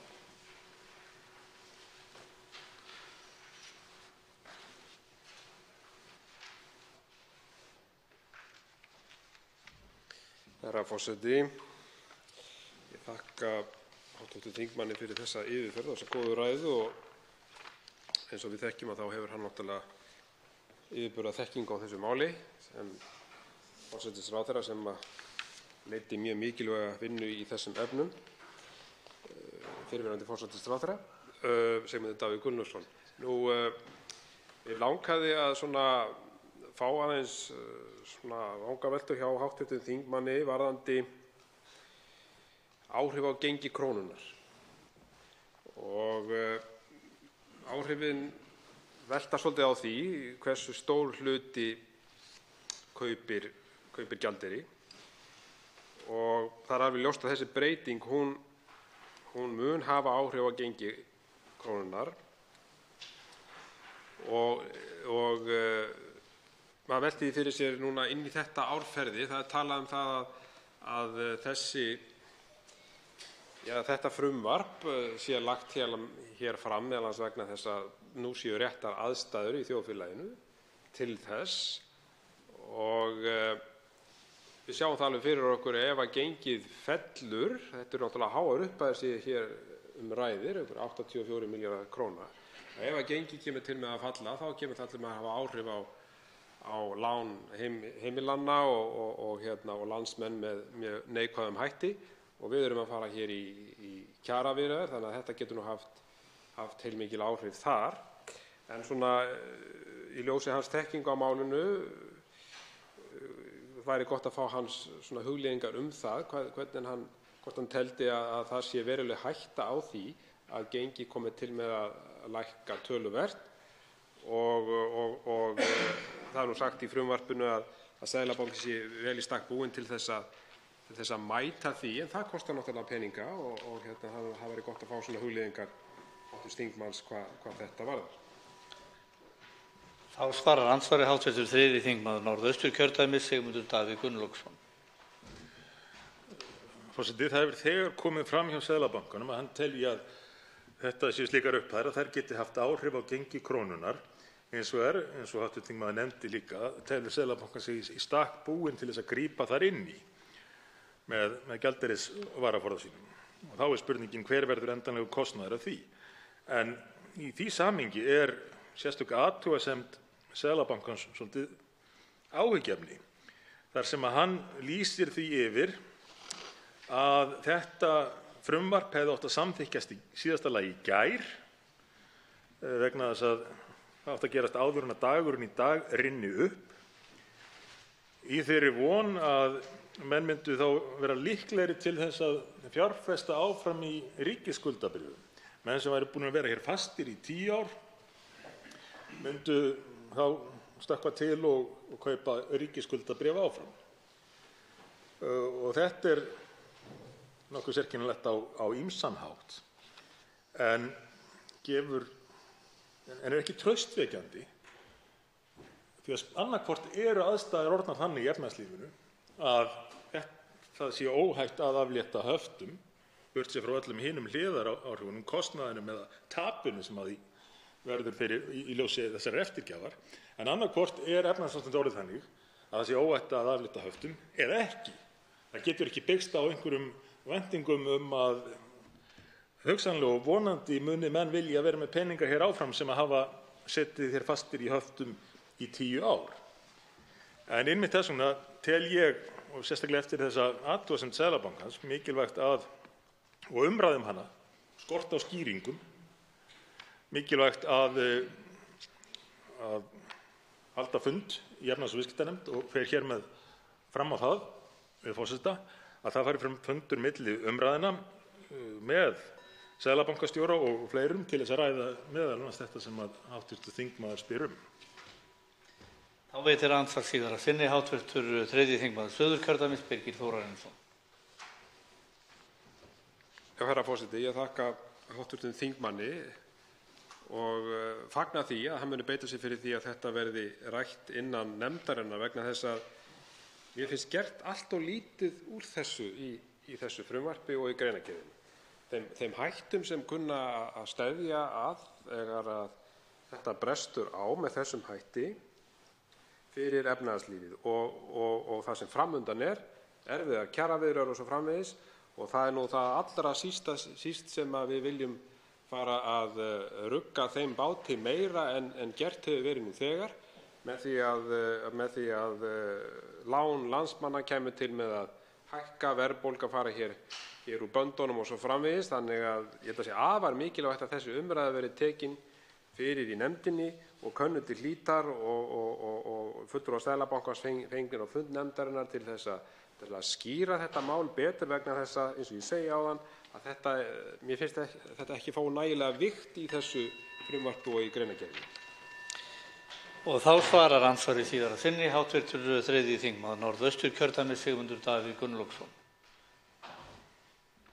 Forseti, það er óhætt að taka undir það. Þetta fær ekki næga vigt í greinargerðinni og það er mjög áhugavert að þeir sem er að boða þetta, það eigi að samþykkja þetta mál, þessa fullkomnu eftirgjöf gagnvart þessum vogunarsjóðum sem voru síst viljugir til samstarfs og eftirgjafar, að þeir sem telja nauðsynlegt að klára þetta núna skuli ekki mæta hér og útskýra fyrir okkur hvers vegna. Við sjáum hvað stendur til en við fáum ekki skýringar þeirra sem að þessu máli standa á því hvers vegna. Hv. þingmaður Óli Björn Kárason, formaður efnahags- og viðskiptanefndar, mætti hér við upphaf umræðunnar og las einfaldlega upp meirihlutaálitið. En svo hefur engin umræða átt sér stað eftir það og engin svör fengist við því hvers vegna menn vilji fara í þessi eftirgjöf. Annar andsvarandi er hv. 10. þingmaður Reykjavíkurkjördæmis suður, Þorsteinn Sæmundsson.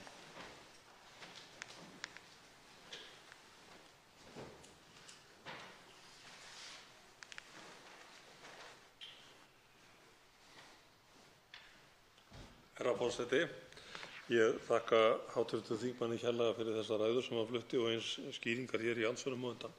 Ég er nefnilega staddur á þeim stað líka, eins og hv. þingmaður, að skilja ekki hvað það var sem rak Seðlabankann í það í ágúst 2016 að auglýsa evrur á 220 krónur, fá engin viðbrögð til þegar fresturinn rann út sem er 1. nóvember og grípa þá á það ráð, þá nýbúnir að selja nokkurn stabba af aflandskrónum fyrir 190 krónur, að lækka þá evruupphæðina niður í 137,50 og selja strax 90 milljarða á þeirri upphæð og 22 milljarða nokkru seinna, sem sagt 112 milljarða, að selja þá á 137,5 krónu evruna í staðinn fyrir 190 krónur. Og þetta er náttúrulega alveg gríðarleg upphæð sem menn hafa látið af hendi rakna þarna við vogunarsjóði.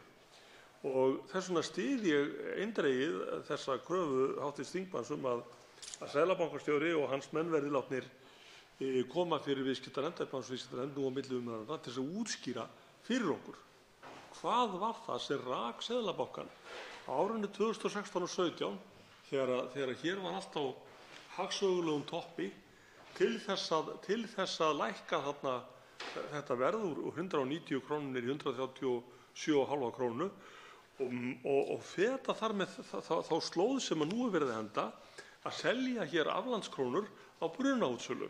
Mig langar aðeins til að biðja hv. þingmann að fara yfir þetta aðeins meira í svona smáatriðum, þannig að við skiljum öll hvað það var sem getur hafa legið til grundvallar því að Seðlabankinn grípur til þessa óyndisúrræðis. Hv. 3. þingmaður Norðausturkjördæmis, Sigmundur Davíð Gunnlaugsson, svarar nú andsvari fyrir að sinni. Forseti, ástæðan fyrir því að ég rakti þetta allt saman hér í gegnum fréttatilkynningar Seðlabankans og náði reyndar ekki alveg að klára, til þess einmitt að sýna fram á hversu sérkennileg þessi saga og lýsir margítrekkuðu undanhaldi sem á sér stað á sama tíma og menn eru mjög augljóslega að ganga hart fram við að verja sína hagsmuni, þessir vogunarsjóðir, og voru ekkert orðnir margir eftir. Ég held að það séu bara í meginatriðum 4 vogunarsjóðir sem eigi megnið af því sem að eftir stendur þarna, en ráku sinn málarekstur auðvitað á ýmsan hátt eins og menn þekkja og keyptu ýmsa þjónustu til þess, innanlands sem utan.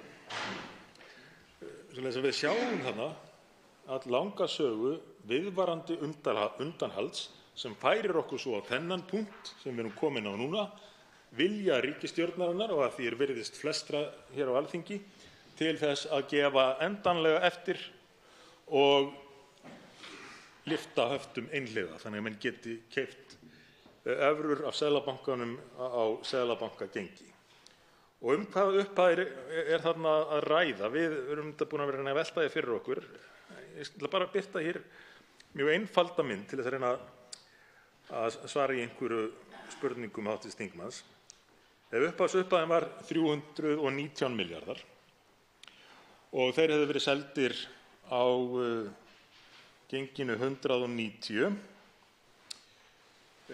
keyptir á genginu 190, þá hefði þurft að borga fyrir það 1,7 milljarða evra. Ekki meira minna, mér skjátlast ekki, ætlum að fara betur yfir þetta á eftir, ég var að risa þetta bara hjá mér. En ef að þetta væri keypt á gengi dagsins í dag, 2,3 milljarðar evra sem Seðlabankinn þarf að greiða. 1,7 milljarðar evra á 190, 2,3 milljarðar evra á 138. Þetta eru einhver smá upphæður og engin smá munur. Og þá veitir andsvar síðar að sinni hv. 10. þingmaður Reykjavíkurkjördæmis suður, Þorsteinn Sæmundsson. Hæstv. forseti, ég þakka þingmanninum enn fyrir að varpa ljós á þetta mál vegna þess að þegar maður heyrir þessar upphæðir nefndar sem búið að gefa eftir nú í síðustu 3 útboðum og síðan á að gefa eftir nú alveg niður í, eins og ég orðaði það hér í ræðu minni áðan, að vogunarsjóðirnir eru eins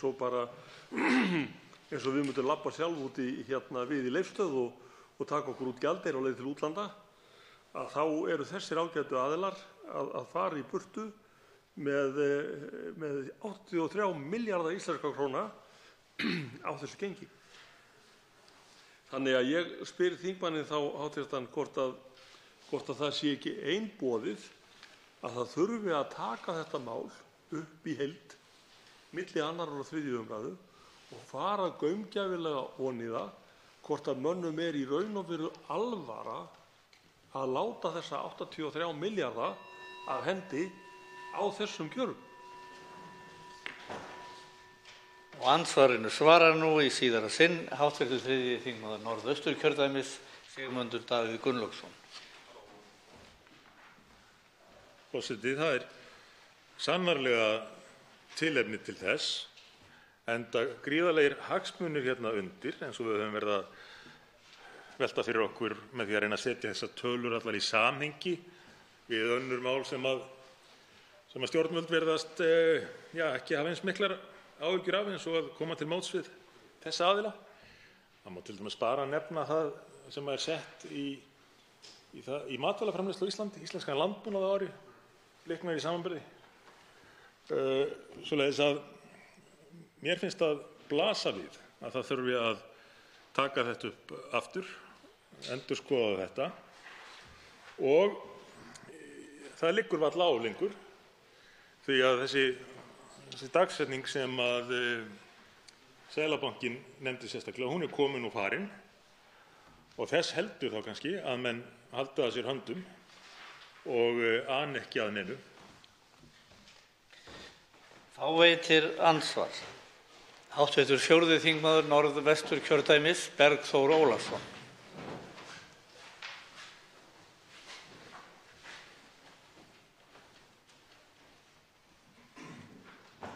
Herra forseti. Ég þakka hv. þingmanni fyrir prýðisgóða ræðu. Það er gott fyrir okkur að fá þetta í eyrað svona, svo má segja, samantekið, þannig að kjarni svona vegferðarinnar náist fram. En ég hef nú sagt hér fyrr í þessari umræðu að það sem ég hafi mestar áhyggjur af séu skilaboðin sem við erum að senda frá okkur hvað það varðar, hversu linir samningamenn við erum, hagsmunagæslumenn lands og þjóðar eru þegar á reynir. Ef að mótaaðili veit að íslenskir hagsmunaaðilar íslenskra hagsmuna eru líklegir til þess að gefa eftir, svona séu þeir látnir bíða í dálitla stund, þá sé svona tiltölulega tryggilegt að menn nái betri heimtum ef að þeir skýrast við. Nú var hv. þingmaður Sigmundur Davíð Gunnlaugsson forsætisráðherra árið 2015 þegar planið, ef svo má segja, er sett af stað. Mér leikur hugur á að vita hvað það er sem að hann metur að hafi verið mikilvægast í rauninni skilaboðunum sem voru send út til markaðarins, til mótaðalana, til kröfuhafanna. Maður man eftir því úr kosningabaráttunni árið 2013, þá var talað um kylfu og gulrót, svo ég rifji nú upp eitt kommentið sem að féll í því samhengi. En já, eins og segir, mér langar að vita hvað hv. þingmaður, fyrrverandi forsætisráðherra, metur hafi verið mikilvægast í skilaboðunum til að ná þeim ævintýralega árangri sem náðist framan af meðan planið hélt, þó að mönnum sé að verða svolítil, menn sé að lyppast niður svona á síðustu metrunum. Þá svarar andsvari hv. 3. þingmaður Norðausturkjördæmis, Sigmundur Davíð Gunnlaugsson. Því er nokkuð auðsvarað, forseti.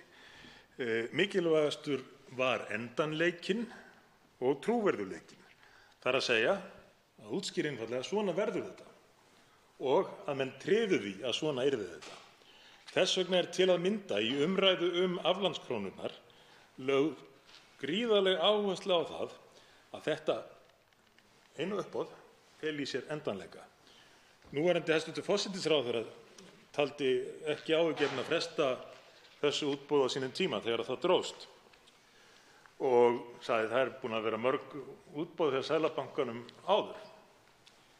En þá var einmitt útskýrt fyrir núverandi hæstv. forsætisráðherra.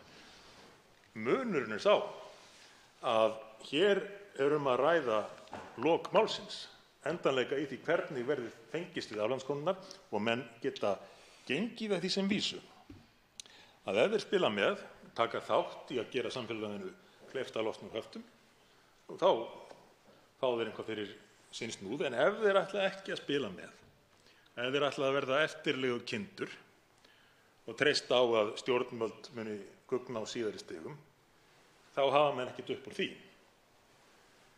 Nema hvað? Það var skipt ríkisstjórn og stjórnarstefnu og við sáum hvernig þróunin, eins og ég rakti hérna áðan, gjörbreytist og reyndar átti það sama við Arion bankamálið sem var töluvert rætt hér í fyrra og hittiðfyrra.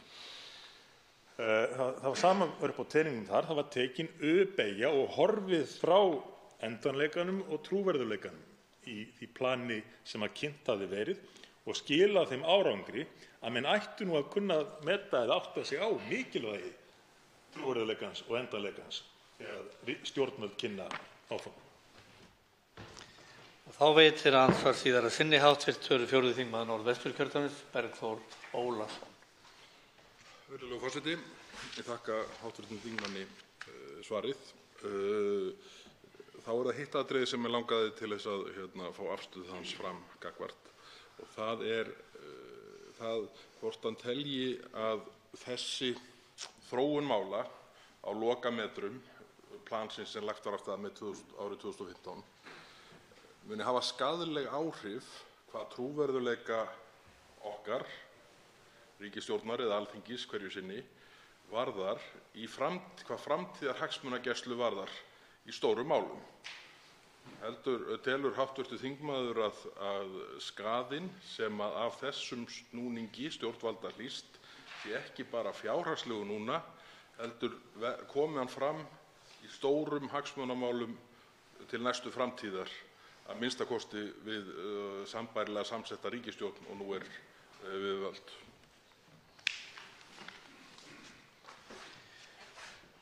Þá svarar andsvari hv. 3. þingmaður Norðausturkjördæmis, Sigmundur Davíð Gunnlaugsson. Forseti, það segir sig eiginlega sjálft að mínu mati. Fáir eru eins harðskeyttir í hagsmunagæslu sinni eins og vogunarsjóðir og þar er að ræða þetta gríðarlegar upphæðir og þar af leiðandi hafa menn úr miklu að spila til þess að reyna að hámarka hagsmuni sína og beita ýmsum aðferðum til þess. Við höfum meðal annars séð að vogunarsjóður eða sjóðir sem yfirtóku Kaupþing eða Arion banka höfðu verið staðnir að því að greiða mútur í Afríku, en menn nota þau ráð sem að þeir telja best duga og vonandi yfirleitt innan marka laganna, þó ekki alltaf innan marka siðferðis, eins og við sáum þegar menn gengu það langt að auglýsa hér í kosningabaráttu til að reyna að hafa áhrif á niðurstöðu kosninganna. Og nú hljóta þeir álykta sem svo að þetta hafi skilað tilætluðum árangri og nálgast þá málin með sama hætti næst þegar kemur að því að reyna að þrýsta á niðurstöðu. Þá er andsvörum lokið. Til máls tekur hv. 3. þingmaður Suðurkjördæmis, Birgir Þórarinsson.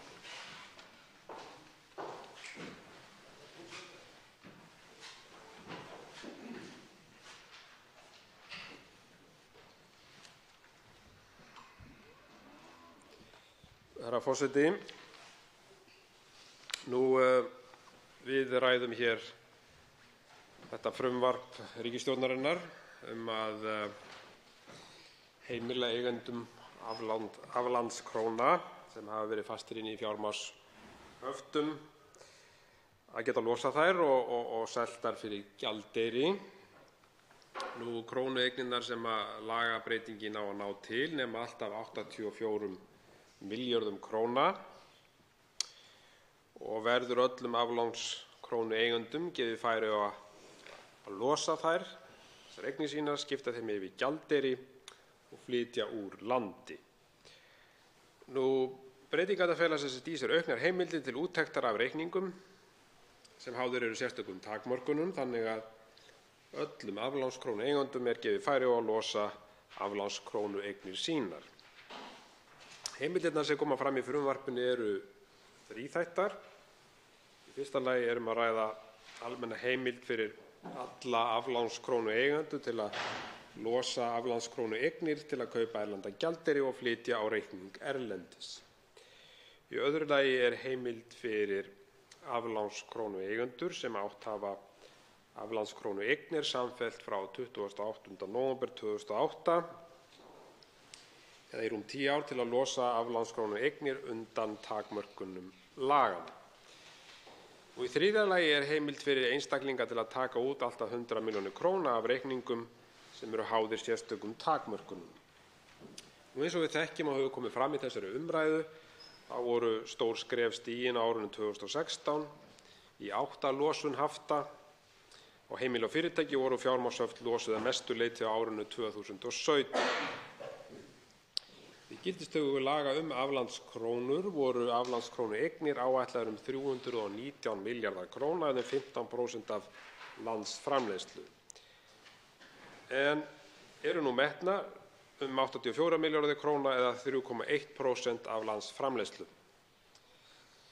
Í greinargerðinni segir með frumvarpinu að efnahagslegar forsendur standi nú því til þess að losa fjármagnshöft á aflandskrónueignum. Og þetta hefur við rætt hér aðeins hvort að þetta sé í raun og veru rétt, þar að segja að þessar efnahagslegu forsendur séu til staðar Við þekkjum það að það eru nú blikur á horfi, blikur framundan í þessum efnum.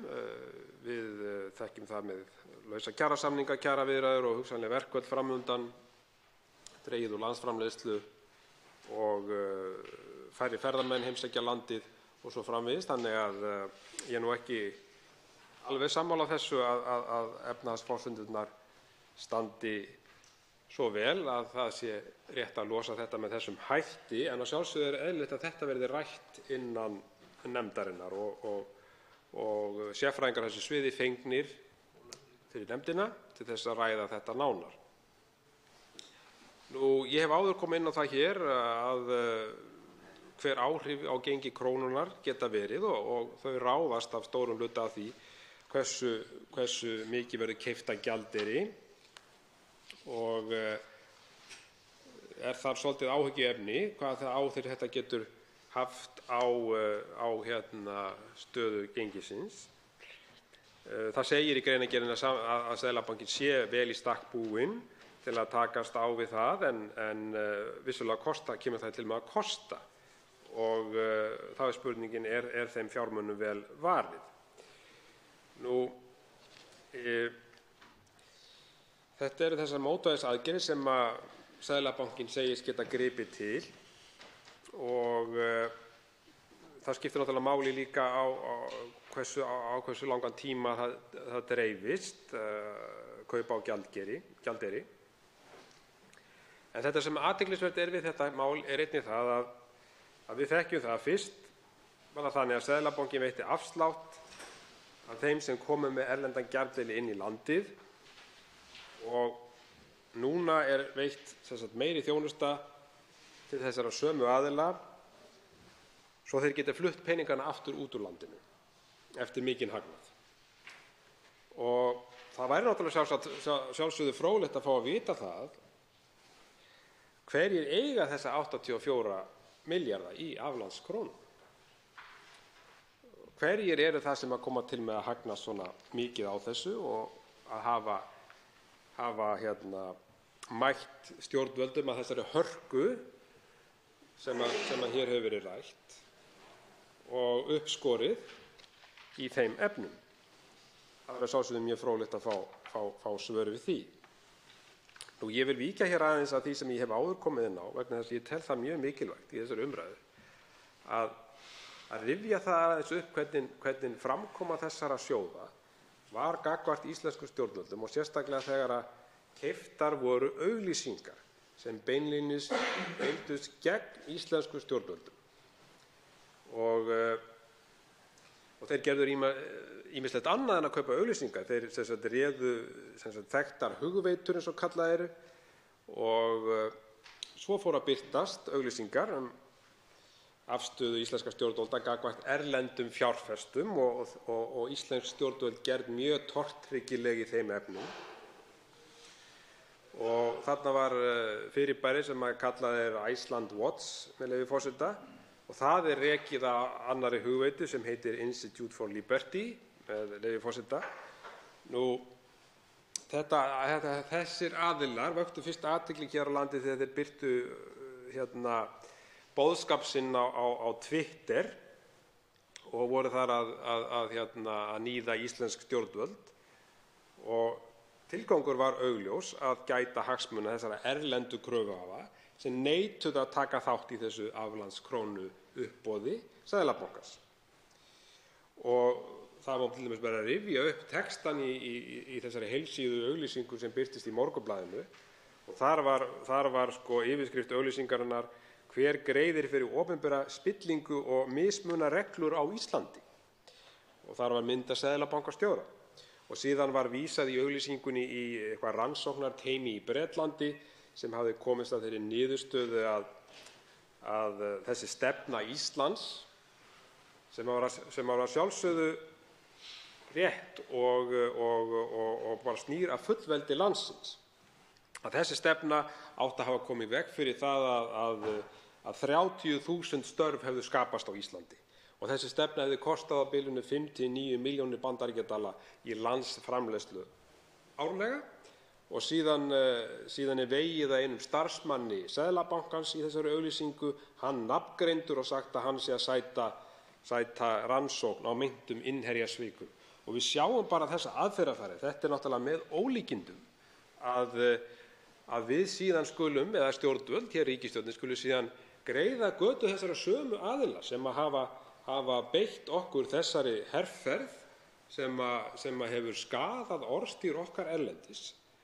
Og við þekkjum það að þeir sem hafa verið sakaðir það að hafa áhrif eða reyna að hafa áhrif á kosningar í fullvalda ríkjum, þeir hafa bara verið jafnvel beittir refsiaðgerðum.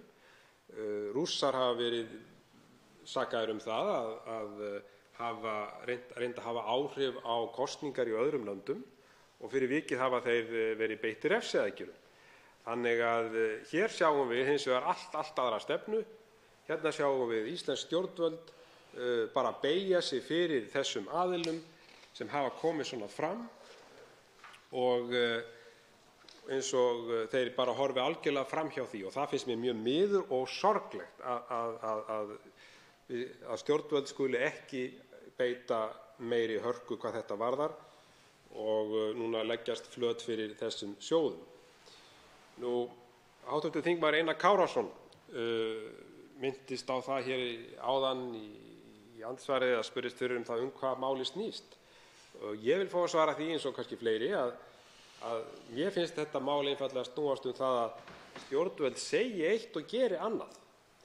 Og kjarni málsins er þess að veðmál vogunarsjóðanna þau bara gengu upp. Og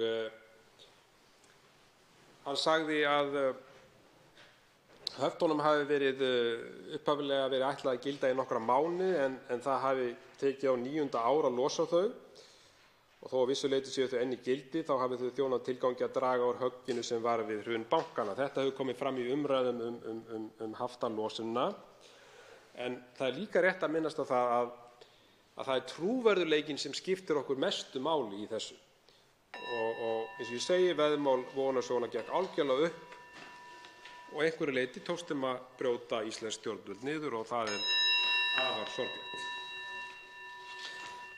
2 hv. þingmenn hafa óskað eftir að veita andsvar. Fyrstur til að veita andsvar er hv. 7. þingmaður Suðvesturkjördæmis, Gunnar Bragi Sveinsson.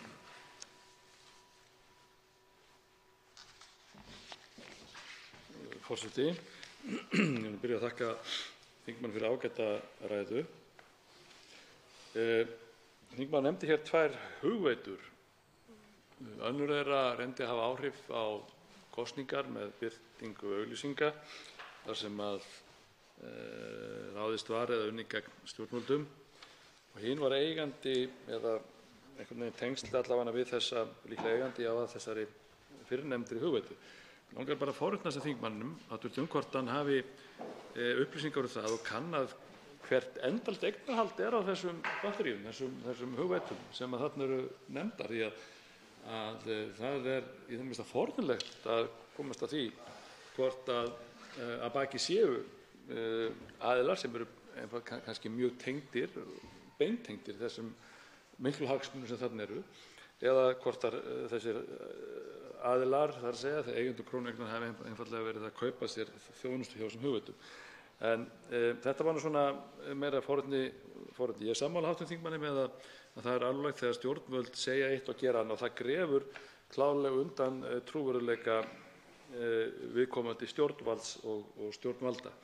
Og við þekkjum það bara sögunni í hvert skipti sem að ef að menn segja ætlað að beita einhvers konar hörku eða vera sanngjarnir að gera það svo ekki, að þá dvínar þá trú eða trúnaður sem menn hafa á viðkomandi stjórnvaldi og það var saman við sjálfsögum með stjórnmálamenn, saman gildir þá.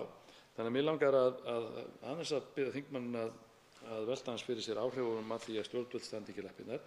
En síðan langar mér bara að spyrja það þingmann sem að situr með hans í fjárlaganefnd hvort það sé ekki undarlegt, það skuli engin forsvarsmaðurinn þessa máls komið upp og reyna að útskýra og svara þeim spurningum sem settar að verið fram hér málið. Og þá svarar andsvari hv. 3. þingmaður Suðurkjördæmis, Birgir Þórarinsson. Já, herra forseti, ég þakka hv. þingmanni fyrir ágætis andsvar og vilja kannski að víkja því sem hann endaði á að hér skuli ekki vera þátttaka annarra stjórnmálaflokka í þessari umræðu en Miðflokksins. Það finnst mér afar einkennilegt og til dæmis eini þingmaðurinn sem hefur tekið til máls af hálfu Samfylkingarinnar er varaþingmaður. Og ég verð að segja eins og er að ég hélt nú að eins og Samfylkingin sem hefur nú svona gefið sig fyrir það að hafa svolítið sé umhugað verkafólk þessa lands, hafa engar áhyggjur af því að gjaldmiðillinn okkar gæti orðið fyrir verulegum skakkaföllum ef þetta gengi eftir og það myndi þá rýra kjör almennings verulega. En ég verð að segja það eins og til dæmis varðandi fjárlaganefndina að ég er mjög hissa á því að til dæmis formaður fjárlaganefndar skuli ekki taka þátt í þessari umræðu vegna þess að það er alveg augljóst að þetta frumvarp mun hafa áhrif á ríkissjóð. Það er alveg klárt. Og nú til dæmis fyrir skömmu þá kom fjármálaráðuneytið á fund nefndarinnar þar sem verið að ræða áhættur í fjárlagagerðinni. Og það er hvergi minnst á þetta mál. Þetta er bara stór áhætta og getur breytt þeim forsendum sem gengið er út frá í fjárlagavinnunni. Á lokum þá kannski aðeins að því að hv. þingmaður minntist á þessar hugveitur, þá þekki ég það að þessar hugveitur þær eru svona reknar fyrir styrktarfé af stórum hluta og það læðist einfaldlega að mér sá grunur að þessir vogunarsjóðir sem hér hafa verið nefndir, að þeir sé að styrkja þessar hugveitur og þá í gagngert í þeim tilgangi til þess að fá þau til þess að fjalla ákveðin málefni og reyna að hafa áhrif á það eftir sínu höfði. Þannig að já, ég tel það að þessar hugveitur geti svo sannarlega tengst þessum aðilum sem hér koma við sögu. Og þá veitir andsvar öðru sinni hv. 7. þingmaður Suðvesturkjördæmis Gunnar Bragi Sveinsson. Forseti, hv. þingmaður, ég vil þakka þingmannum fyrir svarið. Það nefndi áhættuna og fjárlagagerðina. Nú velti ég fyrir mér, veit ekki hvort þingmaðurinn hv. maður, en ég velti fyrir mér hvort að þessar breytingar sem hér er verið að gera, hvort það hafi einhver áhrif á gildandi fjármálaáætlun eða geti haft áhrif inn í það fjármálaáætlun sem hér kemur fljótlega. Því nú bara hreinlega manni ekki hvað menn gerðu ráð fyrir að kæmi út úr þessum útboðum í þeirri áætlun sem er í gildi. Það hlýtur að hafa verið gert ráð fyrir einhverjum aurum þar. Þá veltum við hvort að hér sé verið að fara eftir samræmið áætlun eða ekki. En þetta er svona meira vangaveltur. Það sem mig langar eins og að spyrja hv. þingmann út í, nú hefur verið farið hér ágætlega yfir, meðal annars af hv. þingmanni Sigmundi Davíð Gunnlaugssyni, yfir söguna og yfir fréttir og fréttatilkynningar frá því 25. maí 2016, 30. maí 2016, 8. júní, 9. júní, 13. júní og svo framvegis.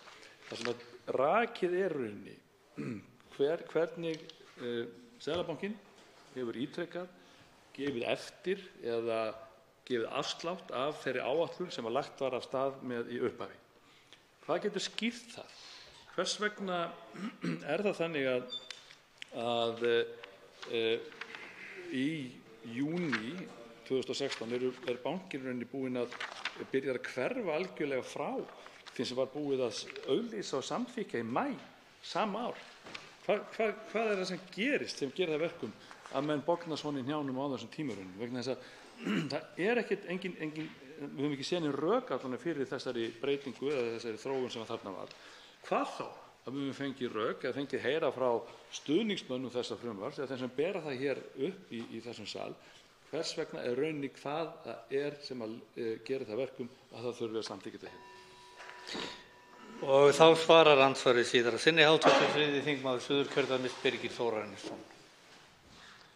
Já, herra forseti, ég þakka hv. þingmanni. Þetta er nefnilega mjög athyglisvert og ég þakka honum sérstaklega fyrir það að koma með þetta hér fram vegna þess að þetta hefur ekki fengið nægilega athygli hér að mínu mati. Hvernig stöðugt er verið að gefa eftir Þetta er eitthvað sem þarf bara að fá á hreint fyrir nefndinni og fá þá bara aðila frá Seðlabankanum til þess að svara því hvað gekk þeim til þegar var stöðugt verið að gefa svona eftir og þá í raun og veru búin að falla frá upphaflegum áætlunum og svo hefur þetta allt saman áhrif á trúverðugleika okkar sem skiptir verulegu máli í þessum efnum. Það hljóta að vera einhver rök þarna bak við og það þarf að fá þau fram. Það er alveg klárt mál. Síðan ef ég kem aðeins nánar að fjárlagavinnunni þá hef ég hvergi heyrt minnst á þetta í fjárlagavinnunni í varðandi fjármálaáætlun og sérstaklega þegar var farið yfir þessa áhættuþætti. Þar var til dæmis rætt sérstaklega það að niðurstaðan varðandi álit umboðsmanns Alþingis varðandi öryrkja og þá sem hafa búið erlendis og að það sé búið að reikna út rangt bætur til þeirra, það sé verið að meta það á okkur 3 milljarða. Þetta er sérstaklega tekið fram sem áhætta en svo horfum við hér á það að hér að fara úr landinu 84 milljarðar og er það engin áhætta gagnvart til dæmis bara stöðu gjaldmiðilsins sem dæmi. Fyrir utan það að ef þetta hefði verið fylgt þessum upphaflegu áætlunum gengi þá erum við kannski að verða af einhverjum 12 milljörðum og hvergi rætt þetta. Þannig að mér finnst þetta mjög undarlegt og ég verð að segja það enn og aftur að ég er mjög hissa á því að þeir sem sitja í fjárlaganefnd á vegum stjórnarflokkana skuli ekki hafa tekið þátt í þessari umræðu og komið inn í hana hvað þetta varðar. Þá veitir andsvar hv. 10. þingmaður Reykjavíkurkjördæmis norður Ólafur Ísleifsson. Herra forseti, það er svo sannarlega ekki ófyrirsynju að þetta mál er rætt í tengslum við gjaldeyrismarkað og fjármálaáætlun. Við þekkjum það, hv. þingmaður, sem ég vil nú nota tækifærið og þakka fyrir hans ágætu ræðu hér. Hafandi setið saman í fjárlaganefnd og nú hafi orðið nokkuð hlé þar á, að fjármálaáætlun undirstöðugagn í ríkisbúskapnum er náttúrulega reist á ýmsum forsendum og þar á meðal gengi krónunnar. Hvað segir í greinargerð með þessu frumvarpi áhrif á gengi krónunnar? Lítum á það. Með leyfi, herra forseti, segir á blaðsíðu 8 í greinargerð í kafla sem er undir kafla sem er 6.3 áhrif á Seðlabankann og gjaldeyrismarkað. Og þá segir, með leyfi forseta, áhrif breyting á lögum meðferð krónueigna sem háðar eru sérstökum takmörkunum á gjaldeyrismarkað munu ráðast af því, nú fáum við að vita sannleikann, hver stór hluti núverandi aflandskrónu eigenda ákveður að skipta umræddum eignum í erlendan gjaldeyri og á hve löngu tímabili viðskiptin eiga sér stað. Seðlabankinn býr yfir nægum gjaldeyrisforða og er vel í stakk búinn til að bregðast við skammtímasveiflum á gjaldeyrismarkaði. Herra forseti, þetta svar segir bara nákvæmlega ekki neitt. Það eru engar upplýsingar í þessu svari. Það er ekkert tölulegt mat lagt á það hvaða breytingar gætu orðið á gengi gjaldmiðilsins. Þá svarar andsvari hv. 3. þingmaður Suðurkjördæmis Birgir Þórarinsson. Herra forseti, ég þakka hv. þingmanni og ég tek svo heils hugar undir þetta sem hann sagði hér. Og ég veit það að hann talar af þekkingu, hann er nú doktor í hagfræði og við vorum sessunautar í fjárlaganefndinni og ég veit það að þar tala maður af mikilli þekkingu og reynslu á þessum efnum og ég þakka honum fyrir að koma svo vel inn á þetta vegna þess að þetta er afar mikilvægt. Og það sem annað er að það er ósamræmi hér í texta í þessari greinargerð. Hv. þingmaður vitnar hér í lið 6.3 áhrif á Seðlabankann og gjaldeyrismarkað og kom inn á þetta þetta muni ráðast af því hver stór hluti núverandi aflandskrónueigenda ákveður að skipta umræddum eignum í erlendan gjaldeyri og á hve löngu tímabili viðskiptin eiga sér stað. En síðan segir hér á blaðsíðu 7: Gera má ráð fyrir því að aflandskrónueigendur sem geta nýtt sér heimild samkvæmt 2. og 3. tölulið 1. gr. frumvarpsins muni nýta sér þær fljótlega eftir að lögin taka gildi eða þegar þeim verður kunnugt aukinn rétt sinn til úttektar. Og þetta nefnilega athyglisvert og sýnir það bara að það bara ekkert á hreinu af hálfu stjórnarflokkanna sem að leggja þetta frumvarp fram, hvaða áhrif þetta kemur til að hafa á gjaldeyrinn og stöðu krónunnar. Og þetta ósamræmi undirstrikar það að þessu hefur ekki verið gefinn neinn gaumur að mínu mati sem er bara mikið áhyggjuefni, vegna þess að við þekkjum það að krónan og staða hennar skiptir öllu máli í því sem framundan í efnahagsmálum hér á landi, og á sama tíma eins og staðan núna á að fara að hleypa út hér úr landi 84 milljörðum. Þá veitir andsvar öðru sinni hv. 10. þingmaður Reykjavíkurkjördæmis norður, Ólafur Ísleifsson. Herra forseti, það er ástæða til að hnykkja á þessu atriði. Það er lögð alveg gífurleg vinna í fjármálaáætlun og umfjöllun hana á fyrsta lagi náttúrulega á undirbúningsstigi í Stjórnarráðinu og síðan á vettvangi Alþingis náttúrulega ótölulegir fundir í fjárlaganefnd og síðan náttúrulega mjög miklar umræður hér í þingsal. Það er meginforsenda gengi krónunnar og hefur þetta úrslitaáhrif á framvindu ýmissa þátta í íslenskum þjóðarbúskap og í fjármálalífi þjóðarinnar. Þar með tengist þetta atvinnufyrirtækjum og heimilum í gegnum hugsanlega áhrif í gegnum vísitöluna sem náttúrulega hækkar til samræmis við breytingar á gengi krónunnar.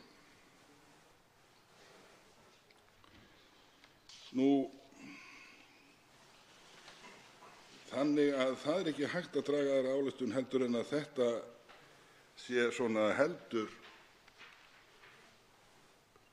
að það sé heldur á þann veginn að þessu frumvarpi sé nokkuð áfátt í öllum undirbúningi þegar að það er ekki lagðar meiri heldur en 4,5 lína í greinargerð. Kannski 5 eða 6 ef að maður tekur, þá er ég að tala um á blaðsíðu 8, en kannski 5 eða 6 ef maður tekur með það sem segir þarna á blaðsíðu 7. Þannig að undirbúningur af hálfu þeirra aðra sem ábyrgð bera á þessu frumvarpi, hann er náttúrulega ófullnægjandi. Og það er ábyrgðarhluti. Það eru fleiri þættir sem að,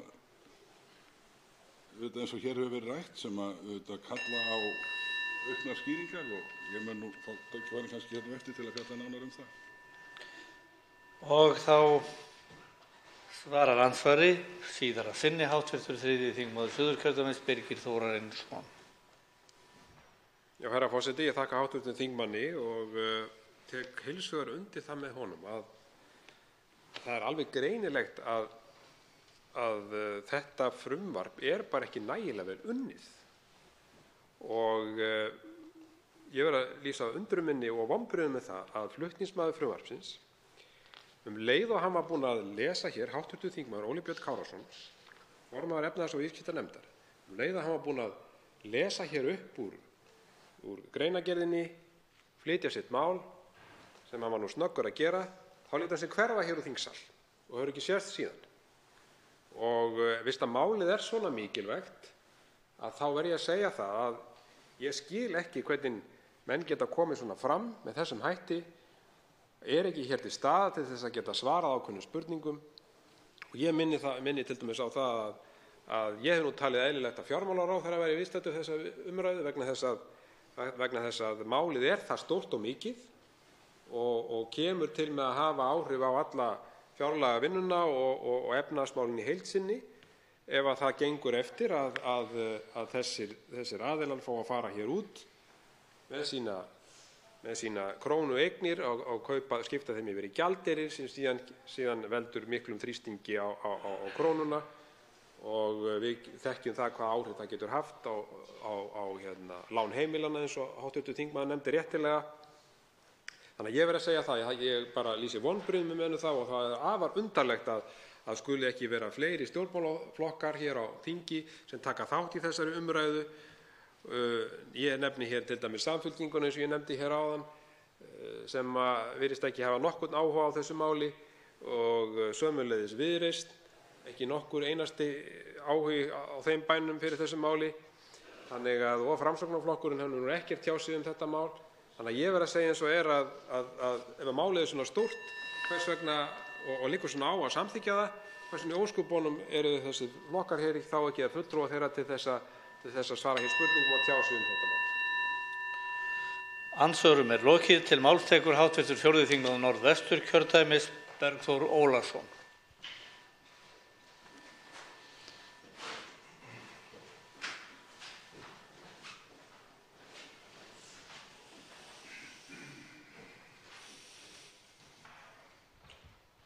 Forseti.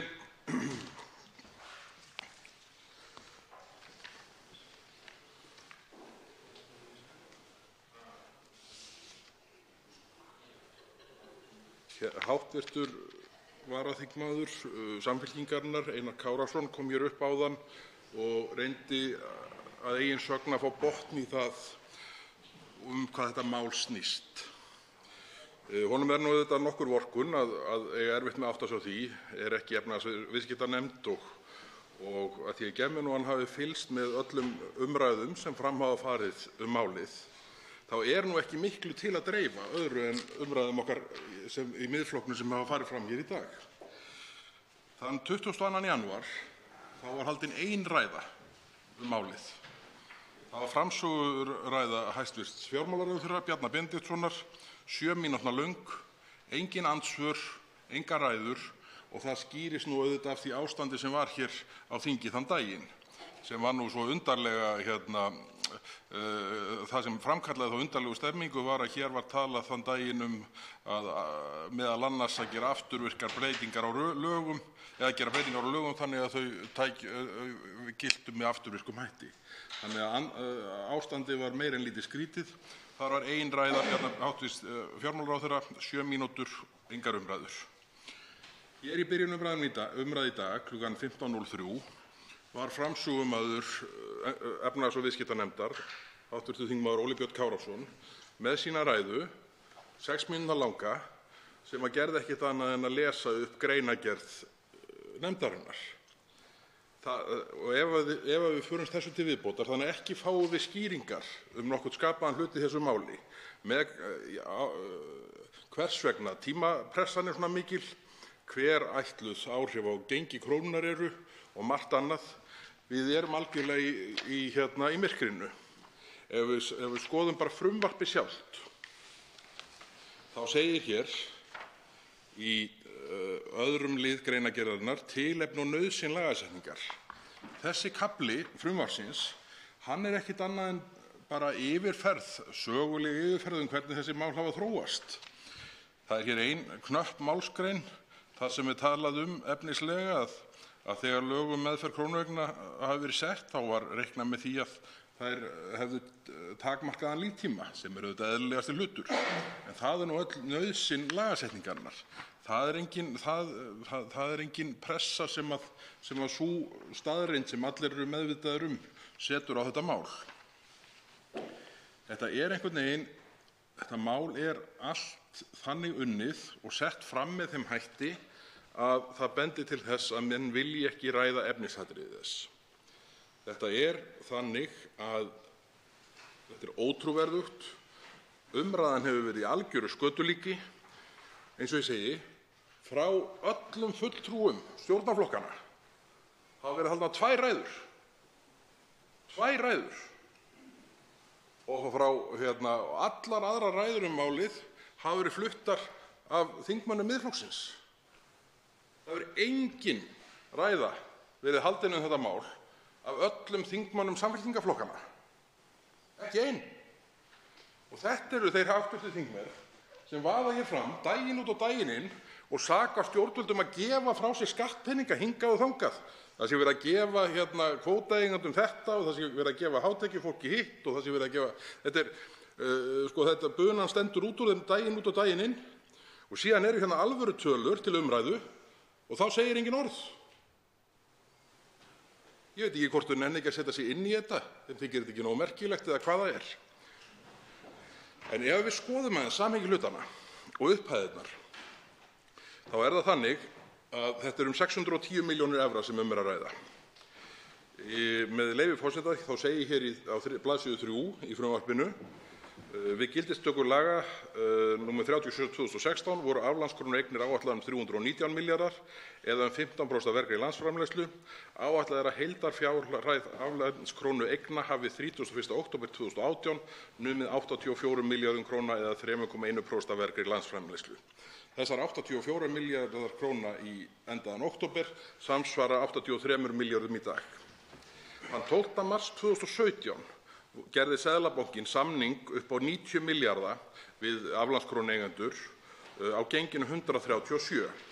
Þennan sama dag var gengi evrunnar 115 krónur. Þannig að á þessum tíma þá hafa aflandskrónueigendur greinilega talið að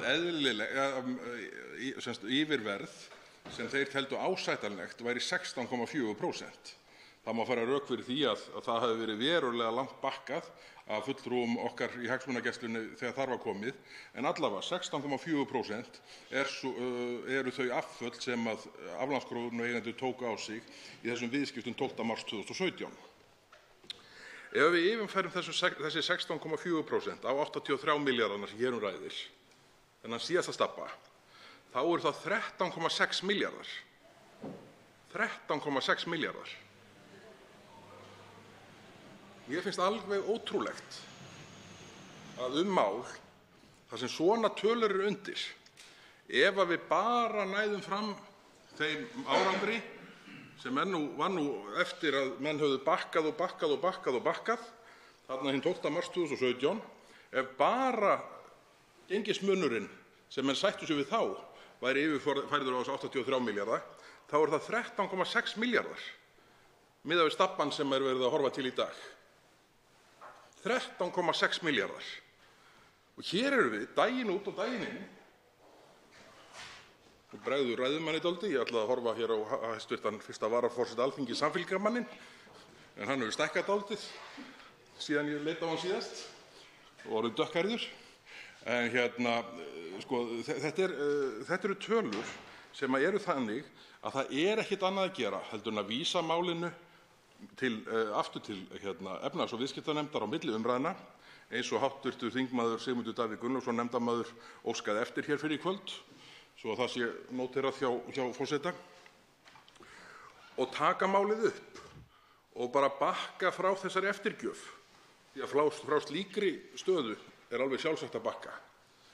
En ég skil ekki hvernig þingmenn, þingflokkar sem telja sig til þess bæra að gagnrýna menn og flokka fyrir það að gefa frá sér skatttekjur, gefa frá sér réttindi ríkisins, af því þessir hópar Samfylkingarflokkarnir álíta sig auðvitað allar skatttekjur vera eignir ríkisins, það er ekki sjálfsaflafé fyrir fyrirtækja eða einstaklinga. En þessir hópar sem eru gegnumgangandi að tala miklu lægri upphæðir sem þessar sem stórkostlegar, að þeir sjá ekki ástæðu til þess að halda eina einustu ræðu þegar 13,6 milljarðar undir, bara miðað við hlutfallið gengisafsláttinn í viðskiptum við aflandskrónueigendur 12. mars 2017. Þetta eru alvöru tölur og og mér finnst alveg við ólíkindum að hv. formaður efnahags- og viðskiptanefndar, Óli Björn Kárason, kom ekki hérna og fari yfir þetta með okkur. Því að við erum svo sannarlega búin að reyna að fá svör fram það í hverju liggur tímapressan, hver eru ætluð áhrif á gengi, af hverju ósköpunum er verið að gera þetta yfir höfuð, hæstv. forseti. Það hefur enginn útskýrt það fyrir okkur, ekki nokkur maður. Síðast þegar menn ákváðu að henda 13,6 milljörðum frá sér, þá fjandakornið orsakaði einhver umræðu. Er þetta því menn nenni ekki að setja sig inn í þetta? Það má vel vera. En þá bara best að við stöndum hérna, þangað til einhver sem til þess bær að svara mætir á svæðið. Ég sé hérna fyrirtaksþingmenn í Hlíðarsal sem gætu nú ábyggilega komið hérna upp og útskýrt þetta fyrir okkur að einhverju marki, en ég er ekki viss um að þeir séu búin að setja sig neitt inn í þetta. Og þetta er okkar besta fólk, fyrir utan þetta okkur sem setjum hér í salnum. Ég bara vil ítreka það, ég held að sé ekkert annað í stöðunni, heldur að senda málið aftur inn til nefndar, taka þar upp, bakka frá þessari eftirgjöf og standa í lappirnar. Því að það er alveg ærlegt að láta ekki svona yfir sig ganga. Og að því að heyri hér úr Hlíðarsal að nefndin sé búin að fjalla þetta. Sko, ég held að hv. þingmaður sem skaut þessu inn hér úr Hlíðarsal hafi ekki verið kominn þegar ég útlistaði allar ræður stjórnar meirihlutans þetta. Þær eru tvær. Það er hv. fjármálaráðherra með framsöguræðu upp á 7 mínútur, þar sem engin andsvör voru eða ræður, og síðan er það formaður eða framsögumaður nefndarinnar með 6 mínútna ræðu áðan og hljóp úr sal leið og hún var búin. Þetta er auðvitað ekki boðlegt.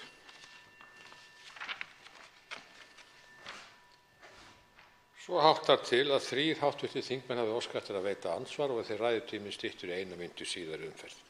Fyrst veitir andsvar hv. 7. þingmaður Suðvesturkjördæmis, Gunnar Bragi Sveinsson.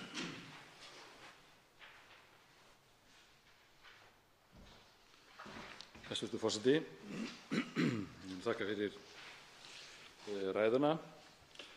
Maður veltir því enn og aftur fyrir sér hvers vegna það er engin vilji hér hjá fylgismönnum þessa frumvarps að koma hér að útskýra það fyrir okkur og mögulega að fá okkur til þess að ganga í þeirra lið og styðja þetta frumvarp ef það er þannig að það sé hægt að útskýra það með þeim hætti að það standist einhverja skoðun. Á það hefur ekki reynt. Hér var lesið upp nefndarálitið. Öðru leyti hefur ekki verið fjallað það hér í þessum sali, þessari umræðu sem hófst hvenær? 3:30 eitthvað slíkt. Ekki fjallað það af hálfu þeirra sem eru flytjandi frumvarpinu. Hv. þingmaður nefndi hér réttilega, kom hér með dæmi tölur sem upp á 13,6 milljarða sem við gætum nú örugglega nýtt í eitthvað, samgöngur dæmis tekið eða eitthvað annað. Það eru ekki týndar með týningi svona upp á götunni. En það sem mig langar að spyrja þetta þingmann í rauninni,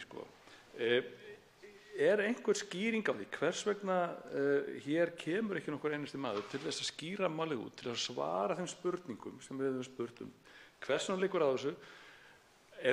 Trúa menn því virkilega að þetta hafi þessi áhrif sem að Seðlabankinn segir í umsögn sinni, vegna þess að það er ekki talað nein hræðileg áhrif í frumvarpinu sjálfu, svo ég viti til. Hvað áhrif hefur þetta fjármálaáætlun? Hefur þetta einhver áhrif eða engin áhrif? Hefur þetta áhrif á vaxtastig í landinu? Hefur þetta áhrif á gengi gjaldmiðilsins og hvað þýðir það þá fyrir verðbólgu? Það er ekki reynt að setja neina tölur á þetta og maður veltir fyrir sér hvers vegna það sé. Er það þannig að menn einfaldlega hafi ekki áhuga á því að ræða aflandskrónur? Menn brotnir saddir eða er vegna þess að menn hafi ekki þekkingu á því eða vil ekki setja sig inn í það? Þetta er vitanlega stór mál og þetta er hluti af því sem hófst hér í að reyna að endurreisa þetta land. Það er að segja að ná sem mestu tilbaka þeim fjármunum sem annars hefðu og eru að fara úr landi í vösum þessara vogunarsjóða eða eigenda svona aflandskróna. Svarar andsvari hv. 4. þingmaður Norðvesturkjördæmis, Bergþór Ólason. Herra forseti. Þegar stórt er spurt á hverju vill enginn svara fyrir þetta. Ég veit það auðvitað ekki, en mig grunar að það sé engin sérstakur áhugi stuðningsmanna þessa frumvarps að tala fyrir því núna þegar loksins einhver umræða hefur átt sér stað það.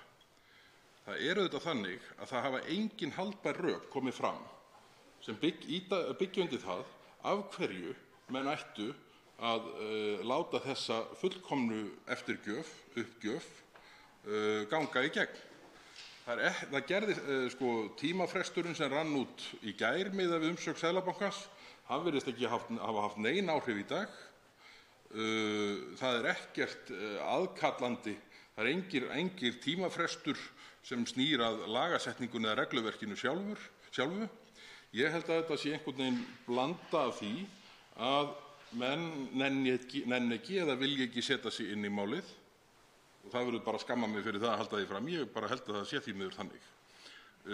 Ég held að einhverju marki séu menn orðnir saddir, hafi gengið svo vel prógrammið, planið stóra frá 2015, að menn bara telji sig ekki þurfa meira.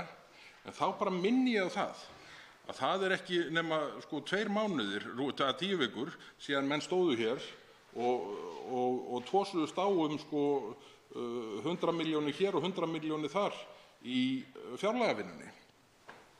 Og hér er, eins og ég segi, bara með gengismuninum sem krónueigendur sættu sig við 17. mars 2017, sem er eftir mikla eftirgjöf Seðlabankans, bara með því hlutfalli, þá erum við að tala 13,6 milljarða í þeim stabba sem nú til afgreiðslu og á að hleypa út á pari.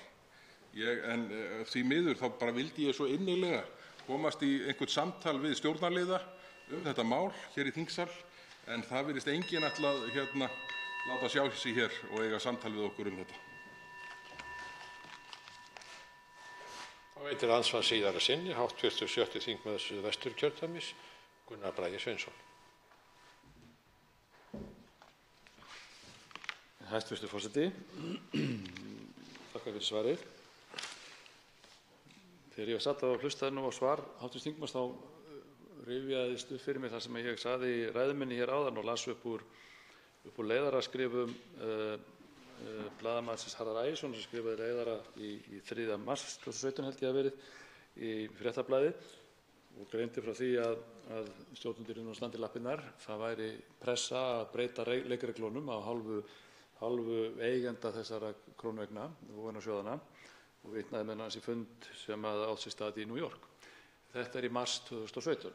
Við hins vegar vitum það og sjáum eftir að fara í gegnum fréttir og tilkynningar að eftirgjöfin byrjaði vitanlega miklu fyrr. Hún byrjaði vitanlega í júní 2016, einhverju hluta vegna. En náði kannski einhvers konar hámarki þegar menn fóru að þvælast til New York og semja við þessa aðila, kann að vera.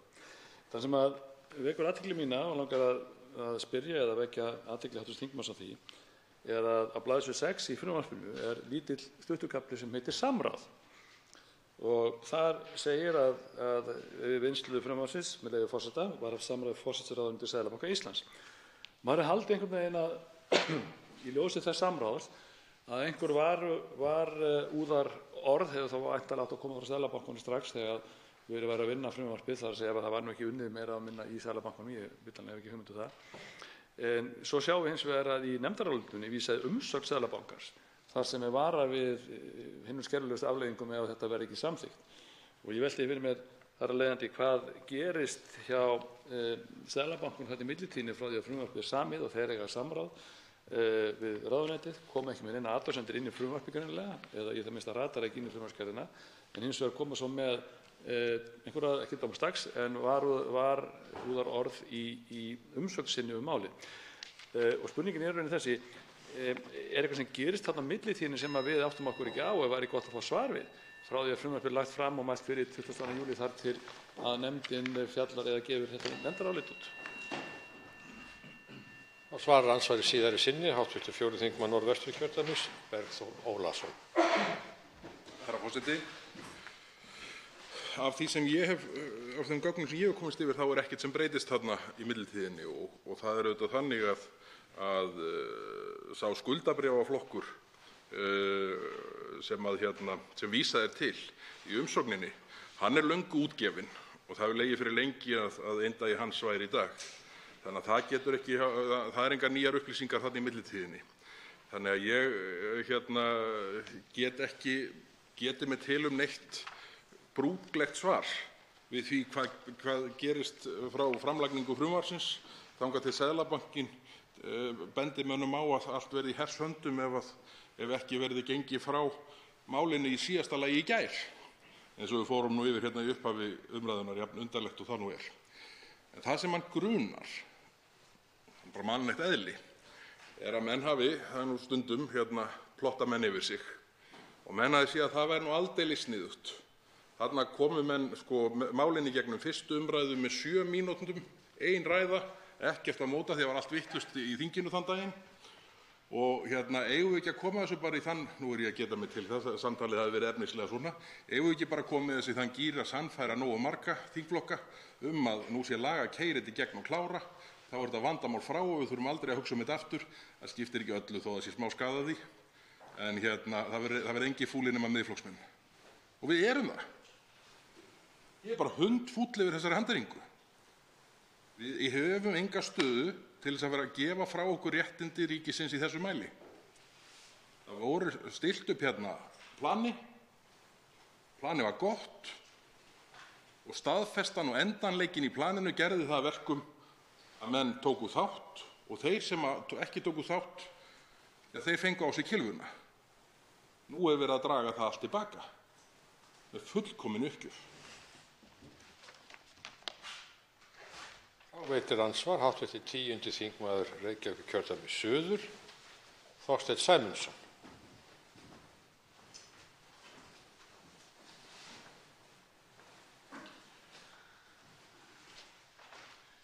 Hæstv. forseti. Ég byrja á því að þakka hv. þingmanni Bergþóri Ólasyni kærlega fyrir þessa ræðu sem var mjög fín og það var margt í henni sem hefði verið hægt að spyrja um.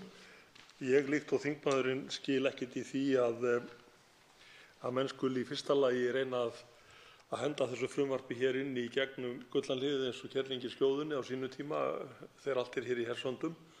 Og hvað þá heldur að menn skuli láta sér detta í hug að koma með þetta frumvarp fram núna og ætlast til að klára það í 2 umferðum á einu síðdegi. Ég næ ekki þeim hugsunarhætti.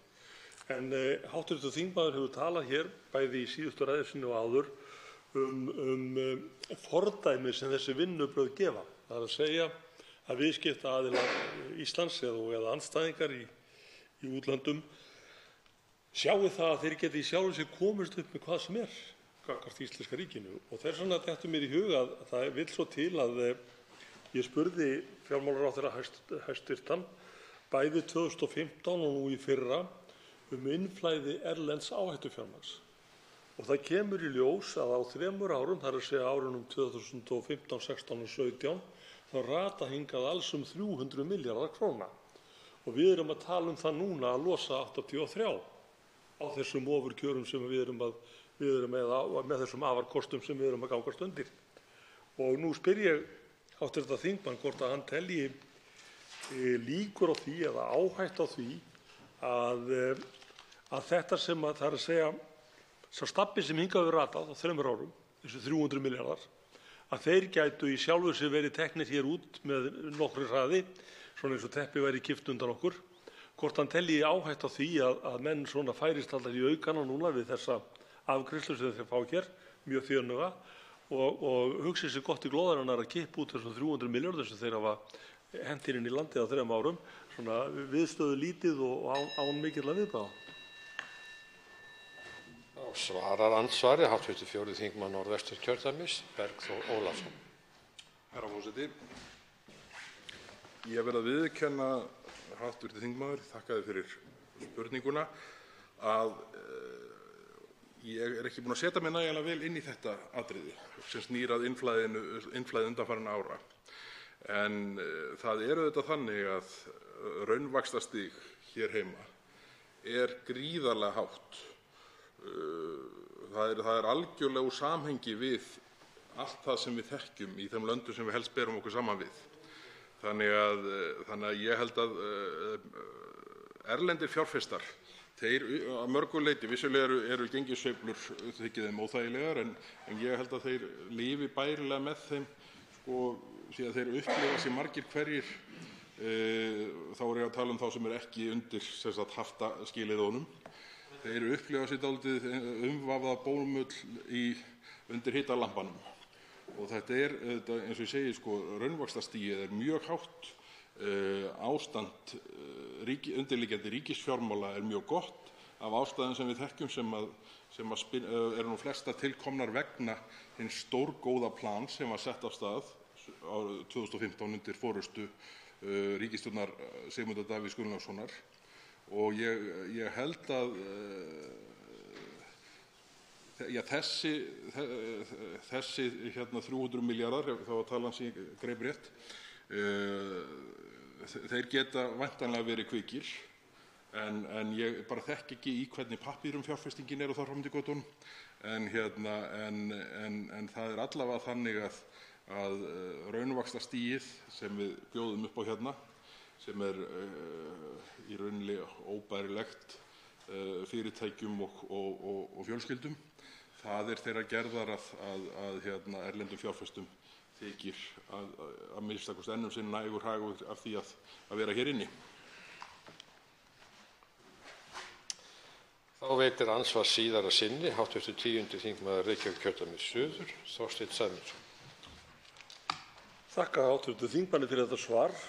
Þetta er að fylgjast aðeins áfram vegna þess að ég sammála honum þær drápsklyfjar sem lagðar eru ofan á alla sem hér taka lán, unga fólkið okkar sem flytur ekki heim og fleiri sem þurfa að fjármagna til dæmis húsnæðiskaup og annað. Mér dettur í hug hvort að hv. þingmaður hafi velt fyrir sér þeim áhrifum sem útflæði núna gæti haft á vaxtastig hér á Íslandi. Hvort að ef þetta verður nú raunverulegt útflæði, þessir 84 milljarðar, hvort að það gæti haft einhver áhrif á vaxtastig hér á landinu, og í öðru lagi hvort að hv. þingmaður sér fyrir sér að útflæði þessa fjár gæti haft áhrif á gengi krónunnar, sem gæti verið náttúrulega mjög slæm tíðindi nú þegar samið kaup og kjör alls staðar. Þannig að mig langar að spyrja hv. þingmann hvort að hann hafi velt þessum tveimur þáttum fyrir sér út af þessari aðgerð. Þá svarar andsvari síðari sinni hv. 4. þingmaður Norðvesturkjördæmis, Bergþór Ólason. Herra forseti, þakka hv. þingmanni spurninguna, ansvarið. Ef 84 milljarðar fara út, þá það nú auðvitað þannig að menn finna fyrir slíku. Og það nú eitt af því sem má mjög gagnrýna í þeim plöggum sem fyrir okkur liggja hér í dag, að það virðist engin greining hafa farið fram á því, allavega ekki sem skilar sér til okkar þingmanna í gögnum málsins. 84 milljarðar í útflæði, ef við gefum okkur bara þá kenningu að það fari bara innan dagsins þegar það losnar, þá getur það ekki haft svo sem neitt annað en veikingaráhrif, hvort sem þau eru tímabundin eða til langs framma. En það auðvitað, ég meina veiking krónunnar vegna þess hefur auðvitað áhrif inn í verðlag og annað slíkt, þannig að það skilar sér inn í verðbólguna. Ef að það að eiga sér stað, og við erum auðvitað á mjög snúnum tímum akkúrat núna, við erum að burt sér frá þessu, þá held ég að við hljótum að vera að horfa á það, að því við spyrjum vextina, að stýrivextir fari lækkandi. Þeir eru svo háir og raunvaxtastigið svo hátt að ég held að við hljótum að vera að sigla inn í tímabil lægri raunvaxta. En það auðvitað ákveðin hætta á því að gengiseftirgjöf sem þessi seti verðbólguna af stað og að Seðlabankinn muni grípa til einhverra aðgerða í tengslum við slíka uppákomu. Þannig að ég held að það greiningarleysi sem hérna í gögnunum hvað þessi atriði varðar, það líti mjög alvarlegum augum, en það alveg klárt að 84 milljarðar hafa áhrif. Það er erfitt að svara því héðan úr pontu óundirbúið, en ég held að þau kemur strax fram á gengi og alveg örugglega skömmu síðar á vaxtaákvarðanir.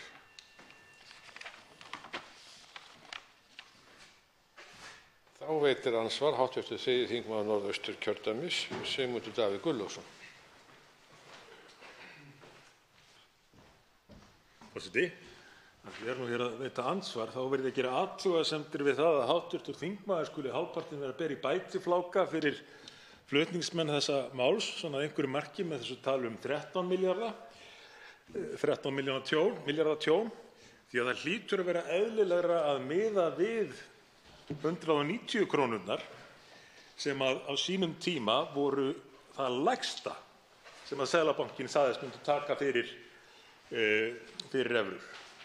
Kynni að verða hærra en lægsta sem bankinn myndi taka væri 190 og þá væri einmitt gengi krónunnar á svipuðum stað og það er núna, meira að segja heldur veikara. Í 12. marsbixinu var hins vegar gengi krónu óvenju sterkt og evran í 107 krónum. Þess að mér reiknast til að eftirgjöfin nemi að minnsta kosti 23 milljörðum. Í þessari umferð, í þessum 83,4 milljörðum, þá sé eftirgjöfin hæglega 23 milljarðar og þá er að ræða sömu eftirgjöf og þeir sem voru fyrst tilbúnir til þess að ganga að skilyrðum stjórnvalda fengu. Þannig að þeir sem gerðust eftirlegukyndir og voru ekki til í að spila með, það er varla eðlilegt að þeir fái betra verð heldur en þeir sem voru tilbúnir að leggja sitt af mörkum strax í upphafi. Þess að ég myndi segja að eðlilegri viðmiðun væri 190 krónur og þar af leiðandi 23 milljarða króna tap. En það var áhugavert sem að hv. þingmaður nefndi að hann vonaðist til að menn myndu gefa eftir í eftirgjöfinni. En í þeim efnum hefur maður nú áhyggjur, svona ljósi reynslunnar, vegna þess að það eina sem menn hafa sýnt verulega hörku í sumir hverjir að verja eftirgjöfina gagnvart útlendingum. Til að mynda gagnvart innheimtu aðgerðum erlendra ríkja hér fyrir ekki svo mörgum árum síðan. Svoleiðis að maður óttast að menn muni verja eftirgjöfina núna, en spurningin er þá, hvers vegna? Hvers vegna er ekki hvað síst vinstrimönnum svona ant að gefa eftir gagnvart alþjóðafjármálakerfinu? Þetta er ekki bara íslenskt fyrirbæri. Hvað er að gerast með vinstrimenn á alþjóðavettvangi?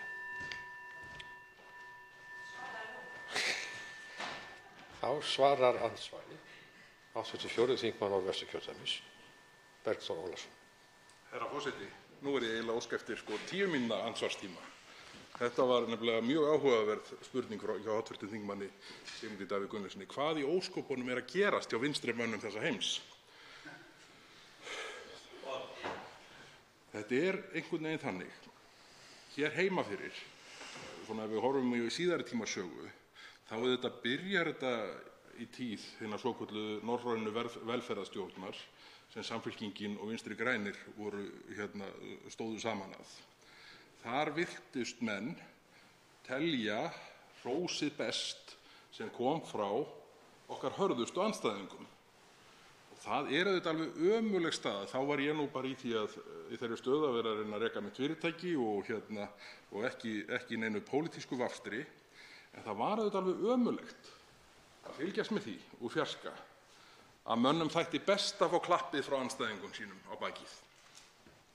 Og það er nú bara þannig að leið og andstæðingarnir klappa þér allir sem mest og hrósa þér, þá verður sá sem fyrir verður að hugsa, býtum við, er ég nú á réttri leið?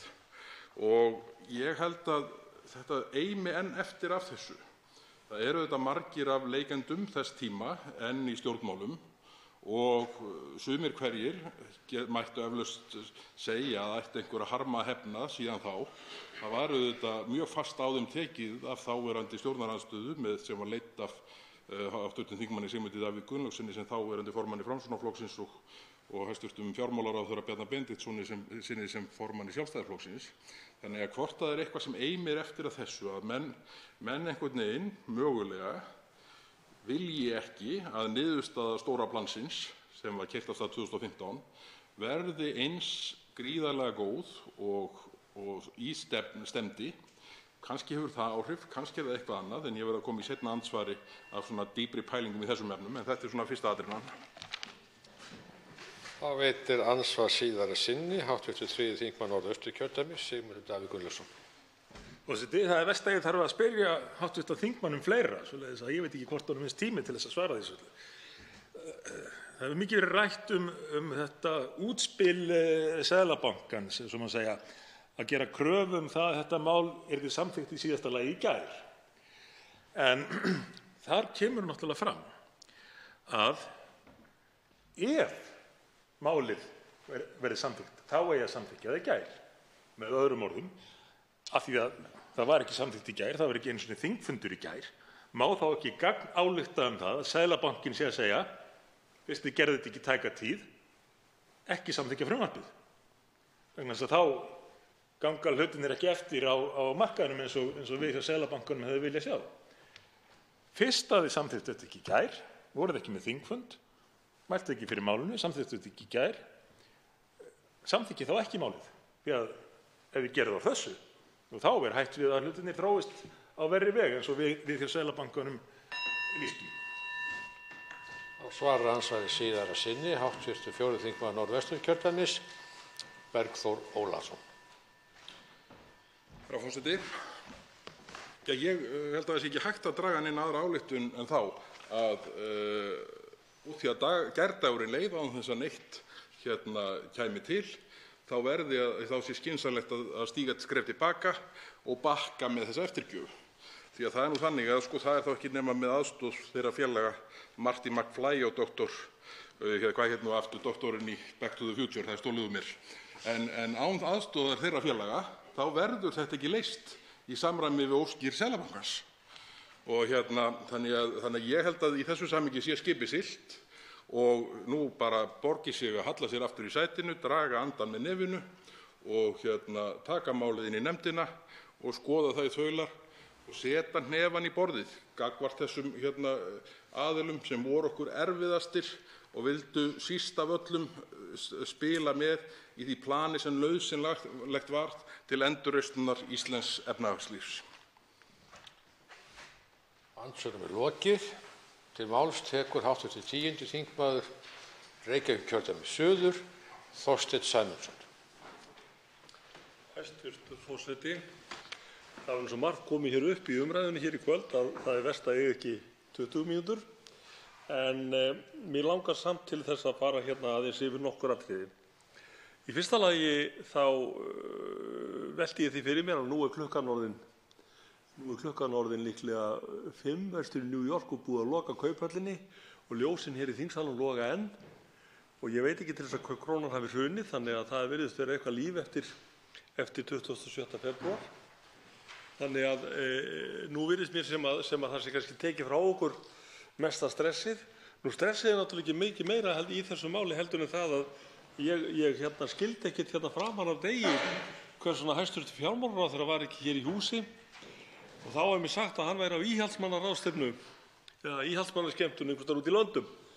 Og nú skil ég það vel að fjármálaráðherra hæstv. Þurfi að hitta íhaldsvini sína í útlöndum. Kannski er hann að hugga Theresa May, hvað veit maður. En ég skil ekki samt, herra forseti, að hvorki hann eða hans helsti staðgengill í þessu máli, nefnilega formaður háttvirtrar viðskipta-, efnahags- og viðskiptanefndar, Óli Björn Kárason, skuli vera hér og taka þátt í þessari umræðu. Þó ekki nema til þess að segja okkur hinum að við höfum kolrangt fyrir okkur með það sem við erum að fara með hér. Það væri nú mannsbragur af því að ef hann ræki nú ofan í okkur þar sem við erum að tala hér. Það væri bara býsna gott. Og ég vil reyndar að viðurkenna það að það virðist svo sem að nánast allir í þessu húsi hafi litið þannig á að það að losa hér 84 milljarða á gjafverði sé eitthvað sem eigi bara að taka svona heldur létt. Og ég varð við það hér í hliðarherbergjum áðan að menn höfðu þetta í plimtingum að við Miðflokksmenn værum að hafa áhyggjur af þessu máli og vildu ræða það. Og jafnvel ráðherrar í ríkisstjórninni, þeim þótti þetta svona nánast fyndið og óþarfi að við skildum vera að þessu. Að vísa af því sauðahúsi sem var tilbúið í það fyrir svona 10 árum síðan að hneppa Íslandi ekki þrældóm til langrar framtíðar og nefndu ekki að hafa einhver mál sem varðaði alla þjóðina hangandi yfir sér. Og leystu þau í flaustri og náttúrulega leystu ekki neitt. Þannig að það er kannski svona ástæða fyrir því að þessu er svona létt tekið hér í hliðarsölu þingsins. En þetta fólk hefur ekki komið hér í þingsal, það hefur ekki mætt okkur, það hefur ekki tekið umræðuna við okkur, það hefur ekki, eins og ég segi, rekið okkur á gat, það hefur ekki getað komið hér og sagt okkur að þetta sé allt saman misskilningur, og við þurfum ekki að vera að þessu. Þetta fólk hefur ekki komið hér og sannfært okkur það, alls ekki, vegna þess að þetta fólk er ekki hér. Og það er út af fyrir sig merkilegt, eins og hér hefur komið fram nokkrum sinnum, að menn skuli hafa ætlað að lauma þessu máli hér í gegn. Í fyrsta lagi á einum síðasta degi þingsins fyrir jól og voru þá gerðir afturauka og að gera þetta aftur nú undir því að nú eigi allt að fara hér í steik ef þetta hefði ekki verið samþykkt í gær reyndar. Þannig að það svona aðeins full seint í rassinn gripið. En það engin ástæða svona sem að maður getur tekið mark á, sem ætti að hræða menn til þess, og ég segi hræða menn til þess að samþykkja þetta frumvarp eins og það hér. Og það engin ástæða í þessu frumvarpi sem maður sér að það liggi þessi lifandi ósköp á, vegna þess að eins og hér hefur komið fram í ræðum nokkurra manna, þá það svo að þeir sem undirrituðu nefndarálitið sem fylgir þessu frumvarpi, þeir hafi ekki verið hér til andsvara það hvers vegna liggur svona mikið á, hvers vegna bar svona brátt að því að við þyrftum að gera þetta. En ég get ekki hins vegar varist því að vegna þess að það búið að vera hér í dag farið mjög vel í gegnum þetta mál frá upphafi, frá 2015. Og ég get ekki varist því að ég staldra mjög við tímabilið frá svona ágúst 2016 til febrúar-mars 2017. Þar sem að Seðlabankinn í fyrsta lagi í líklega júlí 2017 að láta frá sér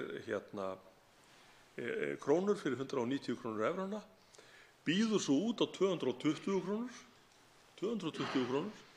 með fresti til 15. nóvember. Enginn tekur tilboðinu og þá allt sett á brunaútsölu og selt í febrúar-mars á 137 krónur. Og ég held að það væri full ástæða til þess, og bara ekki full ástæða til þess að það sé alveg ómögulegt annað heldur en að þetta mál fari núna að aflokinni þessari umræðu, hvernig sem það nú verður, við nógan tíma, að þetta mál fari aftur til efnahags- og viðskiptanefndar milli 2. og 3. umræðu, þannig að hægt verði að fara almennilega ofan í saumana á öllu þessu ferli og fara hún í saumana á því hvers vegna menn treysta sig til þess að láta 84 milljarða lausa án nokkurs álags. Það ekkert álag. Eins og ég sagði í ræðu minni áðan, það engin munur á því hvort einhver skottast fyrir leifstöð og tekur sér út 100 evrur á leið til útlanda eða einhver sem kemur á eftir klifiðaður svo með 2 töskur og tekur út 84 milljarða og hefur með úr landi. Sama gengi, sama upphæð. Skiptir engu máli. Og maður spyr sig hversu í ósköpunum þetta sé með þessu mætti. Og líka vegna þess að nú hefur það náttúrulega gerst að gengi krónunnar hefur gefið eftir og maður velti því líka fyrir sér hvort að það geti verið að þessir peningar verða að vera lausir núna út af kjarasamningagerð sem stendur yfir. Hvort að menn telji það að nú verði að losa þetta áður en að slíkt gerist. Af því að það muni kannski breyta hér forsendum með einhverjum hætti sem það kannski gerir. En það náttúrulega líka vegna þess að útspil ríkisstjórnarinnar innan gæsalappa sem kom hér fram fyrir nokkrum dögum síðan náttúrulega svo galið að það verður ekki til að leysa eða greiða fyrir lausn á kjarasamningum. Og hvað þá heldur þegar þeir sem þar að semja, jafnvel fyrir þá sem minnst hafa, reka sig á það að menn eru reiðubúnir til þess að láta vogunarsjóðum eftir 23 milljarða króna í þessari atriðum. Komu hér fyrir nokkrum dögum síðan með galnar skattahugmyndir inn í kjarabaráttuna, mátu þá 18 milljarða og sögðu við eigum ekki meira til.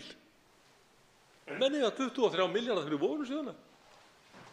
Þannig að ríkisstjórnin svo sem ekki vinur hins vinnandi manns, hún er vinur vogunarsjóðanna. Og eins og ég sagði hér áðan, það boðið hér til veislu vogunarsjóða á kostnað landsmanna en veislustjórinn hæstv. Fjármálaráðherra.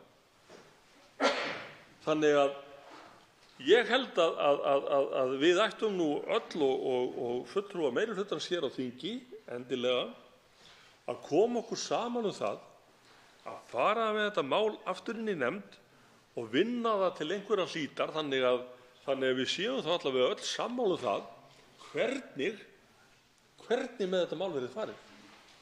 Vegna þess að eins og það er búið núna þá get ég ekki séð að það skapist nokkur einasti friður þetta mál.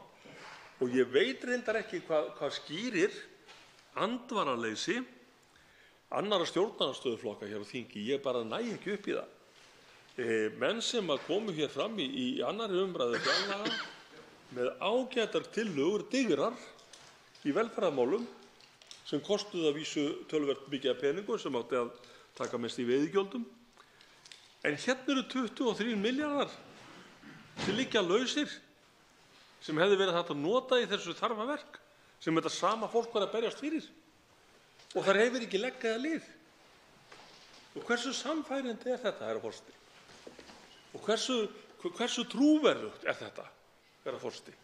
Hversu trúverðugt er það fólk sem segist bera hag aldraðra, öryrkja, þeirra sem minnst hafa fyrir brjósti og er svo tilbúið í að láta 23 milljarða í þessari atriðinu einni lausa til vogunarsjóða. Og þetta er náttúrulega, eins og hér hefur komið fram áður í dag, þetta atriði hér og þetta skref hér, þetta er ekki enn eitt skref á langri leið. Á langri leið þar sem að ríkisstjórnin hefur í sífellu látið undan ímynduðum raunverulegum kröfum vogunarsjóða. Og það virðist svo sem að mönnum sé meiri mun að vera á jólakortalista einhverra vogunarsjóða úti í heimi heldur en að hysja upp þessi buxurnar og hugsa íslenska alþýðu og íslenska þjóð. Því að 23 milljarðar er ekkert smattur í það hér bil sama upphæð og er áætlaður afgangur á ríkissjóði samkvæmt fjárlögum 2019. Og þessir 84 milljarðar sem menn ætla að láta núna lausa á nokkurs álags eru alveg upp undir 10% af fjárlögum íslenska ríkisins. Og þetta á afgreiða á 3 tímum. Hneyksli. Svo háttar til að 3 hv. þingmenn óska eftir að veita andsvar og er ræðutíminn því styttur í 1 mínútu síðar en fyrr. Fyrst til að veita andsvar er hv. 3. þingmaður Norðausturkjördæmis, Sigmundur Davíð Gunnlaugsson.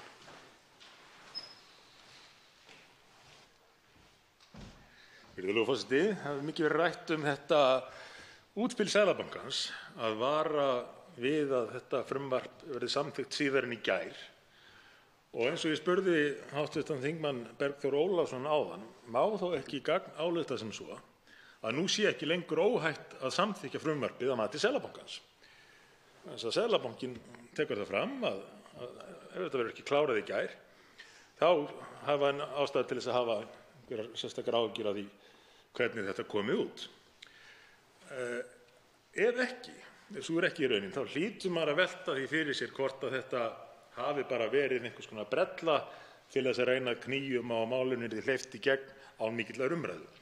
Það væri svo sem ekki í fyrsta skipti sem að menn reyna að koma málum hratt í gegn með því að vísa til þess að það þurfi að klára þetta 1, 2 og 3 einhvern kvöldi til þess að róa markaðinn. Það vill reynda svo til að það var verið að rifja það upp fyrir okkur að þetta er ekki einu sinni í fyrsta skipti sem að slík aðferð er reynd með þetta mál. 14. desember, síðasta dag þingsins í fyrra, var allt í einu tekið upp á því að reyna að lauma inn þessu máli sem hafði ekki verið á dagskrá. Og hvernig var það rökstutt af forseta Alþingis? Jú, við ætlum að koma aðeins inn til að róa markaðinn. Þannig að það er búið að reyna þessa brellu einu sinni áður.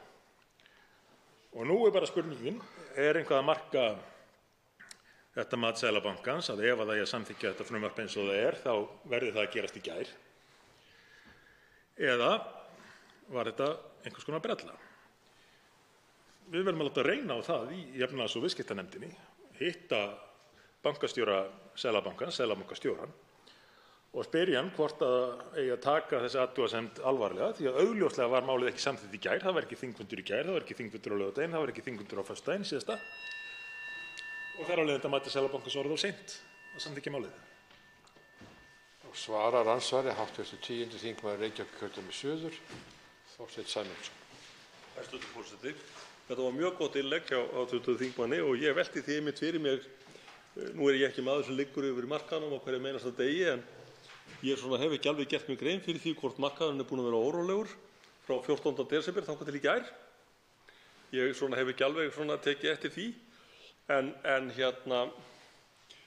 markaðurinn hefur kannski bara verið róaður með einhverjum öðrum aðferðum heldur en að leggja þetta frumvarp fram á sínum tíma, 14. desember, fyrst að því var kippt tilbaka, eða kannski hafa menn bara dottið í jólaskap og verið þess vegna rólegir fram yfir áramótin. Það kann að vera.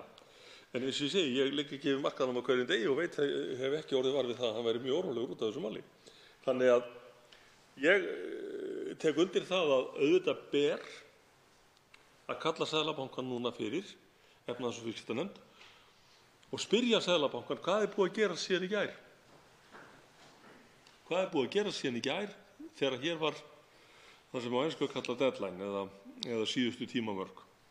Og það væri svo sem út af fyrir sig einna messu virði og þar sem ég sit nú ekki í háttvirtri nefnd þá hefði ég nú alveg verið til í, eins og kona sagði fyrir norðan, að vera dauðflug á vegg meðan að Seðlabankastjóri og hans menn útskýra það fyrir efnahags- og viðskiptanefndarmönnum hvað ber svo brýnt að. Af hverju þarf að samþykkja þetta mál í gær? Af hverju þarf að ganga frá því í gær? Og er okkur þó óhætt að ganga frá því í dag eða á morgun eða hinn daginn, fyrst að við gerum þetta ekki í gær? Er markaðurinn órólegur? Við þurfum að kanna það. Hefur hann verið órólegur í dag? Nú þarf bara að bletta upp til að vera viss. En ég get ekki betur séð heldur en að þetta sé svona enn ein svona leið og svona leið til þess að reyna að rugga hér bátnum og gera menn órólega út af engu. En það er kannski líka bara út af því að fólki sem er að leggja þetta fram, þetta frumvarp, það býr við alveg endalaust kjarkleysi. Og kannski bara heldur það að við séum öll svoleiðis. En við í Miðflokknum erum ekki þannig. Við höfum nógan kjark. Þá veitir andsvar síðara sinni hv. 3. þingmaður Norðausturkjördæmis, Sigmundur Davíð Gunnlaugsson. Virðulegur forseti, þarna kom hv. þingmaður aðeins inn á hlut sem ég verið að velta fyrir mér og spurði hv. þingmann Bergþór Ólason aðeins út í hérna áðan. Hvað veldur afstöðu ekki hvað síst vinstri flokkana? Eða Viðreisnar? Viðreisn auðvitað elskar evruna og þykir mjög mikið til hennar að koma, nema þegar kemur evrunum í gjaldeyrisforða Seðlabankans. Þá mega þær að því virðist fara fyrir lítið til vogunarsjóði skiptum fyrir hvað? Aflandskrónur. En vinstri flokkarnir. Hvernig stendur á því að vinstri flokkarnir sem að halda því nú iðulega fram að þeir berjist fyrir almannahag láta sér þetta mál í léttu rúmi liggja? Og hvers vegna þessi undanlátssemi vinstri flokka samtímans við alþjóða fjármálakerfið? Ég hef aldrei almennilega fengið þetta til að ganga upp, en þetta er samt mjög áberandi þróun hér á landi og víðar. Á hv. þingmaður einhverjar skýringar á þessu fyrir mig? Þá svarar andsvari síðari sinni hv. 10. þingmaður Reykjavíkurkjördæmis suður, Þorsteinn Sæmundsson. Hæstv. forseti, ég hef nú kannski ekki alveg svar við þessu, en hins vegar svona rifjast upp fyrir mér að svo mikið lögðu menn á sig að komast í mjúkinn hjá vogunarsjóðum hér aðeins fyrr á öldinni að til stóð að gera einn þeirra landstjóra á Grikklandi fyrir vel unnin störf. Og kannski er þetta bara angi af því að menn svona vilja fá upphefð úr þessum kreðsum, að menn vilja fá klapp á bakið frá vogunarsjóðum og peningaöflum út í heimi sem vilja reyna að klekkja á Íslendingum. Ég kann ekki á það. En það gefst kannski tækifæri til þess seinna í ræðum hér á eftir að fara aðeins í gegnum það að það er nú engum manni hollt að taka hagsmuni utan úr heimi fram yfir hagsmuni síns eigin heimalands. Menn ættu kannski að hafa það í huga að þetta mál er til þess fallið að veikja þjóðfélagið. Það er til þess fallið að veikja hér gjaldmiðil, það er til að veikja hér lífskjör, þannig að menn ættu nú kannski aðeins að hugsa sér betur um. Þá veitir andsvar hv. 4. þingmaður Norðvesturkjördæmis, Bergþór Ólason. Herra forseti, ég þakka hv. þingmanni ræðuna. Fyrst vil ég segja það verður auðvitað engin, það gerist ekkert stórkostlegt, það gerðist ekkert í dag, það gerist ekkert í gær og það mun ekkert gerast á morgun út af þessum eindaga sem var í dag. Þannig að á meðan menn gera ekki einhverja bölvaða vitleysu í þessu máli og fara á taugum, þá höldum við þessu ágætlega under control, afsakið slettuna, hér eftir sem hingað til. Þannig að ég held að hv. þingmaður Þorsteinn Sæmundsson og við öll sem hér erum ættum ekki að hafa áhyggjur af því að markaðirnir ruggi sérstaklega á morgun vegna þessa máls. Það er auðvitað þannig að þetta atriði sem snýr að því að það hafi átt svona með einhverjum ráðum að dálítið lauma þessu í gegn, finna leið til þess til að sleppa við alla umræðu, bendir til þess að svona menn telji sig á svona með veikan grundvöll fyrir að taka hinn málefnalega slag, hina málefnalegu rökræðu. Mér fýsir að vita svona eftir að því nú var hv. þingmaður Þorsteinn Sæmundsson á þingi kjörtímabilið 2013–2016 segi ég, upplifði hann það mörgu sinnum að það væri svona reynt að skjóta málum í gegn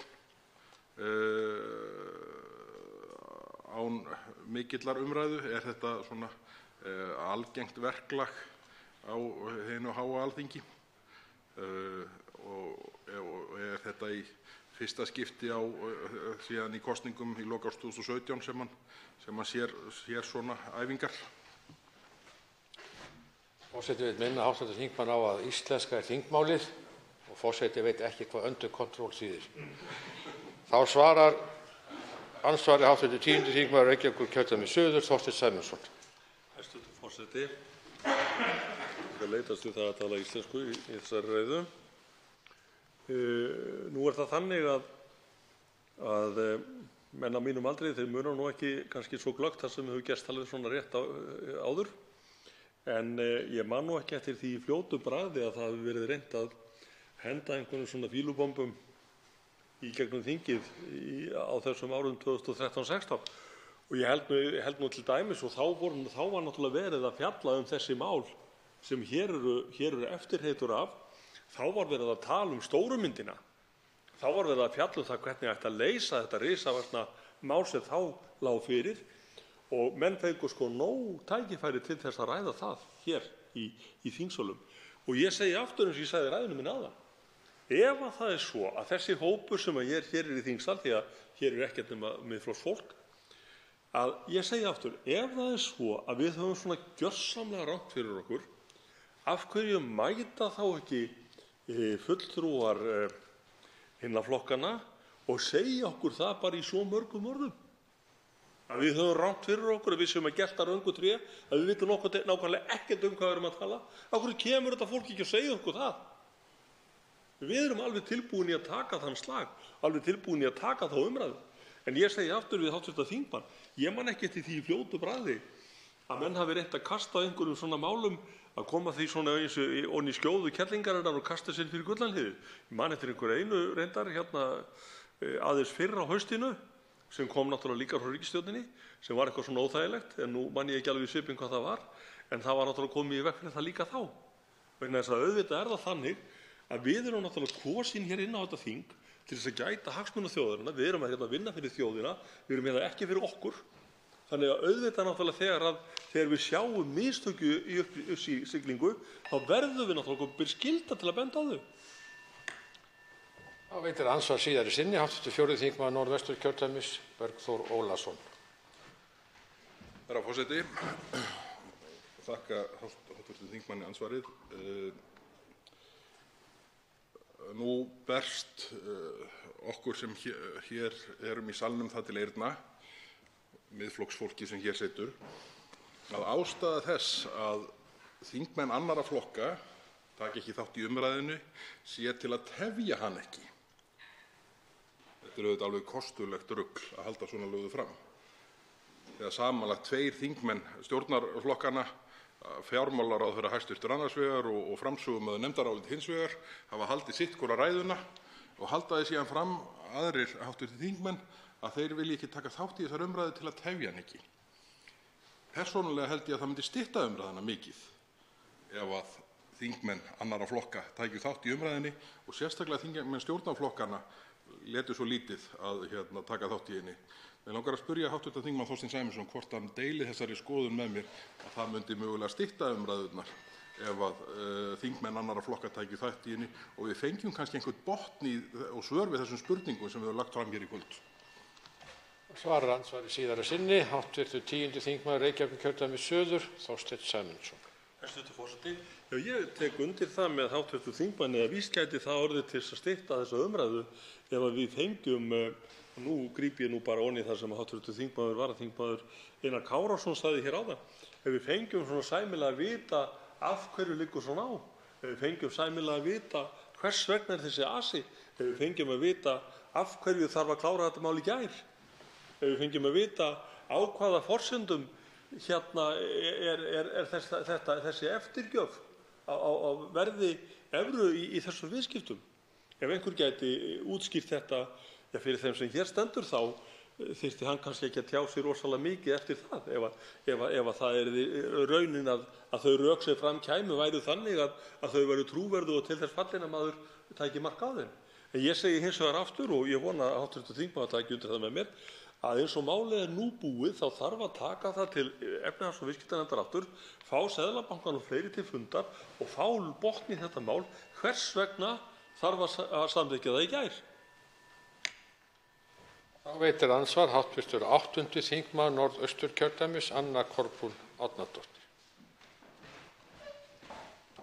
Hæstv. forseti, ég vil byrja á því að þakka hv. þingmanni fyrir góða ræðu. Það merkilegt að velta þessu öllu saman fyrir sér hvað hefur gerst hér síðan fyrir jól. Kannski fóru bara allir í jólafrí eins og hv. þingmaður sagði. Kannski var þetta bara ein stór barbabrella og kannski liggur bara ekkert á. Þessi tímapressa var kannski engin pressa. Dagurinn í gær leið og dagurinn í dag að líða. Og reyndar minntist hv. þingmaður Þorsteinn Sæmundsson á að kjarasamningar gætu haft áhrif. Svoleiðis pælingar geta vissulega áttu vel við og það eru töluverðir fjármunir undir, við skulum aldrei gleyma því, og þeir gætu svo sannarlega gagnast í brýn mál.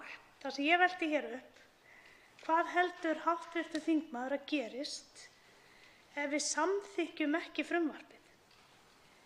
Hvaða tækifæri gætu falist í því ef þá einhver? Í hvaða stöðu verðum við þá? Þá svarar andsvari hv. 10. þingmaður Reykjavíkurkjördæmis suður, Þorsteinn Sæmundsson. Hæstv. forseti, ég þakka hv. þingmanni kærlega fyrir þessa spurningu. Ég get ekki neitað því að asinn og þrýstingurinn á þetta að klára þetta mál núna og ábendingar og hótanir meintan óróa á markaðnum ef við ekki samþykkjum þetta minntu mig svona dálítið óþægilega á frasa sem voru notaðir hér í fyrra á öldinni út af öðru máli þar sem að því var hótað að Ísland yrði Kúba norðursins ef að ákveðnir samningar yrðu ekki uppfylltir þar sem að prófessor í hagfræði hélt því fram að hér yrði efnahagslegur kjarnorkuvetur og það nú sem betur fer þannig að hagfræðin ekki vísindi og það hefur sjálfsagt bara ekki verið annars blómatími á Íslandi síðan að við fórum að rétta úr kútnum eftir hrun, samfelldur stöðugleikakafli, en það ekki út af engu. Það út af því að menn tóku vandaðar ákvarðanir og þorðast standa í lappirnar, en það eins og sá eiginleiki hafi hvarflað frá þeim mönnum sem höfðu þó kjark í sér til þess að taka á með samherjum sínum á árunum 2013-16, en það eins og þeir séu bara búin að fá í hnén núna. Eins og menn gerðu hér fyrr á öldinni, eins og ég hef tekið fram áður. Og hvað ég held ef við samþykkjum ekki þetta frumvarp, ég held ekki að það verði hér einhver kjarnorkuvetur, hvorki efnahagslegur eða öðruvísi. Og ég held ekki að Ísland verði Kúba norðursins ef við samþykkjum ekki þetta frumvarp. Og ég held ekki að markaðirnir verði alveg rosalega ægilega órólegir. Og ég held að það sé bara undir okkur, eða það sé stjórnvöldum komið, að koma vogunarsjóðum í skilningu það í eitt skipti fyrir öll kannski, eða í eitt skipti, að menn geti ekki gengið hér eins og ég orðaði það áður, eins og að fara inn í kaupfélag og afgreiða sig sjálfir og borga til minni. Það er bara ekki svoleiðis, herra forseti. Þá veitir andsvar síðara sinni hv. 8. þingmaður Norðausturkjördæmis, Anna Kolbrún Árnadóttir. Hæstv. forseti, ég þakka hv. þingmanni kærlega fyrir þetta svar. Það hefur vissulega verið þannig að það hefur verið gert allt til þess að koma þessu máli í gegn hratt og örugglega. Og það er nokkuð merkilegt að það eigi að slá svo mikið á kröfunum að maður getur eiginlega haldið því fram að það sé ákveðin uppgjöf stjórnvalda gegn þessum vogunarsjóðum.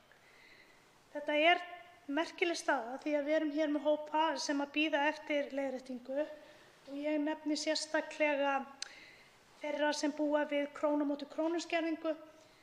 Vil athuga hvort að þingmaðurinn hv. sé ekki sammála mér um það. Svarar andsvari síðari sinni hv. 10. þingmaður Reykjavíkurkjördæmis suður, Þorsteinn Sæmundsson. Hæstv. forseti. Jú, herra forseti, ég er algjörlega sammála hv. þingmanni um þetta vegna þess að ég hef haldið því fram hér í ræðu og riti að ríkisstjórnin á ekki 1,1 milljarð til þess að bæta kjör öryrkja en hún á 23 milljarða til að gefa vogunarsjóðum. Ríkisstjórnin á ekki 2-3 milljarða til þess að lagfæra krónu á móti krónuskerðinguna en hún á 23 milljarða til að færa vogunarsjóðum.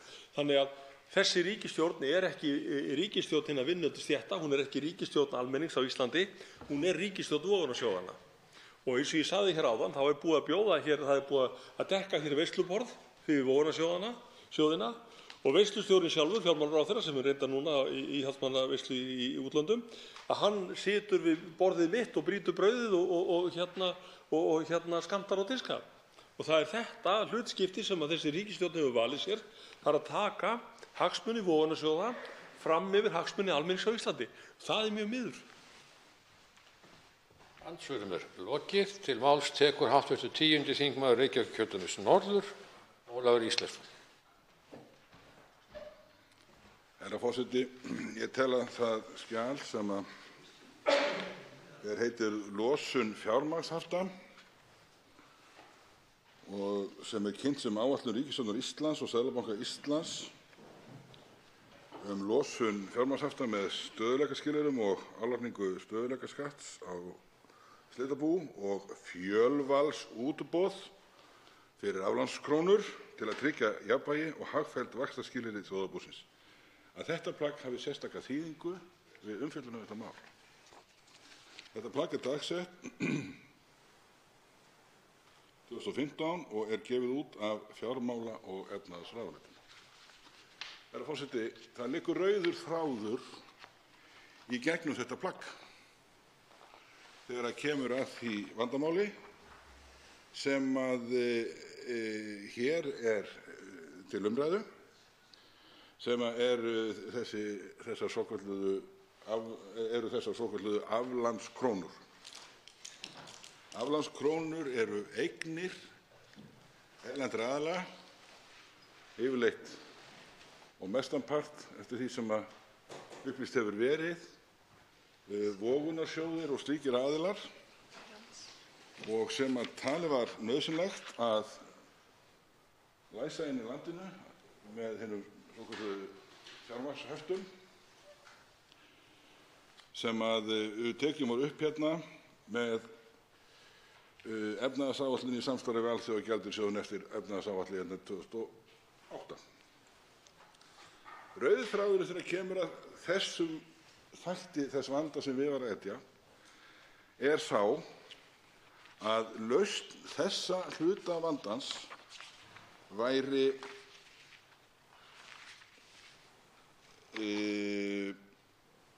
svokölluð uppboðsleið, þannig að eigendum þessara eigna væri gefinn kostur á því í uppboðum að losa þessar eignir og flytja úr landi í krafti uppboða sem voru nánar skilgreind.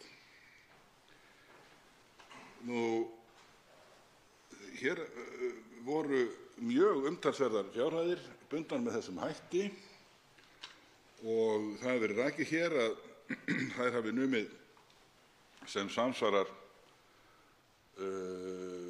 15% ríflega af landsframleiðslu, en í tímans rás þá hafi þær dregist saman og eftir standa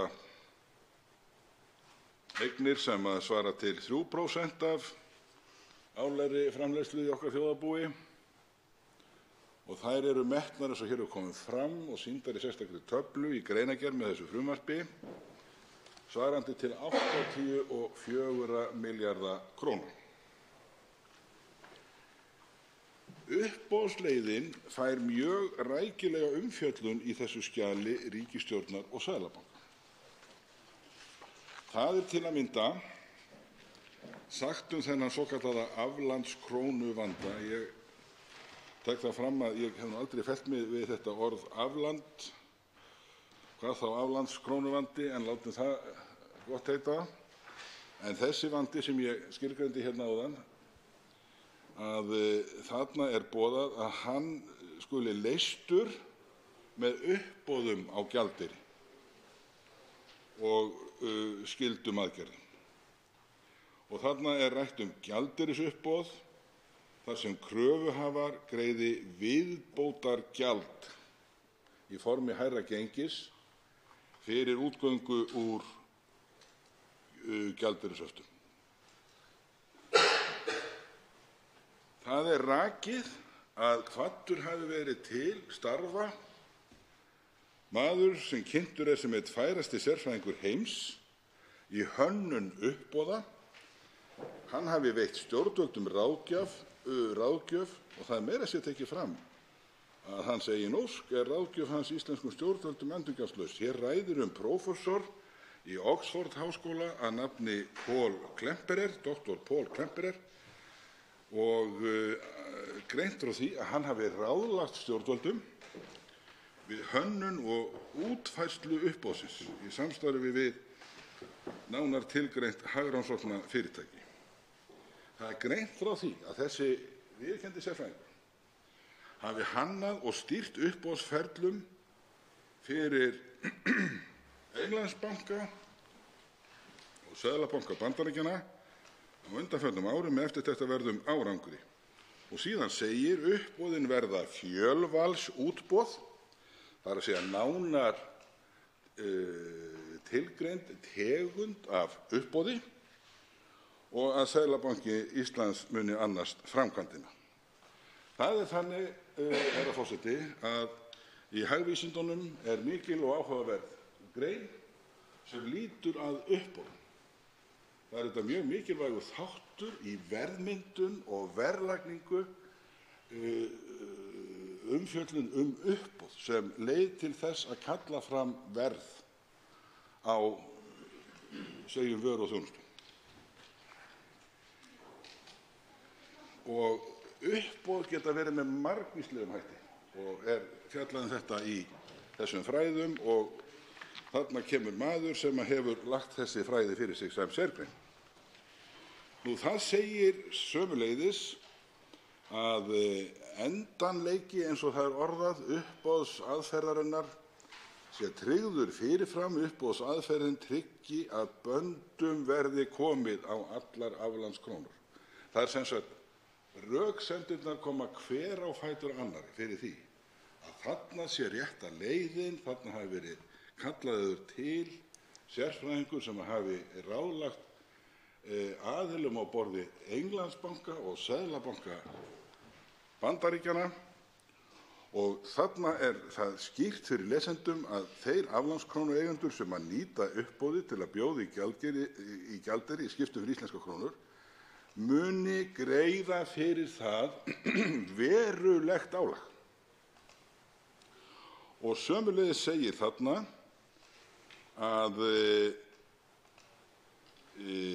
þessir aðilar muni bera nauðsynlegan kostnað af því að losna undan gjaldeyrishöftum og að uppboðsfyrirkomulagið tryggi að fjárfestar greiði álag fyrir forgang út úr gjaldeyrishöftum.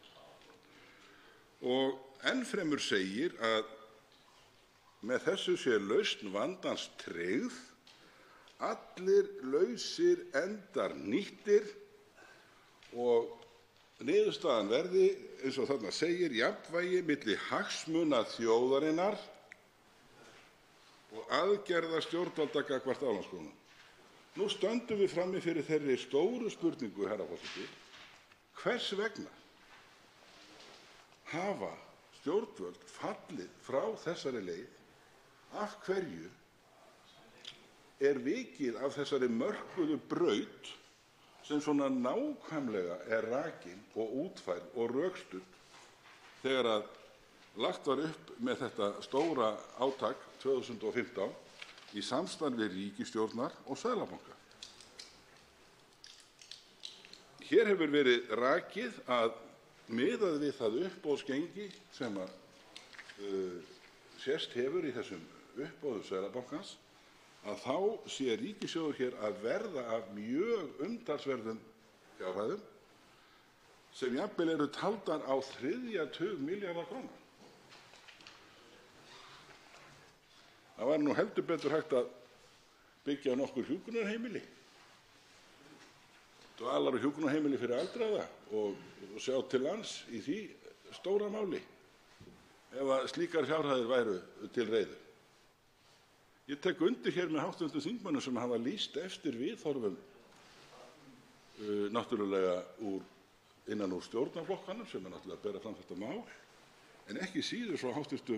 þingmönnum stjórnarandstöðunnar sem láta ekki svo lítið að taka þátt í þessar umræðu nema eftir því sem að mér skilst með einni undantekningu. Herra forseti, það er alveg nauðsynlegt að það verði skýrt fyrir Alþingi hvers vegna stjórnvöld hafa í raun og sanni horfið frá þessari megin stefnu eins og hún var mörkuð á sínum tíma. Svo á það til að 3 hv. þingmenn hafa óskað eftir að veita andsvar og er ræðutími því styttur í 1 mínútu síðari umferð. Fyrstur til að veita andsvar er hv. 8. þingmaður Norðvesturkjördæmis, Sigurður Páll Jónsson.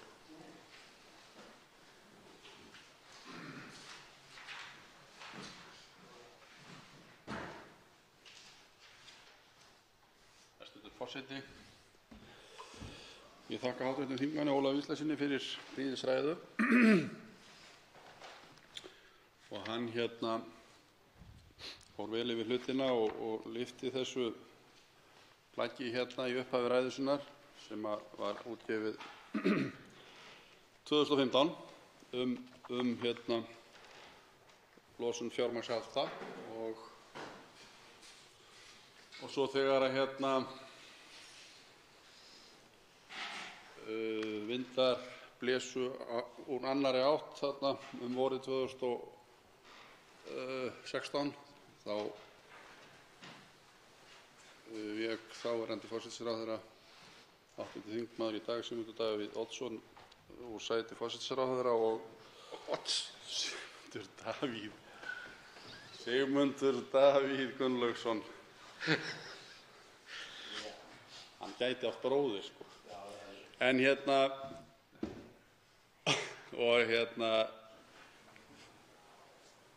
með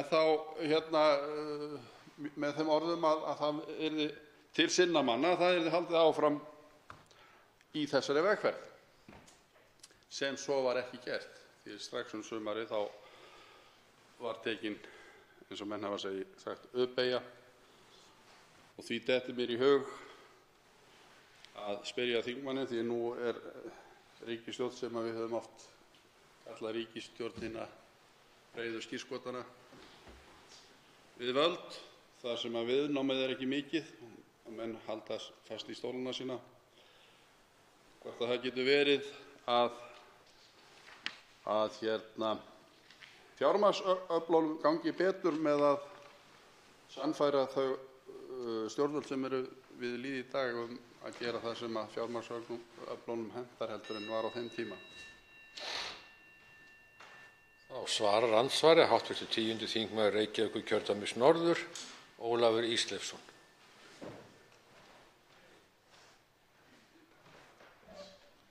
Herra forseti. Já, það er þetta von að spurt sé. Það er þess er náttúrulega minnast að menn kiknuðu svolítið í hnjánum í Stjórnarráðinu,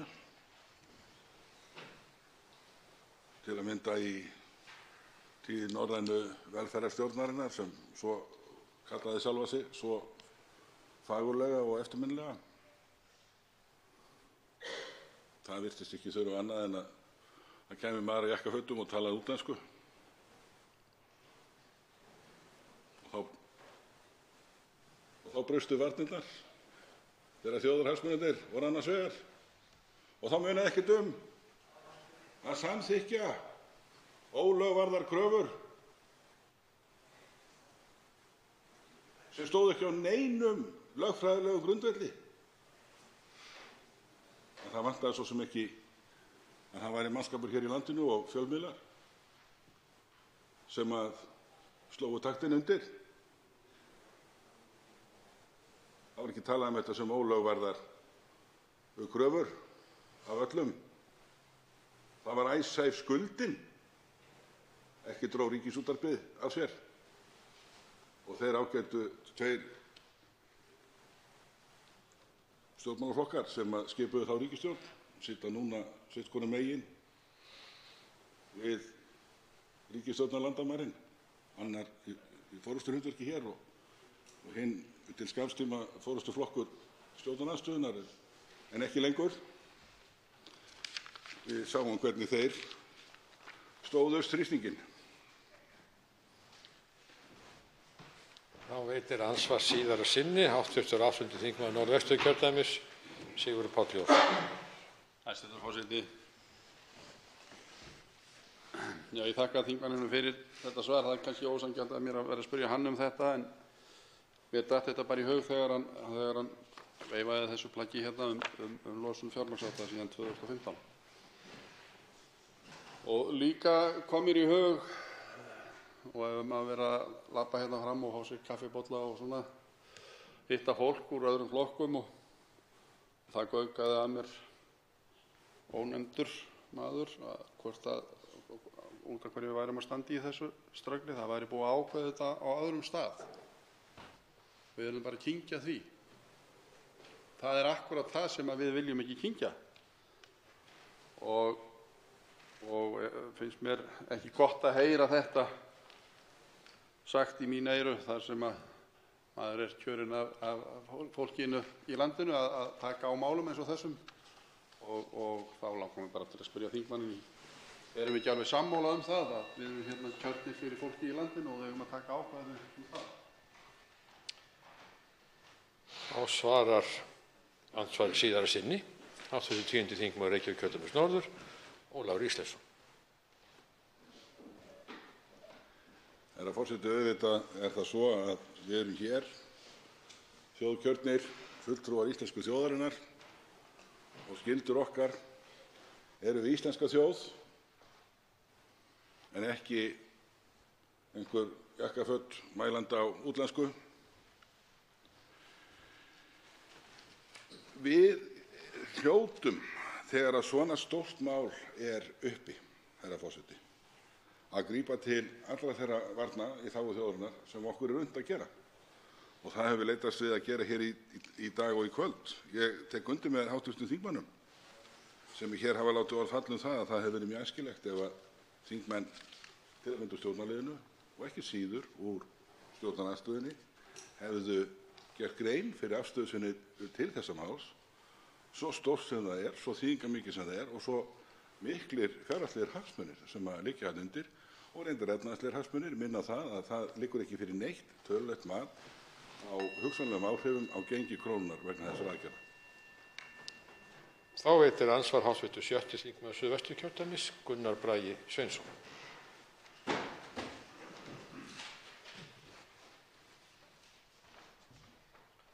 Hæstv. forseti. Þakka hv. þingmanni fyrir ræðuna. Hér fyrr í kvöld benti hv. þingmaður á það að í frumvarpinu sjálfu, þar segir skýringum með því að blaðsíðu 8 kafla 6.3 áhrif á Seðlabankann og gjaldeyrismarkað, að það ekki lagt neitt tölulegt mat á áhrifin á gengi krónunnar, áhrifin af ef þetta verður að veruleika. Nú er það þannig að í frumvarpinu og skýringum kemur fram að það hafi verið samráð við Seðlabankann og forsætisráðuneytið. Það eins og koma hvergi fram nein viðvörunarorð af hálfu Seðlabankans í frumvarpinu eða fylgigögnum. Nú veltir maður fyrir sér hvort þau hafa ekki komið eða hvort það er ekki bara fjallað þau. Við skulum ekki útiloka það. En hins vegar eru hér viðvaranir í nefndarálitinu eftir einhverja umsögn Seðlabankans. Þar segir meðal annars, með leyfi forseta, að öðrum kosti muni umfang aflandskróna eigna lausafé aukast um 70% eða sem nemur 25 milljörðum króna. Og svo kemur hér að það aukist hætta, þetta verður eitthvað hættulegt við þetta. En þessi 25 milljarðar króna sem að þarna geta, samkvæmt þessu, sett allt á annan endan, þetta nú ekkert svo fráleit eða svona ólík upp að því sem við höfum verið að tala hér sem verið að gefa eftir hellega til þessara eigna þessara aflandskróna. Og hér, vegna þess að hendar í nefndarálitinu að gera þetta að einhvers konar stór hættu að þessi 25 milljarðar þetta lausafé aukist um 70% eða 25 milljarða, mennum hins vegar finnst ekkert mál virðist vera að gefa svipað upp að eftir með þessu verði sem að þarna virðist eiga að vera á þessum krónueignum. Þannig að mér langar að spyrja hv. þingmann aðeins út í þetta að fara yfir það. Einnig hvort það sé ekki rauninni grunnforsenda til þess að geta lagt mat á áhrifin á gjaldeyrismarkað og gengið og annað að það sé skila einhver tölulegum upplýsingum. Svarar andsvari hv. 10. þingmaður Reykjavíkurkjördæmis norður, Ólafur Ísleifsson. Það er náttúrulega, herra forseti, langur listi af spurningum sem ástæða væri til þess að beina til Seðlabankans. Hvers vegna er það ekki útskýrt af hálfu bankans? Af hverju bankinn telur það ráðlegt, ef það er afstaða hans, að hverfa frá uppboðsleiðinni sem hann átti þátt í með ríkisstjórninni á sínu tíma, að kynna sem helsta bjargráði. Seðlabankinn var búinn að koma sér upp mikið til sérfræðiþekkingu á þessu efni að framkvæma gjaldeyrisuppboð og þá sérstaklega af þeirri tegund sem er kynnt í þessu plaggi 2015 og sem ég fór hérna rækilega yfir. Af hverju er þessi eftirgjöf sem að verður niðurstaðan af því að hverfa frá uppboðsleiðinni? Af hverju er það ekki rökstutt? Af hverju ástæða til að gefa eftir þessar umtalsverðu fjárhæðir sem hér hefur verið rakið að hlaupa eða geta í það minnsta hlaupið á tugum milljarða? Hvers vegna liggur ekki fyrir hér tölulegt mat á áhrifum á gengi krónunnar og þess vegna áhrifum á gjaldeyrisforða Seðlabankans? Eru þessi menn ekki í hagfræðilegri vinnu? Eru þeir ekki í því að setja fram áætlanir með tölum og vikmörkum og sviðsmyndum? Og af hverju er það ekki skýrt,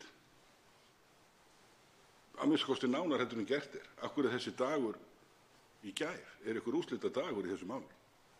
Og af hverju er það ekki skýrt? Af hverju er þá óhætt þegar sá dagur er liðinn að lögfesta þetta mál með 3 tíma umræðu í dag? Þá veitir andsvar síðari sinni hv. 7. þingmaður Suðvesturkjördæmis, Gunnar Bragi Sveinsson.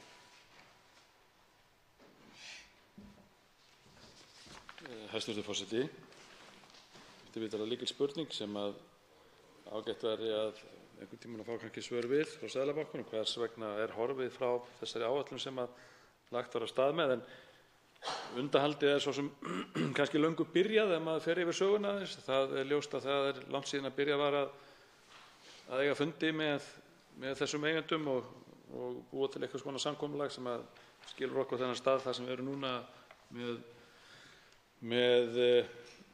erum þá staðreynd að við erum að fá miklu minna fyrir þetta heldur en að við ætlum kannski að fá. En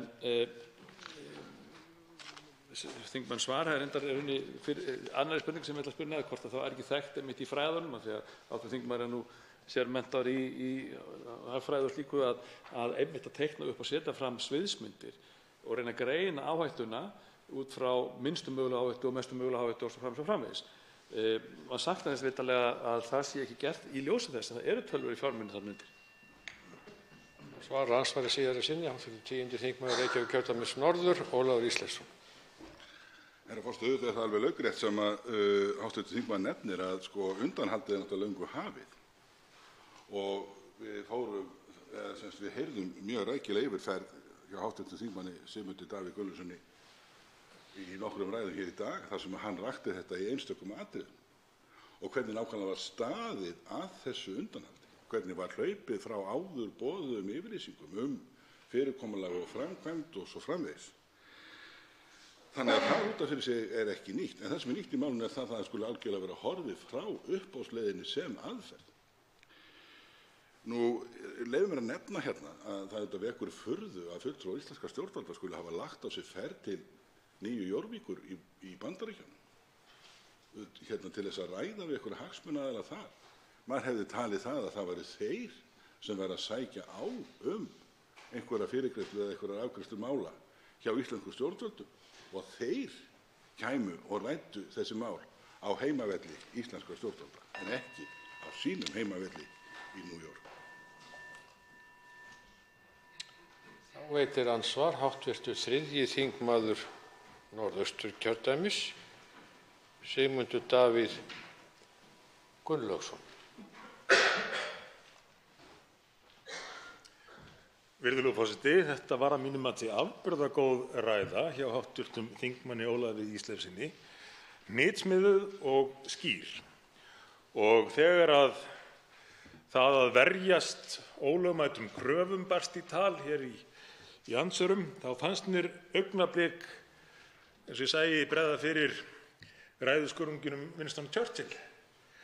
En hv. þingmaður Ólafur Ísleifsson talar hins vegar skýrar en Churchill og talar íslensku, enda þingmálið íslenska eins og virðulegur forseti minnir okkur reglulega á. Ég hef þess vegna engar sérstakar athugasemdir við þessa ræðu sem slíka, en vil engu að síður í samhengi við hana, eða framhald af henni, fá að spyrja hv. þingmann sem hefur lengi látið sig mál eldri borgara miklu varða og barist hart fyrir bættum kjörum þeirra og hagsmunum almennt.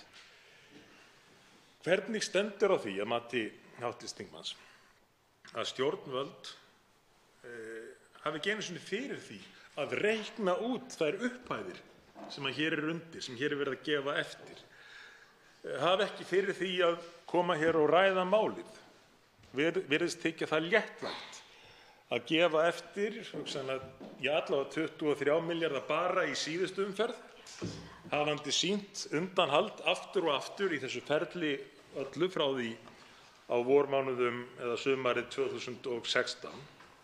Hvernig kemur hv. þingmaður því heim og saman að sama fólk geti látið sér slíkar upphæðir svo í léttu rúmi liggja en ekki komið til greina af hálfu sama fólks að setja fjármagn í það að afnema til dæmis krónuskerðingar sem að virðast tiltölulega léttvægar upphæðir í þessum samanburði og upphæðir sem væri vel varið og myndu eflaust skila sér að mestu tilbaka. Þá svarar andsvari hv. 10. þingmaður Reykjavíkurkjördæmis norður, Ólafur Ísleifsson. Herra forseti, það er greinlegt að við hv. þingmaður Sigmundur Davíð Gunnlaugsson deilum aðdáun á mikla skörungi sem hann nefndi hér. Ég býr nú svo vel að eiga hljómplötu á vínyl með helstu ræðum stórmennisins og það verður náttúrulega engum jafna við hann. En hann er hins vegar, það er náttúrulega mikill innblástur og hvatning sem felst í því að hlusta á hann. Ég vil gera umtalsefni hérna þessi málefni eldri borgara sem hann nefndi, hv. þingmaður, og hér þykir ekkert tiltökumál að gefa eftir fjárhæðir sem að hlaupa á tugum milljarða eins og hér hefur verið fjallað í umræðunni. Ef við tökum mál sem að ég hef gjarnan fjallað hérna, eins og fleiri, sem hið svokallaða frítekjumark. Það að segja að sleppa fólki frá því að þurfa að þola skerðingar á bótum fyrir það eitt að leitast við að bæta hag sinn með aukinni vinnu. Þetta heitir á þessu tæknimáli hérna frítekjumark og ég hef margsinnis staðið hérna í þessu ræðustól til að útskýra það, meðal annars fyrir fjármálaráðherra hæstvirtur, að það liggi hérna fyrir útreikningar sem ekki hafa verið bornar brigður á það að þegar að tekin eru saman öll skattaleg áhrif af slíkri aðgerð, að þá kosti þessi aðgerð ríkissjóð bara ekki neitt. Bara ekki neitt. Og þetta dugir ekki til. Menn halda sig við það eins og gjarnan á þessum bæ að sleppa öllum útreikningum vegna skatta sem myndu koma nýir inn í ríkissjóð vegna aukinna veltu, vegna þessara auknu tekna. En þannig að þetta mál, það dregur svona fram að það er talin eftir hver króna og meira að segja dregnir í efa útreikningar sem eru viðurkenndir og óumdeildir ef að eldri borgarar eigi hlut. Þetta er náttúrulega ekki gaman að horfa upp á þetta. Þá veitir andsvar síðara sinni hv. 3. þingmaður Norðausturkjördæmis Sigmundur Davíð Gunnlaugsson. Virðulegur forseti, ég tek þetta heils hugar undir með hv. þingmanni hvað þetta varðar og hversu undarlegt þetta er og myndi bæta því við skýringar hv. þingmanns að svo þetta væru af þessu ýmis jákvæð áhrif sem að erfiðari væri að setja ákveðna tölu á, en ég hitti ágætan eldri mann úr Skagafirði bara síðast í fyrradag sem að sagði mér að hann bara langaði ekki að hætta að vinna. Hann fengi eiginlega ekkert út úr því peningalega, en hann væri bara svo miklu hressari og liði betur á meðan hann væri að vinna. Og taldi að það að gefa fólki aukin tækifæri til þess myndi spara til dæmis í heilbrigðiskerfinu umtalsverðar upphæðir og þær eru nú fljótar að hlaðast upp upphæðirnar í heilbrigðiskerfinu. Svoleiðis að þarna erum við annars vegar með mál, réttlætismál sem allt mælir með að ráðast í, stjórnvöld hlusti ekki á það. Og svo hérna megin er reynt að lauma í gegnum þingið eftirgjöf til vogunarsjóða í New York upp á 10 milljarða króna. Maður bara fær þetta ekki til að ganga upp, hvernig sama fólk getur komið fram með svona ólíkum hætti. Þá svarar andsvari í síðara sinni hv. 10. þingmaður Reykjavíkurkjördæmis norður Ólafur Ísleifsson. Frú forseti, það má kannski bæta við þetta því að framkvæmdasjóður aldraðra á að vera tæki í höndum stjórnvalda til þess að koma hér upp dvalar- og hjúkrunarheimilum fyrir aldraða. Frá hruni þá hafa ráðstöfunartekjur þessa sjóðs að hluta til, umtalsverðum hluta, verið teknar í rekstur en ekki nýbyggingar og viðhald á þeim sem fyrir eru. Þannig að þarna náttúrulega skortir mjög fé eftir þessa meðferð á sjóðnum til þess að koma málefnum dvalar- og hjúkrunarheimila í viðunandi horf. Mér langar til að nota síðustu sekúndum hérna til að vekja athygli á þessum ógnarlega málshraða í þessu máli. Það er ætlast til að þessu sé lokið hérna bara á einum dagparti. Það minnir á málshraðan varðandi persónuverndarmálið í fyrra sem var afgreitt með hraði og maður spyr sig, er þetta fyrirboðið þess sem koma skal þegar að þriðji orkupakkinn kemur hérna fyrir þingið? Andsvörum er lokið. Útbýtt er á fundinum. Þingskjali 988 vernd úthafsvistkerfa, skriflegt svar utanríkisráðherra. Þingskjal 989 hugbúnaðarkerfi Orri, fyrirspurn flutningsmaður Smári McCarthy. Þingskjal 990 hugbúnaðarkerfi skattur.is, fyrirspurn flutningsmaður Smári McCarthy.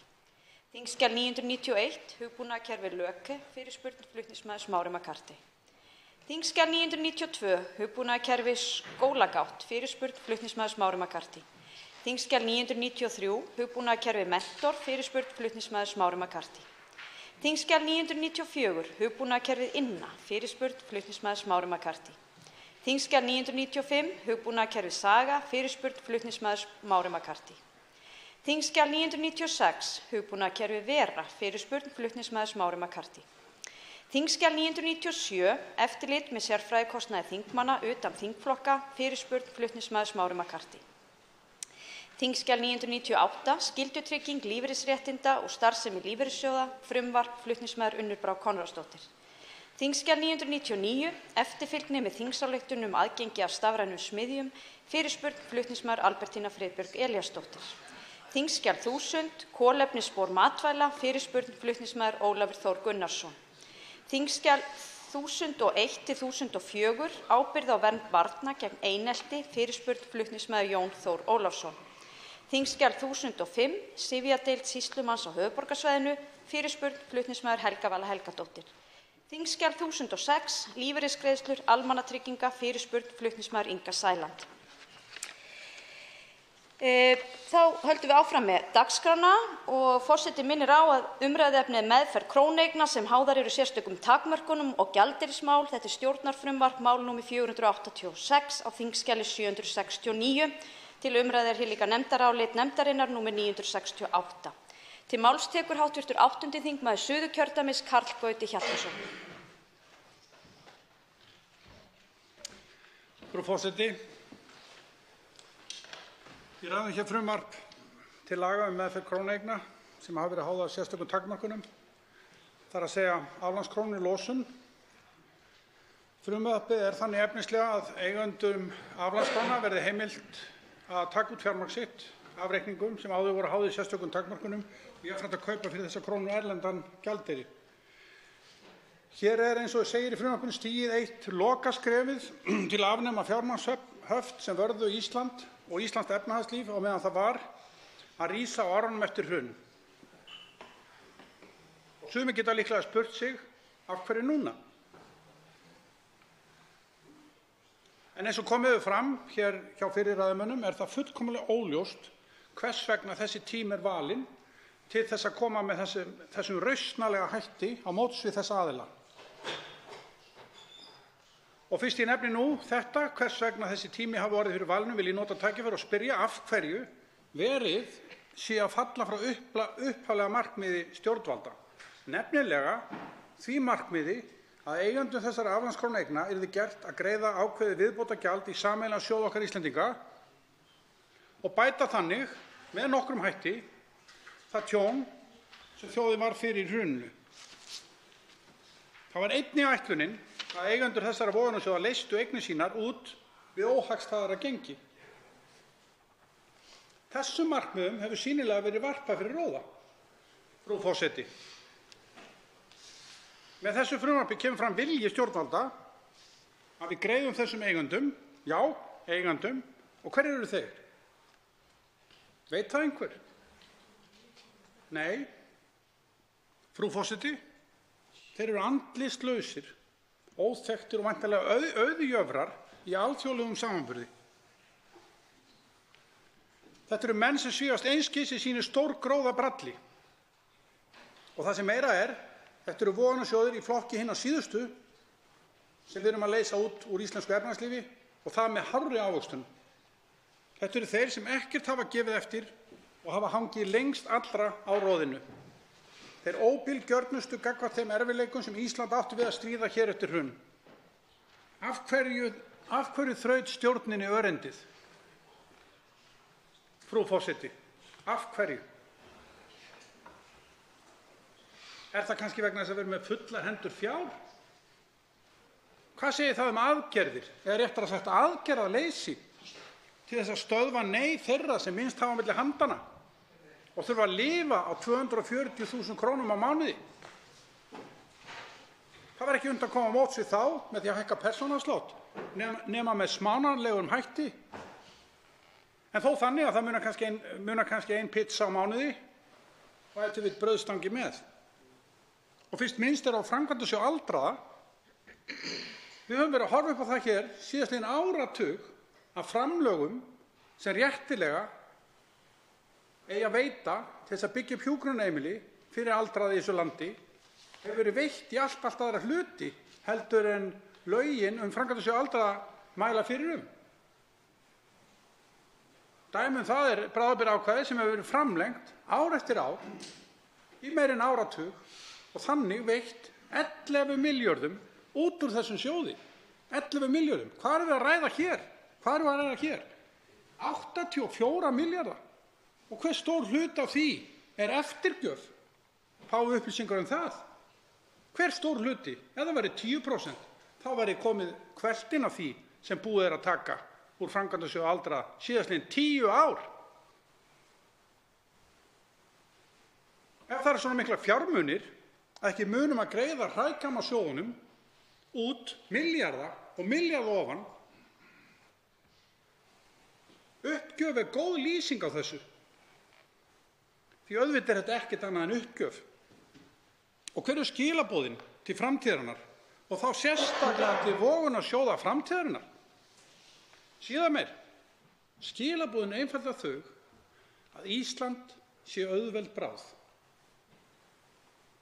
Hér sé hagstætt að koma inn, hrifsa verðmæti á slæmum tímum, á erfiðum tímum, hrifsaðu til sín á hrakvirði og leysa á síðan út með mesta hugsanlega gróða.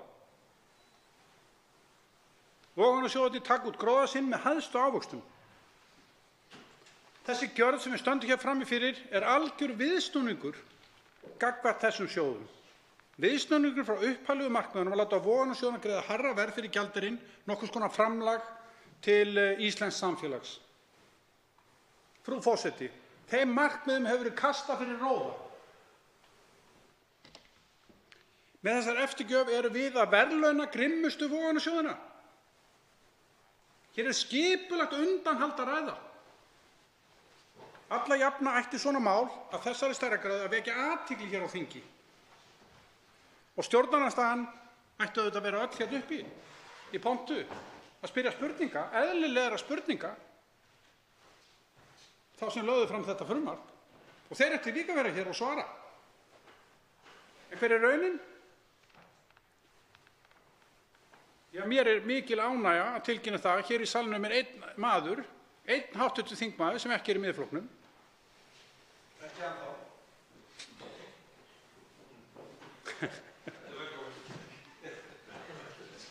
Nei, hér síðastliðna 8 klukkutíma sem þetta mál hefur verið hér í umræðu, hefur salurinn verið tómur af þingmönnum allra þessara 7 sósíalísku flokka sem hér virðast öllu ráð í landinu. Þetta mál snýst hagsmuni Íslands. Af hverju á ekki að gæta íslenskra hagsmuna? Milljarðar, jafnvel tugir milljarða eru hér undir. Nú af því að ég fer nú stundum á fótboltaleik hjá mínu uppáhaldsliði, IBVF, að þá er ekki úr lagi að sem gefur aldrei tomm eftir, þá er kannski ekki úr vegi að lýsa þessu svona á þann hátt eins og íþróttum er stundum lýst. Skulum ímynda okkur að við séum á fótbolta eða íþróttakappleik. Eins og þetta er svolítið líkt því. Sagan í þessu máli, síðastliðin 10 ár. Heimaliðið hefur staðið sig afskaplega vel undir forystu Sigmundar þjálfara. Okkar lið er yfir í hálfleik gegn liði hrækamanna sem er erlend lið, skipað erlendum hörkutólum, sannarlega harðskeyttir og gefa ekkert eftir. Þeir hafa orð á sér fyrir að brjóta á andstæðingnum þegar dómarinn lítur undan. En þjálfari okkar liðs hefur séð við öllu þeirra brögðum og heimamenn gefa ekkert eftir, ekki tommu. Við fáum okkur popp og kók í hálfleik eða kannski pulsu. Í síðari hálfleik er búið að skipta þjálfari hjá okkar liði og bið verður á því að mætin á völlinn. Hvar eru okkar menn? Hvar eru okkar menn? Segja áhorfendur. Þeir eru í búningsklefunum. Þeir eru búin að gefast upp og þeir eru í búningsklefunum skjálfandi á beinunum. Þeir þora ekki inn á völlinn, þeir gefa leikinn. Hrækamennir hirða bikarinn og hrósa sigri. Svona er þetta einhvern veginn ef við lýsum þessu sem íþróttakappleik.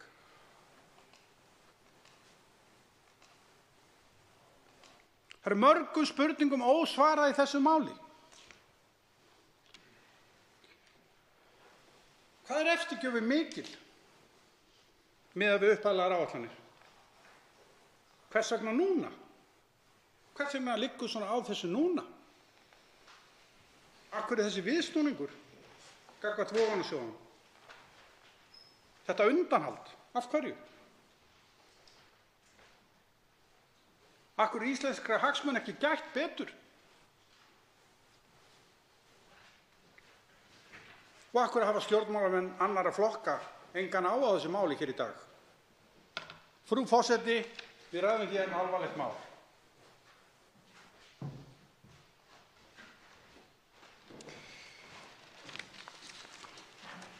Þrír háttvirtir þingmenn hafa óskað eftir því að veita andsvar og er ræðutími því styttur í 1 mínútu í síðari umferð. Fyrst veitir andsvar hv. 3. þingmaður Norðausturkjördæmis Sigmundur Davíð Gunnlaugsson.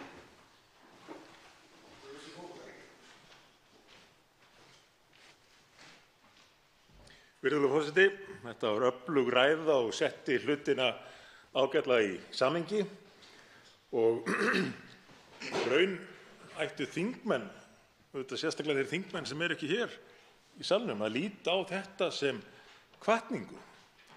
Því að hv.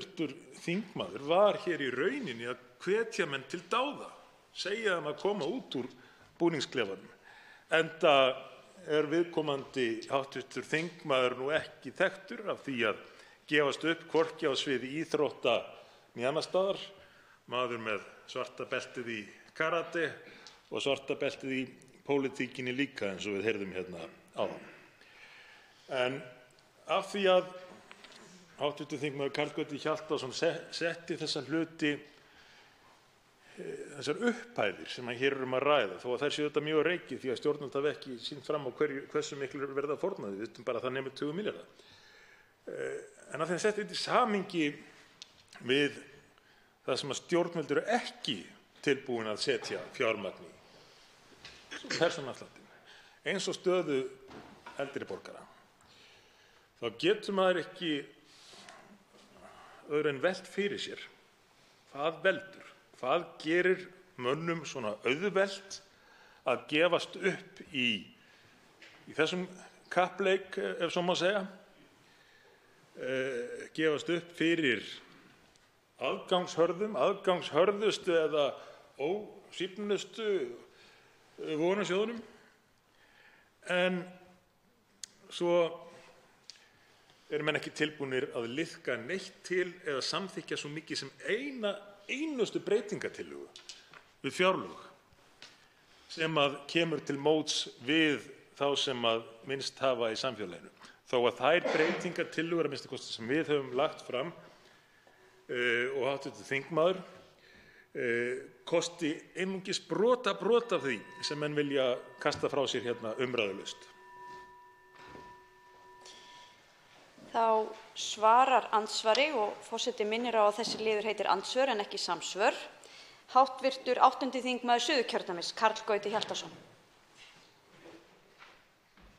Frú forseti, ég átta mig ekki á þessar athugasemd forseta. Þetta er nú fyrsta svarið sem ég veiti hér undir hennar stjórn. Ég þakka hv. þingmanni fyrir þessar spurningar og hann spyr það og líkir þessu við íþróttaleik eins og ég. Ég sagði það hér í minni fyrrræðu að þetta var eins og að liðið hefði gefist upp og það væri komið í búningsklefann og þyrfti ekki þaðan út. Það færi ekki á völlinn, það gæfi leikinn og andstæðingurinn auðvitað hirti sigurinn og verðlaunin. Þetta er svolítið líkt, það er rétt hjá hv. þingmanni. Nú hvers vegna, spurði hann. Hann spurði hvers vegna. Það væri svona auðvelt að gefast upp. Algengast í íþróttunum, ef ég upplýsi nú hv. þingmann það, er þessi ofurvirðing fyrir andstæðingum. Það er nú algengasta ástæðan fyrir uppgjöf í íþróttum. Ef þú mætir inn á völlinn fyrir frambúin að óttast andstæðinginn og bera mikla virðingu fyrir honum, þá er til lítils, oftast nær til lítils að leika. Vegna þess að þú yfirleitt tapar maður þannig leik. Og kannski er það þannig í þessu máli einmitt. Kannski er það þannig einmitt í þessu máli eins og margir hv. þingmenn hafa komið að hérna í ræðustól í kvöld að menn bera einhvers konar óttablanda virðingu fyrir þessum jakkafataklæddu erlendu mönnum sem líklega eru í forsvari fyrir þessa vogunarsjóði, og það er þetta alveg bannað í íþróttum að lyppast niður áður en þú byrjar að leika. Og þannig ef að líkt er við íþróttir þá er þetta eitt af því fyrsta sem góður þjálfari gerir, það er að hvetja sitt lið og peppa það, ef ég má nota það orð, peppa það upp gagnvart andstæðingnum. Þá veitir andsvar síðari sinni hv. 3. þingmaður Norðausturkjördæmis, Sigmundur Davíð Gunnlaugsson. Frú forseti, ég vona að forseti gefi mér svigrúm til þess að krefjast svara af hv. þingmanni, því að ég fékk svör við því sem flestu af því sem ég spurði hér í fyrra andsvari, en þó mætti hv. þingmaður gjarnan fylgja þessu eftir og byggja ofan á fyrra svar með því þá að á svipaðan hátt reyna að útskýra fyrir mér að þegar að þá leikurinn ætti að vera tiltölulega auðveldur og auðvelt að skora, eins og í til dæmis því tilviki að koma til móts við eldri borgara, að boltinn er fyrir framan opið mark, að þá brenna menn af. Hvað veldur slíkri framgöngu? Hvers vegna er svona erfitt fyrir ríkisstjórnina að koma til móts við þá sem kannski er mest þörf á að aðstoða? Og jafnvel þegar markið er alveg opið og ekkert vandamál að skora, þá er bara sparkað langt yfir. Þá svarar andsvari síðara sinni hv. 8. þingmaður Suðurkjördæmis, Karl Gauti Hjaltason. Frú forseti, ég vil þakka hv. þingmanni Sigmundi Davíð Gunnlaugssyni fyrir spurninguna. Af hverju brenna menn af? Held ég að spurningin hafi verið. Það er náttúrulega taugaveiklun. Það er svona stutta svarið. Menn hafa ekki trú á sjálfum sér. Ég vil ekki segja að það sé kannski skásta svarið í þessu, en á bak við það er auðvitað alls kyns andleg uppbygging sem þarf að eiga sér stað og hefur þá orðið kannski misfarist í þjálfuninni, að menn mæta til leiksins og hikandi og ekki hertir í þeim tilgangi og þeirri ætlan sem þeir ætla að ná, það er að segja markmiðum sem þeir ætla sér að ná út úr leiknum. Þau eru á reiki. Þú ferð auðvitað í leik til að sigra, til að ná markmiðum sem þú setur fyrir fram að þig áður en þú mætir, og í þessu tilviki þá hafa menn fallið frá þeim. Það sé augljóst. Þá veitir andsvar hv. 7. þingmaður Suðvesturkjördæmis, Gunnar Bragi Sveinsson.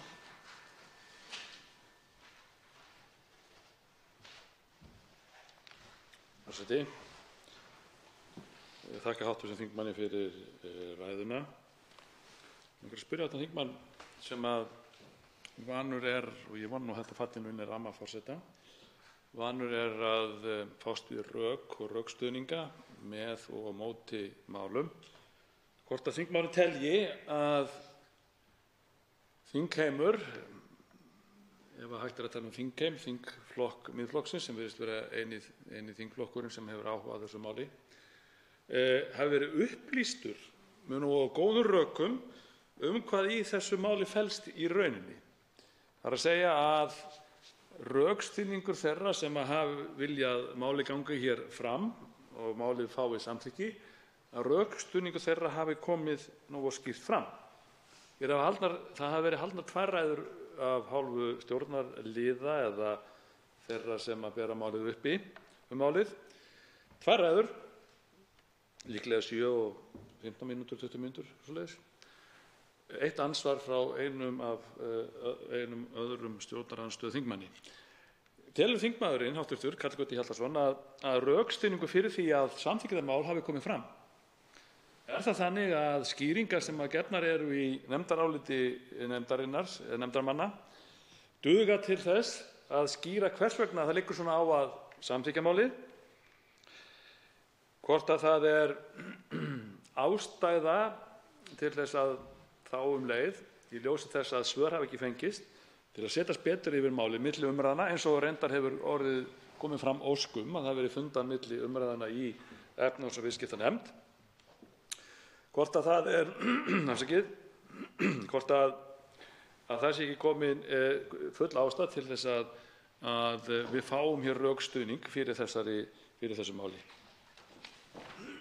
Þá svarar andsvari hv. 8. þingmaður Suðurkjördæmis, Karl Gauti Hjaltason. Frú forseti, ég þakka hv. þingmanni fyrir spurninguna. Hann talar hvort það sé komið nægileg rök í þessu máli. Það liggur auðvitað fyrir nefndarálit og ýmis gögn í málinu og menn þurfa auðvitað að kynna sér það. En í umræðum þá takast nú menn á og svara spurningum og gefa kost á að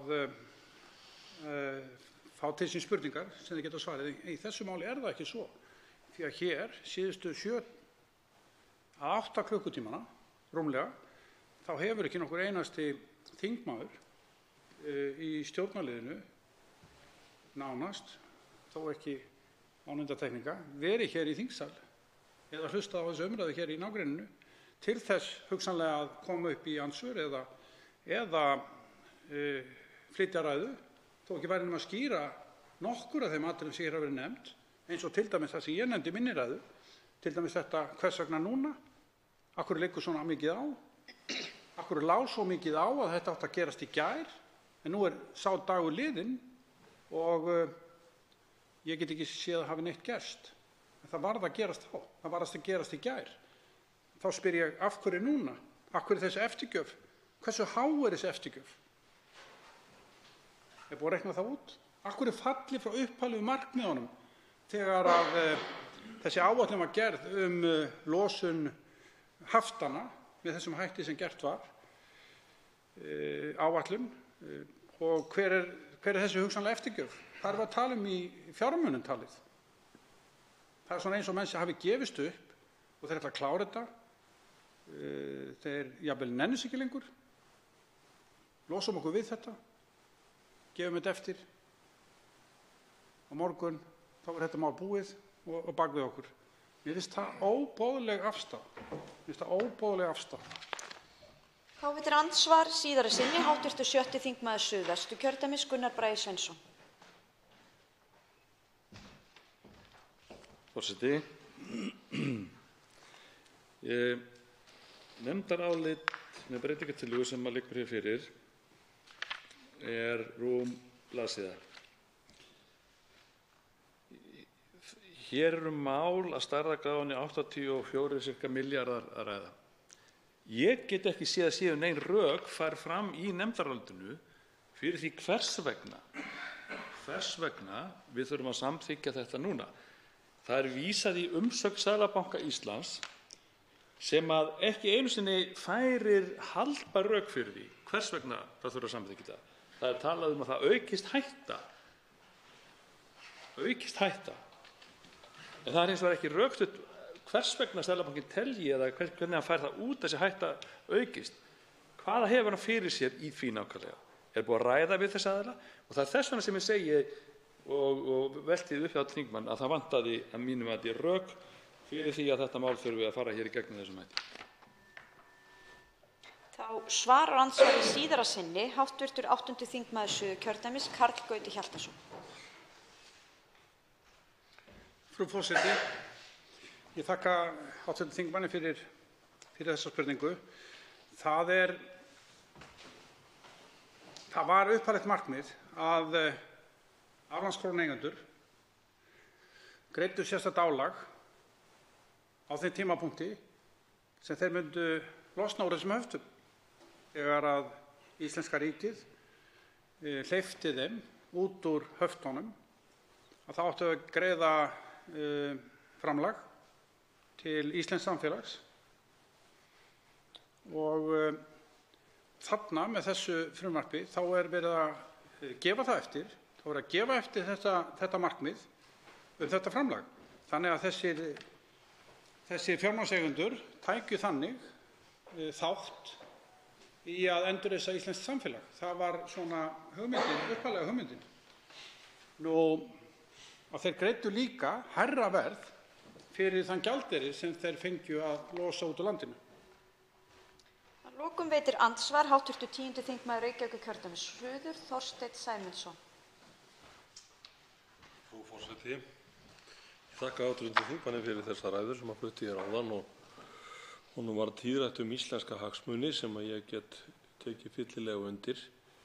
En ég velti því fyrir mér hvort að hv. þingmaður hefur hugsað þessi mál á svipaðan hátt og ég, þar að segja hvernig á því stendur að stjórnmálaöfl sem kenna sig við baráttu fyrir alþýðu þessa lands geta hugsað sér að taka hagsmuni vogunarsjóða fram yfir hagsmuni Íslendinga og hvort að hv. þingmaður hefur myndað sér skoðun á því hver geti verið skýringin á þessu. Það er að segja að flokkar og stjórnmálamenn sem að tala það á tyllidögum að verður sér verkamaðurinn launans og sem vitnað í helga bók með leyfi forseta, að þá nær það ekkert út fyrir tyllidagana.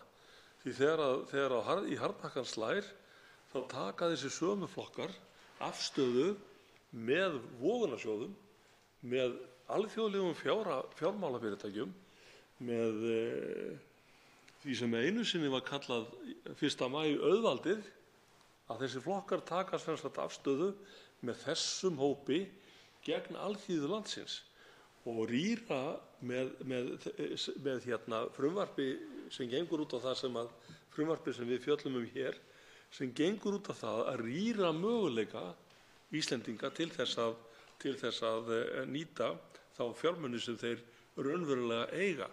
Og það hefur komið hér fram sú skýring og það spurningar hér áðan að þetta sama fólk, þessi sömu stjórnmálaöfl, eru reiðubúin til þess að fórna í þessu tilfelli, í þessu skrefi rúmlega 20 milljörðum, en eiga hins vegar ekki til örfáa milljarða til þess að laga svona helstu ágalla þjóðfélagsins fyrir þá sem tæpust og verst standa.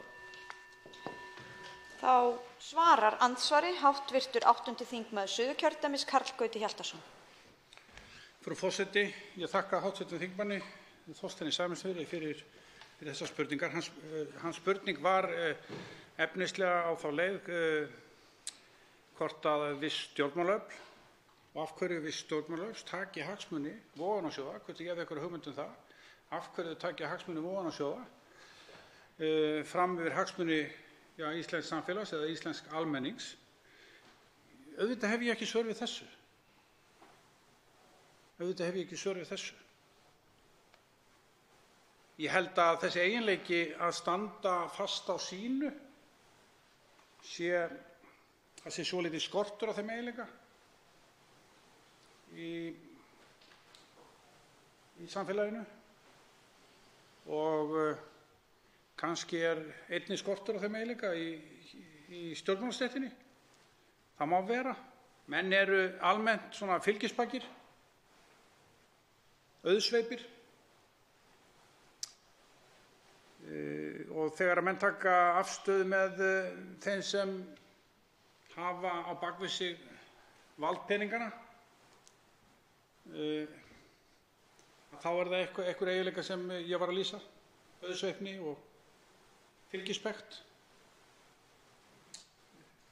Þannig að ég ætla nú kannski ekki að greina þetta mikið nánar en auðvitað erum við hér á Alþingi mættir kjörnir fulltrúar til þess að vinna þjóðinni gagn.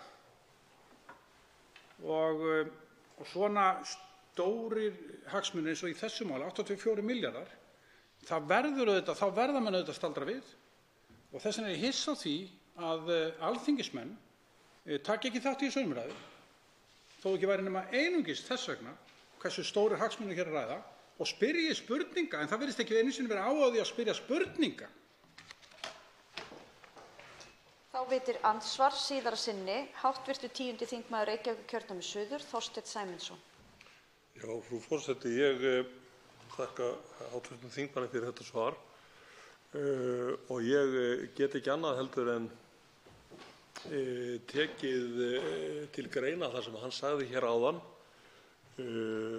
auðsefni og fylgispekt, jafnvel meðvirkni, vegna þess að það skiptir ekki máli hvar í flokki menn standa, þar að segja utan Miðflokksins, að menn hafi ekki treyst sér einhverra hluta vegna til þess að taka þátt í þessari umræðu hér í dag og í kvöld. Og því spyr ég þingmanninn aftur, telur hann að hér kunna hafa verið gert eitthvað samkomulag milli stjórnmálaflokkanna í því efni að þetta mál myndi í sjálfu sér renna bara hægt og hljótt hér í gegnum þingið á 3 tímum og vera ekki að rugga bátnum eða ýfa vatnið, bara til þess eins að menn hefðu svona gott veður sín á milli hér í þinginu. Getur það verið ástæðan, hv. þingmaður? Þá svarar andsvari síðara sinni hv. 8. þingmaður Suðurkjördæmis, Karl Gauti Hjaltason. Frú forseti, ég þakka hv. þingmanni Þorsteini Sæmundssyni fyrir þessar hugleiðingar og þessa spurningu. Hvort að samkomulag sé á milli flokkanna að þetta renni hægt og hljótt hér í gegnum þingið. Ég veit auðvitað ekki neitt það og þó ég hafi verið í 2 flokkum núna nýverið, að þá er ég ekki svo glöggur eða glöggskyggn eða að vita hvað fer fram á milli annarra stjórnmálaflokka, en það virðist vera eins og menn hafi ætlað sér að láta þetta renna hér í gegn án nokkurra viðstöðu eða viðspyrnu eða spurninga, sem mér finnst nú furðulegt. Það þarf nú ekki einu sinni að kynna sér málin til þess að spyrja spurninga, eins og fræg var nú spurning Bassins sem spurði keisarann að því eða benti á keisarann og var svo eini sem þorði að benda á hann þar sem hann var allsnakinn. Andsvörum er lokið. Til máls tekur hv. 10. þingmaður Reykjavíkurkjördæmis suður, Þorsteinn Sæmundsson, fundarstjórn forseta. Já, frú forseti, ég ætla að þakka fyrir þá leiðbeiningu sem við fengum hér á forsetastóli áðan hvað sé andsvar og hvað ekki, þó ég kynni ekki alveg að meta hana, og ég vil spyrja forseta hæstvirtan hvort að hún ætli sér að ritstýra ræðuflutningi hér í kvöld og nótt og eða andsvörum eða gagnsvörum, hvort hún telji að það sé ein af embættisskyldum hennar að sinna slíku eftirliti, einhverju ræðueftirliti. Mig langar svona til þess að vita þetta, því að það er okkur nauðsynlegt að vita sem að stöndum hér í þessari umræðu. Við erum hér í málefnalegri umræðu. Við erum hér náttúrulega að spyrja hvern annan og hvert annað spurninga, vegna þess að við skiljum ekki alveg háttalag allra sem að hér eru innanhúss og við skiljum ekki alveg hvert þeir eru að fara með því frumvarpi sem hér liggur fyrir. Við skiljum ekki alveg af hverju þetta þarf að fara í gegnum þingið að þessu hraða. Þess vegna spyrjum við hvort annað svona til þess að auka okkur skilning, og mig langar til að vita hvort að forseti hyggst halda þessari háttsemi áfram að ritstýra eða ritskoða þær ræður sem hér fara fram. Til máls tekur hv. 7. þingmaður Suðvesturkjördæmis, Gunnar Bragi Sveinsson, fundarstjórn forseta. Forseti, öllu jafna hefur svo forseti sem að situr nú forsetastól það sé ágætlega í það að stýra fundum. Ég hins vegar hef aðeins áhyggjur af þeirri athugasemd sem forseti skaut hér fram í áðan, mögulega í einhverju léttu gríni, en engu að síður þá finnst manni það svolítið sérkennilegt ef að þetta er áhersluatriði forseta, þegar að menn geta gengið hér og komið í ræðustól skólausir, húur á hausnum, gallabuxum, bindislausir, með flagkantinn niður á bringu, haga sér eins og asna, og forseti gerir ekki neina athugasemdir við það. Ég vil benda forsetum Alþingis öllum á það að þeir eru forseta allra þingmanna, og þar af leiðandi er ágætt að forsetar myndu nú huga því að svona huga betur kannski að því hvernig menn koma fram hér í þingsal svona almennt, í stað þess að reyna að ritstýra því sem menn segja. Til máls tekur hv. 3. þingmaður Norðausturkjördæmis, Sigmundur Davíð Gunnlaugsson, fundarstjórn forseta. Frú forseti, virðulegur forseti gerir athugasemdir við það sér þetta ekki nógu mikill ágreiningur hér í umræðum. Þess vegna vil ég hvetja forseta til þess að reyna þá að hlutast til það að hér mæti fólk sem getur útskýrt fyrir okkur, hugsanlega ekki, hvers vegna höfum rangt fyrir okkur í þessu máli. Ég held reyndar að muni ganga það erfiðlega og það sé þess vegna sem að hvorki stjórnarandstaða 2 né stjórnarliðið láta sjá sig hér og leggja í að taka þátt í umræðunni. En ég hvet þá virðulegan forseta til að reyna að hlutast til það að hér komi einhverjir sem að treysta sér til að vera talsmenn þessa frumvarps og vonandi skapi þá meiri ágreining, meiri rökræðu og við komumst nær því að skilja hvað fólki gengur til með framlagningu þessa máls. Til máls tekur hv. 6. þingmaður Suðvesturkjördæmis Gunnar Bragi Sveinsson. Virðulegur forseti, ég verð nú aðeins að bera svona blak af hv. þingmanni Kolbeini Óttarssyni Proppé sem stendur hér og hefur hlustað á okkur undanfarið. Meira að segja viðrað það skiptum flokk en hafa nú líklega í gríni. En ég hins vegar velti fyrir mér hvort að formaður nefndarinnar sem ekki sést hér í marga klukkutíma sé farin heim eða sé að leggja sig einhvers staðar því að ekki virðist vera mikill áhugi þegar minnst á þessum umræðum sem hér hafa farið fram. Frú forseti, það hefur komið fram að við söknum þess að fá svör við fjölmörgum spurningum sem hér hafa verið settar fram. Við höfum líka saknað þess að þeir þingmenn sem ætla sér að samþykkja þetta þingmál eða bera það hér uppi komi hér og reki þá í rauninni. Það ályktanir sem við höfum dregið að málinu og eigi hér við okkur umræðu þetta stóra mál því þetta er stórt mál. Það er með ólíkindum að það skuli 2 stjórnarliðar vera búin að taka til máls þetta frá því að koma inn í þingið. Annars vegar hæstv. Fjármála- og efnahagsráðherra sem flutti hér málið 22. janúar og svo hins vegar formaður efnahags- og viðskiptanefndar. Og velti fyrir sér hvort að það sé áhugaleysi. Er það þannig að þessir ágætu stjórnarliðar sitji núna heima og horfi á nýja seríu af Bachelor-þáttunum eða Piparsveininum eða hvað það heitir nú í stað þess að vera hér, eða hvað er það sem gerir það verkum að menn ekki hér í þingsal eða taka þátt í þessari umræðu.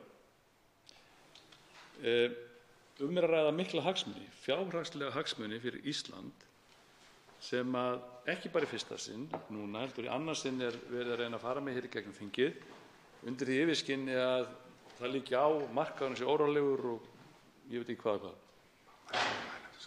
14. desember var þetta að gerast til að róa markaðinn og ein af þeim spurningum sem hafa komið fram er það hvernig markaðurinn hafi það síðan að þetta gerðist, hvort hann hafi farið á taugum eða hvernig ástandið er.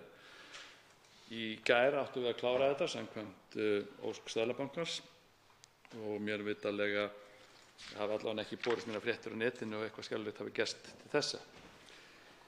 Það hefur verið farið ágætlega yfir það hér í ræðum að velti upp réttara sagt hvernig undanhaldið í þessu máli hefur farið raun stigvaxandi, hvernig það hefur menn hafa bætt alltaf í, tekið nýjar rangar ákvarðanir, breytt skilmálum, farið í utanlandsferðir til að semja við kröfuhafa eða eigendur af þessum eignum í stað þess að vera rólegir, láta þá koma, vera rólegir eins og stefnan var í þessu plaggi.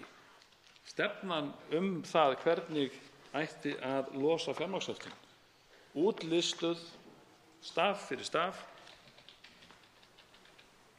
rökstudd með þeim hætti að eftir því var tekið og árangurinn sjálfsögðu hefur vakið gríðarlega athygli og eins og fram kom í ræðu minni fyrr í kvöld eða dag að þá var sífellt spurt hvernig Íslandi hafi farið að þessu, hvernig menn fóru að því að fara þessa leið, runni fram hjá öllu því sem fjármagnseigendurnir vildu og jafnvel ákveðnar alþjóðastofnanir reyndu á sínum tíma kannski að fá okkur til að gera.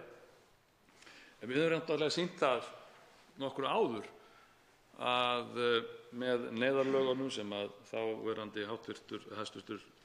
Forsætisráðherra Geir H. Haarde hafði hér forgöngu að koma í gegnum þingið, sem var reyndar Vinstri græn, held ég að hafi ekki getað stutt á þeim tíma, greiddu reyndar atkvæði ekki á móti því. Síðan þegar að Icesave-samningarnir, þegar það stóð allt yfir og menn hafði hér mikla varnarbaráttu fyrir þjóðina í því, sem að hafðist vitanlega sigur í á endanum og allt gekk upp sem að menn höfðu varað við.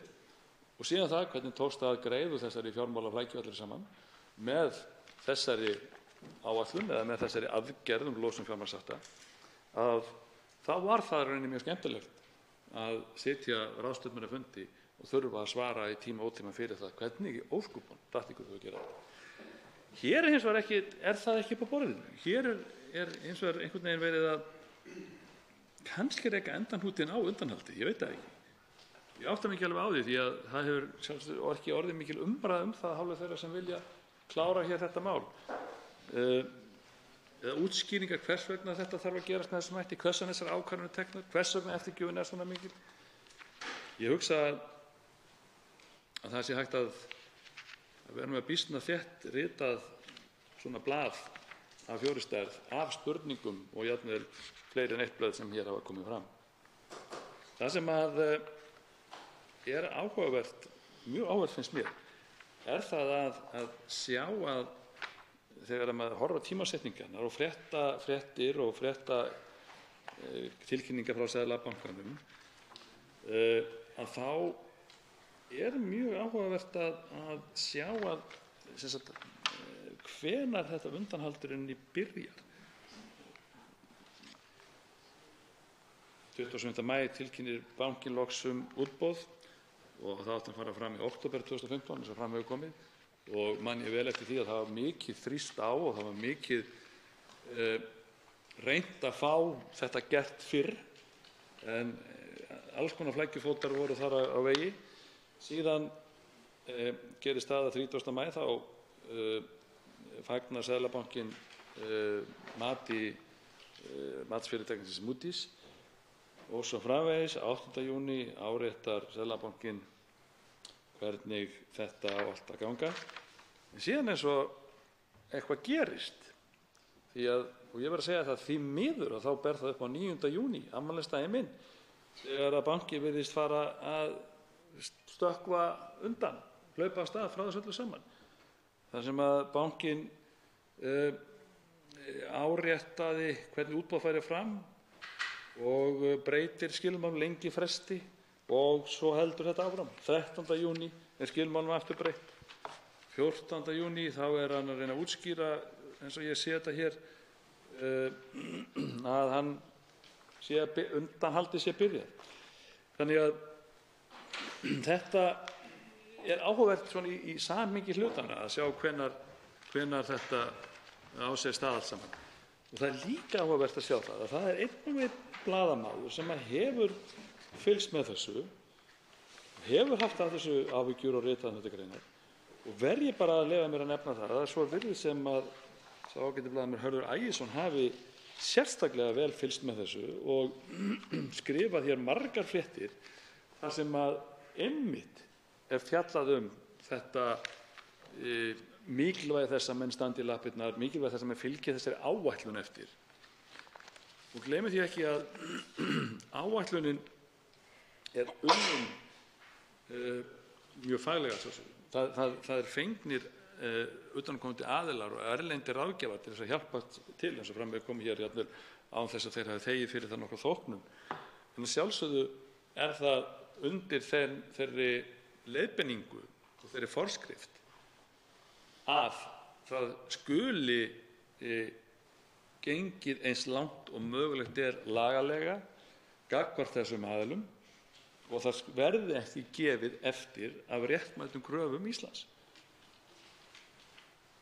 Því er þessi stóra spurning alltaf svona hangandi hér yfir, sem að rauninni hv. þingmaður Karl Gauti Hjaltason kom hér inn á, Hvað gerðist í rauninni? Hvers vegna fóru menn þessa leið? Það er sjálfsagt eitthvað sem mun koma í ljós síðar, en hér erum við hins vegar að taka þá ákvörðun ef að þetta mál, þegar þetta mál klárast, hvernig sem það verður nú, þá erum við að taka ákvörðun að kannski gera ekki endahnútinn, eða í það minnsta að leggja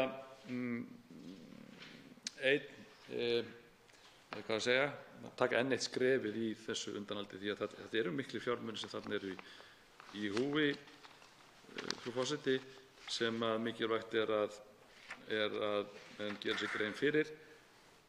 Hvort sem þetta eru nú 11 milljarðar, 25 eða hvað það er sem að afslátturinn eða tapið að þessu verður 84 milljarðar undir, og það er há tala. Það eru miklar upphæðir, margt fyrir það að gera og margt fyrir mismuninn á útboðsgengi eða samningagenginu, hvað við erum að kalla þetta í dag, sem má gera fyrir þær upphæðir.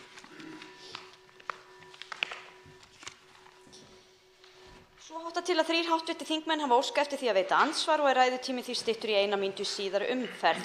Fyrst veitir andsvar hv. 8. þingmaður Norðvesturkjördæmis, Sigurður Páll Jónsson. Hæstv. forseti. Ég þakka hv. þingmanni Gunnari Braga Sveinssyni fyrir þessa ræðu og veit ekki hvort hann nefndi það í ræðunni, en ég heyrði hann nefndi það í andsvari áðan. Hann var að tala nefndarálitið frá hv. efnahags- og viðskiptanefnd og það er nú einmitt það sem hefur komið fram hérna í ræðum og ég nefndi í ræðunni minni áðan líka og er í raun og veru mínum huga stórt spurningamerki. Hefði þurft að koma fram í ræðum ef að þingmenn annarra flokka hefði getað komið hérna og upplýst okkur, sem eru jafnframt að segja okkur að við séum í raun og veru að steypa í þessu máli, en þá vantar mig svar og langar til að velta því upp við þingmanninn. Það sem segir hérna í umsögn til nefndarinnar undirstrikar Seðlabankinn mikilvægi þess að afgreiða, með leyfi forseta, að liggi fyrir áður en gjalddagi tiltekins flokks ríkisbréfa rennur upp 26. febrúar næstkomandi. Að öðrum kosti mun umfang aflandskrónueigna í lausu fé aukast nær 70% eða 25 milljarða. Við það eykst hætta á að stórir aflandskrónueigendur sem átt hafa sín bréf í samfelldu eignarhaldi frá því að fyrir höft eru taldir hafa vera líklegir til að endurfjárfesta í erlendum skuldabréfum þegar þeirra bréf koma á gjalddaga 26. febrúar. Þetta stendur hann í nefndarálitinu og þetta í raun og veru er í mínum huga eitthvað sem við eigum bara að kyngja, en mig vantar að fá svör við. Og held að hv. þingmaður geti ekki svarað mér þessu, en veltir hann ekki sammála mér í þessu áhyggjuefni? Þá svarar andsvari hv. 7. þingmaður Suðvesturkjördæmis, Gunnar Bragi Sveinsson. Virðulegur forseti. Í þessu nefndaráliti sem hv. þingmaður nefnir og í þessum kafla nefndarálitsins þá er vitnað í umsögn Seðlabankans við frumvarpinu. Í frumvarpinu kemur hins vegar fram, það er að segja eða í skýringum, að það hefur verið unnið í samráði við Seðlabankann og forsætisráðuneytið. Hvergi er hins vegar í þeim skýringum að finna einhver varnaðarorð. Ég velti því fyrir mér, í ljósi fyrirspurnar hv. þingmanns, hvort að athugasemdir Seðlabankans hafi ekki komið fram við gerð frumvarpsins, það er að segja hvort að það hafi ekki orðið menn hafi ekki haft þessar áhyggjur á sínum tíma, en þær hafi eins og orðið, eða sem menn hafi settar á blað þegar ljóst var 14. desember að málið yrði ekki klárað, að það yrði tekið fyrir síðar. Það er vel þekkt að það eru menn reyna nú ýmislegt til þess að klára málin. Ég veit ekki, þetta er eitt af því sem við höfum kallað hér eftir svörum við. Hvað í rauninni felst í þessari athugasemd eða í þessari yfirlýsingu eða ritum Seðlabankans við þessu máli? Hvað í rauninni felst í þessu? Hvað er það sem af hverju er rauninni þessi hætta? Hvers vegna áætla menn að hún sé til staðar? Svo er annað líka, að við getum líka velt fyrir ykkur, þetta eru 25 milljarðar sem þarna er sagt. Jú, þetta er há tala, en við erum líka að tala býsna háa tölu þegar við erum að velta fyrir ykkur þann afslátt eða eftirgjöf sem við erum að gefa í dag, ef að þetta nær fram að ganga. Þannig að mér finnst vanta rökstuðning fyrir málinu eins og búið að kalla þér eftir í allan dag og allt kvöld. Þá veitir andsvar síðara sinni hv. 8. þingmaður Norðvesturkjördæmis, Sigurður Páll Jónsson. Hæstv. forseti, ég þakka hv. þingmanni fyrir þetta. Þá deilum við þessum áhyggjum saman og er nú fá menn nú áhyggjur af minna tilefni þessu þegar við erum að tala 25 milljarða og hvernig í málinu liggur. Það kemur manni í hug þetta sem hefur nú komið fram hérna í máli, að það er eins og að við eigum ekki að þurfa að skilja það, heldur eigum við bara að vera treysta því að hér sé farið með rétt mál. Og er það ekki vel? Einnig kemur mér í huga því að við erum hér og þingmaðurinn hv. vitnaði hér í greinar eftir Hörð Ægisson sem ég hef verið að glöggva mig á hér í dag og virðast vera mjög vel ígrundaðar og samansettar.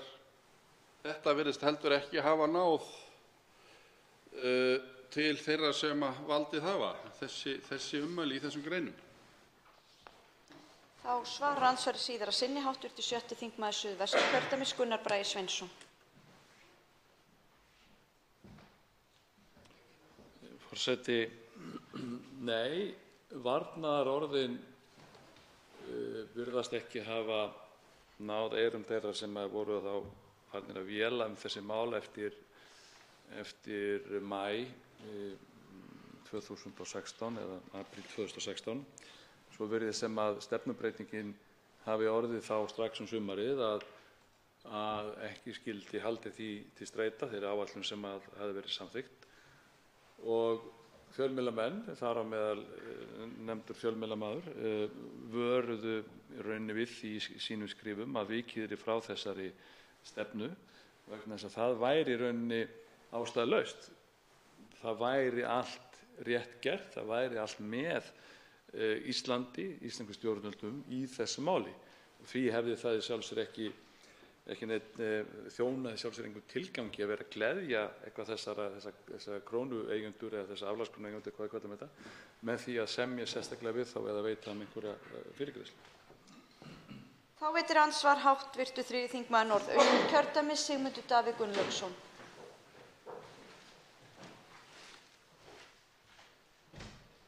Frú forseti. Forseti kallar hér eftir meiri ágreiningi og ég skal gera mitt besta. Hv. þingmaður Gunnar Bragi Sveinsson gerir hér mál úr því að undanhaldið, eins og hann metur það, hjá Seðlabankanum hafi í rauninni byrjað á afmælisdegi hans, 9. júní 2016. Gott og vel, það má segja að þá sé ákveðinn upphafspunktur í þessu. En mér finnst hv. þingmaður skauta býsna létt framhjá þeim atburði sem varð þegar að Seðlabankinn tilkynnir það að hann hafi gert samning og stjórnvöld gert samning upp á 90 milljarða króna við eigendur aflandskróna á genginu 137,5 krónur. Hvenær gerist þetta, frú forseti? Á afmælisdeginum mínum, 12. mars. Svoleiðis að við þurfum að skoða þessa hluti alla í samhengi. Og það má reyndar fylgja sögunni að þetta var ekki alls slæmur dagur því að sama dag var höftum að nokkru létt af almenningi sem átti reyndar að gerast áður en að farið var að hleypa aflandskrónu eigendunum út. En kannski var þetta látið fljóta með gagnvart almenningi til þess að menn gerðu þá minna mál úr því að verið væri að fara gegn þeirri prinsippreglu að að fyrst ætti að losa almenning og svo aflandskrónueigendur.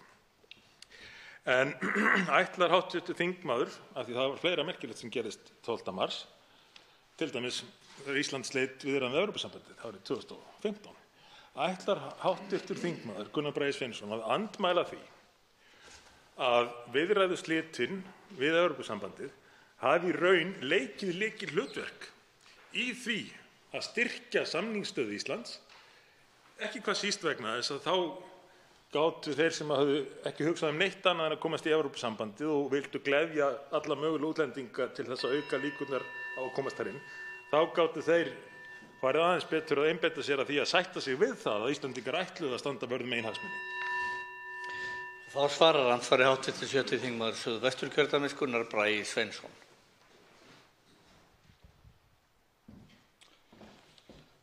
Forseti, ég held að það sé alveg ljóst að 12. mars er því miður stærri dagur en afmælisdagurinn minn 9. júní, því að það að slíta viðræðum við Evrópusambandið var gríðarlega mikilvægt og gott á þessum tímapunkti að gera.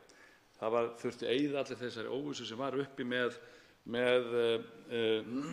mögulega aðild Íslands að þessu bandalagi sem að þarna var tekið út úr myndinni í skipti fyrir öll í það minnsta langa tíð. Það er alveg ljóst. Að sama skapi vorum við að sjálfsögðu að slíta í rauninni, eða ekki slíta, vorum við að segja við þetta yfirþjóðlega vald sem að beið eftir okkur í Brussel að við myndum að sjálfsögðu ekki lúta fyrir því þarna í þessu frekar en einhverju öðru. Einmitt þetta sama vald var búið að reyna að hafa töluvert áhrif á það hvernig við myndum leysa úr okkar eigin málum hér heima í fjármálahruninu og því öllu tengdu. Þannig það var mjög mikilvægt að við stæðum á okkar þá 12. mars þegar þetta gerðist og fyrr að sjálfsögðu.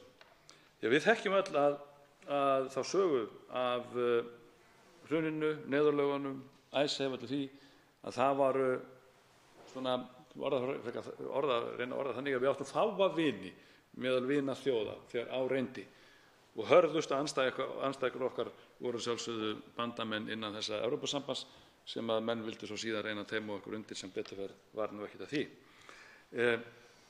Þannig að sagan á að sýna okkur það að við eigum að sjálfsögðu að taka okkar eigin ákvörðun út frá okkar eigin hagsmunum og byggja þær á lögum að sjálfsögðu, okkar landslögum og alþjóðlögum og reglum eins og við höfum gert í þeim málum sem við höfum verið að nefna hérna, sem gerir það verkum að staða okkar er sterk, sem gerir það verkum að áætlun losun haftanna var einnig bara viðurkennt plagg og rauninni var það þannig að menn sögðu, eins og ég oft búin að segja hér í kvöld, velti fyrir sig hvernig við fórum að þessu rauninni.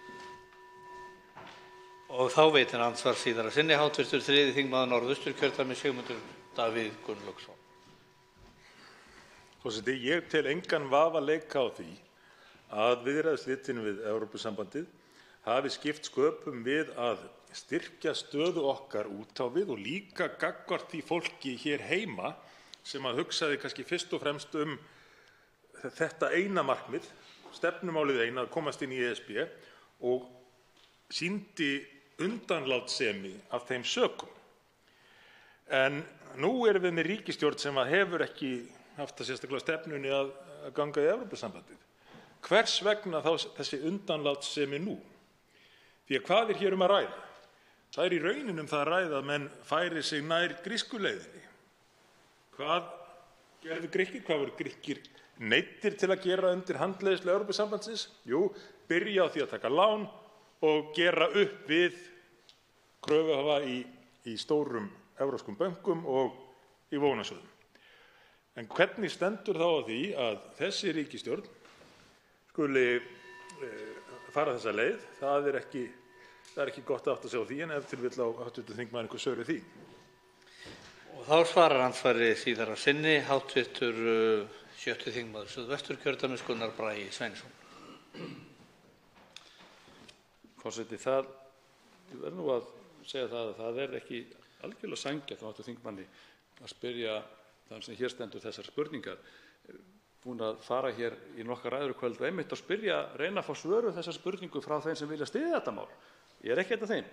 Þar af leiðandi er erfitt að svara því hvers vegna þessi ríkisstjórn leggur svona mikla áherslu á það að klára þetta. Það er hins alveg rétt hjá hv. þingmanni að Grikkir, ágætt dæmi, auðvitað voru fleiri þjóðir sem voru píndar til þess að fara í ákveðið prógramm af hálfu þessa yfirþjóðlega bandalags Evrópusambandsins, voru látnir taka lán og selja síðan innviði sína og eignir til þess að greiða þessum lánardrottnum til baka. Það er rannsóknarefni í rauninni, það náttúrulega liggur fyrir, ég bara þori ekki að segja þessa tölu, ég man hana ekki alveg, að það er búið að velta því upp hversu mikið rauninni fjármálastofnanir sem lánuðu Grikkjum tíma voru búin að fá tilbaka af því sem þau lánuðu. Það er alveg gríðarlegar upphæðir vegna þess að þessi þjóð var sett í þá klafa að greiða þessum aðilum tilbaka, meðan að við vorum með annað plan sem byggði á íslenskum hagsmunum. Þá tekur þriðji andsvarandi til máls, hv. 4. þingmaður Norðvesturkjördæmis, Bergþór Ólason.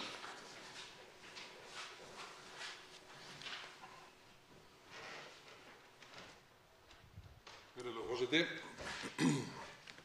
Ég þakka hv. þingmanni fyrir ræðuna. Það eru, svona til að setja þessa spurningu mína í smá samhengi, þá ætla ég að reyna að ramma inn svona þá hagsmuni sem að að ræða hér í dag. Miðað við 190 kr. gengið sem að var uppleggið í 2015 sem útgönguviðmið aflandskrónueigenda, ef við notum það sem sagt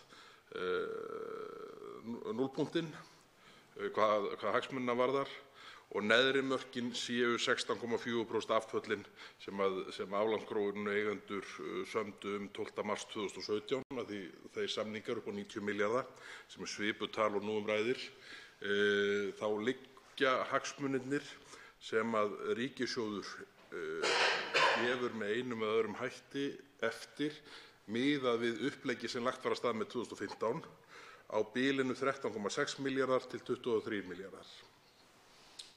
Mig langar til þess að spyrja hv. þingmann. Nú er staðan sú að 2 stjórnarliðar hafa látið svo lítið að halda ræðu þetta mál. Fjármálaráðherra í fyrri umferð og framsögumaður nefndarinnar hv. þingmaður Óli Björn Kárason í annarri umferð. Samanlagt töluðu þeir í 13 mínútur. Fjármálaráðherra hæstv. í 7, framsögumaðurinn í 6. Hefur þingmaðurinn með alla sína þingreynslu, getur hann hugsað eða látið sér koma til hugar eitthvað mál þar sem viðlíka hagsmunir eru undir fyrir ríkissjóð, 13,6 til 23 milljarðar, þar sem það virðist vera svo að stjórnarflokkarnir séu að taka þátt í einhvers slags Íslandsmeistaramóti í þagnarbindindi. Það er bara eins og það eigi ekki að ræða þetta risahagsmunamál. Er eitthvað viðlíka sem að þingmaðurinn kannast við á þingferli sínum? Þá svari hv. 7. þingmaður Suðvesturkjördæmis, Gunnar Bragi Sveinsson. Forseti, nei, ég man nú ekki eftir því að svo stórt mál þar sem slíkir hagsmunir eru undir hafi fengið jafn litla umræðu, en ég auðvitað getur verið að ég sé að gleyma einhverju, það er svo sem ekkert nýtt.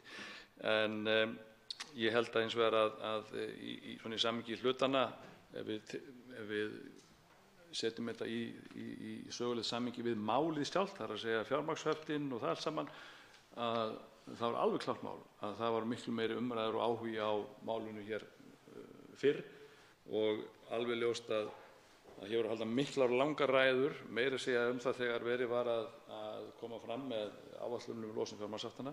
Það var nú ekki alltaf þannig að allir voru beinlínis sáttir við það. Það þurfti að ræða það mikið, sem er bara eðlilegt því að málið var virtanlega risastórt.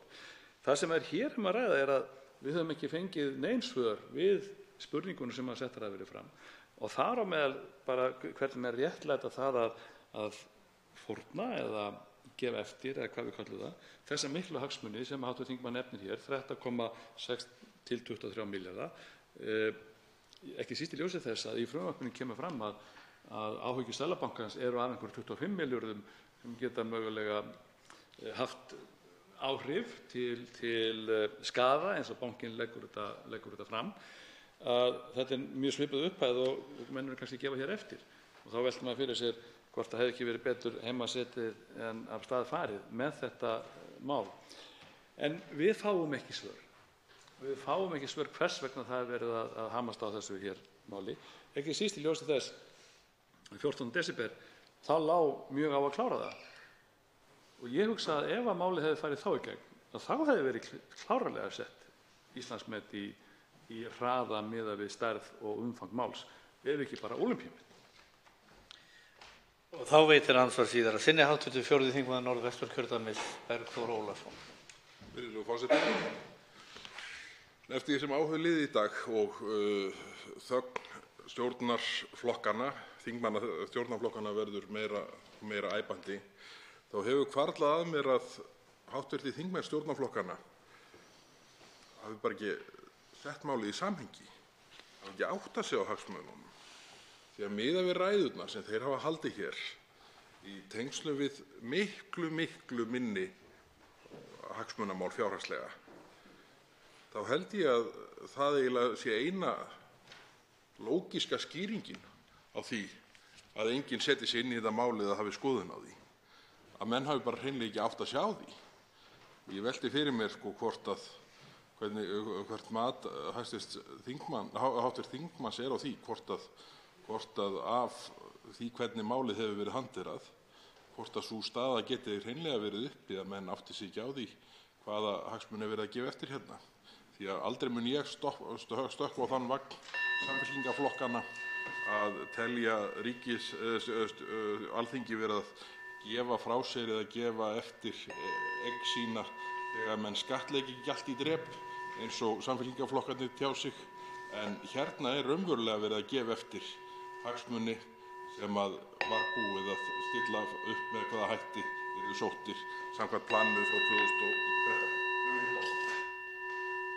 Þá svarar andsvari hv. 7. þingmaður Suðvesturkjördæmis, Gunnar Bragi Sveinsson. Virðulegur forseti. Það hefur komið fram að þetta mál hafa verið haldnir 3 nefndarfundir. Einhvern tímann hefði verið ástæða til þess að gefa svo stóru máli meiri tíma, en 3 nefndarfundir eru hins vegar, eða réttara sagt, nefndarálitið ber þess að sjálfsögðu merki að það hefur verið lítið fjallað. Nefndarálitið er eins og nefndarálitið er oft, það er innleiðing að kynninga málinu, síðan er rauninni bara að tala hvað Seðlabankanum finnst í þessu öllu saman.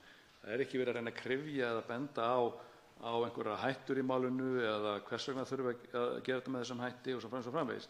Það er voða lítið í þessu nefndaráliti sem er lýsandi fyrir málið og þar af leiðandi erum við litlu nær og enn og aftur þá man maður varla eftir því að svo stórt mál hafi fengist líka meðferð eins og hér er.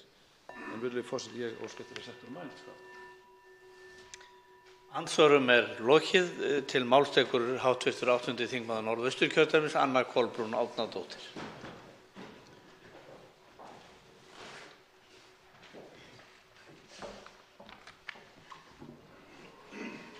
Hæstv. forseti.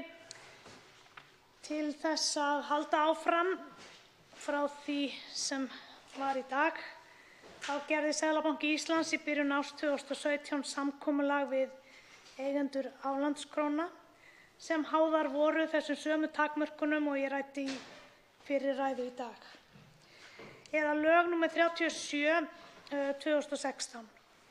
Í samkomulaginu fólst að Seðlabankinn keypti af þeim aflandskrónueignir að fjárhæð 90 milljarða króna á genginu 137,5 krónu á evru. Aflandskrónueigendum sem ekki höfðu gert samkomulag við bankann var boðið að gera sams konar samninga þá á næstu 2 vikum. Þarna erum við komin í 137,5 krónu. Í upphafi var byrjað á 190 krónum plús og það er gott að halda því til haga því ekki hefði átt að hnika frá því. Í fréttum þá mátti lesa að þáverandi fjármálaráðherra tók ekki undir áhyggjur Sigmundar Davíðs Gunnlaugssonar, sem þá gagnrýndi þennan afslátt, sagði þetta gjöf til vogunarsjóða þó hann hafi fagnað því að það væri verið að lyfta höftunum. En aflandskrónuútboð Seðlabanka Íslands gekk gegn áætlun án og hafta sem kynnt var fyrirpart árs 2016. Útboðið var allt of seint á ferðinni. Það átti jú að halda það þegar að þrýstingur var hvað mestur og það átti ekkert að gefa eftir með 190 krónurnar fyrir hverja evru. Þetta snýst jú trúverðugleika stjórnvalda, þetta snýst fjárhagslegan kostnað og þetta snýst orðstír landsins. Það er merkilegt að hugsa til þess að fjármálaráðherra hafi snúist eins og hann gerði. Hann hafði engar áhyggjur. Hann heldur því meira að segja fram í dag að verið sé að fara eftir planinu sem var sett 2015, þegar öllu hefur verið snúið á hvolf. Velti fyrir mér á hvað mun aflandskrónan fara núna. Ég ítreka þá staðreynd að í upphafi var hugsunin sú að gæta hagsmunum Íslands, enda frumskylda stjórnvalda að verja þjóðarhagsmuni og planið var að allir lausir enda væru nýttir og fullkomið jafnvægi milli hagsmuna þjóðarinnar og aðgerða stjórnvalda gagnvart aflandskrónum. Mig langar að segja aflandskónum. En í hvaða brýnu mál hefði verið hægt að nýta fjármunina? Alls staðar er ákall aukið fjármagn. Við vitum að auka þarf fjármagn til löggæslu og sérstaklega það sem við höfum fjallað sem sýnilega löggæslu. Það vantar hjúkrunarrými allt land og rétt fyrir áramót var gerð skýrsla sem sagði okkur að fjöldi hjúkrunarrýma á landinu öllu væri 2700 og það vantar samt sem áður 270 hjúkrunarrými viðbót við þau hjúkrunarrými sem ákveðið hefur verið að setja í stand. Það hefur einnig komið fram að það þurfi að bæta eða endurbyggja allt að 400 hjúkrunarrými til þess að mæta kröfum bættan aðbúnað og það kostar töluvert að fara í þann leiðangur. En það má beinlínis halda því fram að núverandi fyrirkomulag gerir lítið úr öllu þessu sem hægt er að gera. Við getum nefnt krónu á móti krónu og núverandi fyrirkomulag gerir lítið úr vinnu fólks sem vill og getur lagt sitt af mörkum og það þarf ekki að bíða eftir þessari kerfisbreytingu sem svo oft er talað um. Það er líka hægt að minnast á að það væri hægt að nota fjármunina til þess að lagfæra flugvelli. Þeir eru margir hverjir orðnir lélegir og standast varla gæðakröfur og í athugasemdum Icelandair og Isavia vegna samgönguáætlunar Alþingis fyrir árin 2019 til 2023 lögðu báðir aðilar áherslu á uppbyggingu innviða flugsamgangna á landsbyggðinni, sögðu meira rými fyrir flugvélar, viðhald og uppbyggingu vanti í kringum alþjóðlega flugvelli á landsbyggðinni sem eru jú nýttir sem varaflugvellir. Þannig að það eru næg verkefni þó ég hafi aðeins tæpt á örfáum. Einn háttvirtur þingmaður hefur óskað eftir að veita andsvar. Það er háttvirtur 7. þingmaður Suðvesturkjördæmis, Gunnar Bragi Sveinsson. Virðulegur forseti, þakka hv. þingmanni fyrir þetta ræðu. Það er nefnilega skynsamlegt að setja hlutina í samhengi þegar við erum að ræða hagsmuni og fjármuni, ekki síst þegar þeir hlaupa trúlega á milljörðum og jafnvel milljarðatugum. Og þá er ágætt að gera sér grein fyrir því hverju menn er að fórna rauninni. Og það er líka ágætt að hafa það í huga að þegar að svokölluðu samfylkingarflokkar eða vinstriflokkar koma hér upp þingmenn þeirra að halda lærðar ræður aukna skattheimtu, að þeir ákváðu að færa vogun á sjóðunum eða þessu krónu eigendum milljarða á silfurfati.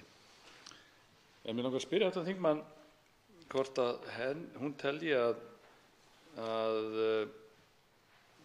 við séum einhver nær forsendurnar sem hér er lagðar fyrir eftir umræðuna sem hefur staðið núna skeið að svo sem ekkert öll nótt úti enn, ekkert vonlaust að einhver stjórnarliði komi hér og útskýri málið fyrir okkur, þó það sé nú kannski ekki miklar líkur, að þá velti ég fyrir mig hvort að þingmaðurinn sé þeirrar skoðunar og að við höfum ekki fengið þau svör sem við þurfum á að halda til þess að rauninni að fá botn í hvers vegna verið er að fara með þetta mál með þessum hætti hér í gegn.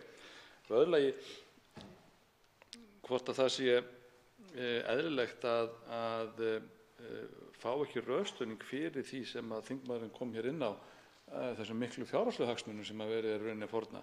Það hef ekki verið færið rökstuðningur fyrir því hvers vegna er verið að fara þessa leið og gefa þá eftir þessar miklu fjármunir sem að mögulegt væri að ná ef að menn haldi sig við planið. Og það er vindanlega útúrsnúningur að segja að það sé ennþá verið að fylgja þessari áætlun sem að lagt var af stað með, eða þessu planætlun sem að búið er að semja frá sér ákveðna hluti af þessu. Og andsvari svarar nú hv. 8. þingmaður Norðausturkjördæmis Anna Kolbrún Árnadóttir. Hæstv. forseti, ég þakka hv. þingmanni fyrir spurninguna. Það er nefnilega mjög mikilvægt að setja hlutina í samhengi og það er mjög mikilvægt að velta því fyrir sér hverju er verið að fórna.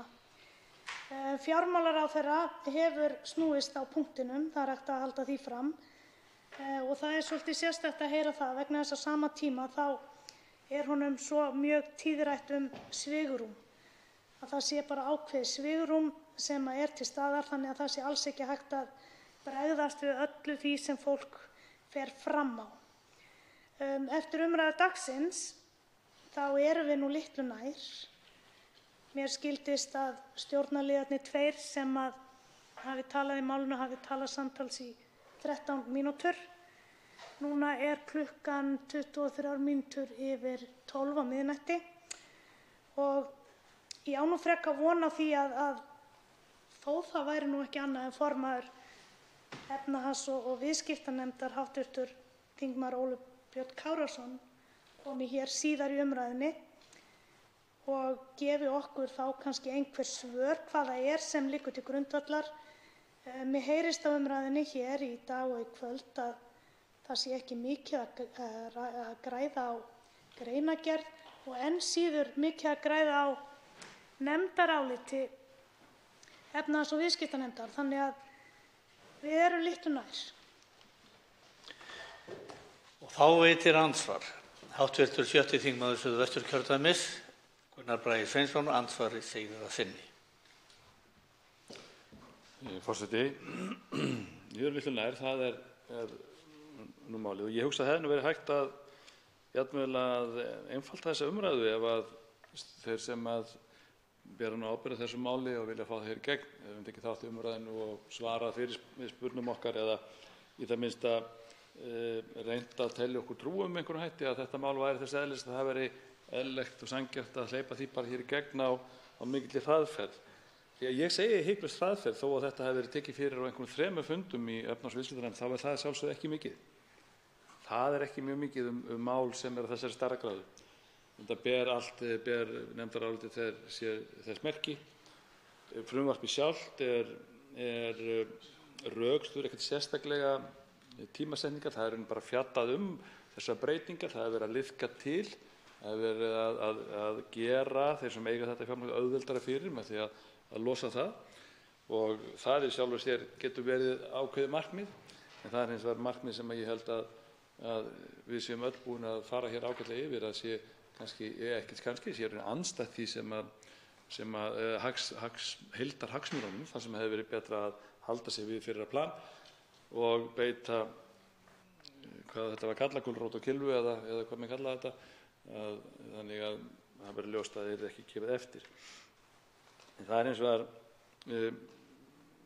alveg klárt mál að það er vitanlega alltaf erfitt að snúa tilbaka þegar þú hefur hafið undanhaldið, þegar að herfylkið er farið að hörfa og sá sem er andstæðingurinn sækir, að þá er mjög erfitt að finna sér stöðu þannig að menn komist tilbaka í sóknarhug.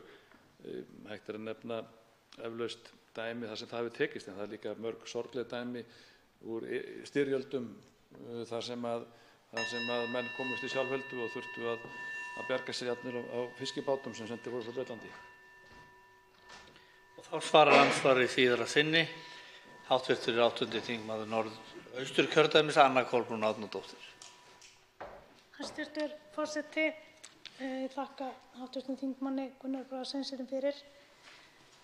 Það nefnilega þessi hraðferð málsins sem vekur upp allar þessar spurningar og það merkilegt að þingmenn hafi sagt hér frammi að þeir vildu ekki taka þátt í umræðunni, þá myndi hún lengjast, meðan ég vil taka undir orð hv. þingmanns Bergþórs Ólasonar sem nefndi það í dag að hugsanlega hefði umræðan styst ef að fleiri hefðu tekið þátt. Það merkilegt að það séu þingmenn Miðflokksins sem að halda uppi þessari umræðu hér, miðað við það að það eru gríðarlegir hagsmunir í húfi. Planið hlýtur því að vera þannig að á einhverjum tímapunkti fáum við þau svör sem við höfum kallað eftir, því við erum að tala um að minnsta kosti 84 milljarða og ef við förum niður í smæstu upphæðina þá erum við að tala um 23 milljarða. Sem þessi munur á hvort við erum að tala um 137,5 kr. eða 190 plús. Það búið að vera mikil tímapressa og síðan hefur svo komið í ljós að þessi tímapressa var engin, að því dagurinn í gær leið og dagurinn í dag leið einnig. Það verður merkilegt að fylgjast með hvernig málinu vindur fram. Það búið að gefa eftir og það spurning hvort það verður gefið enn meira eftir í þessu máli. Andsvör eru ekki fleiri. Til máls tekur hv. 3. þingmaður Norðausturkjördæmis, Sigmundur Davíð Gunnlaugsson.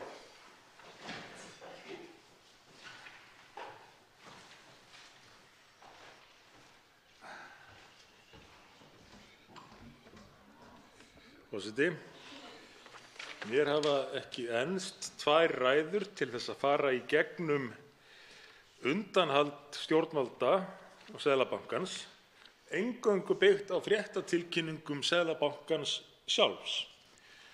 En þegar ég hef loksins náð að klára það, þá auðvitað eitt og annað til viðbótar sem að þarf að ræða tengist þessu máli, þessu stóra máli sem að þeir sem að standa fyrir því vilja helst ræða sem minnst og væntanlega vegna þess að þá skortir svör við þeim spurningum og athugasemdum sem við höfum varpað hér fram. En í ársbyrjun 2017 gerði Seðlabankinn grein fyrir viðskiptum sem hefðu átt sér stað með aflandskrónur á árinu 2016. Þar birtist yfirlit hvernig aflandskrónustabbinn svokallaði, sem var í upphafi 319 milljarðar króna, hefði lækkað með ítrekuðum útboðum eða uppboðum bankans af gjaldeyri og leið, eins og ég hef rakið hér að framan, ítrekaðri eftirgjöf gagnvart eigendum aflandskróna sem var algjörlega í ósamræmi við og gekk í rauninni þvert gegn upplegginu eins og það var kynnt árið 2015, þar sem var talað eina heildaraðgerð til þess að klára málið, aðgerð sem átti að fara fram í október á árinu 2015. En jæja, svo þegar komið fram í mars 2017, þá gerist það, eins og ég nefndi reyndar aðeins hér áðan í andsvari, að Seðlabanki Íslands tilkynnir að stjórnvöld hafi gert sérstakt samkomulag við aflandskrónueigendur utan allra uppboða. Þannig að það var ekki nóg með að stöðugt væri verið að færa línuna í uppboðunum og halda ný uppboð og veita lengri fresti og að bjóðast til þess að selja gjaldeyri á tilteknum verðum utan uppboða, heldur hér tilkynnt sérstakt samkomulag upp á 90 milljarða króna eftir viðræður fulltrúa íslenskra stjórnvalda við eigendur þessara aflandskróna. Og á hvaða gengi skyldu þessi viðskipti nú hafa átt sér stað? 137,5 krónur á evruna.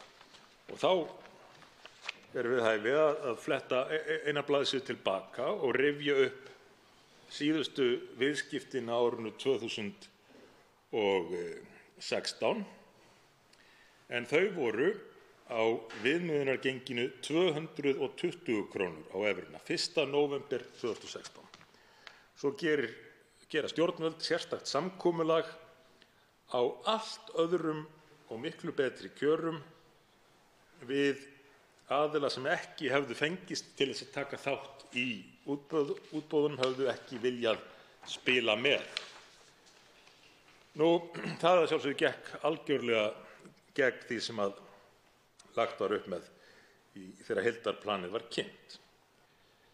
Líður aðeins á mars og 23. þess mánaðar upplýst fyrirhugð kaup Seðlabanka Íslands á aflandskrónum.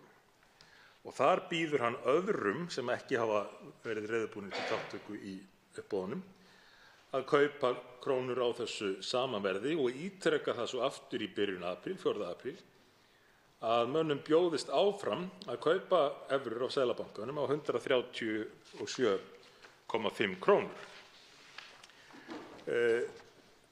Nú, þegar það svo komið fram í júní árinu 2017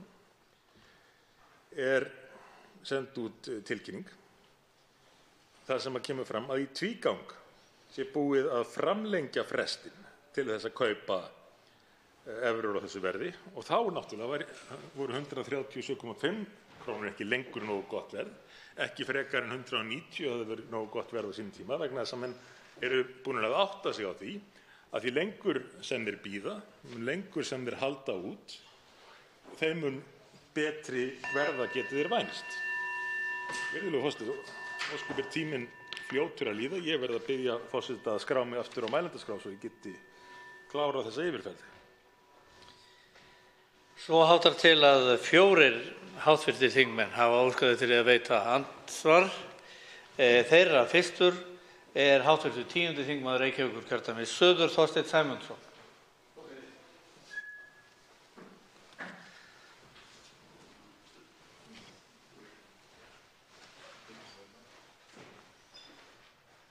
Herra forseti,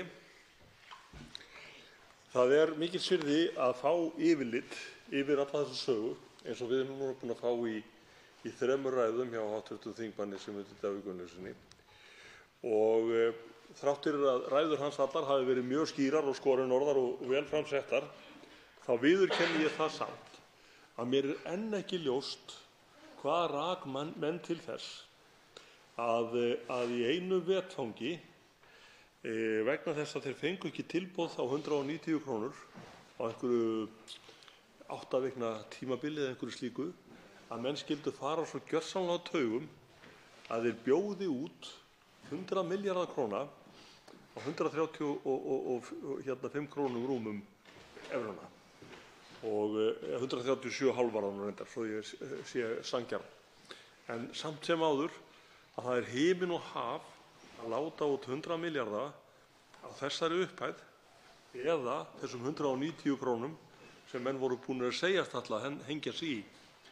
Og þess vegna hlýtur maður að spyrja hvað varð til þess að menn allt í einu missa svona gjörsamlega fótana í því sem þeir eru að gera og ákveða að grípa til þetta eru svona eins og hræðsluviðbrögð, reyndar ekki þau fyrstu sem maður hefur séð frá Seðlabankanum, samanber það þegar hann hækkaði stýrivexti hér 2015 í undanfarið kjarasamninga þá og var næstum búin að steypa þeim vegna þess að menn voru búin að gefa sér þá hugmynd að það yrði hér allt bullandi verðbólga eftir þá samninga sem var það alls ekki eins og allir muna.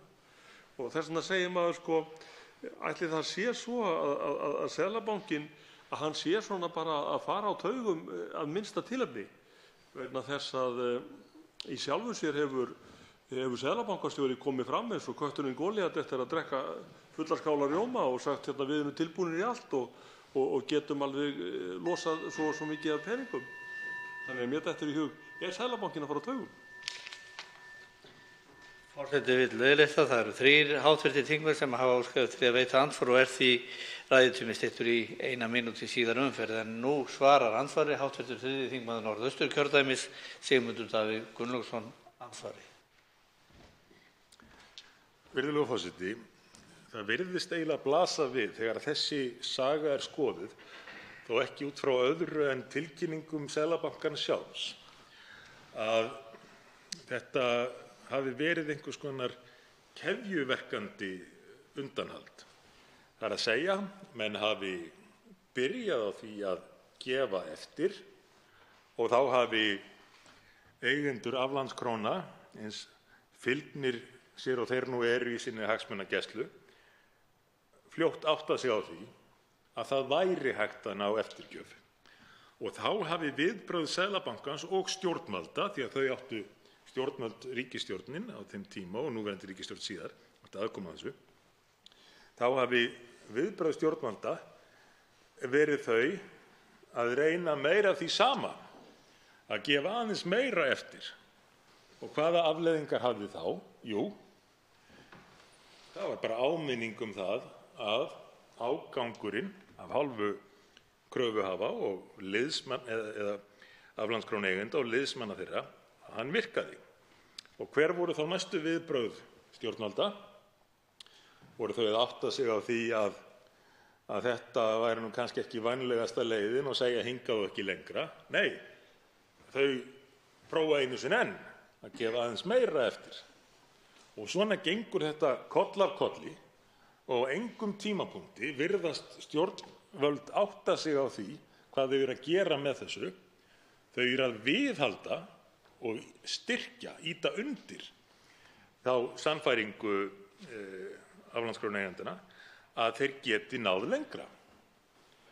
Alveg þangað til við erum komin á þennan stað þar sem við erum núna, að þá að kóróna þetta með fullkomin eftirgjöf, einhliða afléttingu hafta á það sem eftir stendur. Og þá veitir andsvar síðar að sinni hv. 10. þingmaður Reykjavíkurkjördæmis suður, Þorsteinn Sæmundsson. Herra forseti, já, ég tek undir með hv. þingmanni að það er þannig að svo virðist vera að vogunarsjóður virki svona eða vinni svona svipað eins og hýenuhópur. Það er að segja að þau leita upp í veikasta hlekkinn í hjörðinni, þar sem dregst aftur úr og ráðast á hann með alkunnum afleiðingum. Og einhvern veginn dettur manni í huga, það flögrar að manni að stjórnvöld og þá Seðlabankinn sérstaklega, þau hafi bara ekki áttað sig á því við hverja það var að eiga. Þetta vissu þeir sem höfðu staðið í þessari baráttu allt frá 2015 og boðið mönnum upp á kylfu og gulrót, við menn vissu að það var ekkert annað sem að dygði til þess að koma vitinu eða koma vogunarsjóðum með rétta braut, en það er engu líkara heldur en að bæði sérstaklega Seðlabankinn og reyndar ríkisstjórnin öll nú sem nú situr og 10 manna ríkisstjórnin líka reyndar, að þau hafi bara gjörsamlega farið á taug og múið lyppast niður við fyrstu mótbáru. Þá svarar andsvari síðar að sinni hv. 3. þingmaður Norðausturkjördæmis, Sigmundur Davíð Gunnlaugsson. Forseti, ef til vill hefði komið að gagni að leita til sálfræðinga, fólks með menntun á sálfræðisviðinu, til þess að meta hvort að þetta væri rétta leiðin, að gefa alltaf smátt og smátt meira og meira eftir og hvort að það væri líklegt til þess að eigendur aflandskróna myndu á einhverjum tímapunkti segja, já, nú er ég bara sáttur.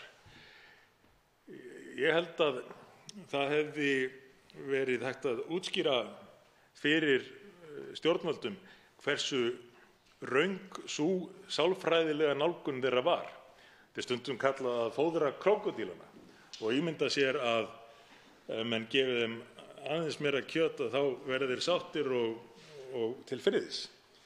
Þegar að raunin er auðvitað sú að með því er verið að viðhalda ágengninni, viðhalda í þessu tilviki sífellt auknum kröfum aflandskrónu eigendanna. Og þá veitir andsvar hv. 6. þingmaður Suðvesturkjördæmis Gunnar Bragi Sveinsson.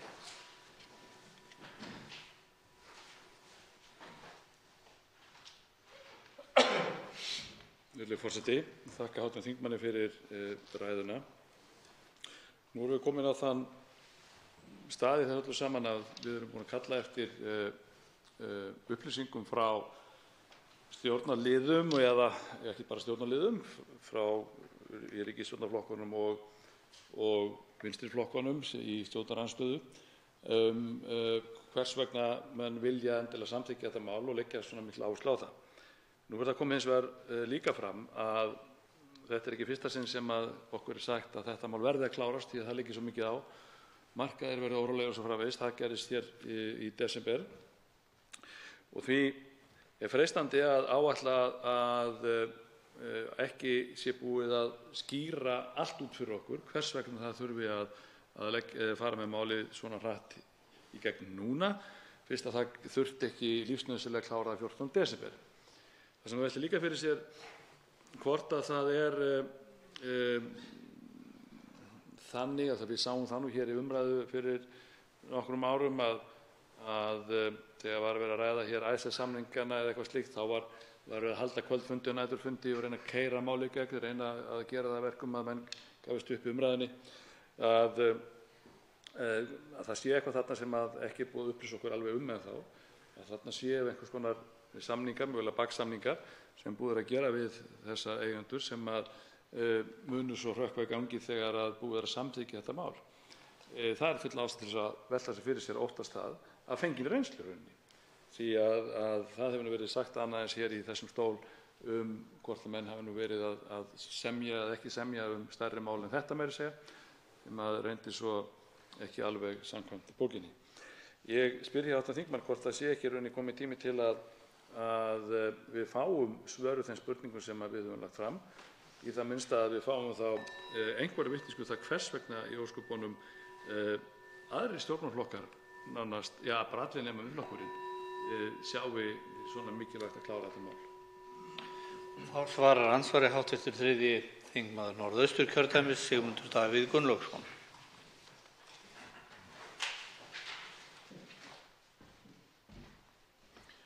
Forseti, svo sannarlega er tímabært að einhverjir stuðningsmanna þessa máls fari að tjá sig það hvers vegna þeir telji rétt að afgreiða það hér. En ég bendi hv. þingmanni á það að ef að þeir sem að bera þetta mál uppi væru raunverulega stoltir af því, er þá líklegt að þeir hefðu reynt, eins og þeir gerðu, að smeygja því hér inn nánast utan dagskrár á síðasta þingfundadegi síðasta árs? Eða er þá líklegt að þeir hefðu, eins og gerðist hér á meðan að allt hafði verið sett upp í loft hér í þinginu, kynnta með þeim hætti til sögunar að hæstv. Fjármálaráðherra smeygði sér hér í salinn, talaði hratt í rúmar 6 mínútur af þeim 30 sem hann hafði til ráðstöfunar til að kynna málið og léti sig svo hverfa aftur. Er líklegt að ráðherra sem hefði verið stoltur af þessu máli eins og hv. þingmaður Óli Björn Kárason, formaður efnahags- og viðskiptanefndar, virtist telja að menn ættu að vera, er líklegt að ráðherrann hefði þá staðið að kynningu þess með slíkum hætti. Og er líklegt að hv. formaður efnahags- og viðskiptanefndar hefði látið nægja að lesa hér upp stutt nefndarálit og segja það svo gott af umræðum þetta mál og láta sig hverfa.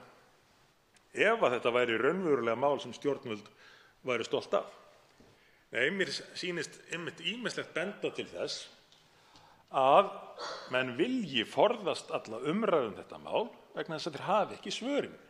Þeir geti í rauninni ekki varið það, en svo er það ráðgáta út af fyrir sig hvers vegna fólk úr hinum ýmsu flokkum, vinstri flokkum ekki hvað síst, lætur hafa sig út í þetta með stjórninni.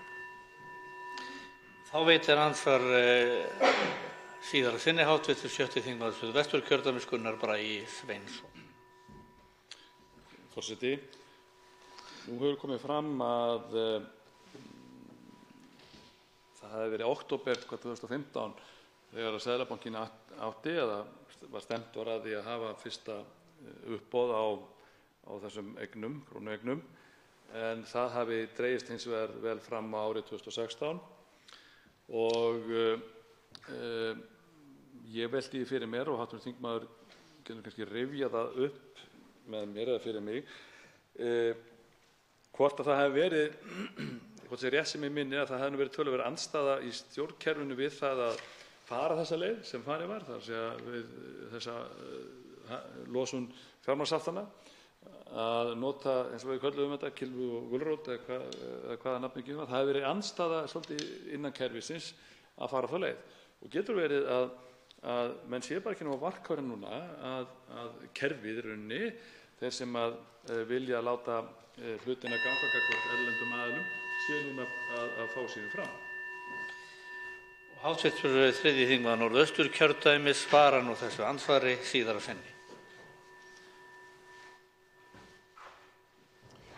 Forseti, ég ætla að svara þessari fyrirspurn með því að vitna í blaðamann sem hefur verið vitnað talsvert í dag, Hörð Ægisson, loka setninguna úr grein sem hann skrifaði undir fyrirsögninni Loka hnykkurinn og birti þegar að til stóð að fara í þessi uppboð og klára þessi verkefni. Hann segir með leyfi forseta: Stjórnvöld hljóta að horfa til þess, rétt eins og gert var gagnvart kröfuhöfum gömlu bankana, að eigendur aflandskróna njóti ekki bættrar erlendrar stöðu þjóðarbúsins með neinum hætti við útgöngu úr höftum. Þess í stað mun sú góða staða sem hefur verið orðið til vegna viðvarandi mikils viðskiptaafgangs undanfarin ár verða nýtt til að koma til móts við mörg 100 milljarða króna uppsafnaða erlenda fjárfestingarþörf íslenskra lífeyrissjóða og fyrirtækja. Til að tryggja slíka niðurstöðu í þessu næsta stóra skrefi stjórnvalda við losun hafta, þá er nauðsynlegt að reiða sig á trausta pólitíska forystu fremur en brigðula dómgreind embættismanna. Þá veitir andsvar háttvirtur 8. þingmaður Norðvesturkjördæmis, Sigurður Páll Jónsson. Hæstv. forseti. Ég þakka hv. þingmanni Sigmundi Davíð Gunnlaugssyni fyrir prýðisræðu og þingmannum var tíðrætt þann viðsnúning sem að varð meðal annars á sinni tíð í þessu máli sem að var losun fjármagnshafta og við höfum hérna það skjal sem var á þeim tíma unnið eftir og síðan horfið frá að hluta til í sumarið 2016 og eins það að í dag erum að ræða þetta mál núna komið fram á nótt. Við erum búin að vera hér í okkar flokk einskipa og menn hafa talað stjórnarandstöðu 1 og stjórnarandstöðu 2. Á sínu tíma, af því að það hefur verið minnst líka á Icesave þegar það var mikið í fréttum og mikið í umræðu hér á þinginu, en þá stóð nú stjórnarandstaðan saman, ef ég man rétt. Af því sögðu langar mig að spyrja þingmanninn, af því að það var líka talað myndist á stolt og kjarkleysi. Finnst þingmanninum eða hefur hann svipaða tilfinningu þessu máli, þó að það sé kannski ekki í sama stærðarflokki og Icesave-málið, að stjórnvöld standi ekki í lappirnar og vilji ekki kannski skilja málið eða allavega ekki útskýra það fyrir okkur? Finnst þingmannunum þetta bera svolítið keim af þeim tíðaranda sem þá var uppi? Og háttvirtur 3. þingmaður Norðausturkjördæmis, Sigmundur Davíð Gunnlaugsson, svarar nú andsvari.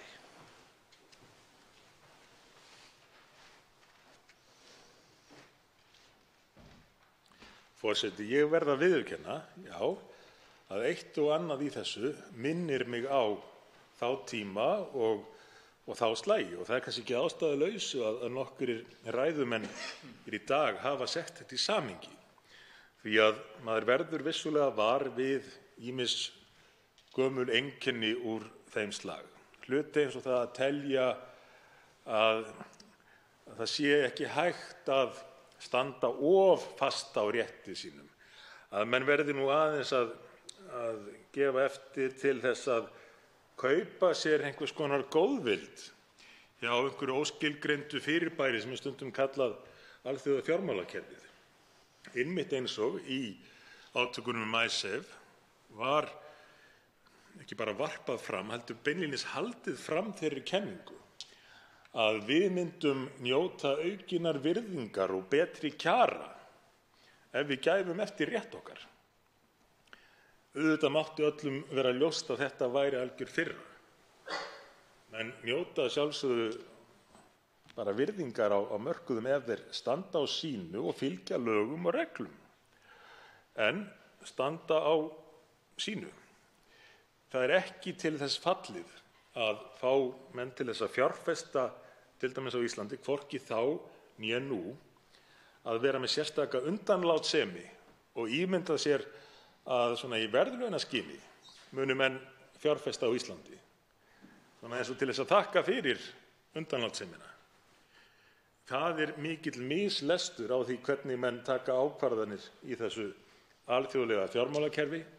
Þar snýst þetta fyrst og fremst það hversu langt menn komast við að hámarka ávinning sinn, en þeir ráðast ekki í fjárfestingar á þeim forsendum að þeir séu að þakka fyrir að það hafi verið látið undan þeim með óbilgjarnar kröfur. Sigurður Páll Jónsson, hv. 8. þingmaður Norðvesturkjördæmis, veitir nú andsvar síðara sinni. Hæstv. forseti, ég þakka hv. þingmanni fyrir þetta svar. Það var kannski segja það að á þeim tíma þegar svo skammt var liðið frá hruni og þjóðin kannski alls ekki búin að jafna sig á því sem á gekk 2008, að þá hafi kannski sjálfstraustið ekki verið það mikið, en maður skyldi ætla í þeirri stöðu sem að þjóðfélagið komið í dag og þeirri efnahagsstöðu sem að þó er uppi, að við myndum frekar standa í fæturnar í svona málum, en það virðist samkvæmt þessu ekki vera hérna upp á borðinu. Þannig að ég ætla bara að þakka fyrir ræðuna og takk fyrir mig. Þá svarar andsvari hv. 3. þingmaður Norðausturkjördæmis, Sigmundur Davíð Gunnlaugsson. Forseti, já, það væri sannarlega óskandi að menn lærðu meira af reynslunni, og af því að hv. þingmaður setti þessa hluti núna í samhengi við svona undanlátssemi í fyrri stórum hagsmunamálum þjóðarinnar, þá má í rauninni láta þann samanburð ná út fyrir landsteinana. Maður fylgist undrandi með stöðumála í Bretlandi núna í tengslum við Brexit, þar sem að maður sér margt líkt og maður kynntist hér, þar sem að það eru heimamenn, ekki hvað síst, sem eru að grafa undan samningsstöðu eigin lands vegna þess að markmið þeirra er einhvern nátt að þóknast Evrópusambandinu eða koma í veg fyrir að vilji almennings í Bretlandi að ganga þaðan út nái fram að ganga og hafa með því stórveikt samningsstöðu eigin lands. Slíkt verður auðvitað að forðast fyrir alla muni. Andsvörum lokið og til máls tekur hv. 8. þingmaður Norðvesturkjördæmis, Sigurður Páll Jónsson.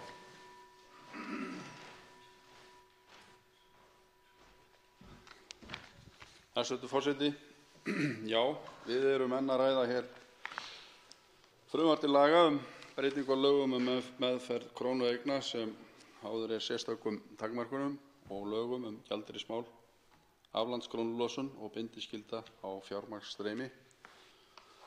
Og eins erum við að ræða hér nefndarálit sem mælt var fyrir í dag af hv. þingmanni Óla Birni Kárasyni, formanni efnahags- og viðskiptanefndar. Og það hefur nú verið töluvert rætt þetta nefndarálit og það sé ekki mikið það segir manni ekki mikið það útskýrir ekki mikið fyrir okkur hvernig í málinu liggur, og okkur hefur borið á góma hér þetta með það sem segir í umsögninni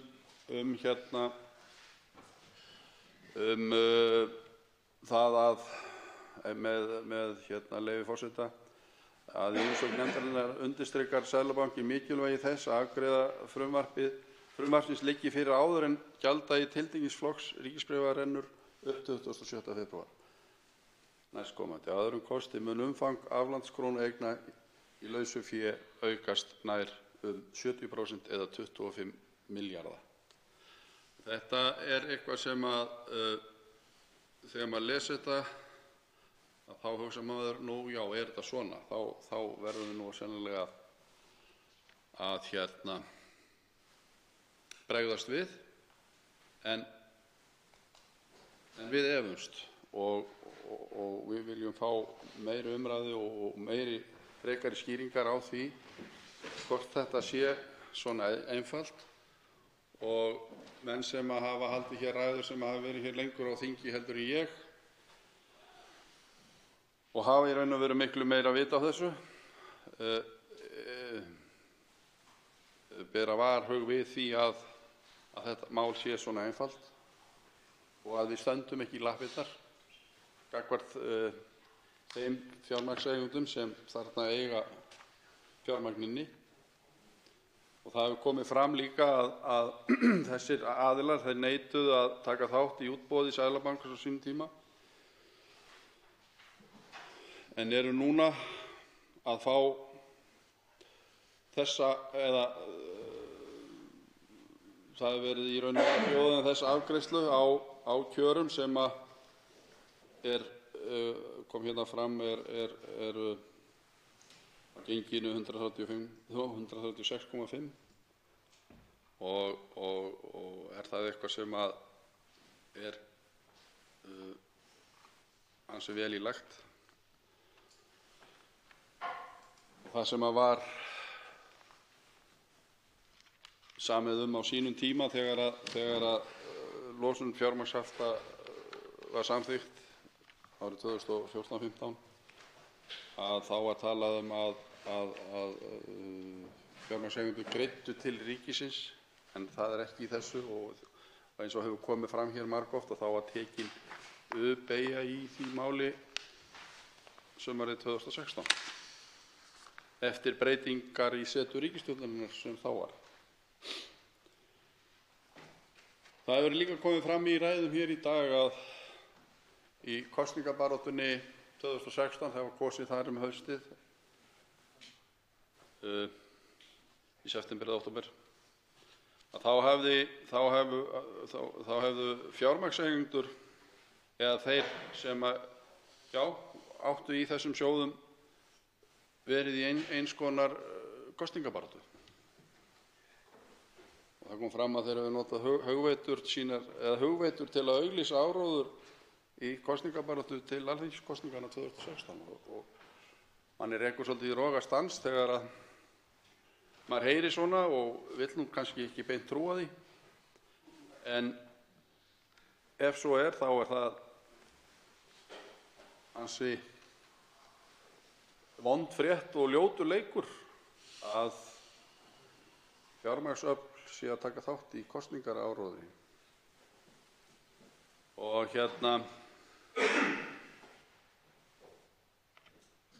og ýmislegt annað hefur komið fram hérna í ræðum og sem maður í raun og veru vill fá frekari umræðum, og við höfum kallað eftir því að aðrir flokkar í stjórnarandstöðunni komi hérna fram, komi hérna inn og ræði þessi mál líka, því að maður hefur heyrt það svolítið hérna á göngum Alþingis í dag að frá stjórnarandstöðufólki að við séum bara að tefja málið, sem við erum náttúrulega að gera, og þegar við höfum spurt þau af hverju þau taki ekki þátt í þessu með okkur og þá vilja þau ekki lengja málið.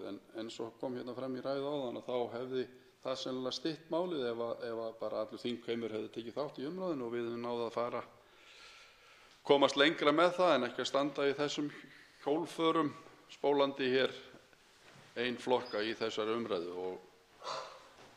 Og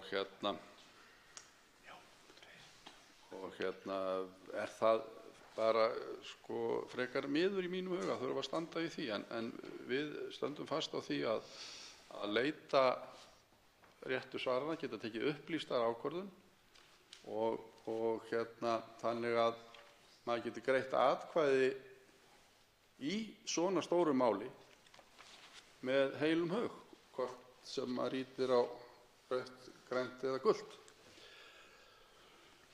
Og það hefur nú oft komið fram og ég talaði einmitt það hérna í ræðu minni í dag að það hefur verið stundum talað að við alþingismenn værum að verða eins konar stimpilpúðar. Oft á tíðum finnst manni það til dæmis þegar við erum að taka hérna fyrir mál eins og EES-innleiðingar og annað slíkt sem kemur oft bara svona korter fyrir þinglok oft á tíðum. Matreitt annar staðar og síðan eigum við að greiða þetta atkvæði og maður veit oft á tíðum ekki hvað liggur að baki. Og það hafa líka komið upp mál nokkuð oft þar sem að þingið hefur samþykkt eitthvað sem er þjóðinni ekki til heilla. Ég man til dæmis eftir einu máli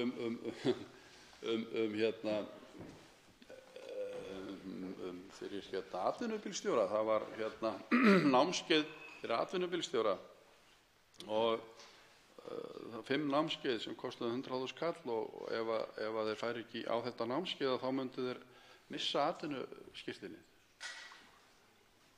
Og það var mikið fjaðrafólk í þessu og þessi lög eru í gildi í dag en það er svona verið að reyna að aðlaga þessi námskeið að íslenskum aðstæðum en þau voru algjörlega þannig og það stóð á einum stað í því plaggi að þetta ætti ekki við eyland. Þetta ætti bara við lönd þar sem landamæri liggja saman, þar sem keyrt er á milli landamæra á bílum. En þetta einhvern veginn náði hérna inn og fékk atkvæðagreiðslu í þinginu árið 2015 eftir margra ára sögu. Ég er ekkert viss og það er alveg viss það, gott ef ég var ekki hérna inn á þingi eða var ekki greitt atkvæði að menn voru ekkert með það á hreinu hvað voru að greiða atkvæði Þannig að talandi upplýsta ákvörðun þá er þetta svona dæmisaga það.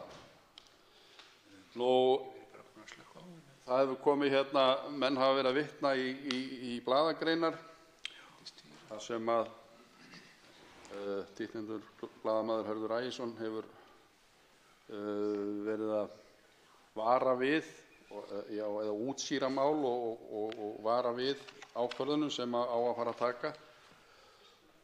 Og ég nú ekki búinn að fara í gegnum þær margar en samt einhverjar og það er greinilega það skrifar maður sem hefur veit hvað hann er að segja og hérna ætla ég að fræða mig betur það. Þannig að ég vil bara segja það að lokum að maður saknar þess að hér séu ekki fleiri en við í Miðflokknum búin að taka til máls í þessu máli. Þetta er þörf umræða, þetta er stórt mál, við erum að tala í milljörðum króna og við viljum fá meiri upplýsingar áður en við göngum lengra í þessu máli. 3 hv. þingmenn óska til að veita andsvar og verður ræðutími þá styttur í 1 mínútu í seinni umferð. Fyrstur veitir andsvar hv. 6. þingmaður Suðvesturkjördæmis Gunnar Bragi Sveinsson.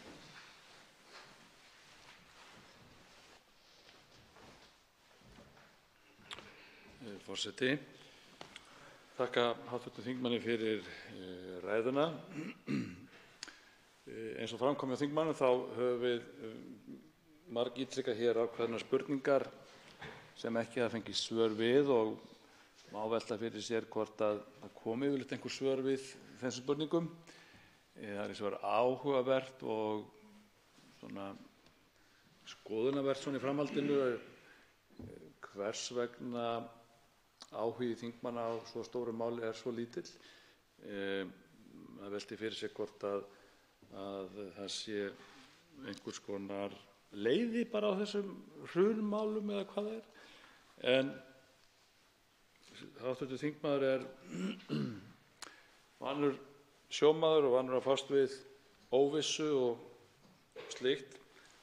Mér langar til að spyrja hv. þingmaður hvort að það sé nú ekki venjan þegar að menn eru og róa til sjós að reyna að eyða allri óvissu áður en að fara þeirra stað. Að reyna að vita sem mest hvað er framundan, kíkja á veðurspána, hafa bátinn í lagi, veiðarfærin og allt þetta.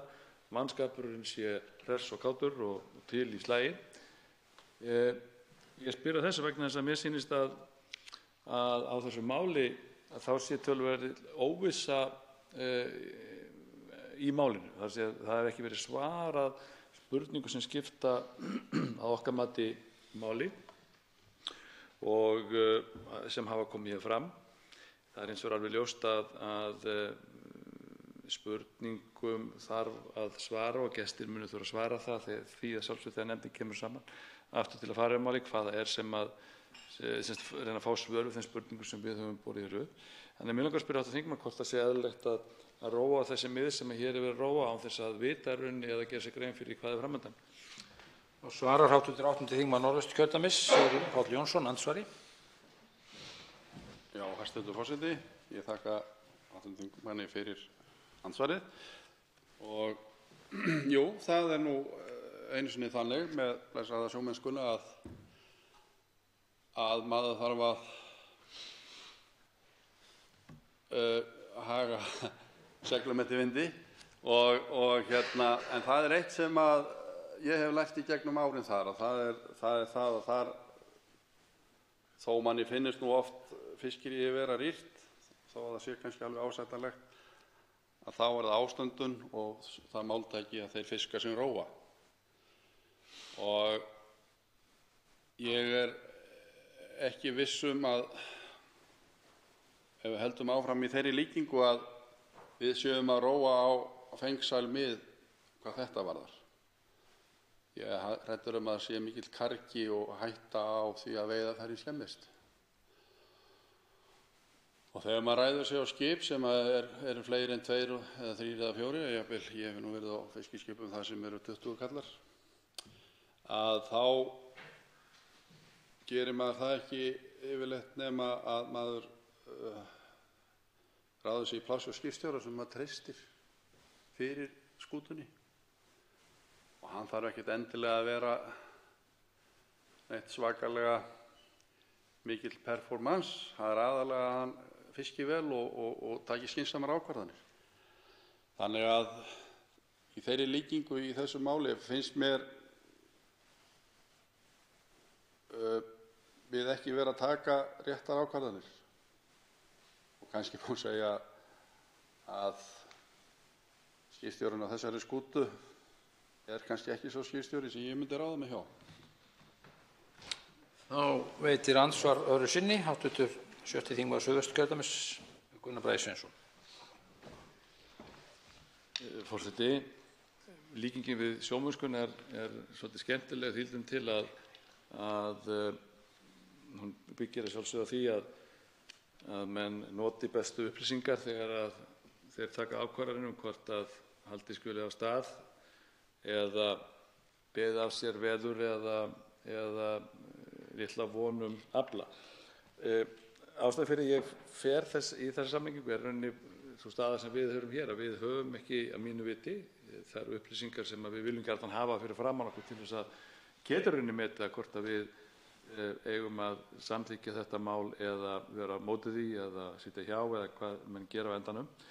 Því hefur bara ekki verið svarað, enda hefur verið talað hér í, nefndi einhver 13-14 mínútur af hálfu þeirra sem að bera málið upp í rauninni.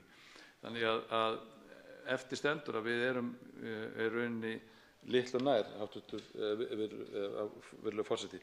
Því spyr ég hv. þingmann hvort að það sé ekki í rauninni bara eðlilegt að halda áfram og bíða til að gá hvort við fáum ekki svör við þeim spurningum sem Svarar andsvar öðru sinni hv. 8. þingmaður Norðvesturkjördæmis, Sigurður Páll Jónsson. Hæstv. forseti. Jú, ég er algjörlega sammála þingmönnum og þakka honum fyrir þetta andsvar að maður vill fá meiri upplýsingar áður en að ákvörðun er tekin. Og það er nú þannig að það kom fram í ræðu hv. þingmanns áðan, Sigmundar Davíðs Gunnlaugssonar, að það lýsti varla miklu stolti hvað umræðan í þessu máli hafi verið snubbót þangað til að við tókum þetta mál upp í dag í okkar þingflokk, Miðflokknum, þegar að það var teljandi í mínúndum sá tími sem að umræðan hefði fengið, og það kannski væri eitthvað lítið stolt og kannski töluvert bara eitthvert óbragð eða hálfgerða móral yfir því hvað þetta hlyti skemmri skýrn. Þá veitir andsvar hv. 4. þingmaður Norðvesturkjördæmis, Bergþór Ólason.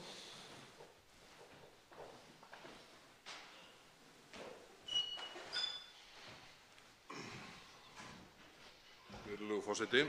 Ég þakka hv. þingmanni Sigurði Páli Jónssyni fyrir ágætis prýðilega. Það sem mig langar til þess að forvitnast hjá hv. þingmanni er hvort að hann muni af sínum þingferli, nú veit ég að hann var mikið inni á tímabilinu 2013–2016, mikið inni sem varamaður, enda þá fyrsti varamaður fyrir 4 þingmenn og þar af ráðherra, hvort hann muni eftir jafn viðamiklu máli hvað hagsmuni varðar sem hefur fengið jafn litla umræðu í þingsal frá stjórnarþingmönnum.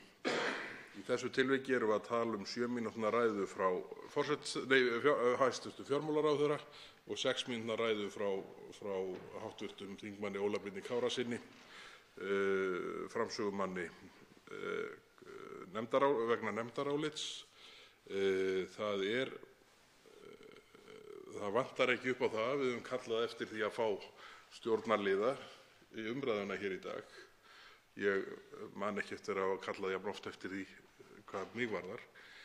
En manstu eftir svona viðlíka tregðu stjórnarliða til að tjá sig frumvarp annaðhvort frá því hv. þingmaður kom inn sem aðalmaður núna í lok árs 2017 eða frá fyrri tíð, þar sem ég veit að hann var reglulega inni á tímabili þar sem mikið gekk á og mörg stór mál voru til umræðu. Þá svarar andsvari hv. 8. þingmaður Norðvesturkjördæmis, Sigurður Páll Jónsson. Já, hæstv. forseti. Þakka þingmanninum fyrir andsvarið.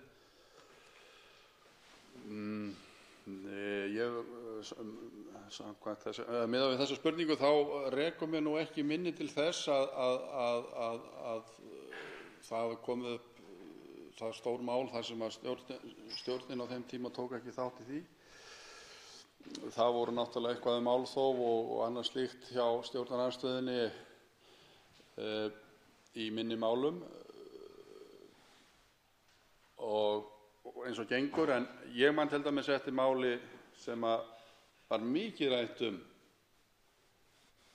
og kallað skuldaleiðréttingarmálið, og þar tók ríkisstjórn þeirra tíma mikinn þátt í því til þess að útskýra þær forsendur sem það mál var byggt á, en mikið snúið út úr því og hjá þáverandi stjórnarandstöðu og erfitt við að eiga og einhvern veginn fannst manni það mjög ósanngjarnt því að það var mjög stórt mál og þáverandi ríkisstjórn tók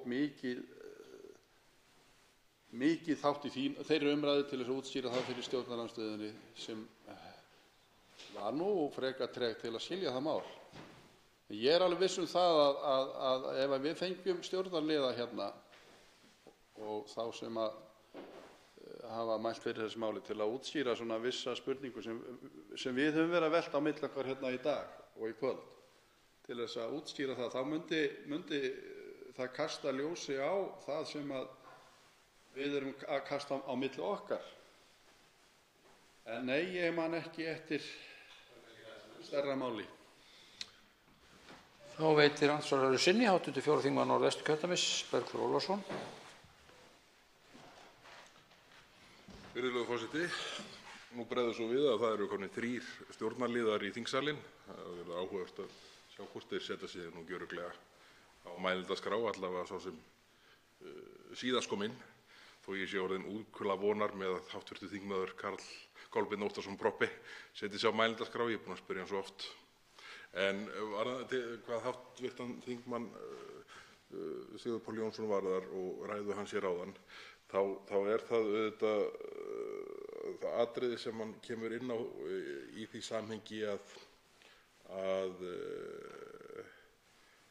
sem sagt hann telji ríkisstjórnarflokkana ekki svona sjá til lands hvernig þeir vilji rökstyðja málið í heild sinni. Hvað telur hv. þingmaður að helst vanti upp á í þeim efnum? Sem sagt, er það sannfæring fyrir efnisatriðum málsins eða er það bara það að það komi stjórnarþingmönnum á óvart að umræðan hafi orðið jafn mikil og raunin hefur verið í dag? Hv. 8. þingmaður Norðvesturkjördæmis, Sigurður Páll Jónsson, svarar andsvari öðru sinni.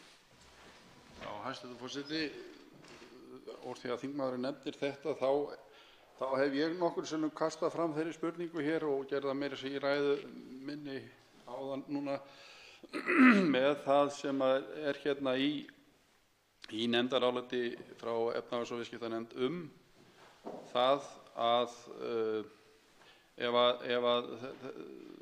þetta sé ekki samþykkt fyrir 27. febrúar að þá muni að það að öðrum kosti kosta umfang aflandskrónueigna í lausufé og það muni aukast nær 70% eða 25 milljarða króna. Þetta er ansi stór spurning. Þetta er bara eiginlega svona grundvallar spurning í mínum huga og er ég nú kannski ekkert mikið inn í þessu máli að öllu leyti en 25 milljarðar er ansi stór peningur. Þá veitir andsvar hv. 10. þingmaður Reykjavíkurkjördæmis suður, Þorsteinn Sæmundsson. Herra forseti, ég vil þakka hv. þingmanni Sigurði Páli Jónssyni kærlega fyrir þessa ræðu sem hann flutti hér áðan. Svo er til að það er til fólk hérna bæði innan húss og utan sem lítur á umræðuna sem við farið hér fram í dag og í kvöld sem málþóf, sem kemur mér algjörlega í opna skjöldu vegna þess að það sem við erum alltaf að gera hér er að varpa ljósi á það að við tökum ekki mál sem varðar alla þjóðina stóru og varðar 84 milljarða og svona köstum því í gegnum þingið á 3 tímum og korteri. Við gerum það ekki. Við ræðum þessi mál og við ræðum okkar á niðurstöðu og við reynum að skilja af hverju þetta mál er komið fram eins og það hefur borið að núna. Og þess vegna langar mig til að spyrja hv. þingmann hvort að hann sé jafn mikið í myrkri eins og ég það hverju það sætir að flokkar sem kenna sig við alþýðu og samstöðu